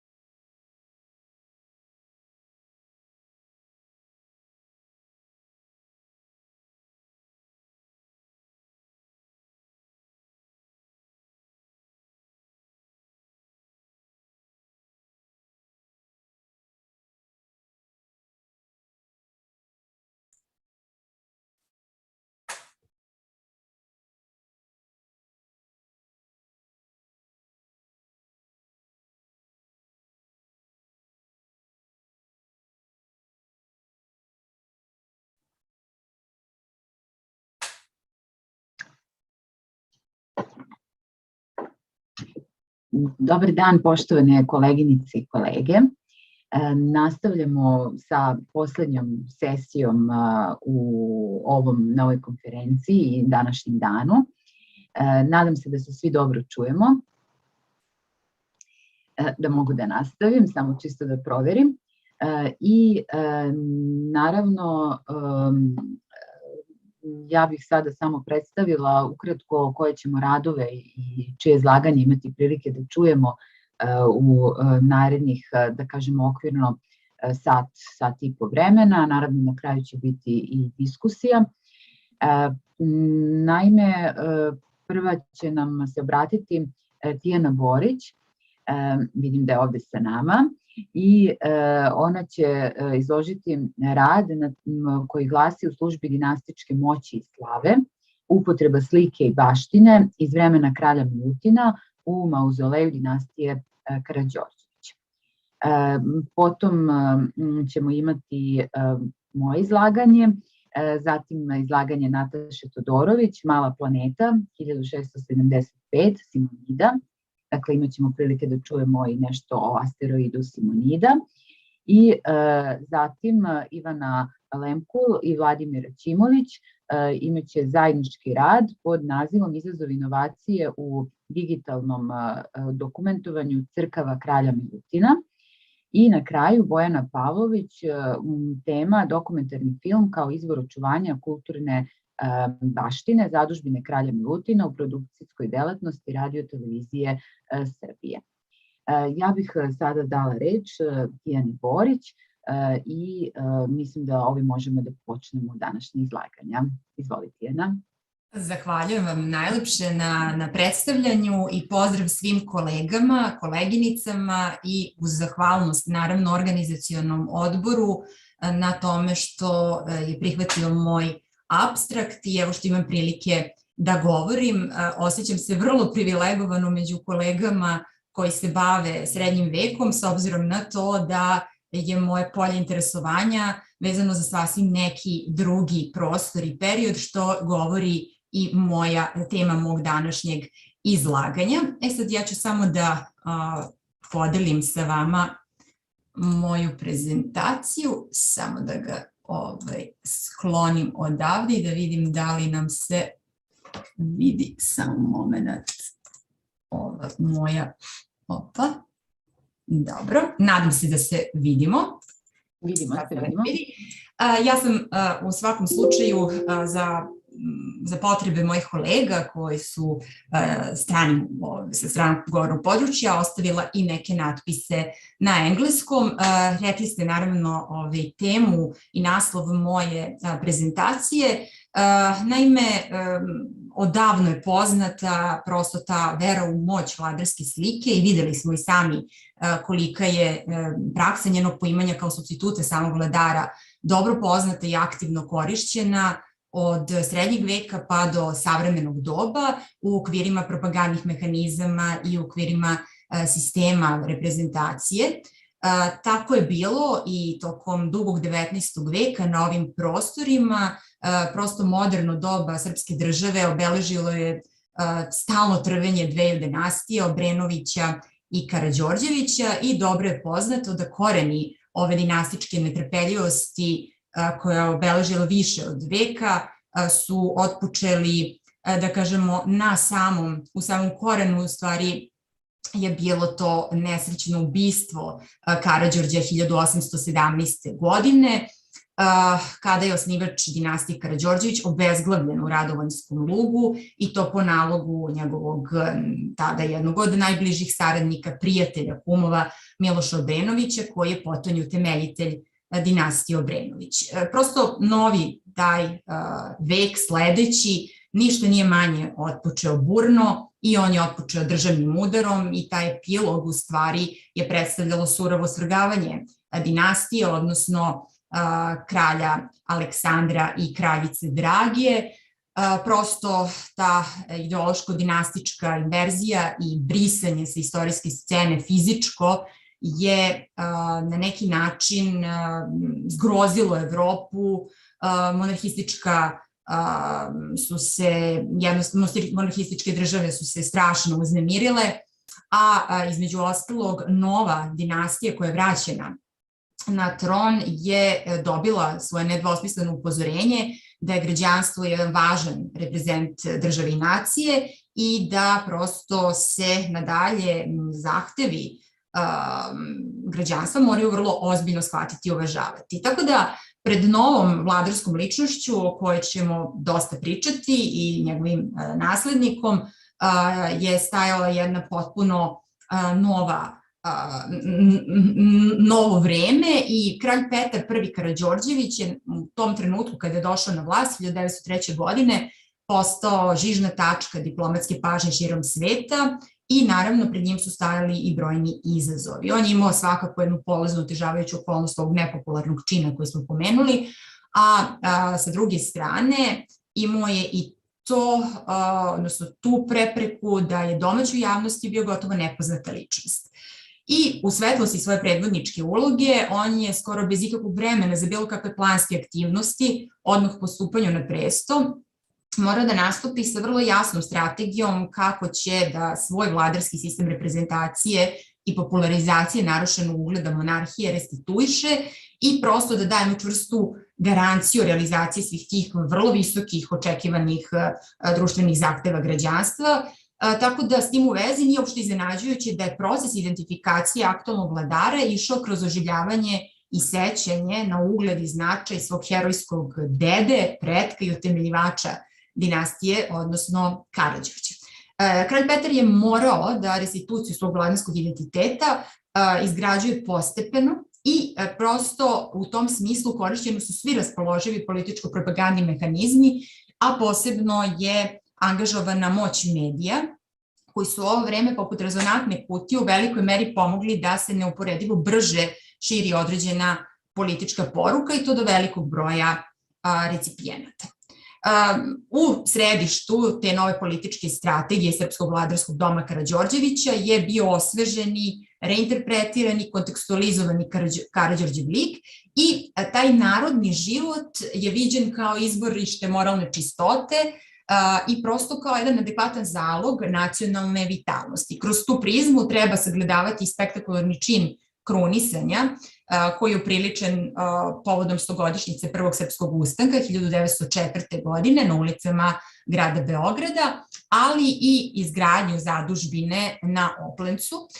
Naime, kao rodonačelnik dinastije Karađorđevića, Karađorđe je zauzimao tako centralno mesto u konceptu vladarske ideologije kralja Petra, što je očekivano, i na njegovim zaslugama on je temeljio i legitimitet njegove vlasti. Prosto bilo je neophodno da se snažnije verifikuje taj dinastički legitimitet i autoritet kralja Petra i to je on razumeo time najbolje da što će u stvari da uspostavi kultni dinastički memorijal, odnosno u ovom slučaju mauzolej crkvu, koja je nužno morala biti vezana za Karađorđevu topolu. Kralj je jednostavno želeo da na Oplencu konstituiše dinastički mauzolej u čijem bi se centru prosto našle mošti besmrtnog osnivača dinastije, vožda Karađorđa, i praktično dinastija je svoju snagu crpela upravo na osveštenim kostima mitskog heroja i mučenika. I otuda je voždovo grobno mesto postalo zalog legitimiteta njegovih potomaka. I bilo je jako onako vidljivo, evidentno, ta brzina kojom se kralj Petar I neposredno po preuzimanju kraljeve dužnosti 1903. godine uputio upravo u Topolu, koja se praktično nekako zbrisane sa te scene još od surovog gušenja bune 1877. godine. Ovde vidimo Karađorđev grad koji je nažalost bio s jedne strane poharan od strane Turaka 1813. godine u jeku Srpske revolucije, a sa druge strane doživela je stravičnu odmazdu posle Topolske bune kada je drugi lepenički bataljon odbio da položi zakletvu kralju Milanu Obrenoviću u Kragujevcu. I praktično Karađorđev grad, koji je početkom 19. veka bilo jedno najprometnije, najživlje mesto u celoj Srbiji, je zbrisano iz mape sećanja, iz te jedne nacionalne geografije i mentalne te slike, Šta više, vrlo je zanimljiva bio detalj da je taj potpukovnik koji je ugušio bunu u Topoli zabranio da se od ostataka kamena iz grada sazida most na reci Jesenici, zato što se plašio koliko jak bio kult Karađorđa da će postati takođe taj most kultno mesto. I kralj Petar je prepoznao upravo u ovim ruševinama Karađorđevog grada mogućnost za uspostavljanje i temeljno učvršćenje sopstvenog vladarskog legitimiteta kao upravo onog narodnog seljačkog kralja, kralja demokrate.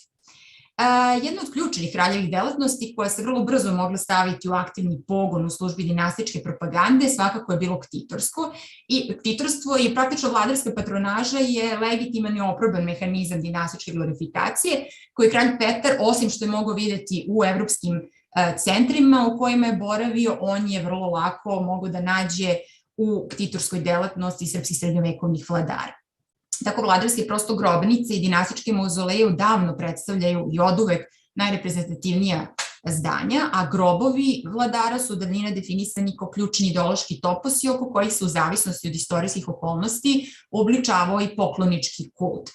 Prosto poduhvati vladara u ovoj sferi isticali su moć porodice, izdizali status ktitora, a sama zdanja predstavljala su i nacionalna mesta sećanja, što je bilo veoma važno kralju Petru.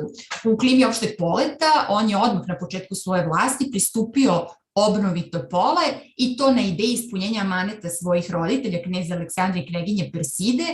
On je otpočeo izgradnju reprezentativne dinastičke grobnice Karađorđevića na Oplencu po uzoru na mnogobrojne slične vladarske mauzoleje u zemlji i u svetu. Izgradnja crkve Svetog Đorđa na Oplencu je u stvari ključni graditeljski poduhvat kralja Petra i najznačajnija njegova zadužbina. To je bio jedan pozamašni ktitorski akt koji sticam okolnosti obeležio celu njegovu vladavinu i bio završen tek za vreme njegovog sina, kralja Aleksandra. Posvećen je Svetom Đorđu i prosto na simboličkom metaforičkom nivou povezan je sa imenom vođe prvog srpskog ustanka, Đorđe Petrovića Karađorđe, znači slavi na taj način pretka i osnivača dinastije, ali i svetog ratnika, prosto u skladu sa vojničkom ličnošću kralja, slavi na neki način i sve vojne poduhvate koji će sticajem okolnosti obeležiti njegovu vladavinu i borbe za nacionalno ujedinjenje, jer kralj Petar je kao i njegov deda poveo bitku opet protiv Osmanlija, sticajem okolnosti, naravno u Balkanskim ratovima, a potom je vodio vojsku u Prvom svetskom ratu. I kralj je za mesto budućeg mauzoleja izabrao simbolično dominantnu kotu brežuljka takozvanog Malog Oplenca. Ovde vidimo neke avionske snimke. Taj mali Oplenac se uziže negdje 337 metara i imate fine vizure, prirodno se nametnuo kao mesto za izgradnju ovog mauzoleja.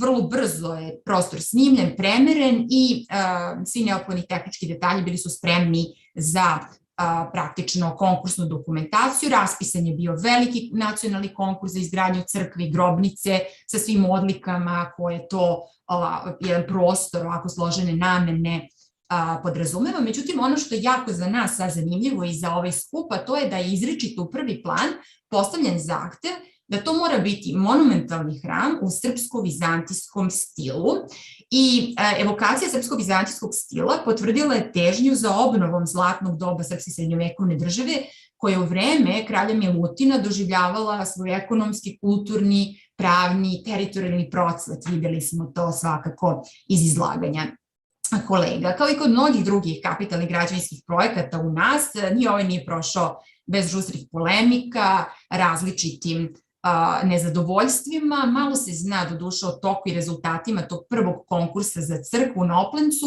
osim da je došlo do velike javne rasprave, no ono što sigurno znamo i što nam je važno jeste da je prvu nagradu odneo rad Nikole Nestorovića, koji je bio znameniti graditelj i profesor univerziteta, i da je taj rad na osnovu skica koje postoje, znamo i tekako evocirao upravo Gračanicu, dakle zadužbinu kralja Milutina.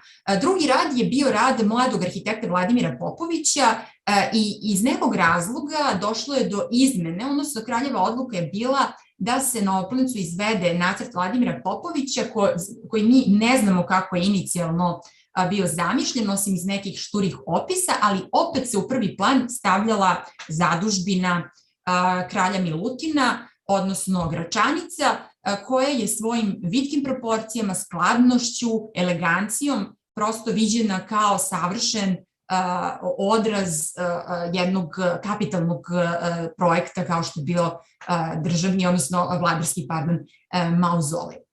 U svakom slučaju, zanimljivo je takođe, ostavlja nam jedan izveštaj iz srpskih novina. Novinar kaže, crkva će se podići, pa citiram, u duhu starih srpskih zadužbina iz vremena Nemanjića i Grbljanovića, to će biti narodna crkva u kitnjastom srpsko-vizantijskom stilu, slična Gračanici po sklopu, sa 5 kubeta i 3 apside, s polja petostrano završene. I završavam citat. Dakle, oživela ova reinterpretacija starih stilova potvrdila je da u kulturi prvih decenija 20. veka prosto živi ta istoristička reinterpretacija prošlosti i zlatnog veka, koja je negde u ovom trenutku nađena upravo u politici i kulturi kralja Milutina. Dolazi međutim do određenih promena, jednostavno ne znamo mnogo o tome, osim da je u međuvremenu do 909. godine raspisan novi konkurs sa gotovo istovetnom ocenjivačkom komisijom, a da je prvu nagradu odneo projekat mladog arhitekte Kosteja Jovanovića, koji jako mlad, ispostavilo se da vrlo je dobar poznavalac srpskih starina. I ovo njegovo raskošno petokupolno rešenje Oplenačke crkve u obliku slobodnog krsta je dobilo prosto svoju gratifikaciju od strane ocenjivačke komisije po autentičnoj lepoti, po istaknutoj poziciji koju će i skladu koju nosi sa sobom, po toj rafiniranoj ornamentici i snažnoj tektonici i konstruktivnoj logici. Ubrzo je, dakle, prema njegovim planovima započeta izgradnja i vrlo brzo je crkva bila završena, one 912. godine u građevinskom smislu bila gotova, međutim znamo samo da prosto je ratovi, najpre naravno balkanski, a potom i prvi svetski, su doveli do zastoja u dovršenju crkve. Ona u jednom trenutku u Prvom svetskom ratu i bila brutalno opljačkana. Kralj Petar jednostavno nije dočekao da vidi svoju zadužbinu konačno završenu, on je umro 16. avgusta 1921. a radovi su bili dovršeni u skladu sa široko zasnovanom politikom reprezentacije kralja Aleksandra. I taj početak Prvog svetskog rata doveo dinastiju Karađorđević i njenog novog suverena kralja Aleksandra u jedan složen multinacionalni, multiverski državni sistem i u sklopu novih okolnosti na snazi je ostala mitologizacija ličnosti vožda Karađorđa, koji je ostao i nadalje jedan stožerni simbol dinastičke istorije. U skladu sa tim, na osnovu državne intervencije, nastavljeno je sa umetničkim uobličavanjem dinastičkog mauzoleja na Oplencu i 1930. godine osvećena je ova monumentalna petokupolna crkva izvedena u srpsko-vizantijskom stilu.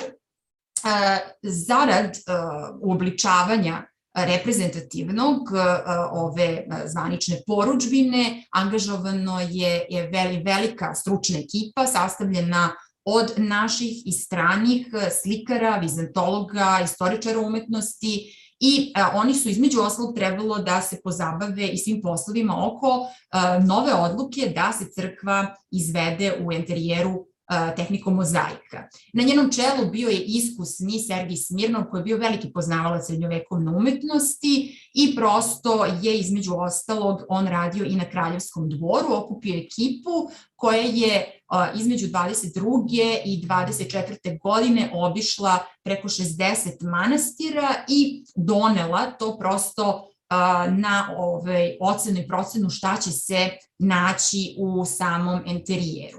Stručnu pomoć u radu pružili su i čuveni vizantolog Okunjev, poznati slavista Pogodin i stručnjak za vizantijsku arhitekturu Nogajev. Tako je mauzolej Karađorđevića dobio preko 700 mozaičkih kompozicija unutar hrama i u grobnoj kripti koja se nalazi ispod crkve i praktično je to jedan impozantan enterijer.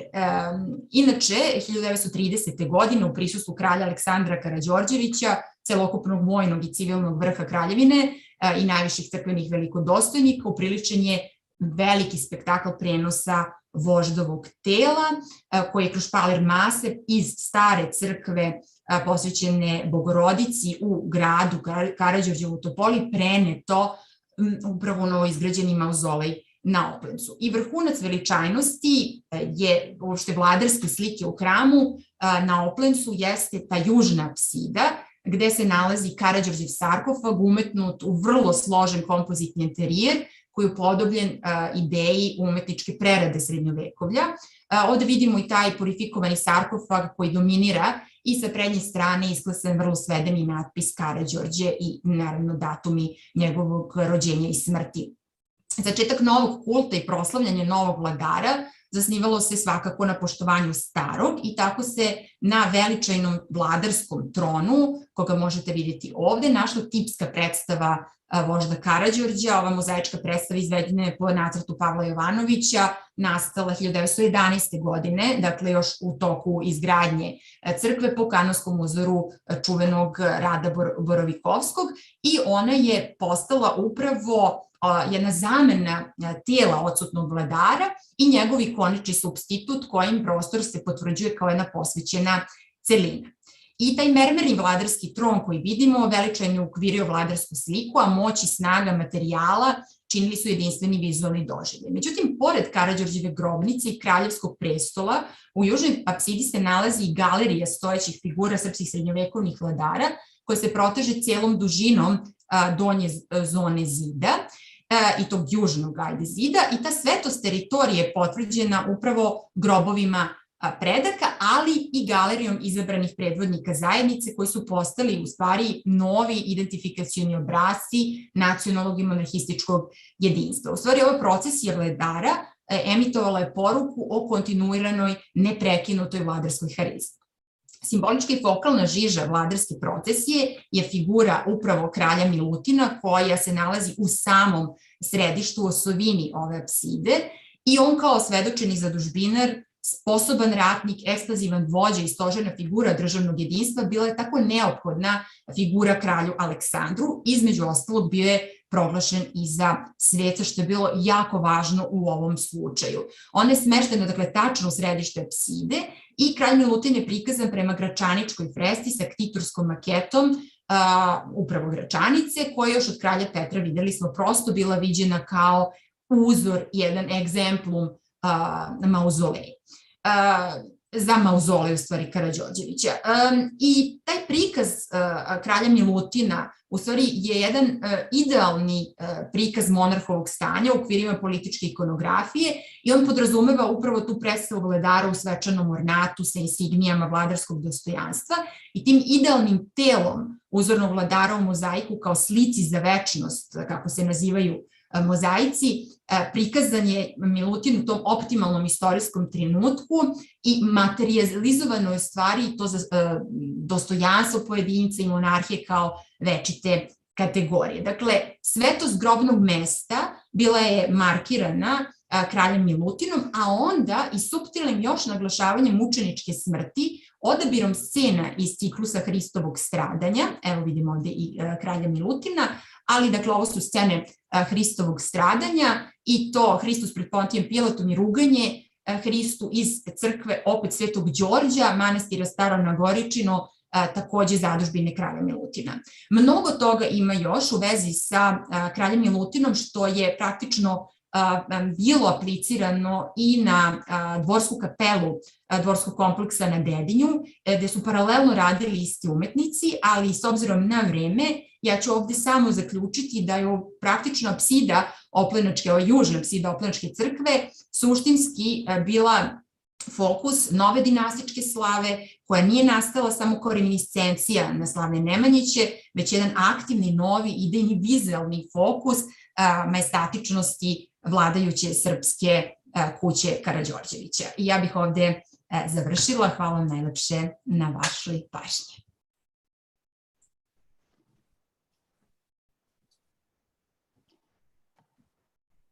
Hvala koleginici Tijeni, koja nas je zaista ovako uvela u to koliko je figura kralja Milutina i doba kralja Milutina bila prisutna i u novovekovnoj, odnosno novijoj i savremenoj istoriji Srbije i Srba.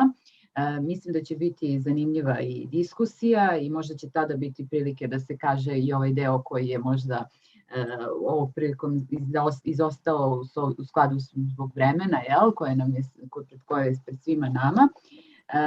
Ja ću sa zadovoljstvom i zaista uz veliku čast što sam pozvana da učestvujem na ovoj konferenciji izložiti sada svoj rad, odnosno predstaviti jedan deo tog rada koji nosi naslov Vreme kralja Milutina između identiteta i sredstava diplomatije. Simonida, kolekcija Aleksandra Joksimovića, dakle 1967. godine u pitanju. Ovo izlaganje je nastalo na osnovu izvora i medija, onoga što je ostalo zabeleženo u tadašnjoj štampi.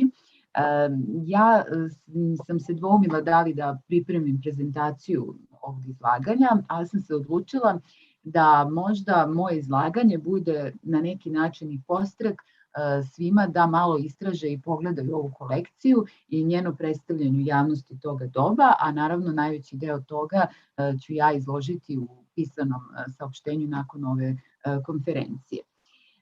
Takođe, ovo istraživanje sam shvatila pre svega u kontekstu koliko je kolekcija Simonida i sama ličnost Simonide i doba kralja Milutina, koliko su bila pre svega sredstva jugoslovenske kulturne diplomatije, a naravno posredno i identiteta. Inače, čitavo istraživanje i rad će biti bazirani na teorijama kulture, kulturnim teorijama, identitetu i jednoj novoj oblasti, novoj staroj oblasti koja se toliko ne upotrebljava kod nas u istraživanjima, a to je pogled sfere javne istorije. Kako, dakle, jedna takva ličnost percipira se u današnje vreme i koliko u stvari ova sama kolekcija postala i aktuelna i u skorije vreme kada je čuveni modni kreator Aleksandar Joksimović preminuo. Ono što pre svega jeste cilj je da se istraži kako je narativ o Simonidi i indirektno o kralju Milutinu bio prihvaćen u tadašnjem jugoslovenskom društvu. Takođe, fokus je i na dostignućima ove svetski poznate modne kolekcije u sferi reprezentacije tadašnje Jugoslavije. Ja bih tu izdvojila u suštini nekoliko važnih pitanja. Prvo, odakle Aleksandru Joksimoviću inspiracija za kolekciju te jugoslovenske mode u nacionalnom stilu, kako se to može nazvati, i pre svega kakva je bila Simonida, ali i njegove kasnije kolekcije, a zatim kako je reagovala tadašnja jugoslovenska javnost, a kako su reagovali političari sa jedne strane. I treće pitanje koje bih ja posebno izdvojila i koje ću posebno obrađivati i sada tokom ovog izlaganja i u svom radu, jeste ako se posmatraju međunarodni odnosi toga doba, i položaj tadašnje Jugoslavije. Dakle, postavlja se pitanje kakva je bila uloga kolekcije Simonida kao upravo tog jednog sredstva kulturne diplomatije i koliko je ono bilo uobičajeno u to vreme i možda dobar izbor od drugih mogućih sredstava kulturne diplomatije toga doba. Sada, pre svega treba reći da je dinastija Nemanjić, kao što smo videli izlaganja koleginice Borić, u stvari bila veoma bitna u toj, da kažemo, vladarskoj ideologiji, u slanju tih političkih poruka i u periodu, dakle, Karađorđevića, odnosno Obrenovića, ali pokazala se veoma bitna i potrebna i u tom nekom vremenu koje u stvari možda i nije nosilo tu osnovnu crtu, odnosno sigurno je nije nosilo. Naime, dinastija Nemanjić je važan deo srpskog nacionalnog identiteta i posebno upravo doba kralja Milutina, kada je srpska srednjovekovna kraljevina doživjela i teritorijalni, i ekonomski i kulturni uspon. I ovaj period je takođe obeležen jednom snažnom pričom o Simonidi, vizantijskoj princezi, koja je došla, dakle, kao devojčica na srpski dvor, Ona je istovremeno bila i najmlađa srpska kraljica, kći vizantijskog cara Andronika II. Palaeologa, bila je garancija, simbol garancije mira između Vizantije i Srbije i u stvari njena udaja je, kao što znamo, značila i priznavanje tih teritorijalnih osvajanja, ali istovremeno jedan snažan uspon dinastije Nemanjića. Naravno, ovaj narativ u Simonidi i njen odnos sa kraljem Milutinom prati i brojne kontroverze. One su pre svega prisutne u nekoj široj javnosti i danas i uvek aktuelne. Ali ono što mi znamo i što smo mogli da čujemo i na konferenciji jeste upravo ta duboka religioznost, izgradnja crkava kod kralja Milutina, religioznost same Simonide koji su ih tu negde povezivali. I svakako da je ona kao princeza iz renesanse Palaeologa bila neko ko uživao veliki ugled, poseban status i unela je velike promene na srpski dvor toga doba, što se može videti i na freskama, odeći koju nosila i dakle tom načinu na koji je ona predstavljena u tadašnjoj javnosti. Ono što je veoma interesantno da jedna takva predstava Simonide u tadašnjoj javnosti jeste uticala i na kasnije doživljaje Simonide, pa tako imamo, podsjetit ću, Milana Rakića koji je napisao pesmu Simonida, naravno općenjen njenom freskom iz manastira Gračanice, zatim Milutina Bojića koji je napisao dramu Kraljeva jesen i pomenuli smo malo pre Asteroid koji nosi njeno ime, o čemu će biti reči u narednom izlaganju. I u suštini kada sve to posmatramo, mi moramo imati u vidu i današnji aktuelni moment, jer smo svedoci da se danas kroz državne politike sećanja posebno naglašava i taj period srpske srednjovekovne državnosti i u tom kontekstu mi danas imamo i podizanje brojnih spomenika, imali smo ranije spomenik caru Dušanu, zatim spomenik Stefanu Nemanji, svečano otkriven u januaru ove godine, naravno spomenik despotu Stefanu Lazareviću, dakle i taj deo srpske srednjovekovne tradicije. U tom kontekstu mislim da je dobro što je i ova sesija, recimo i ovaj završni deo konferencije na neki način posvećen upravo tim temama kako to srpsko srednjovekovno nasleđe, odnosno nasleđe kralja Milutina, percipira i u današnjoj javnosti. Sada vratit ćemo se, odnosno ja ću se vratiti upravo u period Jugoslavije, u period Titove Jugoslavije i upravo treba posmatrati tu potrebu za isticanjem korpusa srpskog srednjovekovnog nasleđa upravo kroz tu prizmu kulture sećanja i identiteta. I treba istaći da je ona u periodu Jugoslavije, Socijalističke federativne Republike Jugoslavije, zaista bila izuzetak, ali jedan važan izuzetak. Naime, praksa prisjećanja u Titovoj Jugoslaviji naravno naglašavala je događaj iz Drugog svetskog rata, dok su ta srpska srednjovekovna istorija, dinastije definitivno ostavljene po strani ili su bile prisutne u onoj meri ukoliko su se one uklapale u određenim segmentima, određenim istorijskim momentima u tada vladajući narod. Međutim, rezolucija Informbiroa i dakle ta 1948. godina uneli su brojne promjene.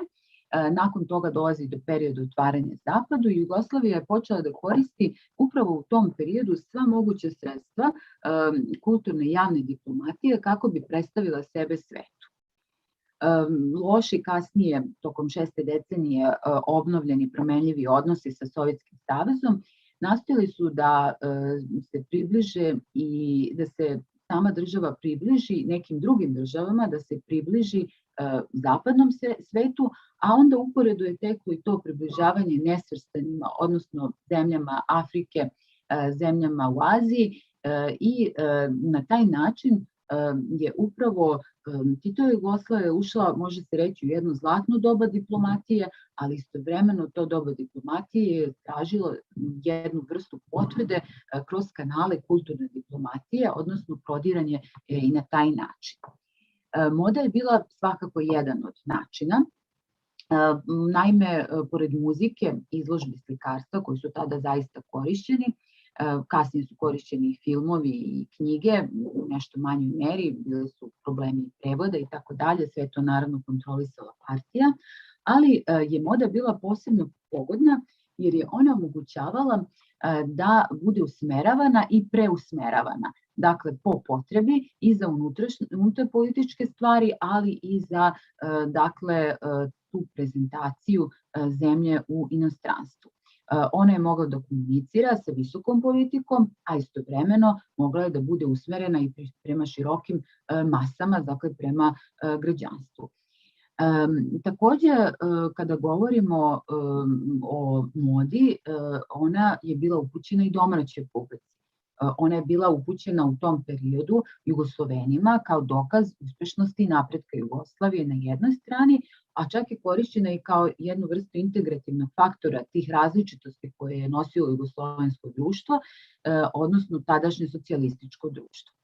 I upravo u ovom kontekstu se posmatra i predstavljanje kolekcije Simonida, koju je dizajnirao Aleksandar Joksimović, tadašnji kralj Makaza, kako su ga nazivali, a čije je kreacije uporedo nosila i sama Jovanka Broz, dakle prva dama tadašnje Jugoslavije.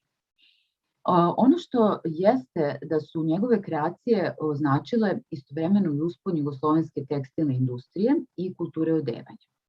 Označile su jedan bitan preobražaj u društvu, u kulturnom smislu, dakle preobražaj od uniformisanosti ka visokoj modi, i modne revije Joksimovića bile su u potpunosti u skladu sa Deborovom tezom da je spektakl vrhunac ideologije.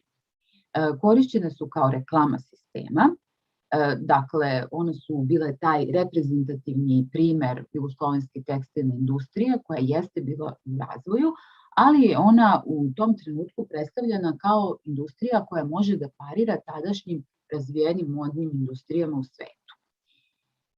Jugoslovenska moda u nacionalnom stilu je uspela da izađe iz nacionalnih okvira, dakle iz okvira Jugoslavije, napustila je salon mode odevanja u Beogradu i onda je ona prikazivana i van granica zemlje i tu posebno su važni upravo ti događaji kao što je Međunarodni festival mode u Moskvi, gde je prvo predstavljena i sama kolekcija Simonida, ali naravno i izložbe jugoslovenske industrije i umetnosti u Parizu.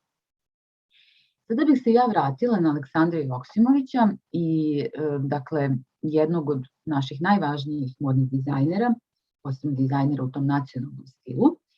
I podsjetila bih da je on rođen 1933. godine na Kosovu i Metohiji, dakle u Prištini, i da je upravo on to rano detinjstvo proveo i mogao da provede baš onda gde je, da kažemo, kolevka srpskog nacionalnog identiteta i da je, dakle, u ranom detinjstvu to bila prostor, vreme Kraljevine Jugoslavije i da je živeo u jednom periodu kada se i ta država raspadala, odnosno kada je već bilo jasno da je jednom neuspelnom projektu reč i u skladu sa tim su definitivno i možda neke prva sećanja, prve uspomene koje je on mogao da upravo smesti u svoj korpus identiteta, ličnog identiteta koji je poneo i koji je kasnije svakako bio vidljiv i u njegovim delima. Takođe, moguće da je zbog toga i pored te neosporne umetničke crte koja uvek daje prednost slobodi, naravno i period u istoriji Jugoslavije koji je dozvoljavao da se prikaže nacionalni kostim, Joksimović imao jedan specifičan osjećaj za nacionalno, za simbole nacionalnog, za istoriju i istoriju u stvari u onom segmentu u kome je ona deo identiteta. I svakako mi moramo imati na umu da sve što je on radio definitivno nije bilo u saglasnosti sa jednom dominantnom ideološkom matricom koja je njega okruživala, ali je svakako on uspeo da prezentuje sve ono zbog čega je on bio inspirisan, a bio je inspirisan istorijom, srpskom istorijom, tradicijom, dobom upravo kralja Milutina, Vizantijom, srpskim srednjevekovnim slikarstvom. I upravo zahvaljujući tome on je dosegao i svetsku slavu. Kolekcija Simonida inače bila je specifična jer je upravo prenela duh tadašnjih fresaka na modele, odnosno u modnu industriju. Specifični su bili posebno ti zvonasti rukavi koji su bili preuzeti iz srpske srednjevekovne vizantijske u stvari odeće i ornamenata koji su u stvari preuzeti sa kamenih frizova manastira Gračanica i manastira Dečani. Takođe, treba istaći da je Joksimović uspeo da prevaziđe ograničenja u socijalističkom sistemu u kome nije bilo lako da se industrijska proizvodnja tekstila i odeće približe zapadnom modnom sistemu.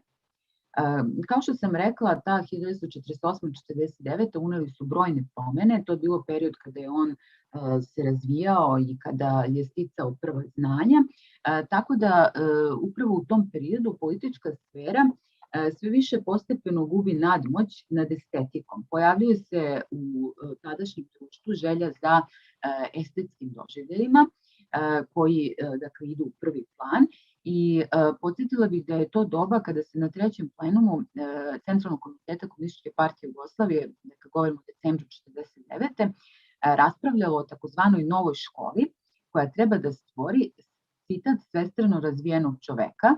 Dakle, reč je o čoveku koji je istovremeno graditelj i branilac socijalizma, ali ne samo umno, već i moralno, fizički i estetski obrazovan. I upravo u doba Joksimovićeve mladosti nastupa odbacivanje šablona i kopiranje tuđih iskustava, ovde se pre svega misli na rusko iskustvo, ali naglašava se značaj proučavanja jugoslovenskog iskustva u kome upravo nacionalna istorija, partija, književnost imaju posebne vrednosti i tu negde i isplivava i to interesovanje, veće pojačano interesovanje za neku daleku tradiciju. Dakle, počinje to doba okretanja tradiciji, otvaranja ka većoj slobodi promišljenja, naravno tu je partija i dalje prisutna kao jedan stožer, ali se stvaraju pukotine kroz koje se može prodreti, posebno se to dešava u sferi umetnosti, koja uvek teži provokaciji, koja uvek teži spektaklu, kao što je i sam Joksimović težio tome. Takođe, potrebno je dodati da od 1967. Postoji jedno odlučivanje o kadrovima koje prelazi na republike i pokrajine, što je takođe pogodovalo pojavi upravo te mogućnosti da se nacionalno pojavljuje češće nego ranije, da češće nego ranije može da izbije u taj prvi plan. Dok je partija i dalje neblagonaklono gledala na isticanje individualnosti, potiskivala religioznost, izbegavala pozivanje na nacionalne istorije svih naroda koji su činili tadašnju Jugoslaviju i sve ono što je prethodilo NOB-u, dakle NOB se gledao kao ta godina nulta, sve to učinila naravno u cilju stvaranja tog nekog jugoslovenstva, jeste da u stvari Joksimović je bio negde svestan tih kontroverzi, to se vidi u njegovim intervjuima, u tih kontroverzi koje njegove kolekcije pa i sama Simonida nose i on je isticao da je birao te nacionalne nošnje za inspiraciju, ali je vodio računa da objedini uticaj različitih kultura koje su tada činile Jugoslaviju. Kolekcija Simonida je u prvi plan izbacila srpski srednjevekovni kostim, kasnije je Joksimović isticao recimo vitraže sa katoličkih i pravoslavnih hramova, to je kolekcija Vitraž, zatim kolekcija Pejzaž koja je u prvi plan stavila zidne prostirke seoskih kuća ili recimo Prokleta Jerina, kolekcija koja nas vraća u doba despotovine i tu posebno se ističe jedna vrsta vojničke uniforme. Takođe, treba istaći da je nakon prikazivanja Simonide u Beogradu na sajmu mode, recimo tadašnja štampa označila da je reč o jednom velikom spektaklu, da je to pravi šou, kako se kaže u borbi, koji je publiku iznenadio, znači to je jedan novi pristup prikazivanju mode. Naime, Joksimović je tu koristio i muziku, manekeni su se kretali, trčali po sceni, što je čak i tadašnji urednik bazara recimo zamerio, ali treba dodati i da sama kolekcija Simonida, osim nekoliko modela koji su se mogli pronaći i naručiti u tadašnjem butiku Centra tekstila, u stvari nije izašla na ulice, već je ostala u stvari ta kolekcija visoke mode koja se nije prodavala, ostalo je dakle isključivo kao jedna vrsta prezentacije i modnog spektakla i kao takva bila je pogodna da izađe upravo van granica tadašnje Jugoslavije. Upravo kao ta prva grandiozna kolekcija visoke mode tadašnje socijalističke Jugoslavije, ona se i predstavlja na sajmu mode, festivalu mode u Moskvi 1967. I treba istaći da je ona predstavljena upravo svetu u isto vreme kada su predstavljene kolekcije čuvene Coco Chanel, Christian Diora i drugih. Takođe, ona se upravo posmatra kao jedan značajan iskorak tadašnje Jugoslavije u kulturnoj diplomatiji. Treba imati u vidu da u ovom periodu nije još uvek, recimo, postojao Jugoslovensko informativni centar u Parizu, koji će kasnije koristiti i biti taj stožer kulturne diplomatije, ali da je bilo potrebno nešto što će biti izuzetno pokretno, tako da se ovaj uspeh koji je kolekcija Simonida imala u Moskvi i kasnije u svetu, može porediti sa izložbom gotovo umetnost na tlu Jugoslavije, čuvenom izložbom koja je otvorena 1971. godine u Parizu. Kolekcija Simonida mora se posmatrati u kontekstu da je to period uspona jugoslovenske diplomatije koji je negde počeo 1953. godine, kada Jugoslavija već imala 49 ambasada, 5 specijalnih misija, 13 generalnih konzulata, taj broj se uvećavao. Takođe, treba imati da utisak i taj veoma važan, da je u tim ambasadama su već radili neki novi kadrovi, dakle komunistička partija se u tom, da kažem, diplomatskom pogledu nije više toliko oslanjala na stare kadrove ostale za koje je morala da se oslanja, koji su ostali dakle, iz perioda pre 1945. godine. I takođe to je stvaralo neke nove mogućnosti da se Jugoslavija pozicionira u međunarodnim odnosima i kao zemlja predvodnik tog trećeg sveta, odnosno predvodnik nesvrstanih, i upravo u tom kontekstu stvaranja nesvrstanih i Jugoslavije kao vođe nesvrstanih, što je to aktuelno i ovih dana bilo, jeste isticanje narodne nošnje kao inspiracije, prezentacija zemlje narodnom nošnjom i dakle kao tako je iz toga bilo prihvaćeno i na tom političkom nivou. Ja bih sada zaključila sa par rečenica, a naravno više o svemu ovome o čemu sam pričala će biti u radu. Naime, zaključila bih da je doba kralja Milutina i Simonida, da su to zaista i magični lik sa srpskih srednjevekovnih fresaka, je definitivno kao deo srpskog nacionalnog identiteta imao i ima danas taj vanvremenski uticaj. Uostalom, svedoci smo da evo već 3 dana razgovaramo i učestvujemo i slušamo različite interpretacije i različite istraživanja tog doba, od onih koji su istorijskih do istoričara umetnosti, arheologije, teologije, kulturologije. I upravo govorimo o tome da kako se u stvari samo doba kralja Milutina i Simonida vraćaju u taj istorijski javni prostor.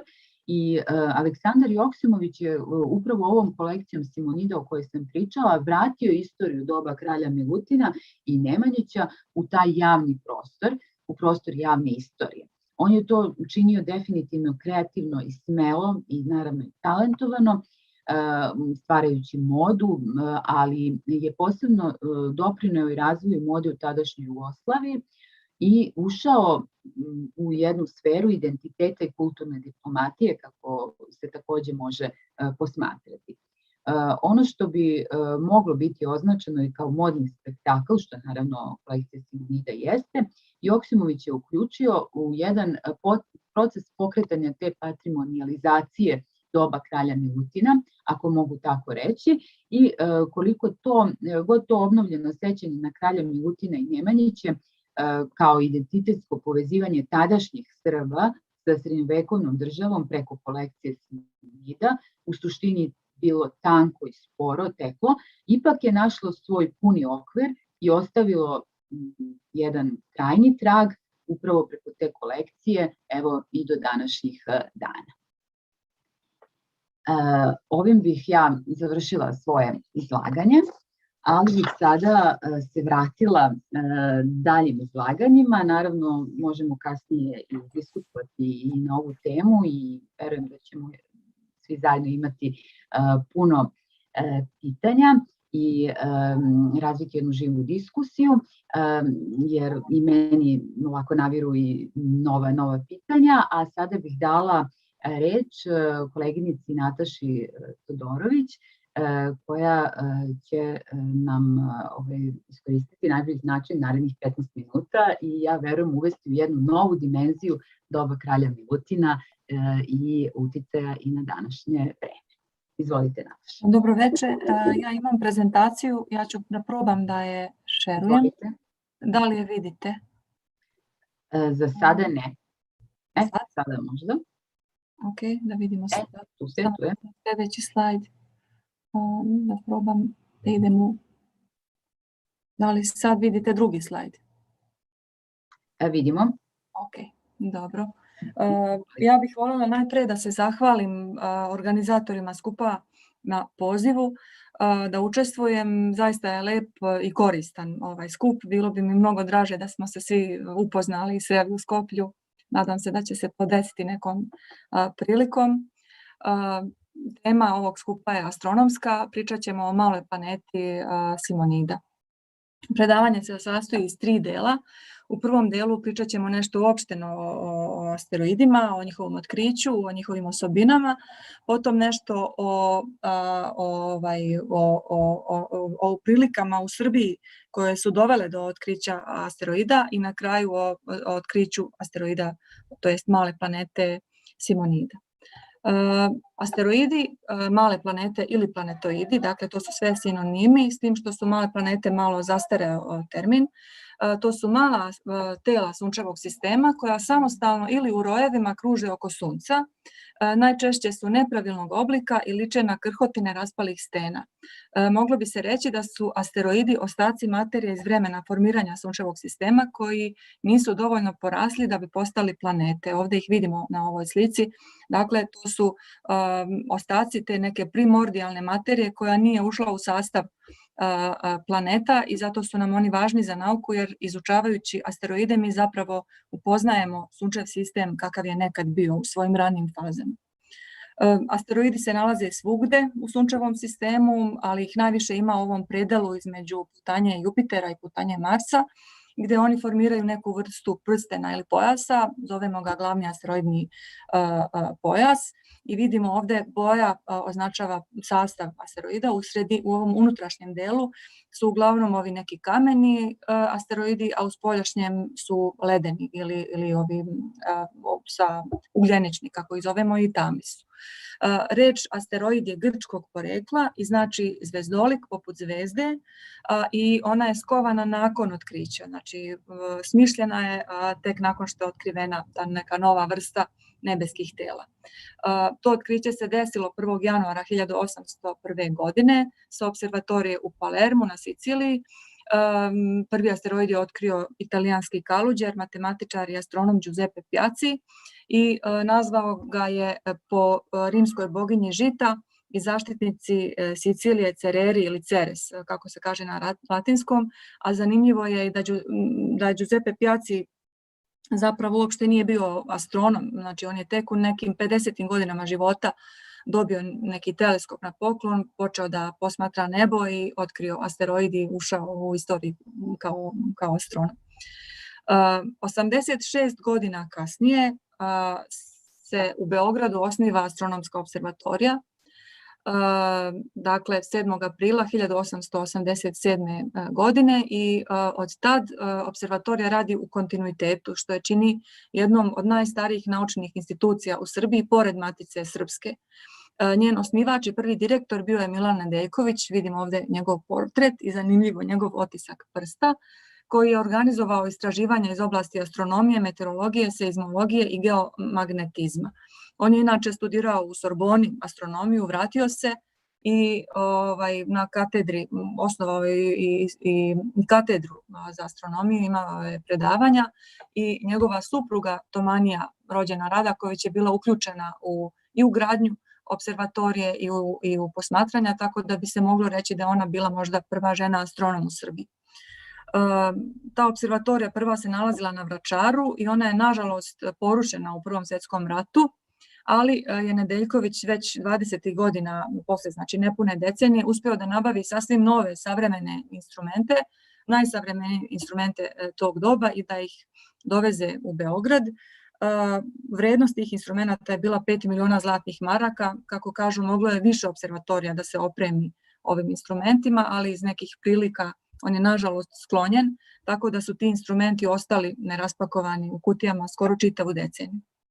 Nedeljković je, možemo s pravom da kažemo, otac savremene srpske astronomije.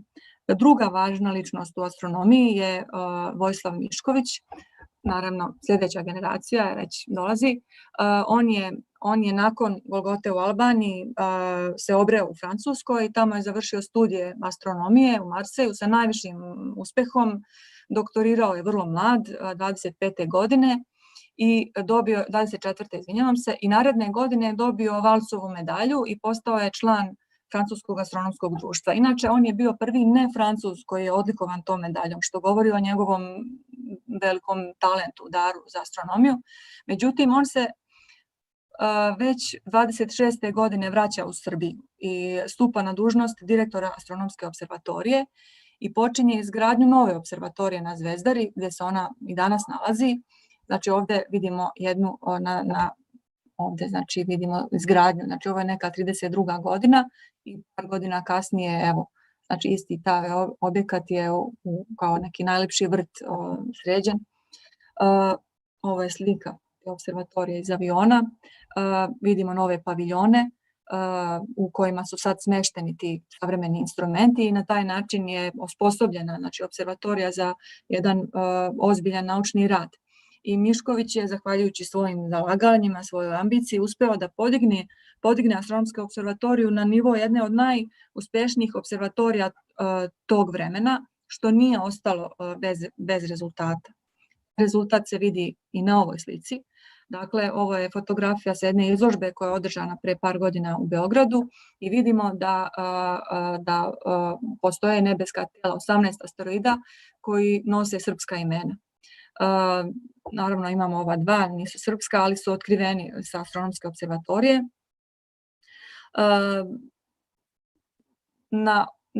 Na observatoriji je od ovog broja, od ovih 18, otkriveno 8, a pored njih imamo neke druge asteroide koje su nazvani po nekim našim istaknutim astronomima koji su kao nagradu dobili da se po njima imenuje asteroid. Najveći broj asteroida je otkrio Protić, ne znam da li vidite moj miš, znači on je Milorad Protić, on je tek pred smrt mu je dodeljen počasno jedan asteroid.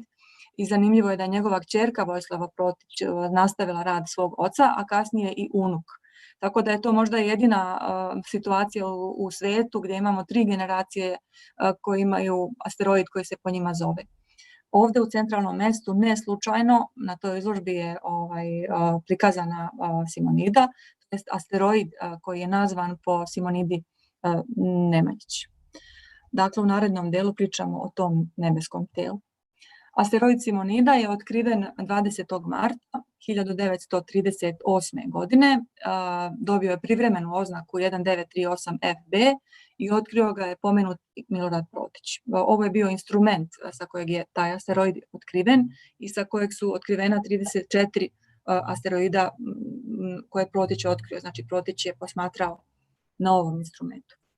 njegova fotografija iz mlađih dana dok je posmatrao. Kažu da nije nijedna vedra noć mogla da prođe bez da protić bude na teleskopu. Ovo je posmatračka sveska u kojoj on unosio svoje podatke i ovdje vidimo datume, znači da je pokriven i ne vidimo ovdje koji je datum, ali od 37. do 27. marta 38. i u ovoj svesci na strani 56 i 57 vidimo, evo, znači 20. mart 38. znači ovo su Protićeve beleške gdje on ispisuje položaj nebeskih tela koje posmatra, koordinate instrumenta. Sljedeća vedra noć je bila 20. marta, dakle ovo je bila ta sveska. Ja nažalost nisam uspjela da nađem fotoploču na kojoj je prvi put slikan asteroid Simonida, ali u principu te sve ploče liče jedna na drugu. Ovako izgleda jedna uspelija ploča, znači to su bile male staklene ploče od par centimetara u dijagonali. I dakle u ovom jatu zvezda, tačkica, trebalo je naći neki novi nepoznati objekat.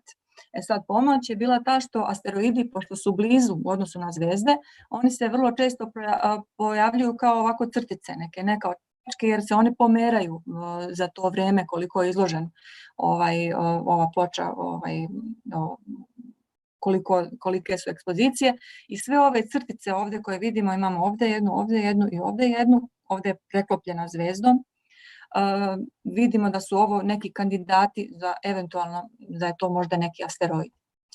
Na ovoj slici imamo još jedan primjer kako izgledaju te fotoploče i jasno je da je vrlo teško ovdje naći neki novi nepoznat objekat. Rekla sam da je to dosta malo, znači bila je potrebna lupa, tako da je to u principu bio jedan mukotrpan posao, a druga stvar je što su astronomi tog vremena stajali noću, bukvalno napolju, pod teleskopom, zimi je bilo posebno teško, tako da je znači i danju i noću je bilo mukotrpno posmatrati ova nebeska tela. Sad, kada eventualno neki astronom uoči da se ovdje radi o nekom novom nepoznatom objektu, znači da je neka od ovih tačkica nepoznat objekat, on šalje te podatke u Centar za male planete, gdje mu se dodeljuje privremeno ime. I kada se nakupi dovoljan broj posmatranja, najčešće od različitih posmatrača, da bi bilo dovoljno podataka da se utvrdi precizno njegova putanja, asteroid dobija svoj zvanični redni broj. Znači za Simonidu je to 1675, to znači da je bio 1675 po redu otkriveni asteroid. Privremeno ime 1938FB.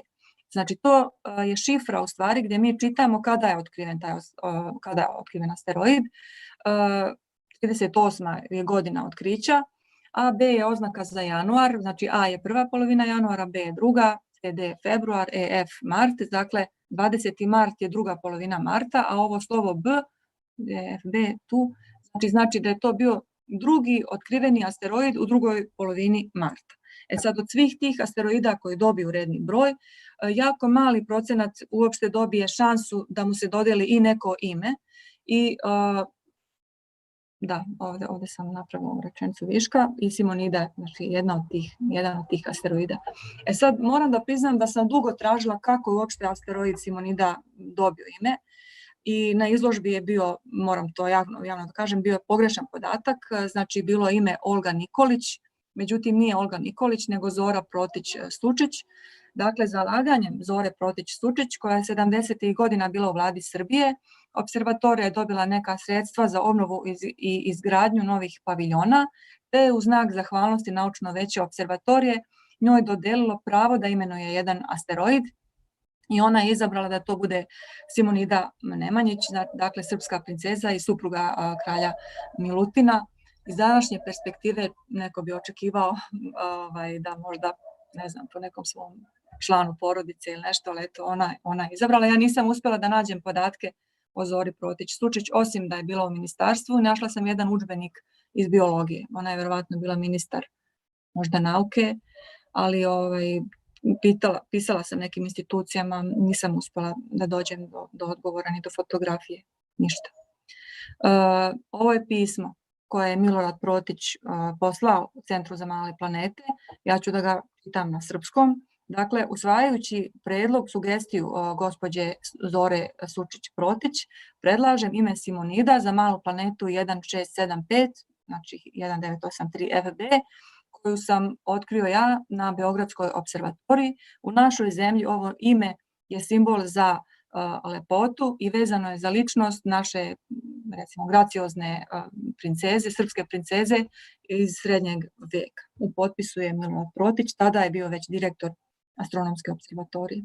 I zanimljivo je da sam ovu fotografiju slikala baš negdje na godišnjicu, znači kad je napisano ovo pismo. Ovo je bila koverta u kojoj je to pismo bilo, inače materijal je ustupila ćerka Milorada Protića i njoj sam zahvalna na tome. Dakle, taj predlog je usvojen i danas, znači kada odemo na stranicu NASE, gdje na ovaj pretraživač i kad kucamo bilo ovaj broj ili Simonida ili ili da je to ova šifra, nama izađu svi podaci njima poznati koji su vezani za taj asteroid i ovdje vidimo da je otkrivena, znači 20. marta 38. i da je otkrivena u Beogradu. Ovo je putanja, to možda ne znači mnogo nekom ko nije astronom, ali ovaj broj E, to je ekscentričnost, pljoštenost te putanje, ona je relativno mala, dakle to je okrugla putanja i udaljenost od Sunca je otprilike 2 puta dalja od Zemlje, ta mala planeta. I ako kliknemo na ovu ovdje sliku, ovaj Orbit Viewer pa show, izaći će nam ova ovdje slika i vidimo, znači, gdje se asteroid Simonida nalazi u ovom trenutku. Znači, evo vidimo 26.10. Zemlja je ovdje, Simonida je sa druge strane Sunca. Dakle, nije vidljiva na noćnom nebu trenutno. Da bi bila na noćnom nebu mora da bude sa ove strane. Znači, kad je nama noć, mi smo okrenuti ka ovom delu svemira suprotno od Sunca i ako se asteroid zatekne u ovom malom delu svoje putanje, onda možemo da ga posmatramo. I to u stvari znači da bismo utvrdili bilo koju osobinu, potrebne su godine i godine posmatranja, zato što je mala šansa da mi imamo vreme na teleskopu i da bude vedra noć i da se asteroid zatekne baš sa ove strane gdje je on pogodan za posmatranje. Srećom, asteroid Simonida ima poznate podatke. Evo ih, ovdje su navedeni, znači prečnik ovog asteroida je 11,08 km. Jedan dan na asteroidu traje 5 sati 17 minuta i 18 sekundi. Vrijeme obilaska oko Sunca je 3 godine, 4 mjeseca i 2 dana. Dakle, toliko treba da se okrene oko Sunca. Sad, ovo je oblik asteroida koji nije objavljen u stručnoj literaturi. I nekim čudom je baš u Skoplju jedna koleginica baš za ovu konferenciju uspjela da izvuče oblik iz posmatranja. Vidimo oblik ove male planete gledano sa sjevernog pola, sa južnog pola i bočno, znači nije okrugla, ima nepravilan oblik. I ime, naravno, koleginica je Gordana Apostolovska, ne znam da li je ona sad uključena, ali njoj treba da budemo zahvalni za ovaj snimak. Asteroid je inače kameni, nema leda, dosta je sjajan, nalazi se u unutrašnjem delu asteroidnog prstena u asteroidnoj familiji Flora. Inače, asteroidi se grupišu u familije, to u stvari znači da se jedan asteroid u nekoj prošlosti raspao, najvjerovatnije ovaj asteroid Flora u nekom sudaru i fragmenti tog raspalog asteroida ostaju u njegovoj okolini i takve grupe asteroida zovemo porodica. Tako da zaključujemo da je Simonida najvjerovatnije bila deo asteroida Flora i onda je u nekom sudaru otpala i nastavila svoju putanju kao samostalni asteroid. To su otprilike svi podaci koji su poznati, a tiču se ovog asteroida. Ja ću da završim ovo moje kratko izlaganje pesmom Milana Rakića. I to je to.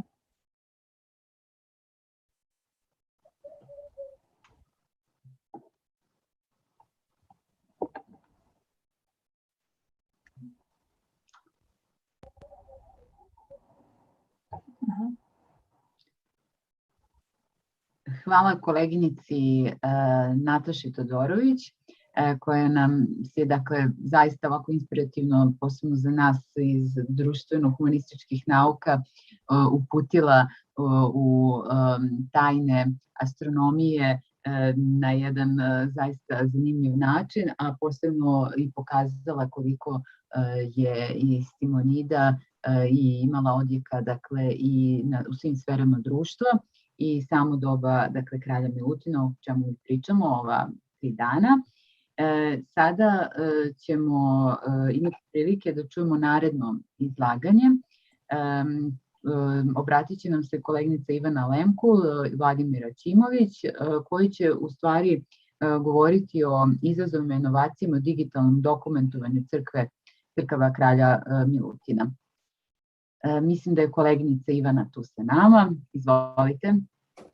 Hvala vam na najavi. Hvala organizatorima na pozivu za učešće i prilici da predstavimo svoj rad na ovom skupu. Mi ćemo izlaganje nastaviti na engleskom jeziku, a prethodno ćemo podeliti prezentaciju.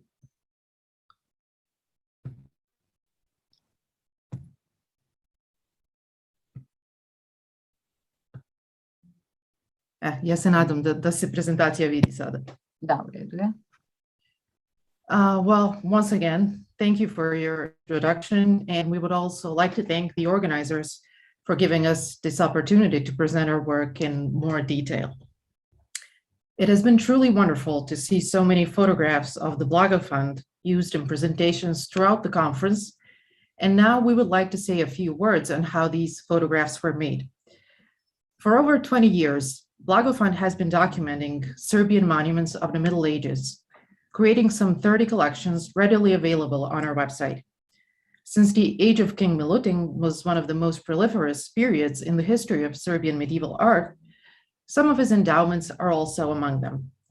As the rest of our digital collections, they comprise of extensive and detailed photographic documentation of the church's architecture, surroundings, and interior decoration, with a particular focus on the preserved wall painting. On our website, we have 3 entire collections of endowments of King Milutin: the Church of the Mother of God Ljeviška in Prizren, King's Church in Studenica, and Monastery of Gračanica. Here you can see our old collection that is currently on our website. We are preparing a new one at the moment as our team has recently visited Gračanica and completed the recording of the monastery. In this presentation, we would like to introduce you to some aspects of digitization of these churches and particular challenges faced in the process. As in every project, the initial part consists of planning and organizing. Since Blago Fund is a non-profit, non-government organization, we rely mostly on private donations and the work of volunteers. Sometimes we are able to procure funding from government institutions and the help of experts from the fields of art history and photography. Thus, our choice of locations is contingent on funds available at the moment, as well as people that are willing and able to participate in the project. Depending on the number of people joining the expedition, we determine whether we need to rent cars or vans or find lodging nearby. The size of the church determines if we need to bring the scaffolding and what kind. In that case, we sometimes need to hire local assistants to help us with assembling and dismantling the scaffolding, as well as removing the church furniture that might get in the way of taking good photographs, such as large candelabra, lecterns, bishop's thrones, that may obstruct the view of the lower zones of the wall painting. We always make an effort to put back everything in its place, so we make preliminary photographs of the interior. But prior to arriving to a location, it is prerequisite that we obtain a blessing from the local bishop and a confirmation from the parish priest, or in case we are working on a monastery, an abbot or abbess, on the agreed time of our arrival. And we are happy to say that we have always enjoyed great help of the clergy and monastic communities in monasteries and churches that we documented.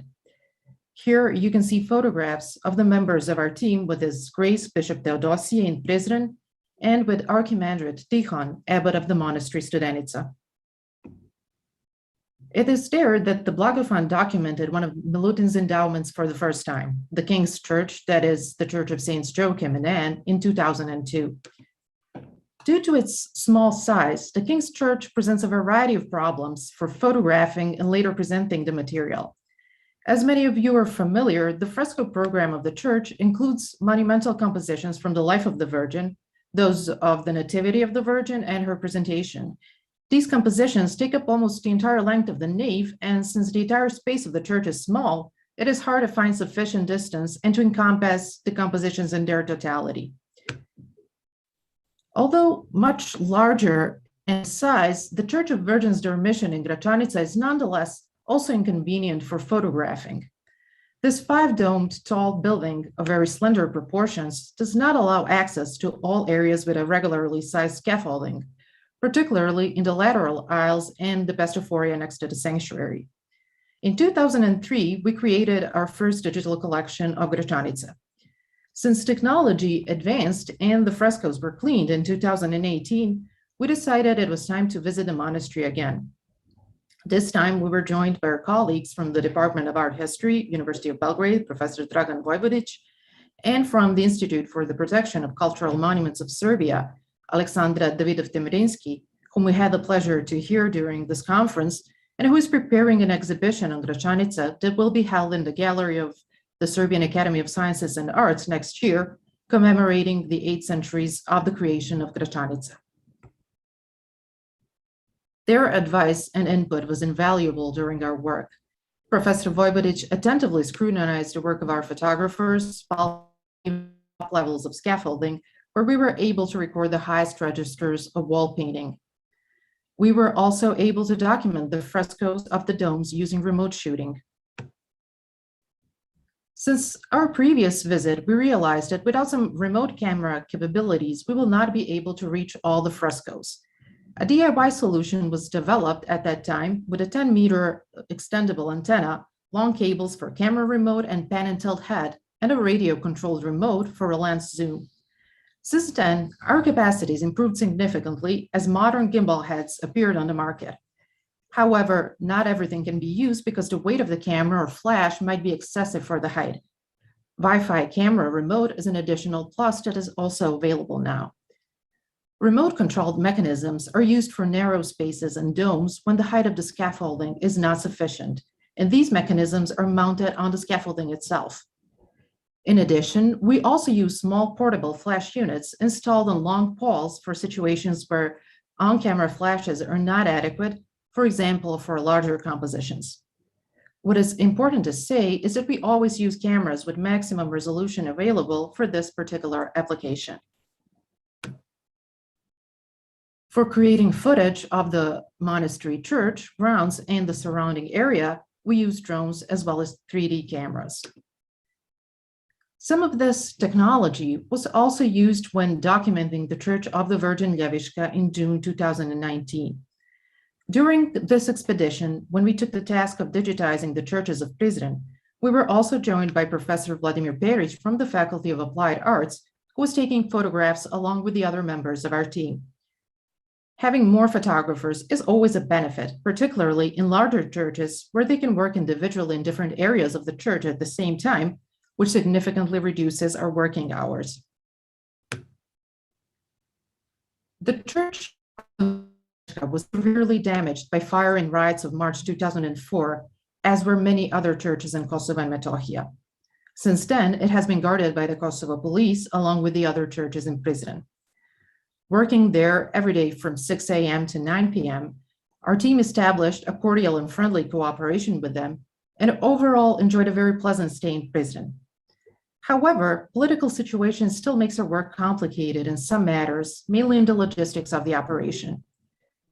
For example, transferring sophisticated and large equipment such as drones and scaffolding across the administrative border is always a challenge in terms of paperwork and possible delays. The Serbian Church in Kosovo has always been of great help in these kinds of issues. In certain cases, we had to use the services of local companies to provide us with some of the equipment, such as scaffolding or drones, creating an additional strain on the operational budget.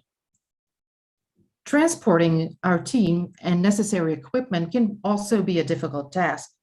For example, in 2019, we were not able to rent a van that has all the necessary insurance papers for traveling into Kosovo and Metohija, and cramping people, luggage, and devices into personal vehicles proved to be very difficult. Despite all of this, it is particularly rewarding to complete the digitization of some of the most important monuments of the Serbian Middle Ages on the territories of Kosovo and Metohija. Churches of the Virgin Ljeviška and Church of the Virgin's Dormition in Gračanica are among the most beautiful of all endowments of King Milutin, and together with the King's Church in Studenica, represent the finest preserved works of the painters from the famous Thessalonian family of Astrapa. Taking photographs, video, and VR recordings is only one part of our work. While field work, on average, does not take us more than 7 days, processing the photographs and putting them on the website takes us several months, and depending on the number of people working on them, it can sometimes take even longer. As we try to create as most comprehensive recordings of the monuments as possible, the material we create is very large. From our last visit to Gračanica, we brought back the total of 1 terabyte that includes more than 5,000 photographs. Since the number of photographs per collection is always large, we are not able to digitally improve all of them. We try to make all of our work accessible on our website, and we edit only some 10% of the material. For posting the material on our website, we use a distributed program for organizing that allows all of our associates to have access to it. We arrange all photographs into galleries and subsequently fill in the metadata. Depending on the time available and people working on the collections, we usually tend to include a title for every photograph, short description, location, and author, the author being the person who took the photograph or donated to the Blago Fund. A set of scripts allows us to enter metadata through batch process, for example, from Excel or Google Sheets. The framework of every collection is the same. Collection display is automatic, created through a variety of scripts. The entire collection is exported through XML files from the organizing program onto the website. As the internet presentation is created automatically, we observe the look and feel of it and occasionally change the template. Since the primary goal of our work is to preserve and present the masterpieces of Serbian medieval art to large audiences, both scholarly and general, and introduce them to the achievements of artists working on the territories of the Serbian state in the Middle Ages, we are looking forward to documenting as many monuments as possible. As the endowments of King Milutin, which are among the highest achievements of Serbian art, are spread outside the boundaries of the modern Serbian state, it would be an immense and fruitful endeavor to also include some of them among our collections. We believe that that would be a great contribution to both domestic and international community and audiences at large, and we welcome any ideas and suggestions for future projects as we are open to various forms of collaboration. Thank you for your attention.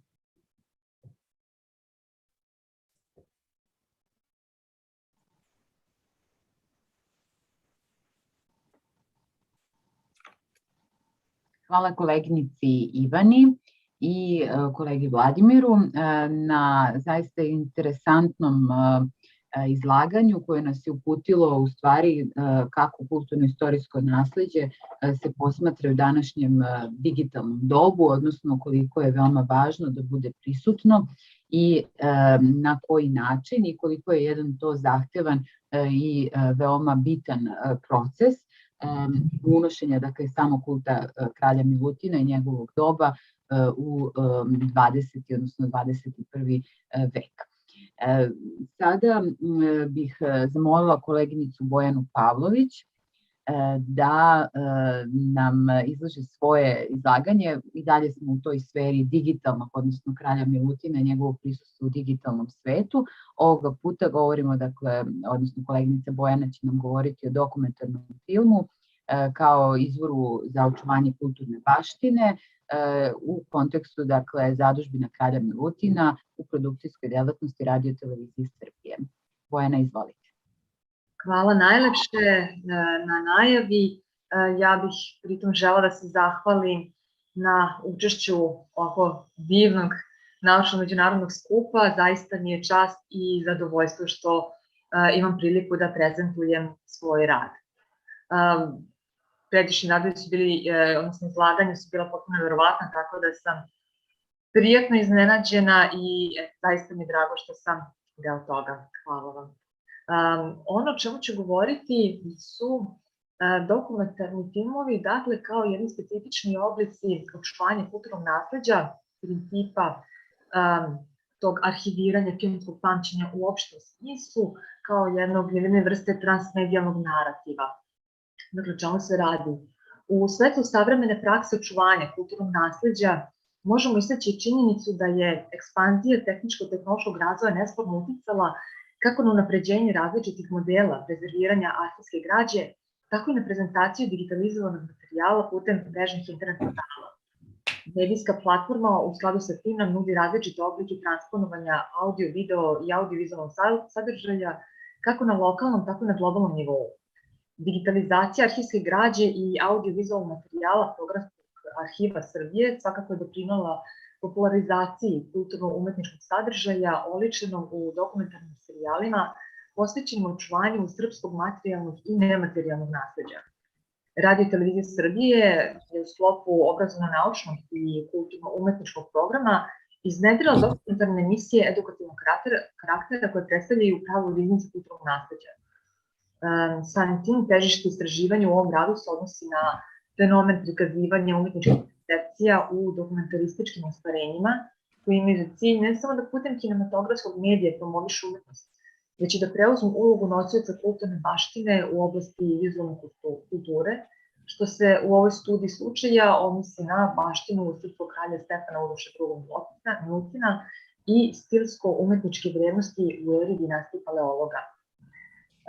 Dokumentaran film razumemo kao dokument u audio-vizualnom formatu čiji je bazičan interes da zabeleže stvarnost. Posmatrajući genezu dokumentarnog filma koji se pojavljuje prvi put u javnosti kao prvi oblik kinematografije, tehnički izum i vid zabave koju uspešno prikazuju javnosti braća Linijer, do ozbiljne filmske i televizijske produkcije možemo reći da razvoj dokumentarnog filma objedinjuje period tehnološkog razvoja koji vremenom zauzima bitnu ulogu u sociološko-umetničkom aspektu u saopštavanju informacija putem borbenih segmenata koje čine višestruki mediji kao što su slika, zvuk i pokret. Dokumentarni film je od svog nastanka imao informativnu ulogu u vidu videozapisa koji po svojoj specifičnoj formi predstavlja spoj filmske umetnosti i reportaže sa ciljem da u vizualnom obliku prikaže stvarnost. Posmatrajući dokumentarni film kao svojevrstan oblik filmskog pamćenja koji transponuje kulturno nasleđe, odlično u audiovizualnom formatu ima dvojaku ulogu kao umetnički artefakt i kao kulturno-umetnički i istorijski izvor. Sada bih se osvrnula na sam nastanak i produkcijsku delatnost Radio i televizije Srbije. Dakle, 50. godine 20. veka u Srbiji su obeležile početak novog poretka masovne komunikacije u vidu osnivanja televizijske stanice Radio i televizije Beograd. Kao rezultat procesa koji je otpočet 1955. godine kada je Radio Beograd vodio akciju uvođenja televizije. Prvi rezultati pojavili su se godine 1956. u Beogradu kada je u Tehničkoj velikoj školi emitovan televizijski program u okviru izložbe radioamatere Jugoslavije koji se mogao pratiti u Beogradu i okolini. Da bi nakon 2 godine u februaru 1958. godine bila zvanično osnovana Radio i televizija Beograd koja od 23. avgusta do 2. septembra emitovala probni program u čijem su okviru isprobani skoro svi televizijski žanrovi. Nakon 3 meseca probnog programa Radio i televizija Beograd započinje kontinuirano emitovanje. Vremenom program je zasnovan na načelu da svaka od televizijskih stanica emituje i programe drugih jugoslovenskih stanica, što se odnosilo na Beograd, Zagreb i Ljubljanu, a potom na televiziju Sarajevo, Skopje, Titograd, Novi Sad i Prištinu. Zbog svog specifičnog karaktera, ovaj program je bio prepoznatljiv u svijetu sve do raspada Jugoslavije. Zahvaljujući tehnološkom razvoju početkom 60. godina 20. veka, televizija Beograd nabavlja opremu koja transformativno utiče na televizijski program neposredne emisije emitovane uživo. Potiskuje programima snimljeni na video traci, što je omogućavalo lakšu manipulaciju programa montaža, odnosno u postprodukcijskoj fazi. Kraj 6. decenije je bio značajan za televiziju Beograd jer je među prvima u svetu počela primjenjivati elektronsku tehnologiju u snimanju informativnih priloga, iako se pre toga istakla učešćem u prvom satelitskom prenosu programa iz Evrope u Ameriku u 1962. godine prilogom o evropskoj kulturi u kome su pored znamenitosti kao što su Mona Lisa iz Luvra i Sikstinska kapela prikazani Miroslavljevo jevanđelje i kopija fresaka iz Narodnog muzeja u Beogradu, što je ujedno predstavljeno prvo prikazivanje kulturnog nasleđa putem televizije. U ovom trenutku bih samo naglasila da je nacionalna televizija RTB-a, odnosno Radio televizija Beograda, emitovala edukativne sadržaje kulturno-umetničke prirode, dakle možda među prvim televizijskim stanicama u svetu. Setimo se samo kultne britanske dokumentarne serije u produkciji BBC-a iz 1969. godine pod nazivom Civilizacija, lični pogled Kennetha Clarka ili Civilization, a Personal View by Kenneth Clark, sa ciljem da prikaže razvoj zapadnoevropske kulture od srednjeg do ranog 20. veka. Dakle, može se reći da je produkcijska delatnost bila izuzetno napredna već nakon samog osnivanja, tako reći. Godine 1958. televizija Beograd, uporedo sa početkom emitovanja televizijskog programa, osniva programski arhiv televizije Beograd koji predstavlja servis za čuvanje i distribuciju različitih programskih sadržaja. Audiovizualna arhiva ima višestruku ulogu koja se odnosi na očuvanje nacionalnog audiovizualnog nasleđa kao i na produkciju i korišćenje audiovizualne građe u svakodnevnoj proizvodnji i emitovanju.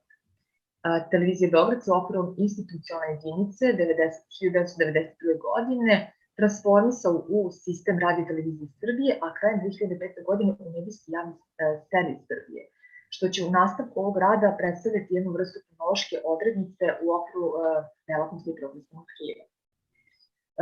Radio televizija Beograd je negovala pedagoški sadržaj putem obrazovnog programa, ali i produkcijom dokumentarnih filmova promovišući na taj način kulturnu baštinu i istorijske događaje kao i savremenike koji su usmjeravali tokove umetnosti kulture. Koncept televizije kao masovnog komunikološkog sredstva i vida masovne kulture predstavlja složenu jedinicu produkcijske delatnosti i promovisanja kulturno-umetničkog sadržaja.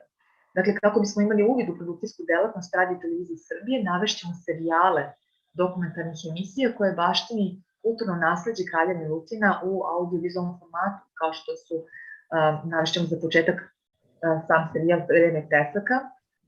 Vreme fresaka je serijal dokumentarnih filmova od 14 kazivanja, odnosno 14 dokumentarnih filmova nastalih u periodu između 1982. i 1983. godine, koje potpisuju reditelji Arsenij Jovanović, scenarista Gojko Subotić, pod uredništvom Zore Korać i predstavljaju pregled freskog slikarstva i arhitekture manastira i crkava na tlu Srbije, Makedonije i Crne Gore u periodu do poslednjih dana srpske srednjovekovne države i pada Smedereva 1459. godine. Serijal se oslanja na prikaze srednjovekovnih spomenika kulture, naročito arhitekture, skulpture, freskog slikarstva, među kojima su zastupljene zatušljene kralje Milutina. Sljedeći serijal koji bih navela u pitanju je srednjovekovno zidno slikarstvo. Dakle, serijal koji nastaje 1985. godine u koprodukciji programskog arhiva Radio televizije Beograd i produkcijske kuće Dunav Film uz saradnju Republičkog zavoda za zaštitu spomenika kulture Beograd. Uz pratnje naratora, ovi dokumentarni filmovi se bave prikazima i analizom srpskog srednjovekovnog slikarstva.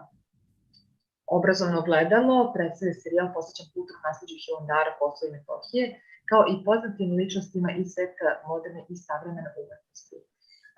Naravno, istakla bih serijal pod nazivom Svedoci vekova, koji čini niz dokumentarnih filmova o srpskim i šta se dešava? O srpskim i kulturnim institucijama, dakle, koji se bave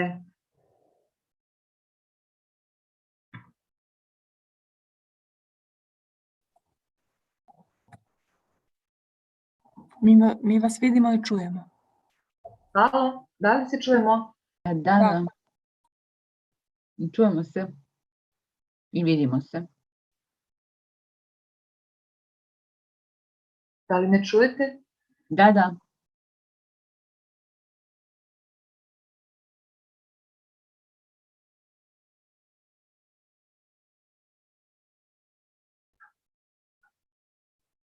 Da li se čujemo? Da, čujemo se.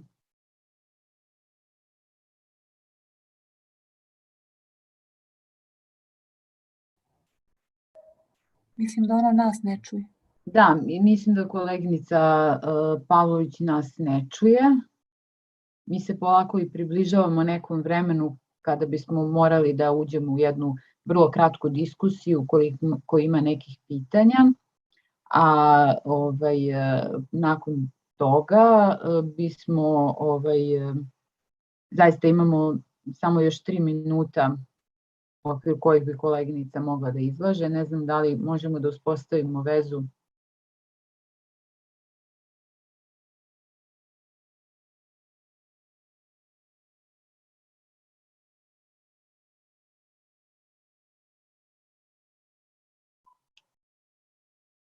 Sačekat ćemo još malo, zaista inspirativno i ovo izlaganje koje nas negde postiče da razmišljamo koliko u današnjem vremenu upravo digitalna agenda nalaže da se sve ono o čemu smo i razgovarali u prethodnih dana, odnosno od nedelje do danas, je potrebno da se sačuva i u tom obliku i da ne samo da se sačuva, već da bude pre svega dostupno istraživačima, ali i svima onima kojima je interesantno i zanimljivo i da bude dakle, na neki način dobro i prezentovano.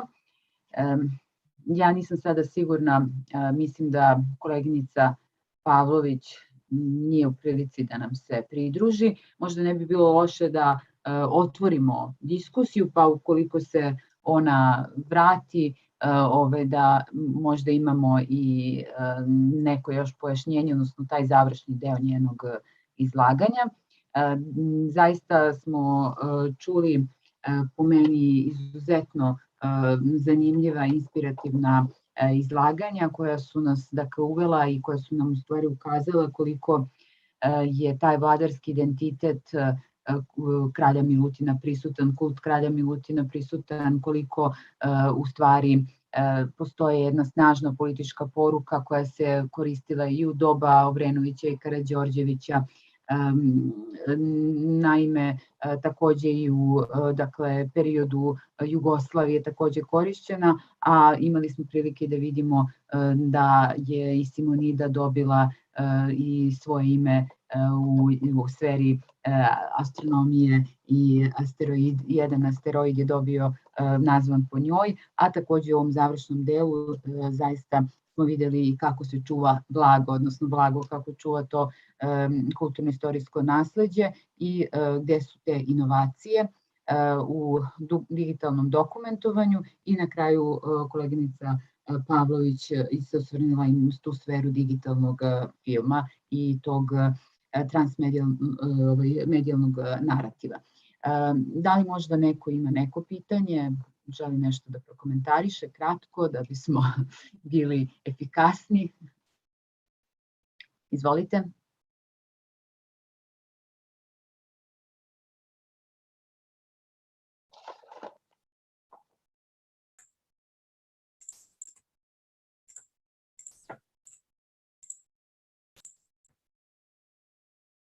Mogla bih ja, ako imam više jedan komentar koleginici Ivani Lemku.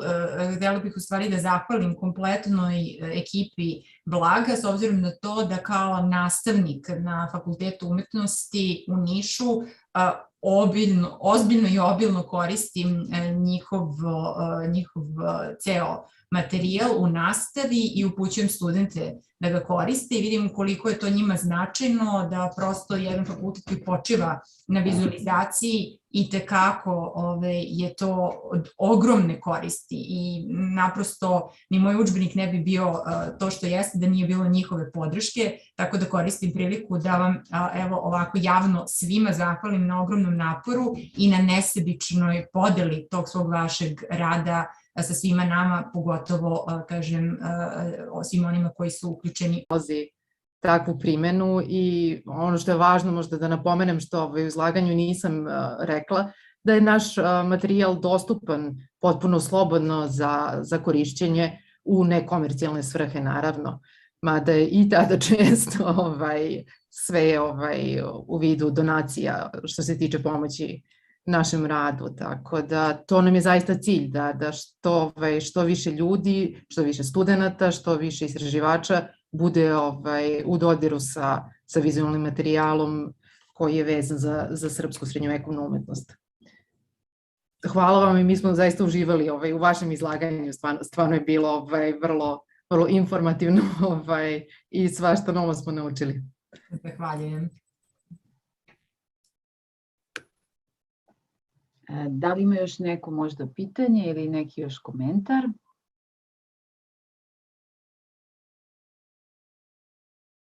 Ukoliko je to sve, ja bih polako privela kraj ovu sesiju. Aleksandra, izvinite, da, Jasmina je. Evo Jasmina. Samo da vam se javim svima iz tehničke podrške, da zahvalim zaista svima vama iz vaše poslednje sesije na strpljenju, na izvanrednim radovima i posebno od srca zahvaljujem koleginici Nataši Todorović na ovom divnom radu, a ona će svakako znati zašto i zato što je uspela da kontaktira i Vojku i da ste uspeli da pronađete ovaj divan dokument Protićev. I takođe veoma sam dirnuta da ste uspeli da stupite u kontakt sa Gordanom Apostolovskom. Želela bih da joj takođe prosledite naše pozdrave. Eto, ona je uspela da snimi asteroid Simonida upravo iz blizine dvora Simonide u Vaseljenu. Desna slučajnost. Dakle, pre naše završne reči da još jednom da vas sve pozdravim i da prenesem podršku svih nas iz tehničke podrške i da vam kažem da u 3 dana sa vama održavajući i miksetu i celokupan sistem kao i stabilnost YouTube kanala bili gospoda Milo Živković, Trpe Stojkovski i moja malenkost. Hvala vam svima na izvanrednim radovima i pre svega na dobroti i ukazanoj ljubavi prema ovoj temi. Do nekog drugog puta, hvala veliko, a sada ćemo svakako ići na završnu reč i potom ćete vidjeti jedan mali video i završavamo naše druženje povodom 700 godina od upokojenja Svetog kralja Milutina. Do nekog drugog viđenja, prijatno. Prijatno, hvala Jasmina. Čestitke. Uvaženi učesnici naučne konferencije Kralj Milutin i doba Paleologa, istorija, književnost, kulturno naslijeđe. Dozvolite mi da vam se na kraju 3. radnog dana obratim u ime organizacionog odbora nekolikim zapažanjima i zaključcima. Imajući u vidu da je konferencija pripremana od 24. januara do 24. oktobra, ovo je prilika da zablagodarimo svima koji su ovu konferenciju učinili mogućom. Blagodarimo na blagoslovu njegove svetosti arhijepiskopa Pećkog, mitropolita Beogradsko-Karlovačkog i patrijarha srpskog gospodina Porfirija, kao i njegovog blaženstva arhijepiskopa Ohridskog i mitropolita Skopskog gospodina Jovana VI. U ime upravljačkog odbora projekta KOST 19131 za Republiku Srbiju reči blagodarnosti upućujemo Univerzitetu u Kragujevcu, Pravoslavnom bogoslovskom fakultetu Univerziteta u Beogradu, Koč univerzitetu u Istanbulu, Aristotelovom univerzitetu u Solunu, Evropskom koledžu u Bukureštu, Institutu za strategijska istraživanja Republike Srbije, Savezu srpskih sokola pod pokroviteljstvom njegovog kraljevskog visočanstva prestolonaslednika Aleksandra Karađorđevića, Fondu Blago i projektu Byzantine Legacy. Posebnu blagodarnost, koja se rečima samo delimično da iskazati, dugujemo instituciji koja je poput kupole koja spaja konstruktivne elemente našeg naučnog gradozidanija, dugujemo Srpskom kulturno-informativnom centru Spona iz Skoplja. Medijskim pokroviteljima zahvaljujemo na budnom praćenju i objektivnom obaveštavanju. Našim tehničkim realizatorima koji su učinili mogućim da se, iako u turbulentnim okolnostima, okupimo preko Zoom aplikacije, te da sve naše daljine postanu blizine, kao i da naše reči i naučna promišljanja pošaljemo iz carskoga Skoplja u svet. Tokom 3 radna dana imali smo prilike da čujemo 3 plenarna predavanja, kao i saopštenja u okviru 11 tematskih sesija. Kao što je bilo najavljeno u pozivu za radove, cilj je bio da se delo kralja Milutina, najplodotvornijeg ktitora i priložnika, ispita na polju istorije, arhitekture, slikarstva, književne iluminacije, odevanja, bogoslužbenog tekstila, liturgijskog života i crkvenog pojanja.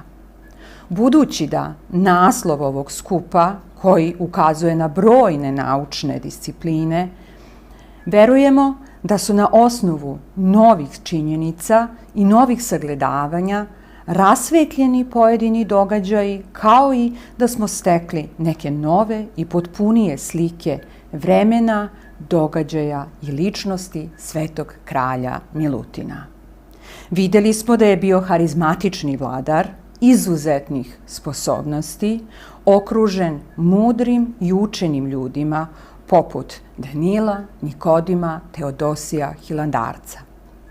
Najveći ktitor među Nemanjićima stvarao je umetnost u ime vere, da se u njima slavi Sveta Trojica u jednom suštastvu i 3 ipostasi. Milutinov dvor i njegove ktitorije sijaju u raskoši, što primećuje i umni carigrađanin Teodor Metohit, naviknut na najslavniji grad na Bosforu. Monumentalnost kao način življenja, nebeska taksija kao poredak istinskoga sveta. Raduj se, sveti kralju Milutine, graditelju neba na zemlji. Raduj se, jer reči koje su u ova 3 dana učesnici iz 12 zemalja sveta uputili, podsjećaju da samo sa Duhom Svetim možemo pristupiti nauci i rešavanju naučnih problema. Prinosimo nadu da će svi naši plenarni predavači, kao i učesnici konferencije, poslati radove za zbornik Kralj Milutin i doba Palaeologa, tvoreći i delo i reč osoljenu blagodaću Božijom, reč koja svedoči Hrista i doprinosi duhovnom dobru.